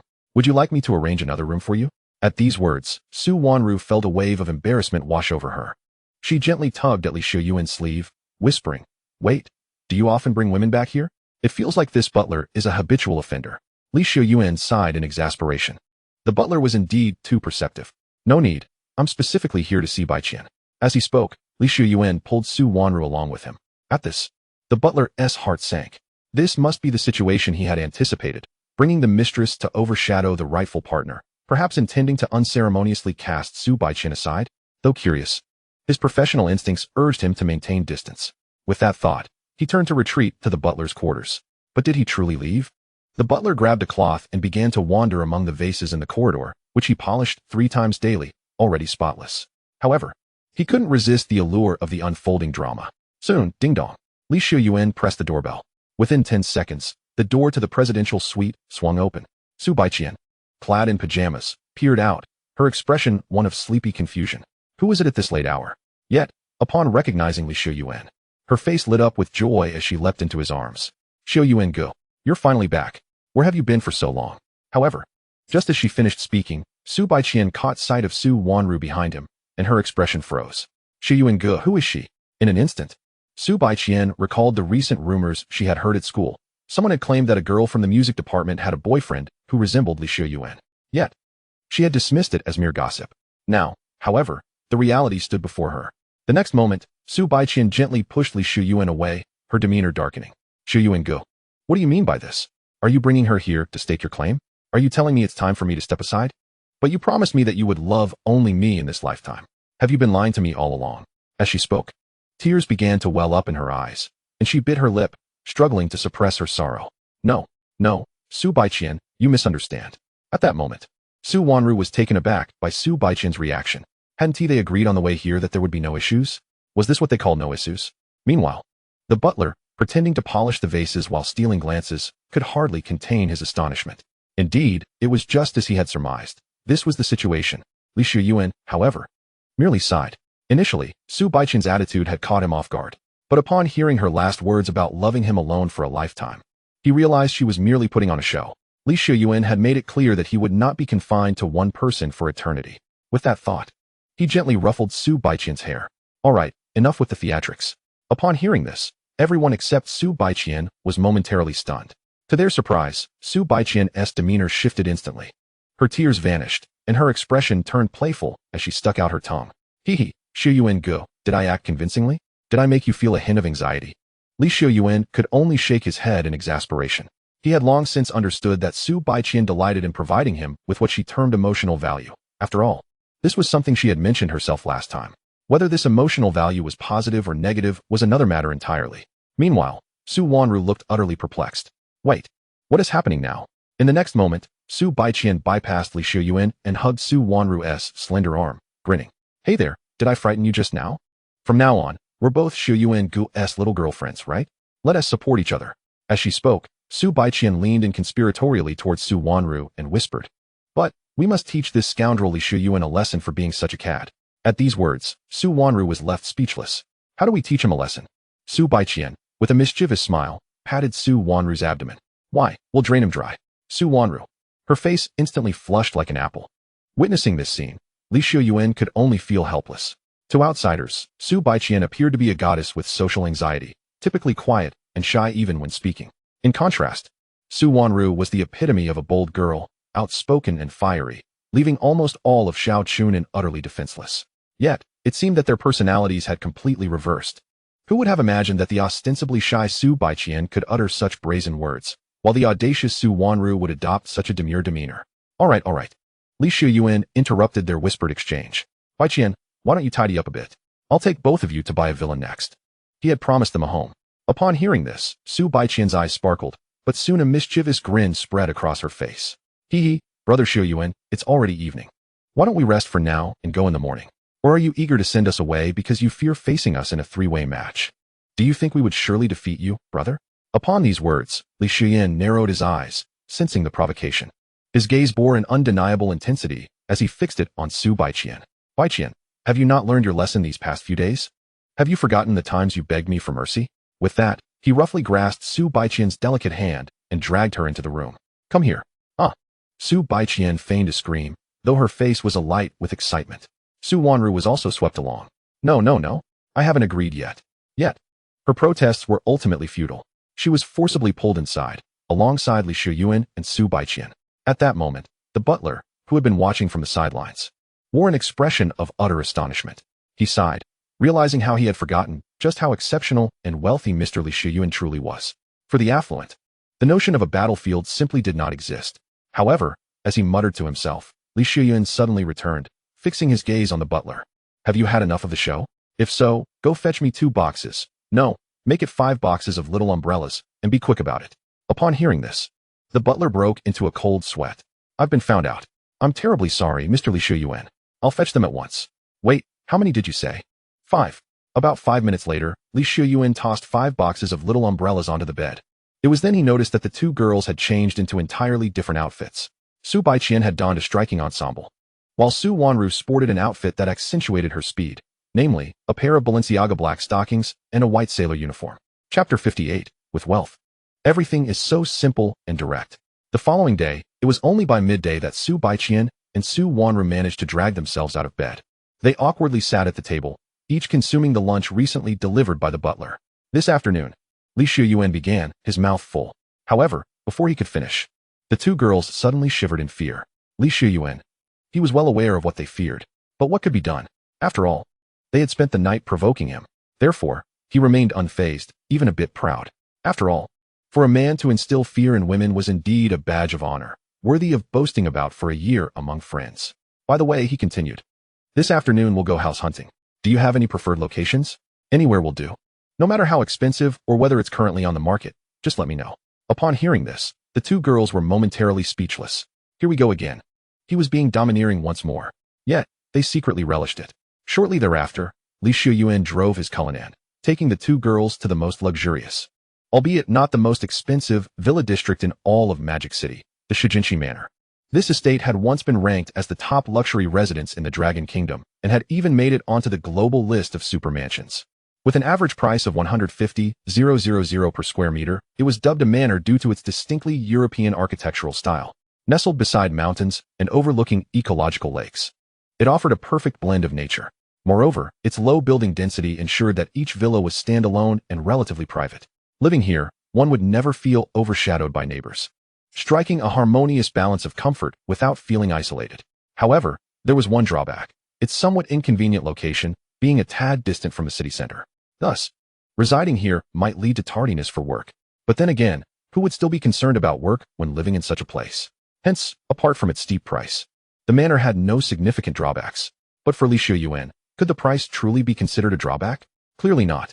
Thus, the subsequent procedure was refreshingly straightforward and exhilaratingly direct. Drive through the manor gates, be greeted by sales representatives who would introduce the properties, inquire about the girl's preferences, swipe the card, and make the payment. It was that simple. There was not a moment of hesitation. Moreover, since Xiuyuan had arrived in a Rolls-Royce, he encountered no obstacles, completing the entire process in merely 15 minutes. Upon seeing the final price, merely 2 billion, the sales representative politely requested, "Sir, may I have your ID for registration? In 5 minutes, the Tianzi Manor will be yours." With nearly all paperwork completed, the sales representative, visibly nervous, spoke up. Xiuyuan nodded in acknowledgement. He then turned to Su Baiqian and Su Wanru, asking, "What's wrong?" The two girls, puzzled, simultaneously replied, "Isn't it said we need to provide our IDs? Bring out your IDs," Xiuyuan replied nonchalantly. At this, both girls were taken aback. Even the sales representative couldn't close her mouth in shock. What did this mean? He intended to register the mansion in their names? This meant that this extraordinary man was prepared to gift the 2 billion mansion directly to them. "What are you waiting for?" Xiuyuan said impatiently, for he loathed wasting time. It took a moment before the three women finally reacted. 10 minutes later, holding the keys and property deed, Xiuyuan led his two girlfriends to the Tianzi Manor, the most luxurious and expensive villa in the community. "This one, right here," he stated, eyeing the French noble-style exterior with a hint of dissatisfaction. This remark caused the girls' mouths to twitch. Only Xiuyuan could refer to one of the most expensive villa districts in the country as a mere community, while simultaneously expressing discontent with the priciest villa within it. According to the sales information, this Tianzi Manor boasted a total construction area of over 6,000 square meters. The interior spans an impressive 1,300 square meters, complemented by an expansive garden of nearly 5,000 square meters. One could assert that the sheer architectural area of this villa is sufficient to establish an elementary school in a small county. Upon entering the villa, one is immediately enveloped by an unmistakable French ambience. Wow, it truly embodies the grandeur of royal court style. Am I dreaming? I honestly cannot say. Xiuyuan's side was accompanied by two girls who were utterly bewildered and anxious. After all, it is a challenge for anyone to grasp such a situation at first glance. The opulence and value of this villa had unexpectedly come into their possession. Although it amounted to 50 million each, that still represents over 100 million. 100 million. How many zeros is that? They scarcely dared to count. This is real money, not paper currency. The three of them sat together on the sofa, and after a lengthy pause of about 10 minutes, the two girls finally managed to regain some semblance of composure. Su Baiqian was the first to break the awkward silence. "Wanru, it seems we have our work cut out for us. Managing such a large house will certainly not be a trivial task." Su Wanru nodded vigorously in response. Indeed, we shall be each other's caretakers." Hearing this exchange, Xiuyuan suddenly smacked his forehead. "Right, I completely forgot about hiring help. Just wait a moment." With that, Xiuyuan pulled out his phone and began crafting a message on a recruitment app. The girls, curious, turned to look. Upon seeing the message, they were rendered speechless. Job posting: seeking a caretaker. The only requirement is that you believe you are worth the price. Salary: 100,000 per month. Simple and straightforward, just one sentence. Not a single word more. Yet, this succinct declaration caused the recruitment app to explode with activity. Within less than 10 minutes of posting, Xiuyuan's notifications had surged to 99. It was utterly outrageous. With a salary of 100,000 per month, it was no wonder that it drove everyone to madness. My goodness. Faced with such a flood of messages, Xiuyuan felt a headache coming on. He promptly locked his phone and extended his hand towards Su Baiqian. "Hand me your phone. I will log into the recruitment account, and you two can choose for yourselves. Pick whoever you find satisfactory. If you want to select multiple, feel free. There's just one stipulation. No men, understood?" Upon hearing this, Su Baiqian was momentarily taken aback before laughing and handing her phone to Xiuyuan. Su Wanru chimed in with a smile. "Are there even male caretakers?" Xiuyuan shook his head. "I don't know, but even if there are, you are not allowed to choose them, understood?" The two girls burst into laughter simultaneously. Brother Xiuyuan, your sense of crisis is quite strong. All right then. We'll only hire middle-aged aunties. That should suffice. Li Xiuyuan nodded in satisfaction. All right. The caretaker situation isn't urgent. Wanru, let us go pick out a room to tidy up. After logging into Li Xiuyuan's recruitment account, Su Baiqian suggested. Su Wanru, equally excited, nodded vigorously. You can entertain yourself for now. We'll get to work. Su Wanru said, glancing at Li Xiuyuan. He nodded helplessly in response. These two have forgotten about their husband now that they have a house. What should I do next? Sitting on the sofa, Li Xiuyuan propped his chin up in contemplation. A glance at the time revealed it was 1 p.m. It was Monday, and there seemed to be a basketball class at 2 p.m. at school. Li Xiuyuan reminisced. In his previous life, he actually enjoyed basketball. Unfortunately, at that time, he stood only 1.7 meters tall, possessing a bit of athleticism, but not much. He had little talent for basketball, and as a result, his interest waned over time, as he could hardly compete with anyone. Yet, this life was entirely different. Chapter 59. She must be a middle school student, right? Soon enough, Li Xiuyuan drove his Cullinan to Jiangbei University. As he approached the school entrance, he noticed a large crowd gathered, buzzing with excitement. Upon closer inspection, he discovered a group of people surrounding a pink Porsche, discussing it animatedly. Their astonishment was palpable, and some were even taking photos. This left Li Xiuyuan somewhat perplexed. Is a Porsche really that noteworthy? Nevertheless, he sighed. Well, a Porsche is indeed considered a luxury vehicle. He chose to disregard the commotion, finding a parking spot to leave his car before heading directly into the school. After all, it was already past 1:40. The basketball lesson was about to commence. Just then, a familiar voice called out from the crowd. Hey, Li Xiuyuan. Turning at the sound, he spotted a petite figure parting the crowd and making her way toward him. Tianming. Indeed, it was the young girl he had playfully teased at the auction. I don't recall mentioning my name to you. And how did you know I attend school here? Li Xiuyuan queried, perplexed. Hearing this, Tianming smirked. Humph. Who am I? If I want to find something out, nothing can remain hidden from me. Li Xiuyuan felt a sense of resignation. If Tianming could uncover his identity, she might indeed wield some influence. However, he decided not to dwell on it. Thus, he turned to enter the school. Hey, but Li Xiuyuan was once again halted by Tianming. Aren't you going to ask what I came to find you for? Li Xiuyuan, without looking back, replied. What does that have to do with me? You. Her indifferent attitude ignited Tianming's frustration. She stepped forward and tugged at Li Xiuyuan's hand. Come here. You must see this. Li Xiuyuan frowned but allowed her to lead him to the Porsche. Tianming pointed at the license plate. Look, my new plate. I wanted you to see that no matter how much you meddle, I can still acquire the license plate I desire. Following her finger, Li Xiuyuan read the plate. ATM 520. Tianming, I love you? Ah, so you're this narcissistic. Li Xiuyuan sighed, glancing at Tianming. So, you came just to show off? How boring. However, at that moment, Tianming's face flushed, clearly misinterpreting his words. What are you saying? How shameless. Plus, I didn't come to brag. She insisted. I came to reclaim my dignity. You should know that I. But before Tianming could finish, Li Xiuyuan had already vanished, standing at the school gate. Just a step away from entering. Hey, Li Xiuyuan, she exclaimed in anger, hastily pursuing him. 2 minutes later, inside the school. Why are you following me? Besides, you're not even a student here. Do you realize you're trespassing on private school grounds? Li Xiuyuan looked at the persistent Tianming, who trailed him closely like a little shadow, with exasperation. Please, who cares about following you? Tianming scoffed, declaring, I have stated that today is the day I shall reclaim my honor. Thus, I shall remain by your side all day long to create mischief. Let us see how you intend to handle me. Li Xiuyuan rolled his eyes in response. What a lunatic. You are the lunatic. At 2 p.m., in the gymnasium.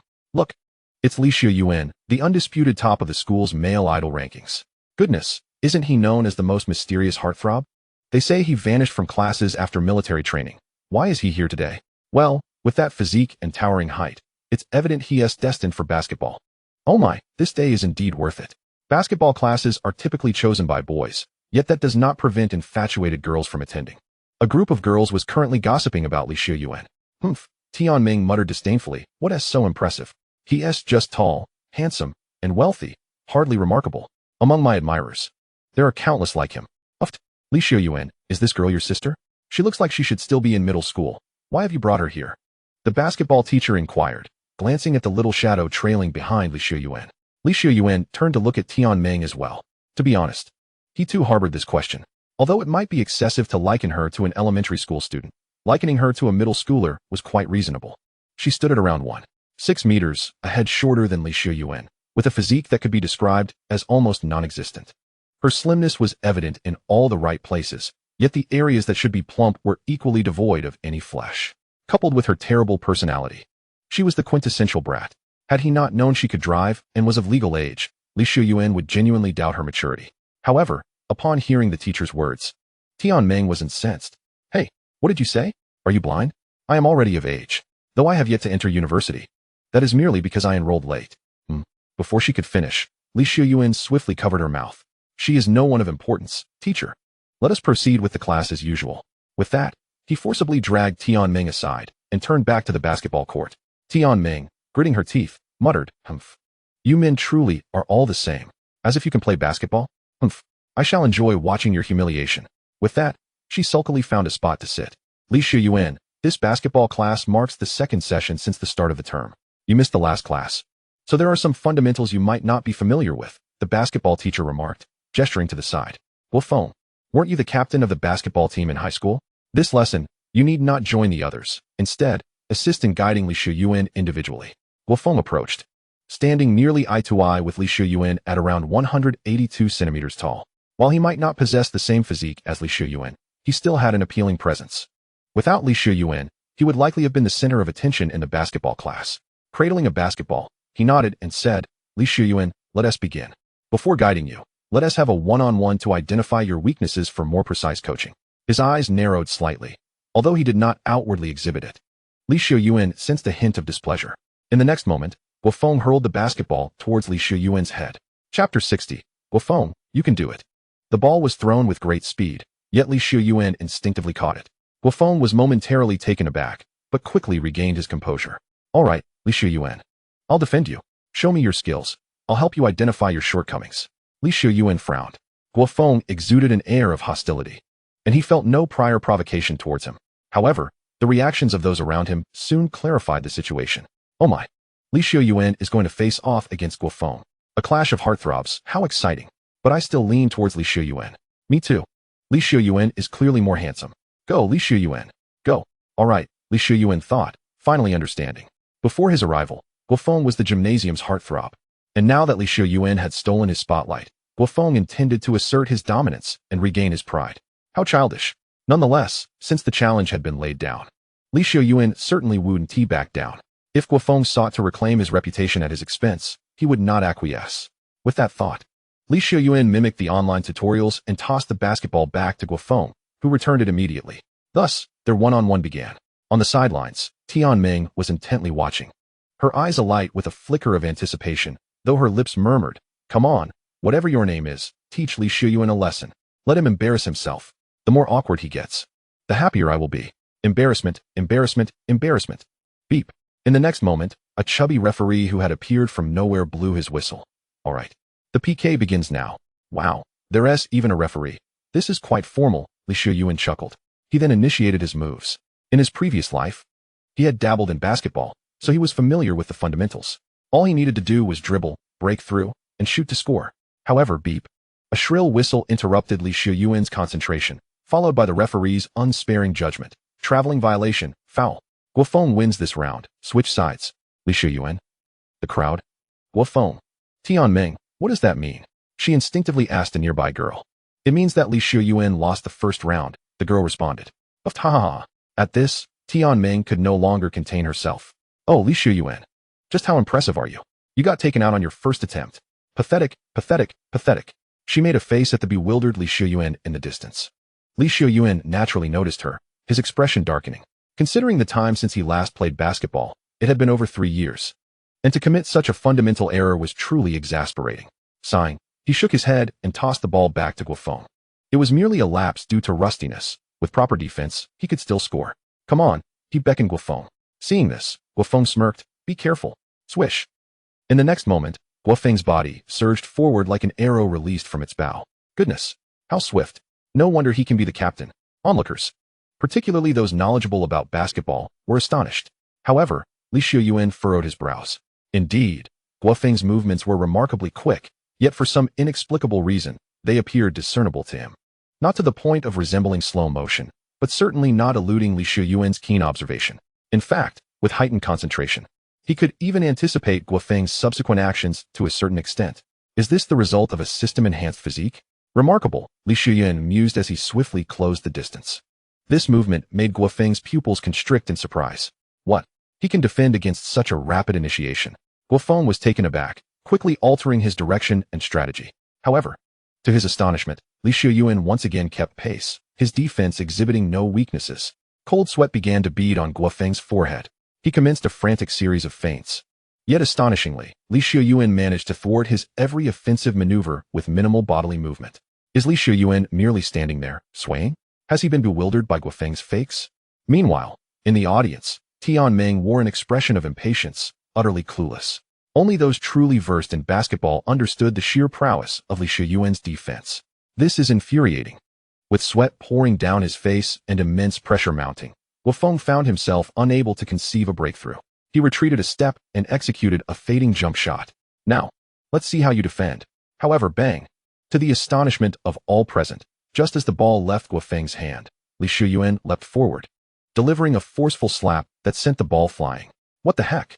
Witnessing this scene, nearly everyone was rendered speechless. Is this for real? At this distance and speed, he managed to block it. Is he capable of flight? Even the basketball coach was taken aback by this spectacle, hastily pausing the class to gaze in their direction. It was only then that the portly referee realized what had transpired and promptly blew the whistle. Beep beep. This round of defense is effective. Xiuyuan wins. Roles reversed. Upon hearing this announcement, Guofeng finally swallowed hard, internally motivating himself. Best of three, best of three. Xiuyuan's defense is formidable, but his offense is lacking. If I can just hold him off, victory will be mine. Guofeng, go for it. With this thought, Guofeng tossed the retrieved ball to Xiuyuan. Come on. His gaze transformed into one of determination, ablaze with fiery resolve. He was confident in his ability to defend against Xiuyuan. Whoosh! Xiuyuan, without a hint of hesitation, charged forward with the ball.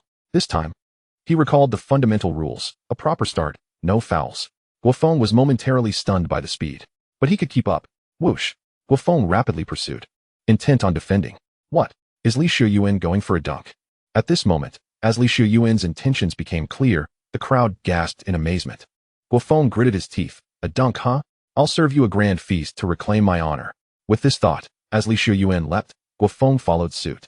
Oh my, he is going to block it. He is going to block it. Then bang, crack, crash, plop, silence. An unusual quiet enveloped the venue. All that could be heard was Guofeng's groans as he lay on the ground, having been knocked down. Wait a moment. I didn't quite catch that. What just happened? In the stands, Tianming asked, utterly bewildered. Gulp. Next to her, another girl swallowed hard, whispering, if I'm not mistaken. Xiuyuan just dunked over Guofeng, sending him flying while shattering the backboard. Boom. This revelation acted as a spark, igniting the atmosphere. What on earth is happening? The first round appeared as if someone had never played basketball before. In the second round, he delivered a spectacular block. And in the third round, he not only dunked, but also shattered the backboard. Is this even human? Is he some sort of Jordan?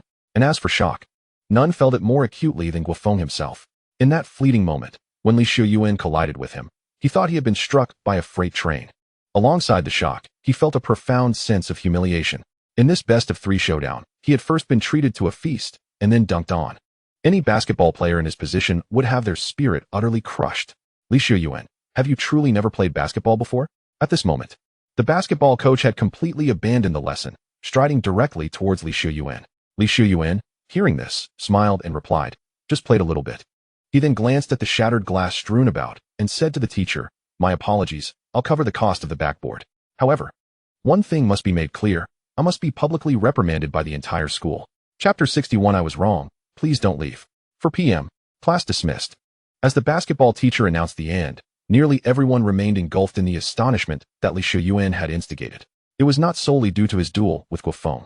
His subsequent actions were even more outrageous. In the 2-hour basketball session, Xiuyuan showcased his skills for an hour and a half.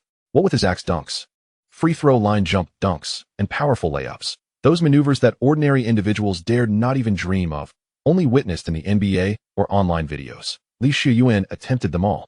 After such intense exercise, he had only broken a light sweat, hardly feeling fatigued. This body was truly extraordinary. Upon leaving the gym, Xiuyuan clenched his fist, muttering to himself, TCH, what is so impressive about it? However, in the next moment, a dismissive voice from behind interrupted him. What is the big deal about just being able to play basketball? There are plenty like you among my admirers. Xiuyuan frowned upon hearing this. Turning to Tianming, why are you still following me? None of your business. Tianming made a face at Xiuyuan, but the next second, her phone rang. Humph. Luck's on your side today. I won't scold you for now. With that, Tianming answered the call. Xiuyuan was rendered speechless, but 3 seconds later, he was taken aback. Tianming's expression suddenly darkened. Her brows furrowed tightly, as if she had heard something incredible. What did you say? I thought it was completely cured. Okay. I'll be there shortly. With that, Tianming abruptly hung up the phone, disregarding Xiuyuan as she turned to run. However, just as she took a step, she quickly turned back and grabbed Xiuyuan's arm. Come on. We need to go. What for? Xiuyuan frowned. Oh dear. There is no time to explain. I have an urgent matter. Tianming looked anxious. I came in with you. And to exit, someone must scan their face. Just help me out. Let us hurry. Upon hearing those words, Xiuyuan felt a twinge of confusion. However, if all went according to plan, it seemed that Tianming would no longer persist in her pursuit of him. With that thought in mind, Xiuyuan ceased his resistance and allowed Tianming to pull him out of the school gates. Yet, it was evident that an unforeseen complication was about to arise. How could this be? I distinctly parked right here. Xiuyuan, did you not see? My car was just here, at the school entrance. Tianming stood bewildered in an empty parking space. Indeed, Xiuyuan nodded. Her Porsche had been parked there moments ago, and many bystanders were snapping photos at the time. Yet now, it had vanished without a trace. How could this happen? Oh no, what should we do? Tianming exclaimed, frantically pacing. Suddenly, she turned and grasped Xiuyuan's hand. Xiuyuan, drive me to the hospital. Hurry. At that moment, Xiuyuan noticed the tears welling in Tianming's eyes, realizing that perhaps someone in her family was in dire straits. Nevertheless, he thought to himself that this was not his concern, and he outright refused. You could just take a taxi. I don't have the time for this. No. To his surprise, Tianming shouted defiantly, but then her head drooped despondently. There's no time. It's my grandfather. The doctor said the prognosis is grim. The chances of a successful surgery are low, and he may not make it out of the operating room. He wants to see me one last time. Xiuyuan, I beg you. As she raised her tear-streaked face, her sorrow was palpable. Fine, he sighed reluctantly. Half an hour later, at the hospital. My parents passed away when I was young. My grandfather is my only family left. Xiuyuan, do you think I will never see him again? Tianming spoke in a hushed tone while sitting on a bench outside the operating room. The Cullinan was swift. But even so, they arrived only 10 minutes after the surgery had commenced. I don't know. Let's hope for the best, Xiuyuan replied nonchalantly. He then caught a glimpse of Tianming, noticing her trembling form and pale complexion. Her small hands fidgeted nervously, as if she were desperately trying to grasp something intangible. Sighing, Xiuyuan understood this feeling all too well, for he too had lost his grandfather in a past life. Yet not everyone was as fortunate as he. If Tianming's grandfather were to pass away, there would be no chance of revival. Slowly, he extended his left hand. If you are fearful and anxious, you may borrow my strength. However, Tianming merely shot him a glance before pouting and huffing. Humph, who needs your comfort? The moment the words left her lips, Xiuyuan found himself momentarily speechless, then couldn't help but chuckle. All right then. He stood up, ready to leave, for this matter was no longer his concern. Yet, in the next instant, his hand was suddenly seized. No, I'm sorry. I was wrong. Please don't go, I beg you. Turning back, he saw Tianming's pitiful expression. She clearly needed solace. Her previous words must have been a habitual reflex. Did she not realize that her pride had become irrelevant in this moment? Perhaps her character would be more endearing with someone else, but with Xiuyuan, her obstinacy only rendered her a lost cause. Xiuyuan gently pried her hand away. You already refused my help. With that, he turned and walked away without a backward glance. Xiuyuan. Ultimately, he chose to ignore her. Exiting the emergency room, he made his way to the Cullinan and, with a press of the accelerator, departed the hospital. Absurd. What was Xiuyuan's current status? A remarkable scion of immense wealth. With an extraordinary background. One of the most exceptional men in all of Longhua, even in the world. With a mere utterance, what woman could he not attract? Why would he engage in a game of cat and mouse with a proud young lady like Tianming? At that moment, his phone rang. Hello? Upon answering, a composed male voice resonated from the other end. Good day. Is this Mr. Xiuyuan? I am from the house auction house. The 3 license plates you acquired at auction have now been safely delivered to the address you provided. Xiuyuan acknowledged and promptly ended the call. Hi A66666. Hi A2B250. Hi APK110. These were the license plates Xiuyuan had purchased for 20 million at the auction. The 5 6s would adorn the Cullinan. The 2B250 would go on the LaFerrari, and as for the PK110, it would remain in his collection. There's no choice. The PK-110 plate is simply too ostentatious. If I were to use it, I would likely be stopped by traffic police 5 times within 3 traffic lights. With that thought, he decided to retrieve the plates. He pressed the accelerator, steering his way to Xiuyuan, the residential complex where he had acquired an entire building. Chapter 62, The Capable Secretary. My goodness, Brother Yuan. You are truly impressive. How did you manage to acquire such license plates? In the underground garage of Building 9 in Xiuyuan, Zhou Hui, Chen Kai, and Lu Tong were with Leysuen, affixing the license plates to the Cullinan. All 3 were astonished by the 66,666 plate. Leysuen smiled, attributing it to mere luck. Truth be told, while the 66666 plate was indeed splendid, he had desired the 88,888 number even more. Regrettably, the high 88888 plate was already on his father's Audi A8. But Brother Yuan, we currently have only 3 license plates for 8 cars. It simply isn't sufficient. Chen Kai interjected. Presently, Leyseuen's garage boasted 5 Ferrari SF90s purchased to qualify for the LaFerrari, 1 LaFerrari, 1 Cullinan gifted by his father, and 1 Mercedes E-Class used for transportation. Indeed. Brother Yuan, why not just put plates on the LaFerrari, Cullinan, and the Mercedes? Zhou Hui suggested. Hearing this, Leysuen shook his head. We won't be using the PK-110 plate. Let us affix the other one to the LaFerrari. The rest can just sit here gathering dust. As soon as he spoke, the trio gasped in disbelief. Good heavens, a Ferrari worth over 5 million, and it's reduced to gathering dust in Leyseuen's garage. This is something only he could accomplish. Lu Tong chuckled awkwardly. Well, yes, the PK-110 plate is a bit too flashy. Less than 5 minutes later, the license plates were securely installed. All right, from now on, I'll drive the Cullinan. As for the LaFerrari, it's not particularly comfortable. If you want to take it for a spin, feel free. I don't mind, Leysuen stated. Is that true, my adoptive father? I kneel before you. Leysuen responded with a bemused expression. Just then, his phone rang again. Picking it up, he saw it was Cheng Yu, the personal secretary assigned to him by the system. This was the first time she had ever called him since starting her job. Hello? Leysuen answered. Boss, it is as follows. With the assistance of your esteemed parents and my relentless efforts, the Hongtian Group has officially commenced operations. However, just now, I have encountered an issue.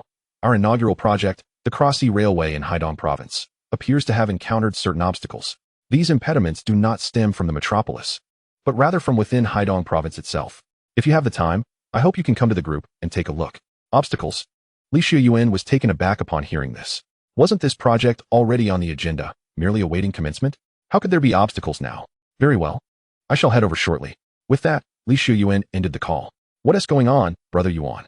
Zhou Hui inquired at that moment. Leysuen shook his head. Merely a minor inconvenience. You all continue with your activities. I will handle this. With that, Leysuen prepared to leave in his vehicle. Zhou Hui and the others nodded in agreement. All right, Brother Yuan, you attend to your matters. We will wait to discuss the matter we wanted to share with you until you are finished. Leysuen nodded and promptly entered his Cullinan. Shortly thereafter, at the headquarters of the Hongtian Group. This was a location personally selected by Leysuen, situated in the true heart of the metropolis. The acquisition of this land and the 40-story building alone had cost Leysuen an astounding budget of 20 billion. Boss, you've arrived. As soon as he alighted from the vehicle, Leysuen immediately spotted Cheng Yu, who had come to greet him. What is the situation? Leysuen asked. Cheng Yu nodded and accompanied him as she explained. It is as follows. There exists a Haishi Chamber of Commerce in Haidong Province, which is the local leader.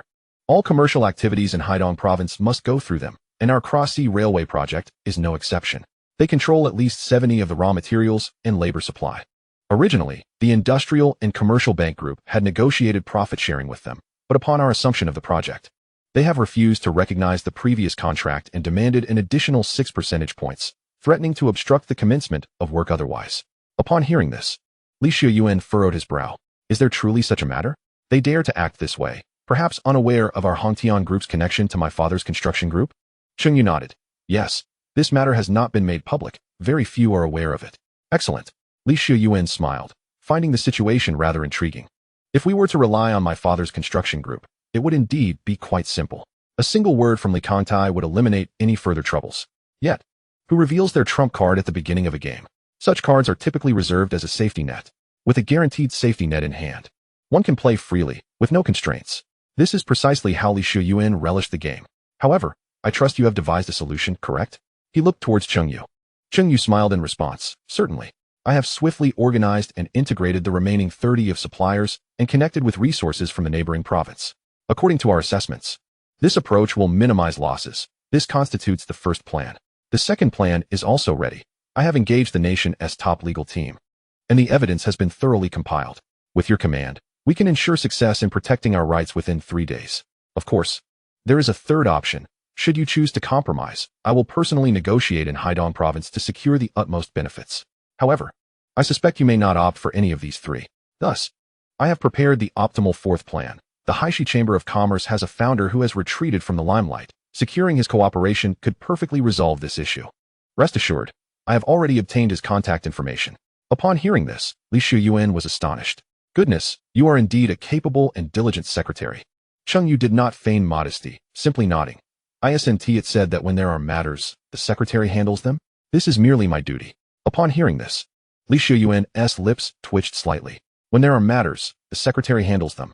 Cheng Yu likely was unaware of the latter half of that saying, which is why she could state it so nonchalantly. Ahem. Xiuyuan cleared his throat awkwardly. Let us hasten to contact this so-called founder. Cheng Yu nodded and promptly picked up the office landline. However, just as the call was initiated, an automated message chimed. Hello. The number you have dialed is currently switched off. Cheng Yu's face flushed instantly. She had just asserted with such conviction that this was the best and most reliable plan, claiming it would perfectly resolve the issue. Yet now, at the critical moment, she could not even get through. Mortified. Boss, it's all right. I have other methods. I can reach out to his family. With a face as red as fire, Cheng Yu dialed another number. This time, the call was successfully connected. Hello? Who is this? A hoarse female voice spoke from the other end, sounding as though she had just finished crying. Greetings. May I inquire if you are Miss Tianming, granddaughter of Tian Weifeng? Yes, I am. Who are you? Oh, good day, Miss Tianming. During Cheng Yu's conversation with Tianming, she remained oblivious to the increasingly animated expression on Xiuyuan's face.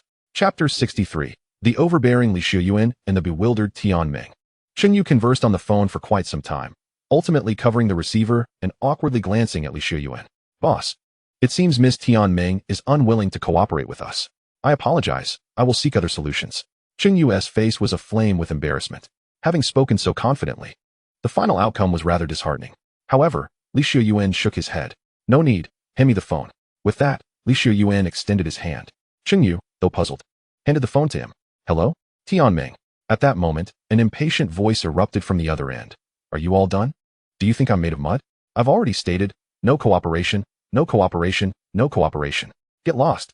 Tianming's voice was extraordinarily loud, causing Cheng Yu beside her to hear it clearly. Her face flushed with embarrassment as she turned away. Boss, I will pretend I didn't hear that. Alas, since her boss was subject to embarrassment, she must feign ignorance. Otherwise, Xiuyuan sighed. Tianming, listen closely. Do you know who I am? I don't care who you are. What does it have to do with me? Tianming's voice rang out again, but she suddenly paused. Wait, Xiuyuan. Not long after, at the hospital, Cheng Yu, Xiuyuan, and Tianming stood before the operating room, exchanging incredulous glances. Ultimately, it was Cheng Yu who broke the silence first. Boss, do you know Miss Tianming? However, before Xiuyuan could respond, Tianming interjected. Who knows him? Then, she turned to Xiuyuan, her eyes brimming with grievance. When I needed comfort the most, you abandoned me. Now you seek my cooperation. Xiuyuan, what do you take me for? I am Tianming, not a sycophant. Upon hearing this, Cheng Yu's lips quirked slightly. Surely this cannot be as she imagines. Can it? Xiuyuan merely sighed. As the tempestuous temperament of Tianming flared once more, he found himself utterly exasperated. Thus, he refrained from engaging with her provocations and instead inquired, I did not come seeking you, but rather your grandfather, Tian Laosher. What is his current condition? Tianming, however, shot him a glare, retorting, none of your business. At that moment, a doctor emerged from the operating room. Both Tianming and Xiuyuan instinctively turned their gazes toward him. Doctor, how is my grandfather? Tianming rushed forward, her expression fraught with emotion. Yet, the doctor's response gripped their hearts with dread. He sighed and slowly shook his head. I am sorry, we did our utmost. The poison within the patient is profoundly entrenched, nearly to the marrow. With our current medical capabilities, we are utterly incapable of remedying this. Only if the esteemed Professor Wu Tianhao, a luminary in the field of virology and ranked among the top 3 globally, were to personally undertake the surgery, would there be a mere 10% chance of survival. Regrettably, Professor Wu is not in the city at this time. Upon hearing this, Tianming felt her heart plummet. and she desperately grasped the doctor's sleeve. Then summoned Professor Wu Tianhao. I can pay any price. Just let him save my grandfather. The doctor furrowed his brow and pulled his sleeve away. Madam, please do not put me in a difficult position. This is not merely a matter of finances. Professor Wu is currently engaged in a significant academic study in Kyoto. Not even the mayor could divert him from his research. The success of this research would contribute immensely to humanity. Upon hearing this, Tian Meng stood frozen. Realizing the implication of his words, her grandfather was beyond saving. With a thud, she collapsed onto the ground, her only remaining family member slipping away, leaving her utterly alone. Tears streamed uncontrollably from the corners of her eyes. Miss Tian, Chengyu, feeling conflicted, contemplated offering comfort, but noticed that Xiuyuan remained impassive and motionless. Thus she refrained. Boss, shall we return? She tentatively asked. Xiuyuan merely shook his head. Had he not stated that locating Tian Wei phone would easily resolve this matter? They would remain right here, awaiting Tian Wei Feng's awakening. Chengyu was momentarily speechless. With tears streaming down her face, Tian Meng abruptly raised her head. Xiuyuan, are you even human? My grandfather's life hangs by a thread. And yet you still think of collaboration, still desire his assistance in making money. Do you possess no compassion? Xiuyuan, unfazed by her outburst, deemed it a waste of time to explain. Instead, he picked up his phone and sent a message to his father, Li Kongtai. In his rebirth, he had acquired numerous new memories, including that of the medical prodigy, Wu Tianhao, having grown up in a destitute family. It was only through Li Kongtai's support that he had risen to prominence, with all his subsequent experiments funded by Li Kongtai. The Li family not only had a debt of gratitude to him, but was also his very benefactor. A single word from Li Kongtai could dictate the course of his life. After dispatching the message, Xiuyuan placed his phone down and resumed his vigil. Remaining utterly still, 5 minutes elapsed. During this time, Tian Meng, in her sorrow, voiced her grievances against Xiuyuan for an extended period. Just then, Xiuyuan's phone finally rang. All right, quiet down. He raised his hand, silencing Tian Meng's incessant lamentations. Previously, he had requested Professor Wu Tianhao's phone number from his father, and now it had arrived. Hello? Xiuyuan directly dialed Wu Tianhao, and the call connected instantaneously, evidently indicating that Li Kongtai had forewarned Wu Tianhao. Professor Wu, are you quite busy lately? Am I interrupting? Xiuyuan inquired. Upon hearing this, Tian Meng, Chengyu, and even the doctor nearby leaned in attentively. The mere mention of Professor Wu commanded their undivided attention. On the other end of the line, a response came promptly. Haha, young Master Li, no need for such formality. I owe my accomplishments to Uncle Tai's guidance. Being the son of Tai, I must make time to take your call, regardless of my schedule. Xiuyuan nodded. Excellent. So you are not too busy then? I would appreciate it if you could come to Magic City today. If you cannot make it today, you may find your professorship in jeopardy. With that, he hung up the phone. In the next instant, all present were left in stunned silence, particularly Tian Meng, who blinked in bewilderment. Xiuyuan. Who were you just calling? Wu Tianhao, who else could it be? Xiuyuan replied matter-of-factly. At this declaration, Tian Meng was rendered speechless, and the doctor was equally taken aback. Only Chengyu gave a thumbs up, internally marveling at her boss's prowess. 3 hours later. Where is he? Get me into the operating room immediately. Having arrived from Kyoto, Wu Tianhao descended from the plane and, without catching his breath, rushed into the surgical suite. There was no alternative. Xiuyuan had made it unequivocally clear. Should the patient not be saved, Wu Tianhao's career as a professor would come to an abrupt end. Witnessing Wu Tianhao's actual arrival, Tian Meng and others who had dismissed Xiuyuan's claims were now utterly flabbergasted. The surgery had persisted for a full day and night. During this time, Xiuyuan had instructed Chengyu to return. As there were numerous matters to attend to within the corporation, he chose to remain alone, awaiting Tian Wei Feng's awakening. However, apart from Xiuyuan, there was indeed one other person present. Xiuyuan, I apologize. My previous attitude towards you may have been too extreme. On a bench, Tian Meng sat less than a meter away from Xiuyuan, visibly uneasy. Xiuyuan merely cast her a sidelong glance, offering no reply. He felt no inclination to engage with her. Noticing his indifference, Tian Meng grew anxious and shifted closer. Xiuyuan, please acknowledge me. Finally, Xiuyuan could no longer suppress his frown. What is it that you want? From the moment he had met Tian Meng, he had sensed something amiss with her. The demeanor of a pampered young lady was one thing, but her subsequent behavior had been utterly nonsensical, leaving him baffled.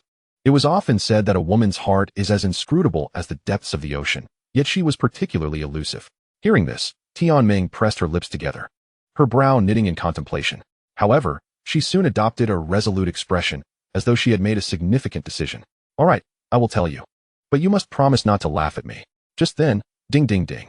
Before Tianming could finish her sentence, Xiuyuan's phone rang. Ignoring her, he promptly answered the call and stepped outside.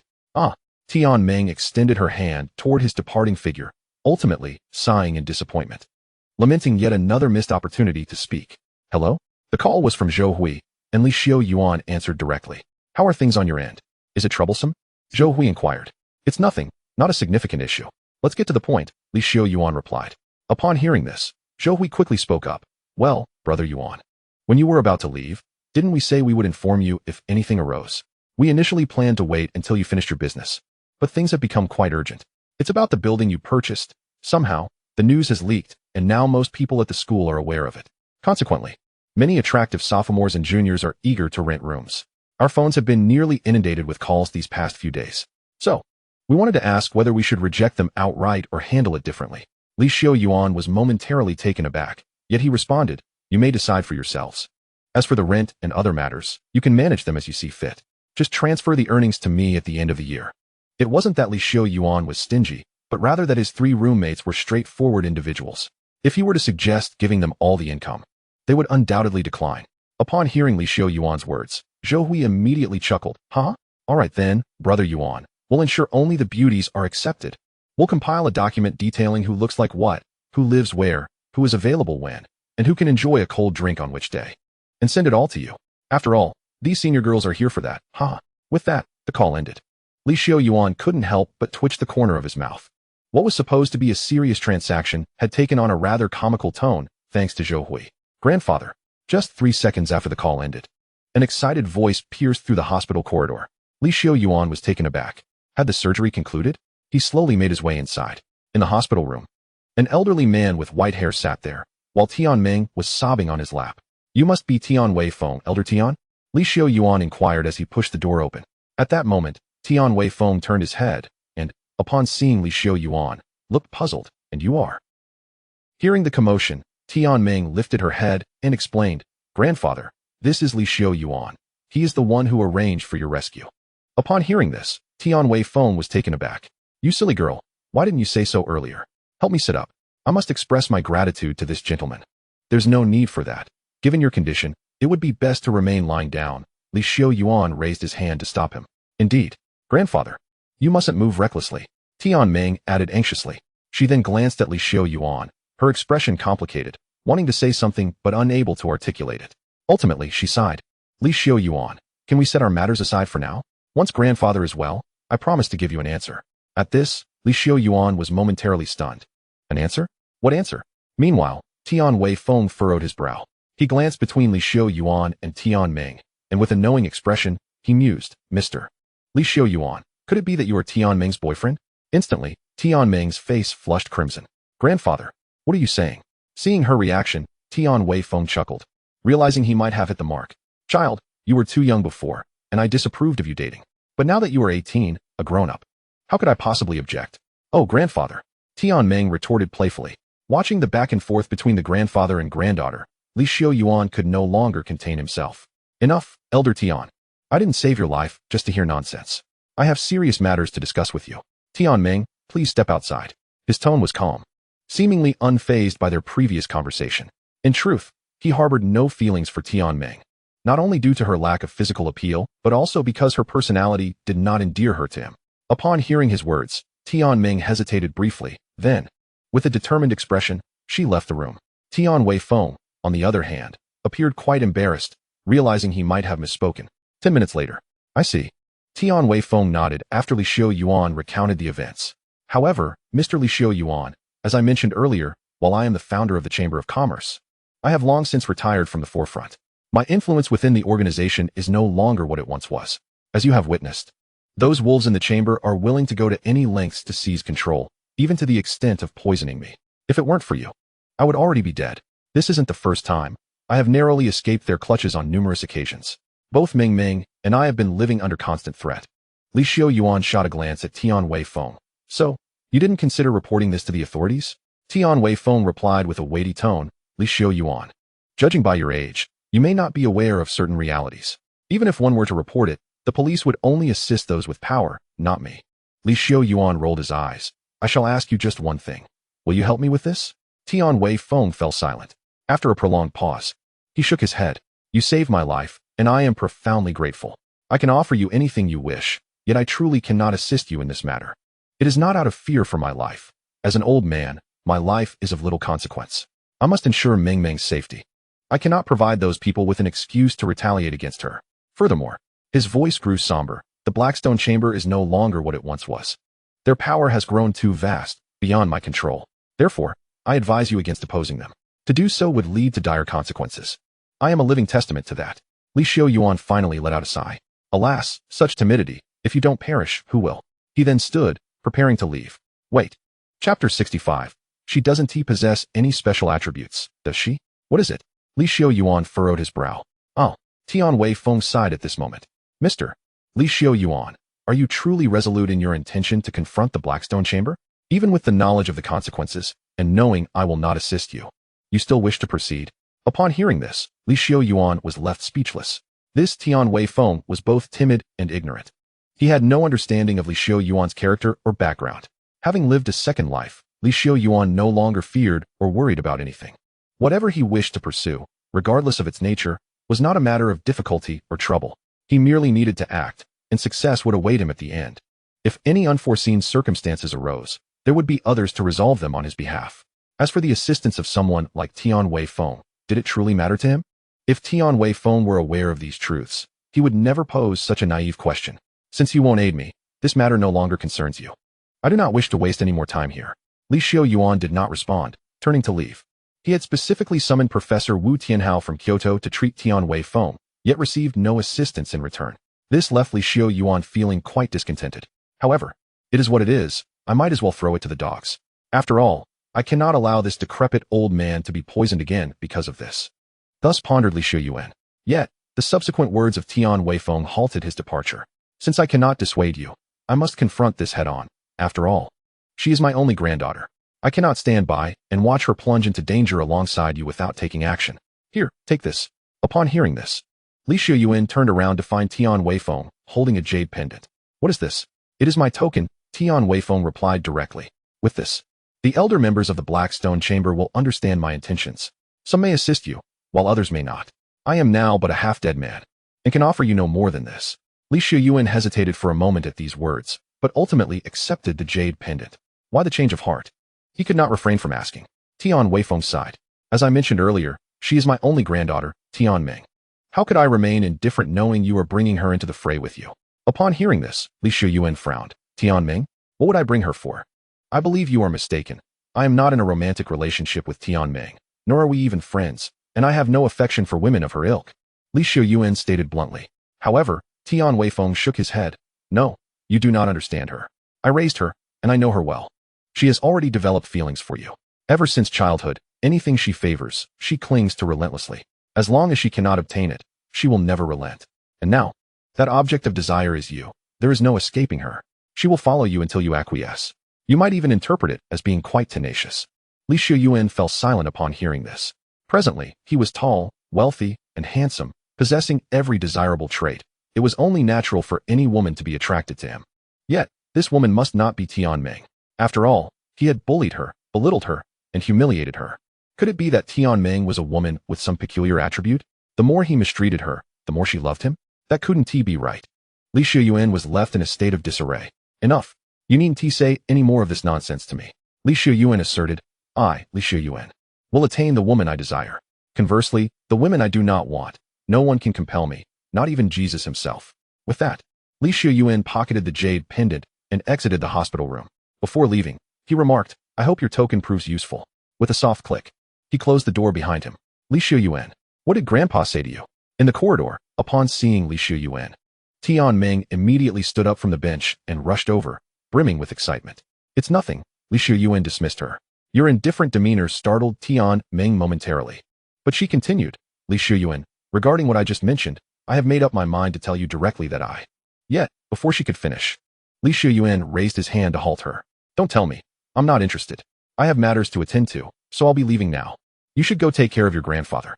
With that, Xiuyuan swiftly disappeared down the corridor, leaving Tian Meng standing in a daze. What is wrong with this person? Tian Meng's anger flared. I spit. Useless Xiuyuan. Who cares to tell you anything? Go, go, go. If you leave, don't come back. I'm going to block you. Subsequently, Xiuyuan relayed a few details to Su Baiqian and Su Wanru via a green bubble, instructing Xingyu to remain on standby for any notifications. He then drove his Cullinan, crossing the elevated highway of Haiqing, and arrived in Haidong province. Within a minute of exiting the elevated bridge, Xiuyuan received a call from his father, Li Kangtai. Hello? Dad, what is up? Xiuyuan, have you arrived in Haidong province? Upon hearing this, Xiuyuan's mouth twitched involuntarily. Didn't you say you wouldn't monitor me? You're really something. Ahem. Li Kangtai coughed awkwardly, as if to change the subject. Not at all. It's the director of the Public Security Bureau in Haidong province. Li Kangtai swiftly redirected the conversation, mentioning that he owed his father a significant favor, and that this time, he would ensure a warm reception for Xiuyuan during his visit to Haidong. I will share his contact information with you shortly. Xiuyuan was taken aback by this revelation. While he was curious about why a director of the Public Security Bureau owed his father such a favor, he accepted it without question since it had been offered. All right, I'll visit when I have the chance. Then I'll hang up. After ending the call, Xiuyuan drove straight towards the Blackstone chamber, which was the primary objective of his trip to Haidong province. As the navigation announced his arrival, he found himself before a towering building of over 30 stories. Atop the edifice, a massive sign boldly proclaimed the name Blackstone Chamber. Is this the place? He parked the Cullinan nearby and stepped out of the vehicle. However, before he could approach the Blackstone Chamber, his attention was drawn to a commotion at the entrance. As he drew closer, he discovered a large crowd gathered near the entrance, pointing and whispering among themselves. Upon closer inspection, Xiuyuan saw 3 security guards in black uniforms, wielding batons, mercilessly striking a girl huddled on the ground. Her features were obscured, but judging by her physique, she appeared to be quite young. She lay on her side, cradling her head with her arms, her knees drawn to her chest. It was evident that her body bore numerous bruises, with blood seeping from her wounds. Damn it. You wanted trouble. You asked for trouble. Keep hitting her. Hit her until she never dares to come to the chamber again. Strike with confidence. The president has stated that all legal responsibility falls on him. At that moment, Xiuyuan furrowed his brow. He pushed through the crowd and stepped to the front, coldly regarding the 3 security guards. Are you affiliated with the Blackstone Chamber? Upon hearing this, the 3 guards halted their actions simultaneously, casting unfriendly glances at Xiuyuan. Yes, who are you? What is the matter? Are you trying to meddle in the affairs of the Blackstone Chamber? Hey, who do you think you are? With so many people present, why do you think you can speak up? Looking for a fight? The 3 narrowed their eyes in unison. Xiuyuan sighed upon hearing this.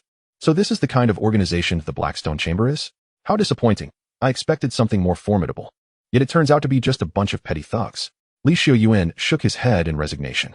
Initially, he thought he was dealing with a formidable opponent, but it turned out to be a mere criminal organization. If that was the case, he had no interest in engaging with them any further. He might as well unleash his trump card and obliterate this pathetic organization entirely. This declaration evidently ignited genuine anger among the guards. Oh, really? In Haidong province? It's the first time I've heard someone dare to say such a thing. Call the higher-ups. 2 of them growled fiercely. Afterwards, the remaining individual brandished a baton, threatening the others. Enough. Stop gawking. Get lost. The Blackstone Chamber of Commerce is about to conduct business. Upon hearing this, the onlookers' expressions changed dramatically, and they hurriedly fled in a panic. This scene left Xiuyuan momentarily stunned. Could the Blackstone Chamber truly be this ruthless? It is known that the people of Longhua have an innate penchant for gossip. Given even the slightest opportunity, they would invariably linger to witness the spectacle. Yet now, so many spectators were departing. To achieve such an effect, one would typically need to fire an AK into the air, yet this mere security guard's words had sufficed. Just as Xiuyuan pondered this, he noticed that the girl who had been lying on the ground had already risen. She grasped his hand urgently, exclaiming, "Let us go. Quick." Without waiting for a response, she forcibly tugged him in a specific direction. Though somewhat bewildered, Xiuyuan allowed himself to be led, melding into the crowd. What are you 2 doing? How can you let them escape? For heaven's sake, why are you still standing there? Chase them. Moments later, in a narrow alley, the girl leaned against her knees, panting heavily, beads of sweat cascading down her forehead. Just moments ago, she had dragged Xiuyuan, running several kilometers before daring to stop, having lost her shoes in the process. In stark contrast, Xiuyuan stood there, unflustered. Observing this, the girl looked puzzled but nonetheless remarked, "You are far too reckless. How dare you speak ill of the Blackstone Chamber at their doorstep? They would truly break your legs." As she looked up at Xiuyuan, her tone softened considerably. "But still, thank you, you saved me." She then extended a grimy hand. "I'm Nangong. And you?" Hearing this, Xiuyuan hesitated before responding. "Nangong. Are you of the Nangong lineage? Stunned, she replied, no. Why are you insulting me while speaking so nicely? Who is of the Nangong lineage? You're the one who is. Nangong. Nangong. That's a prestigious surname in Longhua, you know? Xiuyuan's lips twitched slightly. Well, your name just carries a strong association with that lineage. I'm Xiuyuan, he said, gently shaking her small hand. You. Nangong Xiuyuan was momentarily speechless. Then what names do you think embody the essence of Longhua? Xiuyuan pondered, resting his chin in thought for a moment. Perhaps Wang Suohua, Zhang Xiaohong, Li Xiaomei, or Lu Area. All right, let us not dwell on that. What transpired just now? Xiuyuan interjected, eager to glean information about the Blackstone chamber from her. However, Nangong Xiuyuan averted her gaze, her voice barely audible. You know there's no benefit in knowing these things. With that, she turned to leave. Hey, where are you going? Xiuyuan grasped her arm. Home, she replied. Xiuyuan, feeling helpless, scrutinized her appearance. Home, just like this? At that moment, Nangong Xiuyuan looked disheveled, her entire being besmirched. Her clothes were stained with blood, her skin marred by bruises and dirt, and her hair was a tangled mess. The only part of her that appeared somewhat clean was her small face, which still bore traces of grime and a few blood streaks. To put it bluntly, she resembled a beggar from the streets of the 80s. This observation indeed caused Nangong Xiuyuan to hesitate. How would her family react if she returned like this? Yet what choice did she have? With a resigned sigh, she acquiesced. Fine, I'll come with you. Leading Nangong Xiuyuan out of the alley, Xiuyuan wandered the streets. He walked ahead while she maintained a deliberate distance of over 3 meters, seemingly wary of being misunderstood. However, it soon became evident that her concerns were justified. Yet her actions proved futile. The surrounding crowd buzzed with speculation. What is happening here? A well-dressed young man is with this ragged beggar? Look at that watch he is wearing. It seems to be a Patek Philippe. He must be some kind of tycoon. Goodness. A domineering CEO has fallen for a street beggar? What a fantastical plot. The wealthy always know how to play when they tire of celebrities. They seek excitement with beggars. These comments, spoken with little regard for volume, reached Nangong Xiuyuan's ears, each word cutting like a knife. At last, as they approached a corner, Nangong Xiuyuan halted in her tracks. Xiuyuan noticed and turned back, asking, what's wrong? With her hands clutching her clothing, her lips pressed together, she murmured, Xiuyuan, perhaps this is where we part ways. I don't wish to be a source of embarrassment for you. They're all talking about you. Hearing this, Xiuyuan frowned and reached out his hand to her. Come here. Nangong Xiuyuan was momentarily taken aback, but shook her head. Before she could protest, he insisted. I said, come here. After that, Xiuyuan held her hand firmly, leading her until they arrived at a hotel. Go inside. Standing at the entrance, Nangong Xiuyuan was taken aback. What are we doing here? A sense of trepidation gripped her heart. Could it be that the rumors were true, and the domineering CEO wished to indulge in something altogether different? In the hotel room, wrapped in a towel, Nangong Xiuyuan's face flushed bright red, radiating embarrassment. I'm sorry. I misunderstood you. Misunderstood? Xiuyuan, seated on the edge of the bed, looked perplexed. Misunderstood what? She fidgeted with a finger against her heated cheek. Until just now. Before you asked me to put on clothes, I thought you wanted to sample my flavor. Cough. Nangong Xiuyuan's candid remark caught Xiuyuan off guard momentarily. However, he quickly regained his composure. He was no longer the impoverished youth who blushed at the sight of a woman. Rather, it was others who should be blushing. With this thought, he lifted his gaze to scrutinize Nangong Xiuyuan. In truth, due to her earlier state of filth, he had not noticed her true appearance until now. When she was clean, she bore a striking resemblance to Tianming in height, both being about a head shorter than Xiuyuan. Yet, that was where the similarities ended. In every other regard, she surpassed Tianming. Her figure was lithe where it needed to be, yet voluptuous where it counted, with a pair of supple breasts that, while not as ample as Cheng-Yu's, were certainly adequate. Her rounded, pert backside and shapely thighs could rival any of Su Baiqian or Su Wanru. She possessed an undeniably soft and bouncy allure. A delicate visage, though marred by faint bruises, retained an undeniable allure that rendered her all the more pitiable. Cascading down her back was a mane of damp hair, nearly grazing her thighs, subtly exuding the fragrance of shampoo. She embodied purity, youth, and vitality. In essence, she was the epitome of a white moonlight. Furthermore, clad in a bathrobe, her already exquisite curves appeared even more enchanting. Each subtle expression, coupled with her provocative words, seemed to challenge Xiuyuan's very limits. It could be said, rather bluntly, that had Xiuyuan not been reborn and experienced the world, he would have undoubtedly succumbed to the impulse of pushing Nangong Xiuyuan down in that very moment. At that instant, upon perceiving the distinctly aggressive gaze emanating from Leysuen, Nangong Xiuyuan shuddered involuntarily. Xiuyuan, you wouldn't dare, would you? She ventured cautiously. Yet, Xiuyuan merely shook his head. Not necessarily, perhaps I would. The moment those words escaped his lips, Nangong Jiyue's eyes widened in shock. Xiuyuan continued, however, not now. Please, take a seat. I have instructed someone to procure a new outfit for you. It should arrive shortly. You certainly cannot return home in such tatters. At this, Nangong Jiyue sighed in relief. She chose a spot at the far end of the bed, away from Xiuyuan, and sat down gingerly. Thank you, Xiuyuan. You are a good person. She murmured in a voice barely audible to herself. Xiuyuan, feeling somewhat helpless, acknowledged her with a simple, all right. I suppose I've been assigned the role of the Good Samaritan. Yet, he did not dwell on it. Now, can you finally share with me what is truly happening with the Blackstone Chamber of Commerce?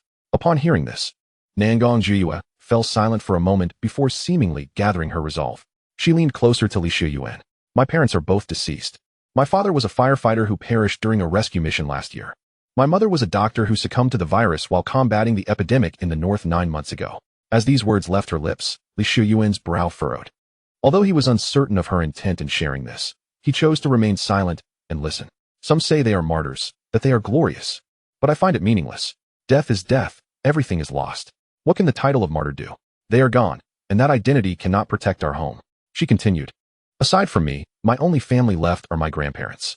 We have not received a single penny in compensation, nor have we enjoyed any preferential treatment. When the Blackstone Chamber sought to forcibly demolish our ancestral home due to some project, not a single soul came to our aid. My grandparents refused to yield, enduring beatings. And when I attempted to confront them, I almost lost my life. As she spoke, her voice dwindled to a whisper, ultimately breaking into sobs. Xiuyuan, upon hearing her tale, furrowed his brow even deeper. A father who died in the line of duty. A mother who fell victim to an epidemic. Was Nangong Jiyue not a true descendant of heroes? Yet, even such individuals were bullied by the Blackstone Chamber. It seemed that the Blackstone Chamber was far from the simple entity Xiuyuan had imagined. Is the government not intervening in this matter? Xiuyuan inquired. At this, Nangong Jiyue scoffed dismissively. The government? Huh. They are merely two sides of the same coin. Xiuyuan's frown deepened. Have you attempted to go through the media to expose this situation? He still held faith in the Dragon Kingdom's regard for martyrs. Should such news gain traction, it could very well incite a storm across Haidong province. However, Nangong Jiyue shook her head. We tried that long ago. Initially, it garnered significant attention, even creating quite a buzz. Who made the heroes shed blood and tears? But eventually, it faded into obscurity. Now, you cannot find a trace of it online. As if nothing ever happened, Xiuyuan fell into silence. He had witnessed such tactics before, when he was falsely accused of assaulting a female instructor. The government had employed similar means to suppress any fallout. Thus, it became evident that the government had intervened in Nangong Jiyue's situation. The Haidong provincial government had actively suppressed this matter. The reach of the Blackstone Chamber was indeed extensive. It had even colluded with the government. Haidong province was far more corrupt than he had anticipated. Xiuyuan's expression darkened. This revelation unveiled significant issues he had previously been unaware of. Ordinarily, he would not have felt compelled to intervene, but given that his grandfather was a central government official, he found himself obligated to take action. Noticing Xiuyuan's silence, Nangong Jiyue sighed. I apologize for burdening you with my troubles. You need not worry about me. Simply pretend you did not hear anything. For us ordinary folk, it is best to remain humble in the face of such a colossal government. Yet, Xiuyuan abruptly stood up. Enough. There is no need for further discussion. Startled, Nangong Jiyue inquired. What do you mean? What I mean is, you need not worry. Xiuyuan, will take care of this matter. Before long. Under Nangong Jiyue's guidance, Xiuyuan returned to her ancestral home. The distance was not particularly great, but since Xiuyuan had temporarily parked his car near the Blackstone Chamber, it took a considerable amount of time. Upon opening the door, Nangong Jiyue found herself face to face with her grandfather. The old man, upon seeing her, was instantly filled with excitement. Yeah, you're safe. But wait, what happened to your face? Did they hurt you? Damn it, those scoundrels from the Blackstone Chamber, he exclaimed, ready to charge out in a fury, grabbing a shovel that leaned against the door. Nangong Jiyue hurriedly restrained him. Grandpa, I'm fine. It's nothing. Amidst the struggle, the old man finally noticed Xiuyuan standing behind her. Who are you? He bellowed, his eyes narrowing.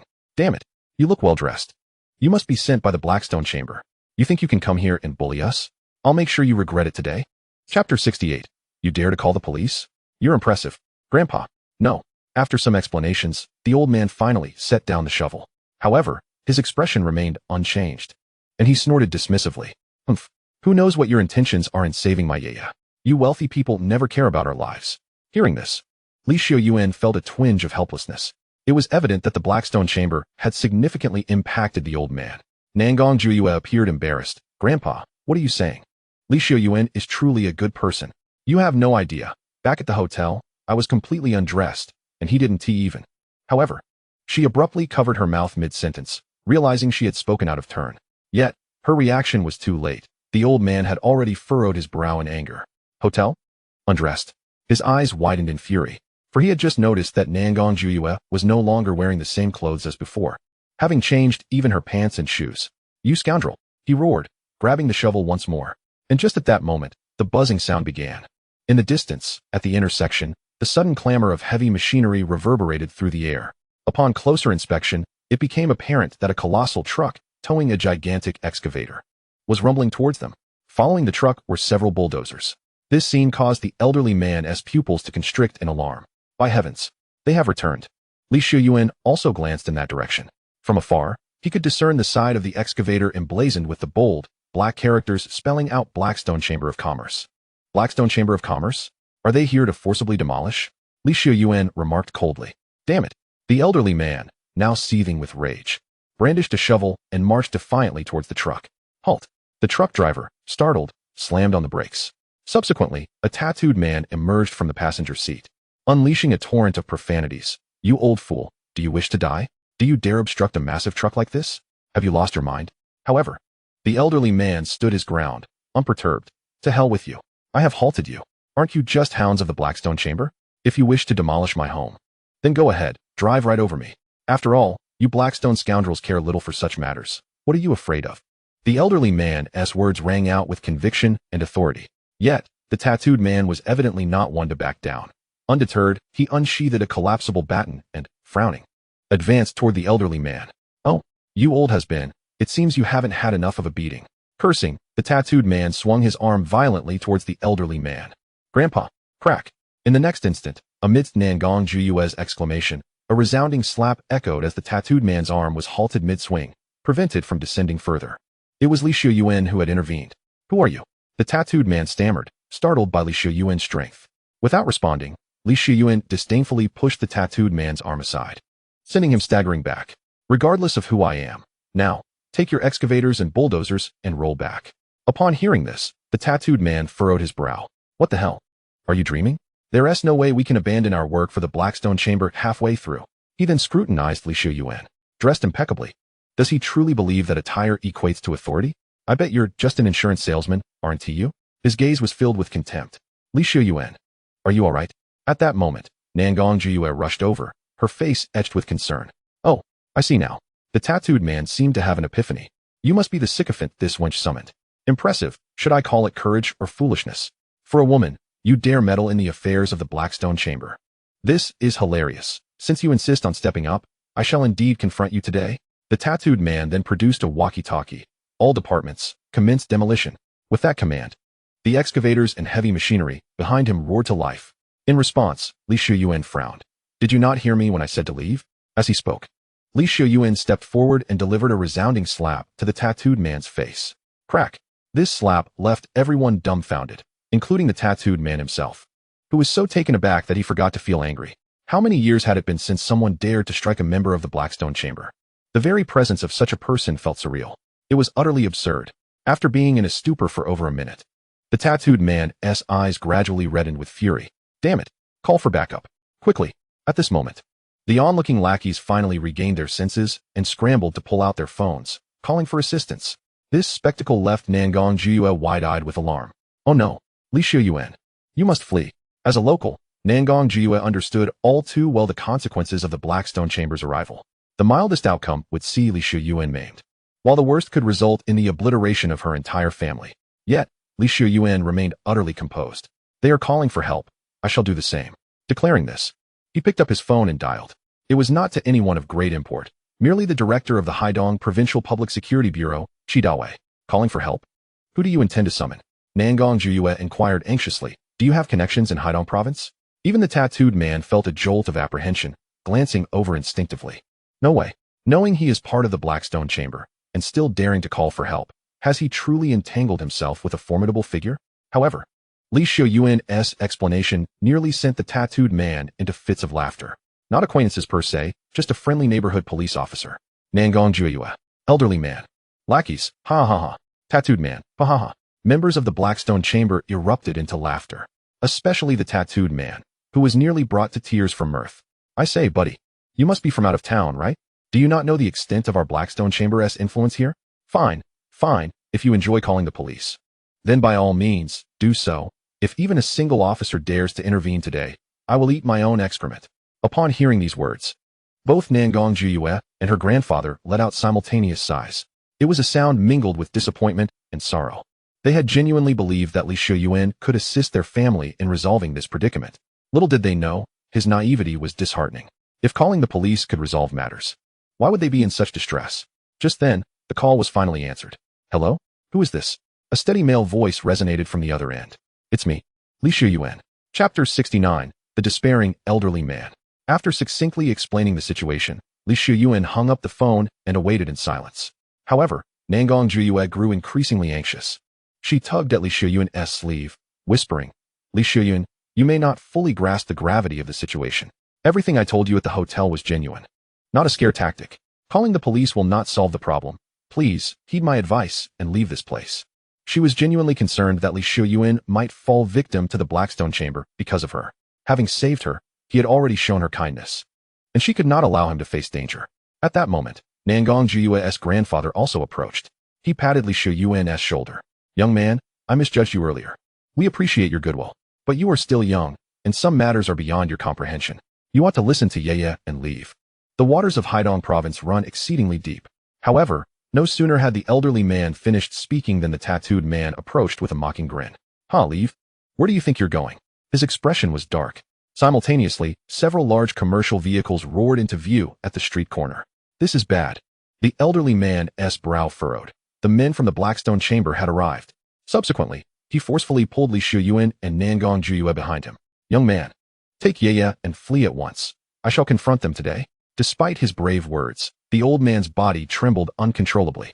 Sighing, Xiuyuan remarked, There's no need for such drastic measures, old sir. I've assured you, I can handle this. As he spoke, Xiuyuan glanced at his watch. Qidawei had said that a team would arrive within 10 minutes at the latest. 8 minutes had already elapsed. At that moment, a cacophony of police sirens echoed from the distance. What? The sound startled not only Nangong Xiuyuan, the old man, and the tattooed man, but also left the group disembarking from the business vehicle utterly bewildered. The police had indeed arrived. Moments later, dozens of police cars swarmed the area, encircling it in an instant. Which one of you is Mr. Xiuyuan? From the lead police car, a police officer emerged, his shoulder insignia indicating he held the rank of captain. Amidst the astonished gazes of everyone present, Xiuyuan waved towards the captain. Upon noticing, the captain hurriedly jogged over, extending his hand from afar. Greetings, Mr. Xiuyuan.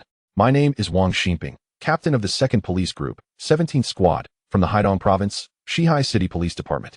We have received orders to assist you in resolving this violent incident. As he spoke, Wang Xinping's gaze swept over the tattooed man and the other members of the Blackstone Association, his expression revealing a complex mix of emotions. At that moment, the tattooed man frowned and approached, saying, Captain Wang, what do you mean by this? Why are you involving yourself in the affairs of the Blackstone Association? Our operations are entirely legal and compliant. Wang Xinping, upon hearing this, chose not to respond. Truthfully, he was quite troubled. How could he intervene in the matters of the Blackstone Association? Initially, he had not been informed that his mission involved meddling in their affairs. The moment he spotted the Blackstone's vehicles upon arrival, he sensed something amiss. In Haidong Province, the Blackstone Association was untouchable, as they were beyond the reach of the police. However, there was no turning back now. Most crucially, his superiors had made it clear that, regardless of the circumstances, they must ensure the safety of an individual named Xiuyuan. It was explicitly stated that should even a hair on Xiuyuan be harmed, the entire Shihai City Police Department, from the chief to the officers, would face dire consequences. This meant that today's incident involving the Blackstone Association could not be ignored. With a sigh, Wang Xinping addressed the tattooed man. Zhao Qing, you should leave now. What the Blackstone Association has done today is indeed not in accordance with regulations. Upon hearing this, Zhao Qing's brow furrowed deeply, his tone dangerously low. Captain Wang, are you certain? Wang Xinping felt a twitch at the corner of his mouth as he replied, I am certain. Will you leave or not? He was determined. If they did not depart, he would be forced to detain them all. Gritting his teeth, he added, very well, fine. Zhao Qing laughed in anger, then gestured to his companions. Brothers, let us call it a day. The esteemed officer has spoken. Our actions are deemed non-compliant, so we must take our leave. With that, Zhao Qing looked at Xiuyuan. You are Xiuyuan, correct? You have guts, I'll give you that. By calling the police, you must be prepared for retaliation from the Blackstone Association. Brace yourself. Following this, the members of the Blackstone Association departed. Xiuyuan was taken aback. It appeared he had once again underestimated the power of the Blackstone Association. To issue such threats in front of the police demonstrated a blatant disregard for the authority of the police department. After exchanging a few more words, Wang Xinping and his team took their leave, seemingly bringing the incident to a close. However, the old man could only sigh. Xiuyuan, yeah, you two come inside. His face was etched with weariness. Upon entering the house with the old man, Xiuyuan discovered that Nangong Juyue's grandmother was paralyzed, confined to her bed, and unable to move. It was no wonder she had not appeared. Xiuyuan, you see now that with her grandmother in this condition, we cannot flee. The Blackstone Association will surely seek revenge. Therefore, you must take Yiya and leave Haidong at once. The farther, the better. Go now. The old man retrieved a bag from beneath the pillow where the old woman rested and, with a heavy heart, handed it to Xiuyuan. This contains the life savings of us old folks, perhaps 2,000 or 3,000. Take it and leave quickly. As for us two old souls, we shall await our end here. He had relinquished all hope, for there was none left. Xiuyuan's previous actions had undoubtedly provoked the ire of the Blackstone Association. This family was doomed. Even if Xiuyuan managed to escape with Nangong Juyue, he could not be certain they would make it. In that moment, the old man appeared to age a decade. Yet, the more he despaired, the more resolute Xiuyuan became in his determination to eradicate the malignant Blackstone Association. Moreover, the threats from the Blackstone Association were akin to riding on Xiuyuan's neck, an affront that ignited his fury. To let them be unpunished was utterly contrary to Xiuyuan's principles. Nangong Juyue, take good care of the elders at home. As Xiuyuan spoke, he set the bag aside and turned to leave. Nangong Juyue was taken aback. What about you? What do you intend to do? Xiuyuan's expression hardened. I am going to the Blackstone Association. Today, I intend to see just how brazen they truly are. I wish to ascertain the strength of their backing. Does it truly extend to a point where even I, Xiuyuan, cannot unsettle them? Chapter 70. Qi Dawei, drenched in sweat. What? Xiuyuan's words startled Nangong Juyue. She rushed forward to grasp his arm. Don't go. Xiuyuan, please, think this through. The Blackstone Association is utterly unreasonable. She was filled with anxiety. It's fine. Xiuyuan gently pulled his arm away. What you need to do is trust me and await my good news here. As he spoke, Xiuyuan took out a memo pad and scribbled something on it. He then handed it to Nangong Juyue. If anyone comes looking for trouble, call this number and state that it was Xiuyuan who instructed you to do so. This number belongs to Qi Dawei. With that, Xiuyuan departed without hesitation. Xiuyuan. Regardless of how Nangong Juyue called out, Xiuyuan did not halt his steps. Ultimately, she remained rooted in place, a single tear trickling down her cheek. Sigh. He is a good person, but far too reckless and naive. At this moment, the old man sighed deeply. It was evident he understood that Xiuyuan was as good as doomed. From beginning to end, he did not obstruct Xiuyuan. To put it plainly, he held no gratitude towards Xiuyuan. Had it not been for Xiuyuan's reckless actions that incited the wrath of the Blackstone Chamber of Commerce, they would not be in their current predicament. However, unbeknownst to them, Xiuyuan harbored no fear of the Blackstone Chamber. After departing from the Nangong family, Xiuyuan promptly retrieved his phone and made a call. Naturally, it was to Qi Dawei. The call was quickly connected, and Qi Dawei's anxious voice came through. Nephew Xiuyuan, you're not in any trouble, are you? Just moments earlier, Xiuyuan had called him, saying, there are malicious forces intending to harm me. This single statement sent Qi Dawei into a frenzy, akin to a cat on a hot tin roof. Otherwise, he would not have issued such an unequivocal command. Now that Xiuyuan was returning his call, his anxiety was palpable. Xiuyuan replied with a nonchalant I'm fine, but I intend to trouble the Blackstone Chamber next. Upon hearing this, the other end fell momentarily silent. The Blackstone Chamber? The very organization that sought to harm you? Xiuyuan, however, did not respond directly. Instead, he coldly stated, Director Qi, this matter does not concern you. At least not until I inform you otherwise. I must personally handle it. Therefore, I hope you can keep my identity confidential and refrain from disclosing it to others. Should I arrive at the Blackstone Chamber and discover that anyone is aware of my identity, I will hold you responsible. And you know what that entails.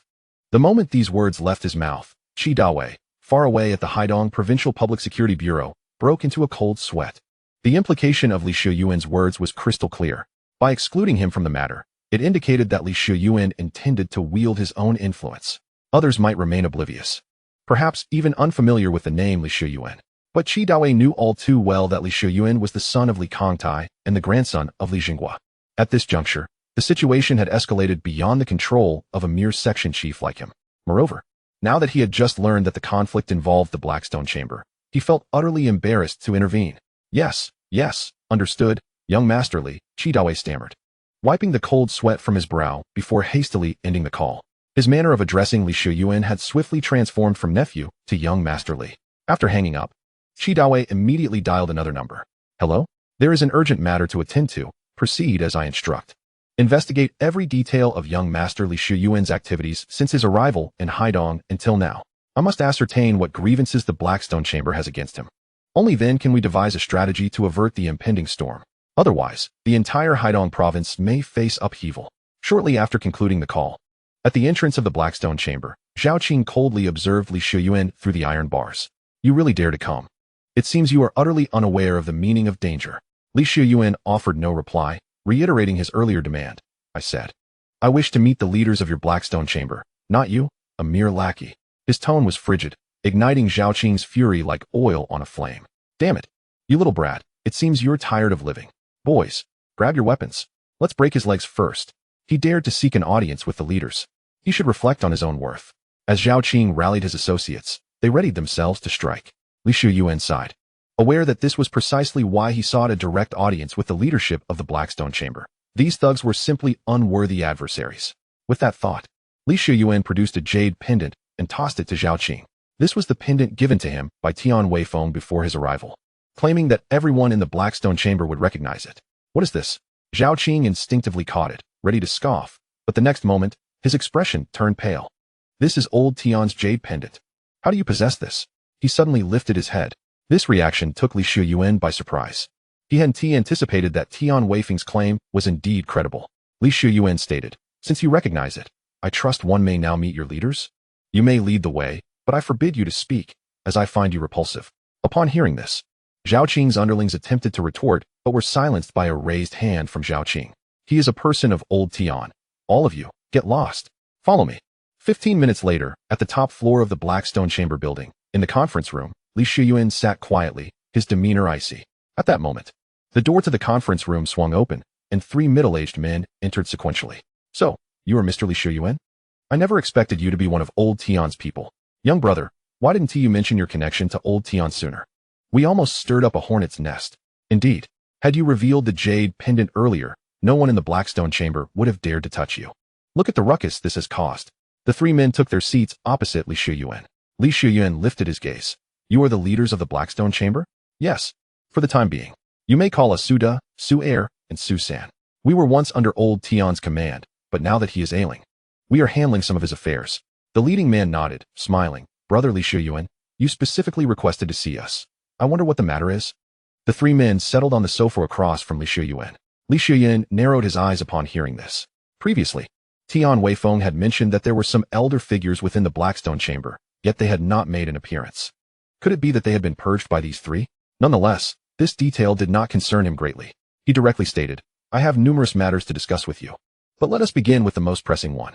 Regarding the forced demolition incident involving the Nangong family, I would like a reasonable explanation from you. The Nangong family? Upon hearing this, Su Air and Su San exchanged puzzled looks, while Su Dar explained, Ah, you mean the family of martyrs. Oh, so it pertains to this matter. The 2 finally understood. Mr. Li Xiuyuan, what is it you wish to know? Furthermore, your claim of forced demolition is somewhat unfounded, as we possess all the legal documentation. Chapter 71. Seeking justification? Then let us provide it legal documentation. Where is the legality in that? Li Xiuyuan scoffed. Legality refers to demolishing without any compensation, resorting to force. It means hiring individuals to assault a septuagenarian, leaving him paralyzed. It signifies violently beating a woman seeking justice in front of everyone at the chamber's entrance, oppressing the common folk, and especially a family of martyrs. This is your definition of legality? The moment these words left his lips, all 3 men were momentarily taken aback. Following this, Suda chuckled. Haha, brother Li Xiuyuan, our subordinates can sometimes be a bit heavy-handed in their methods.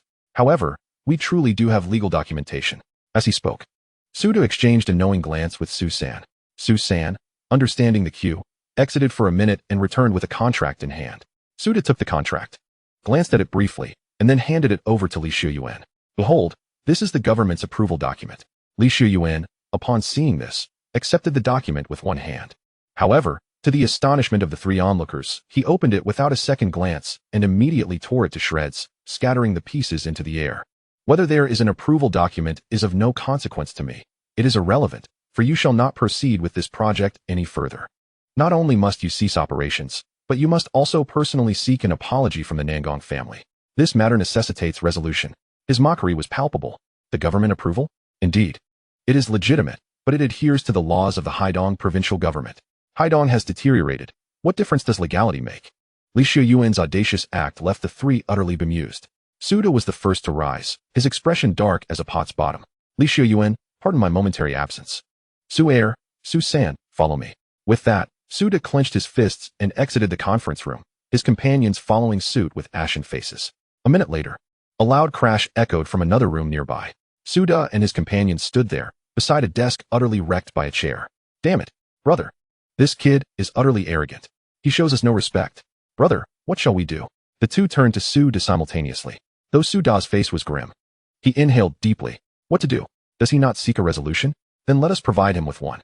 Upon hearing Suda's words, Su-air and Su-san were taken aback. Brother, are we truly going to do that? It would be tantamount to tearing our faces apart. He possesses Elder Tian's jade pendant and likely has some backing. Su-air remarked. Suda scoffed at this. Elder Tian's jade pendant? Second brother.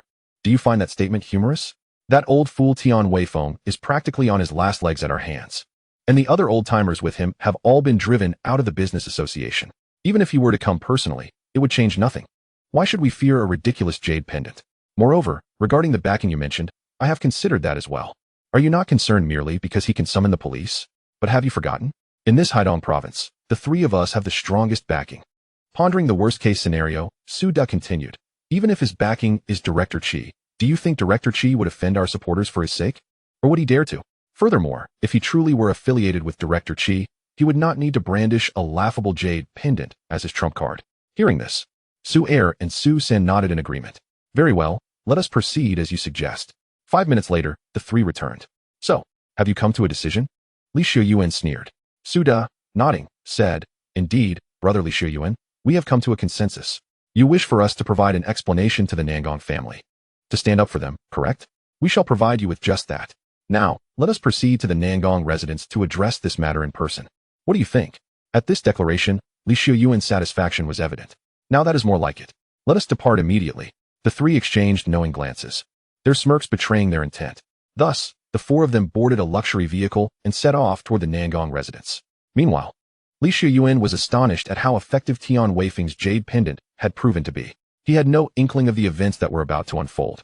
Minutes later, the business vehicle halted before the Nangong family estate. The commotion promptly drew out Nangong Xiuyuan and her grandfather. Recognizing the vehicle as belonging to the Haishi Business Association, her heart sank. Was it possible that Xiuyuan had encountered trouble? With that thought, the duo cautiously stepped outside. In the next instant, Xiuyuan emerged from the vehicle.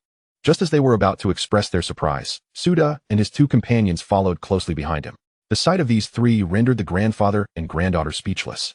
These were none other than the true power brokers of the Haishi Business Association, the three Su brothers, undoubtedly the most formidable figures in the entire Haidong province. It would be an understatement to say they were ruthless. They were known to devour their prey whole. Xiuyuan, what is the meaning of this? Nangong Xiuyuan asked. A look of fear etched across her face. Yet, before Xiuyuan could respond, Suda interjected. Ah, young Miss Nangong, and esteemed Elder Nangong, fear not. We are here to offer you an explanation. Your family, I must say, has been rather unwise. Why did you not inform us sooner about the esteemed Mr. Xiuyuan? Had you done so, we could have avoided this unpleasantness. Suda's words seemed to flatter Leysuen, albeit with an unmistakable tone of sarcasm. However, both Nangong Xiuyuan and Elder Nangong were so astounded that they failed to discern the underlying tone. Nangong Xiuyuan's eyes widened, leaving her speechless, while Elder Nangong swallowed hard, bewildered. Are you suggesting that your visit is to apologize? The implication in Suda's words was indeed as such.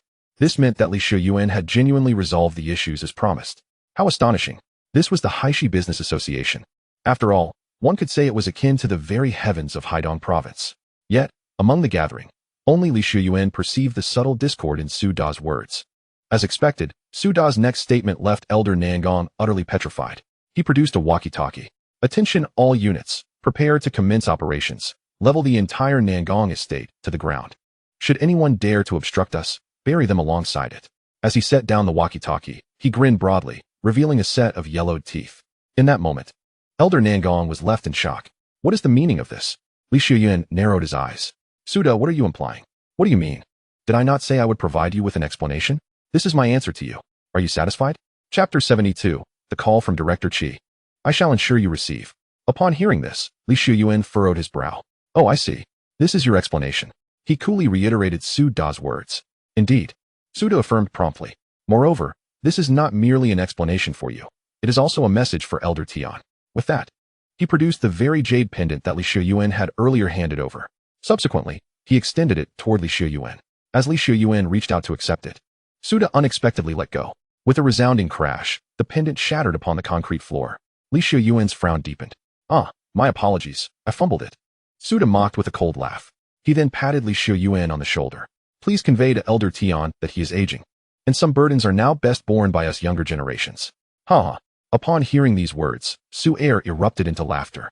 Su San, even more arrogant and overbearing, strode up to Xiuyuan and forcefully shoved him aside, exclaiming, "Get out of the way. You're obstructing our path." Following this, he seized Su Da's walkie-talkie and barked. "Where's everyone? Do they all wish to shirk their duties? Hurry up and get over here. This land has been delayed long enough." Xiuyuan, having been pushed, drew the concern of Nangong Jiyue, who rushed forward to support him, asking anxiously, "Are you all right?" Xiuyuan, his face darkened, shook his head, replying, "I'm fine. Or rather, it is not I who will have issues moving forward." His tone was chillingly resolute. "Please, don't." Nangong Jiyue, fearing Xiuyuan would act impulsively, grasped his hand tightly. "It's enough. I understand your intentions. Let us not engage with them any further, all right? With our grandparents, let South leave this place. We no longer want this house. I only ask that you remain calm." Tears streamed down her cheeks as she spoke. Witnessing this scene, Nangong Chun let out a heavy sigh and approached Su Da directly. "Boss Su, in my lifetime, I have never bowed to anyone, but today, I concede to you. Please spare us. You can demolish this house. I will not argue." He clenched his teeth, forcing himself to lower his head. Su Da merely chuckled. "Old man Nangong, what are you saying? What do you mean by sparing you? Our Blackstone Chamber of Commerce is a legitimate organization, not a criminal syndicate. We never intended to harm you." He continued, "So, here's the deal.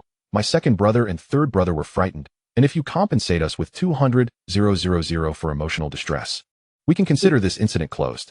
What do you say?" At these words, Nangong Chen shot his head up in disbelief. "What? 200,000? For the demolition of the house? Not only will we receive no compensation, but now you want me to pay 200,000? How is this not akin to cannibalism?" "Hey, old man, you can't just say whatever you want." Suda quickly interrupted. "This isn't cannibalism. It's not that blatant." Ha ha. Seeing the shamelessness of the Su brothers, Nangong Chun felt a surge of rage almost suffocate him. Enough. It was at this moment that Xiuyuan grasped Nangong Chun's arm. "Old man, there's no need to waste your time on them. I have said, anything I, Xiuyuan, wish to resolve, will be resolved." As he spoke, he took out his phone and made a call. Suda furrowed his brow. "What are you doing? Who are you calling? Don't tell me you're thinking of calling the police." His expression was laced with mockery, eager to witness whether, with him present, any police officer would dare intervene. Xiuyuan did not respond, but was indeed calling the police. Before leaving, Wang Xinping had given him a phone number, suggesting he reach out if further trouble arose. A mere junior officer might not pose much of a challenge to Suda, but at the very least, he could temporarily stall the excavators and bulldozers from flattening the Nangong residence. Only then would Xiuyuan have the time needed to make the Su brothers truly experience terror. Within 5 minutes of the call, Wang Xinping arrived, sirens wailing. He had no choice. Orders from above had mandated him to ensure Xiuyuan's safety, so he stationed himself around the Nangong household. However, as soon as he stepped out of the police vehicle, he froze. The Su brothers? Wang Xinping frowned. Caught in a dilemma. Should he enter? To do so would offend the Su brothers, but to stay out would anger his superior. What a predicament. Forget it. For a salary of 5,000 a month, why risk my life? I should just resign to the director. As he contemplated this, Wang Xinping turned to leave, but was a moment too late. "Hey, Officer Wang, what a coincidence to see you here." From a distance, Suda waved with a cold smile. The atmosphere turned palpably awkward. Li Xiuyuan, Wang Xinping, and Su Da stood in a standoff, each harboring their own thoughts. Su Da wondered why Wang Xinping had dared to come, while Wang Xinping wavered. Li Xiuyuan, however, remained remarkably calm. For no matter how Wang Xinping chose to align himself henceforth, it mattered little. Unless Su Da were insane enough to crush Nangong Chun's corpse before the police. Officer Wang, you've got some guts. Climbing the ranks, and now you want to elevate even the village dogs? Su Da ultimately shattered the silence, clearly having perceived Wang Xinping as Li Xiuyuan's backing. In truth, Su Da felt a sense of relief. If Li Xiuyuan's support was so insignificant, then his fears were unwarranted. Upon hearing this, Wang Xinping broke into a cold sweat. Boss Su, enough with the pleasantries. Su Da narrowed his eyes.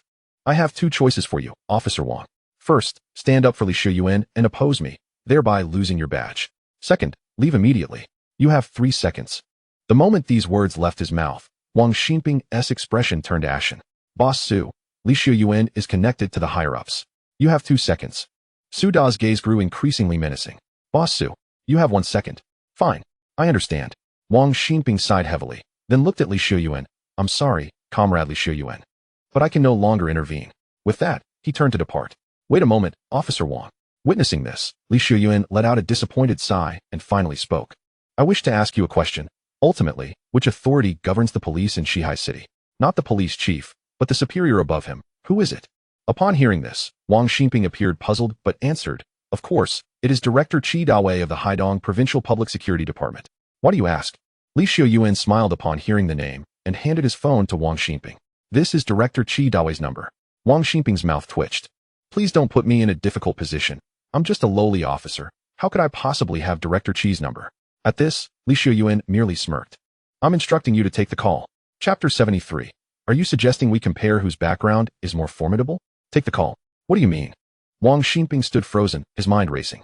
Moreover, he was not the only one. Others nearby, including Nangong Chun and Nangong Xiuyuan, all turned pale. Especially Su Da, Su Er, and Su San, whose expressions were utterly captivating. What did Li Xiuyuan mean by this? No one was oblivious to the implications. Could it be that Su Da had inadvertently hit the nail on the head before departing, suggesting the worst-case scenario, that Li Xiuyuan's background was indeed Director Qi? Hello? Mr. Li. Do you have any instructions? As everyone pondered their thoughts, the call connected. Since it was on speakerphone, all present could hear clearly. In that moment, a collective gasp echoed through the crowd. Mr. Li? Instructions? If the person on the other end of the line truly is, as Li Xiuyuan asserted, the director of the Public Security Department of Haidong Province, Qi Dawei, then, what does his demeanor signify? Gulp.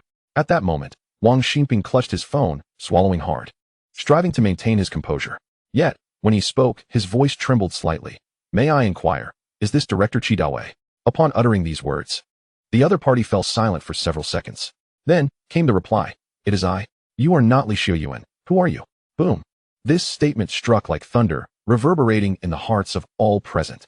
He has acknowledged it. He has admitted it. If Li Xiuyuan had not arranged for someone to deceive them beforehand, the situation would indeed be dire. But therein lies the question. In Haidong Province, who would dare impersonate Director Qi?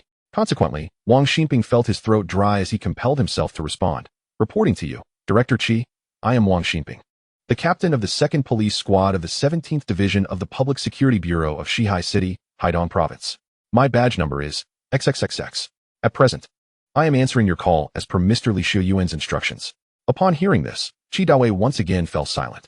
In fact, even prior to this moment, upon learning of Li Xiuyuan's experiences in Haidong Province from his secretary, he had already sensed that matters were amiss. Panic surged within him, realizing that something significant was about to transpire in Haidong Province. Now his unease intensified. Nevertheless, in an effort to uphold the authority of his position, he feigned calmness as he commanded, report to me everything that is occurring on site. Wang Xinping, upon hearing this, glanced at Su Da, noticing Su Da's equally bewildered expression. He ultimately relayed the information. It is as follows, Director Qi. In 5 minutes, Wang Xinping succinctly summarized the situation. However, he chose his words with great care, refraining from placing blame on either Li Xiuyuan or the Haishi Chamber of Commerce. Is that so? Then, I hereby order you, until further instructions are given, to keep a close watch on the construction team. The demolition project is not to commence. Following this, you hand the phone to Su Da. Qi Dawei's decisive tone startled Wang Xinping, prompting him to hastily pass the phone to Su Da. Mr. Su, you must have heard that? At this moment, Su Da furrowed his brow and took the phone. Hello? Director Qi, it is I, Suda from the Haishi Chamber of Commerce. May I inquire what you need from me? Qi Dawei responded immediately. Suda, I have thoroughly investigated your dealings with Xiuyuan. I expect you to recognize your errors and, before my arrival, to promptly apologize and provide specific solutions and compensation. This is not a request. It is a mandate you must fulfill. Upon hearing these words, Su Da's expression darkened further. Director Qi, are you certain? He replied, his voice low and foreboding. Do not forget who the elder of the Su family is. I am not aware of your relationship with Xiuyuan, but I do not believe it is worth risking the prestigious title of director for his sake. Upon hearing Su Da's words, Xiuyuan's eyes narrowed. To what extent did this background extend, allowing Su Da to speak so audaciously? Su Da, at this moment, Qi Dawei appeared to be incensed. You do not know who Xiuyuan is. You would do well to retract your previous statement.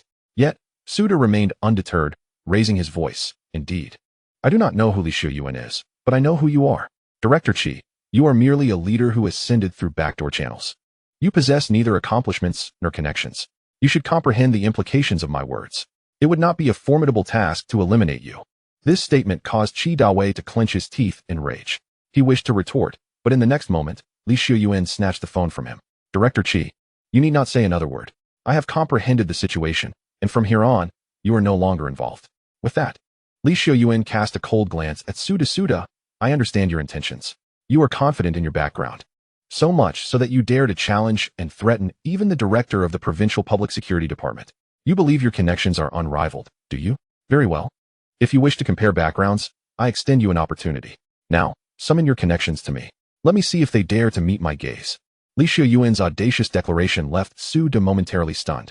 The same bewilderment echoed among those on the other end of the line, including Qi Dawei, Nangong Jiyue, and Nangong Chun, as the situation had entirely surpassed the comprehension of these ordinary individuals. Only Qi Dawei understood. It was over, utterly finished. What identity and background did Xiuyuan possess? Others might not know, but Qi Dawei was all too aware. It was a background that could send tremors throughout the entire Dragon Nation once revealed. He swiftly ended the call, donned his coat, and rushed over. The outcome was preordained. The very heavens of Haidong Province had collapsed. It was certain to collapse. Whether he could continue as the director of public security now hinged on a single attitude. Thus, he had to be present. One does not shed tears until one sees the coffin. Just a moment of days later, Su Da let out a cold laugh. Then he truly pulled out his phone and made a call. Big brother, are you truly listening to him? What qualifications does he have to disturb our elder? Indeed. Big brother, even if it were Director Qi himself, he lacks the standing to summon our elder personally. However, just as Su Er and Su Sen were speaking, the call was answered. Hello? A voice resonated from the other end, aged yet commanding, filled with the authority of a superior. Dawa, what is it? It has been ages since you last called me. Hee, grandfather, the affairs of the Chamber of Commerce have been quite busy lately. Su Da began with a pleasantry. But then his gaze darkened ominously. This time, I seek your assistance, as there is indeed a troublesome matter that requires your esteemed intervention.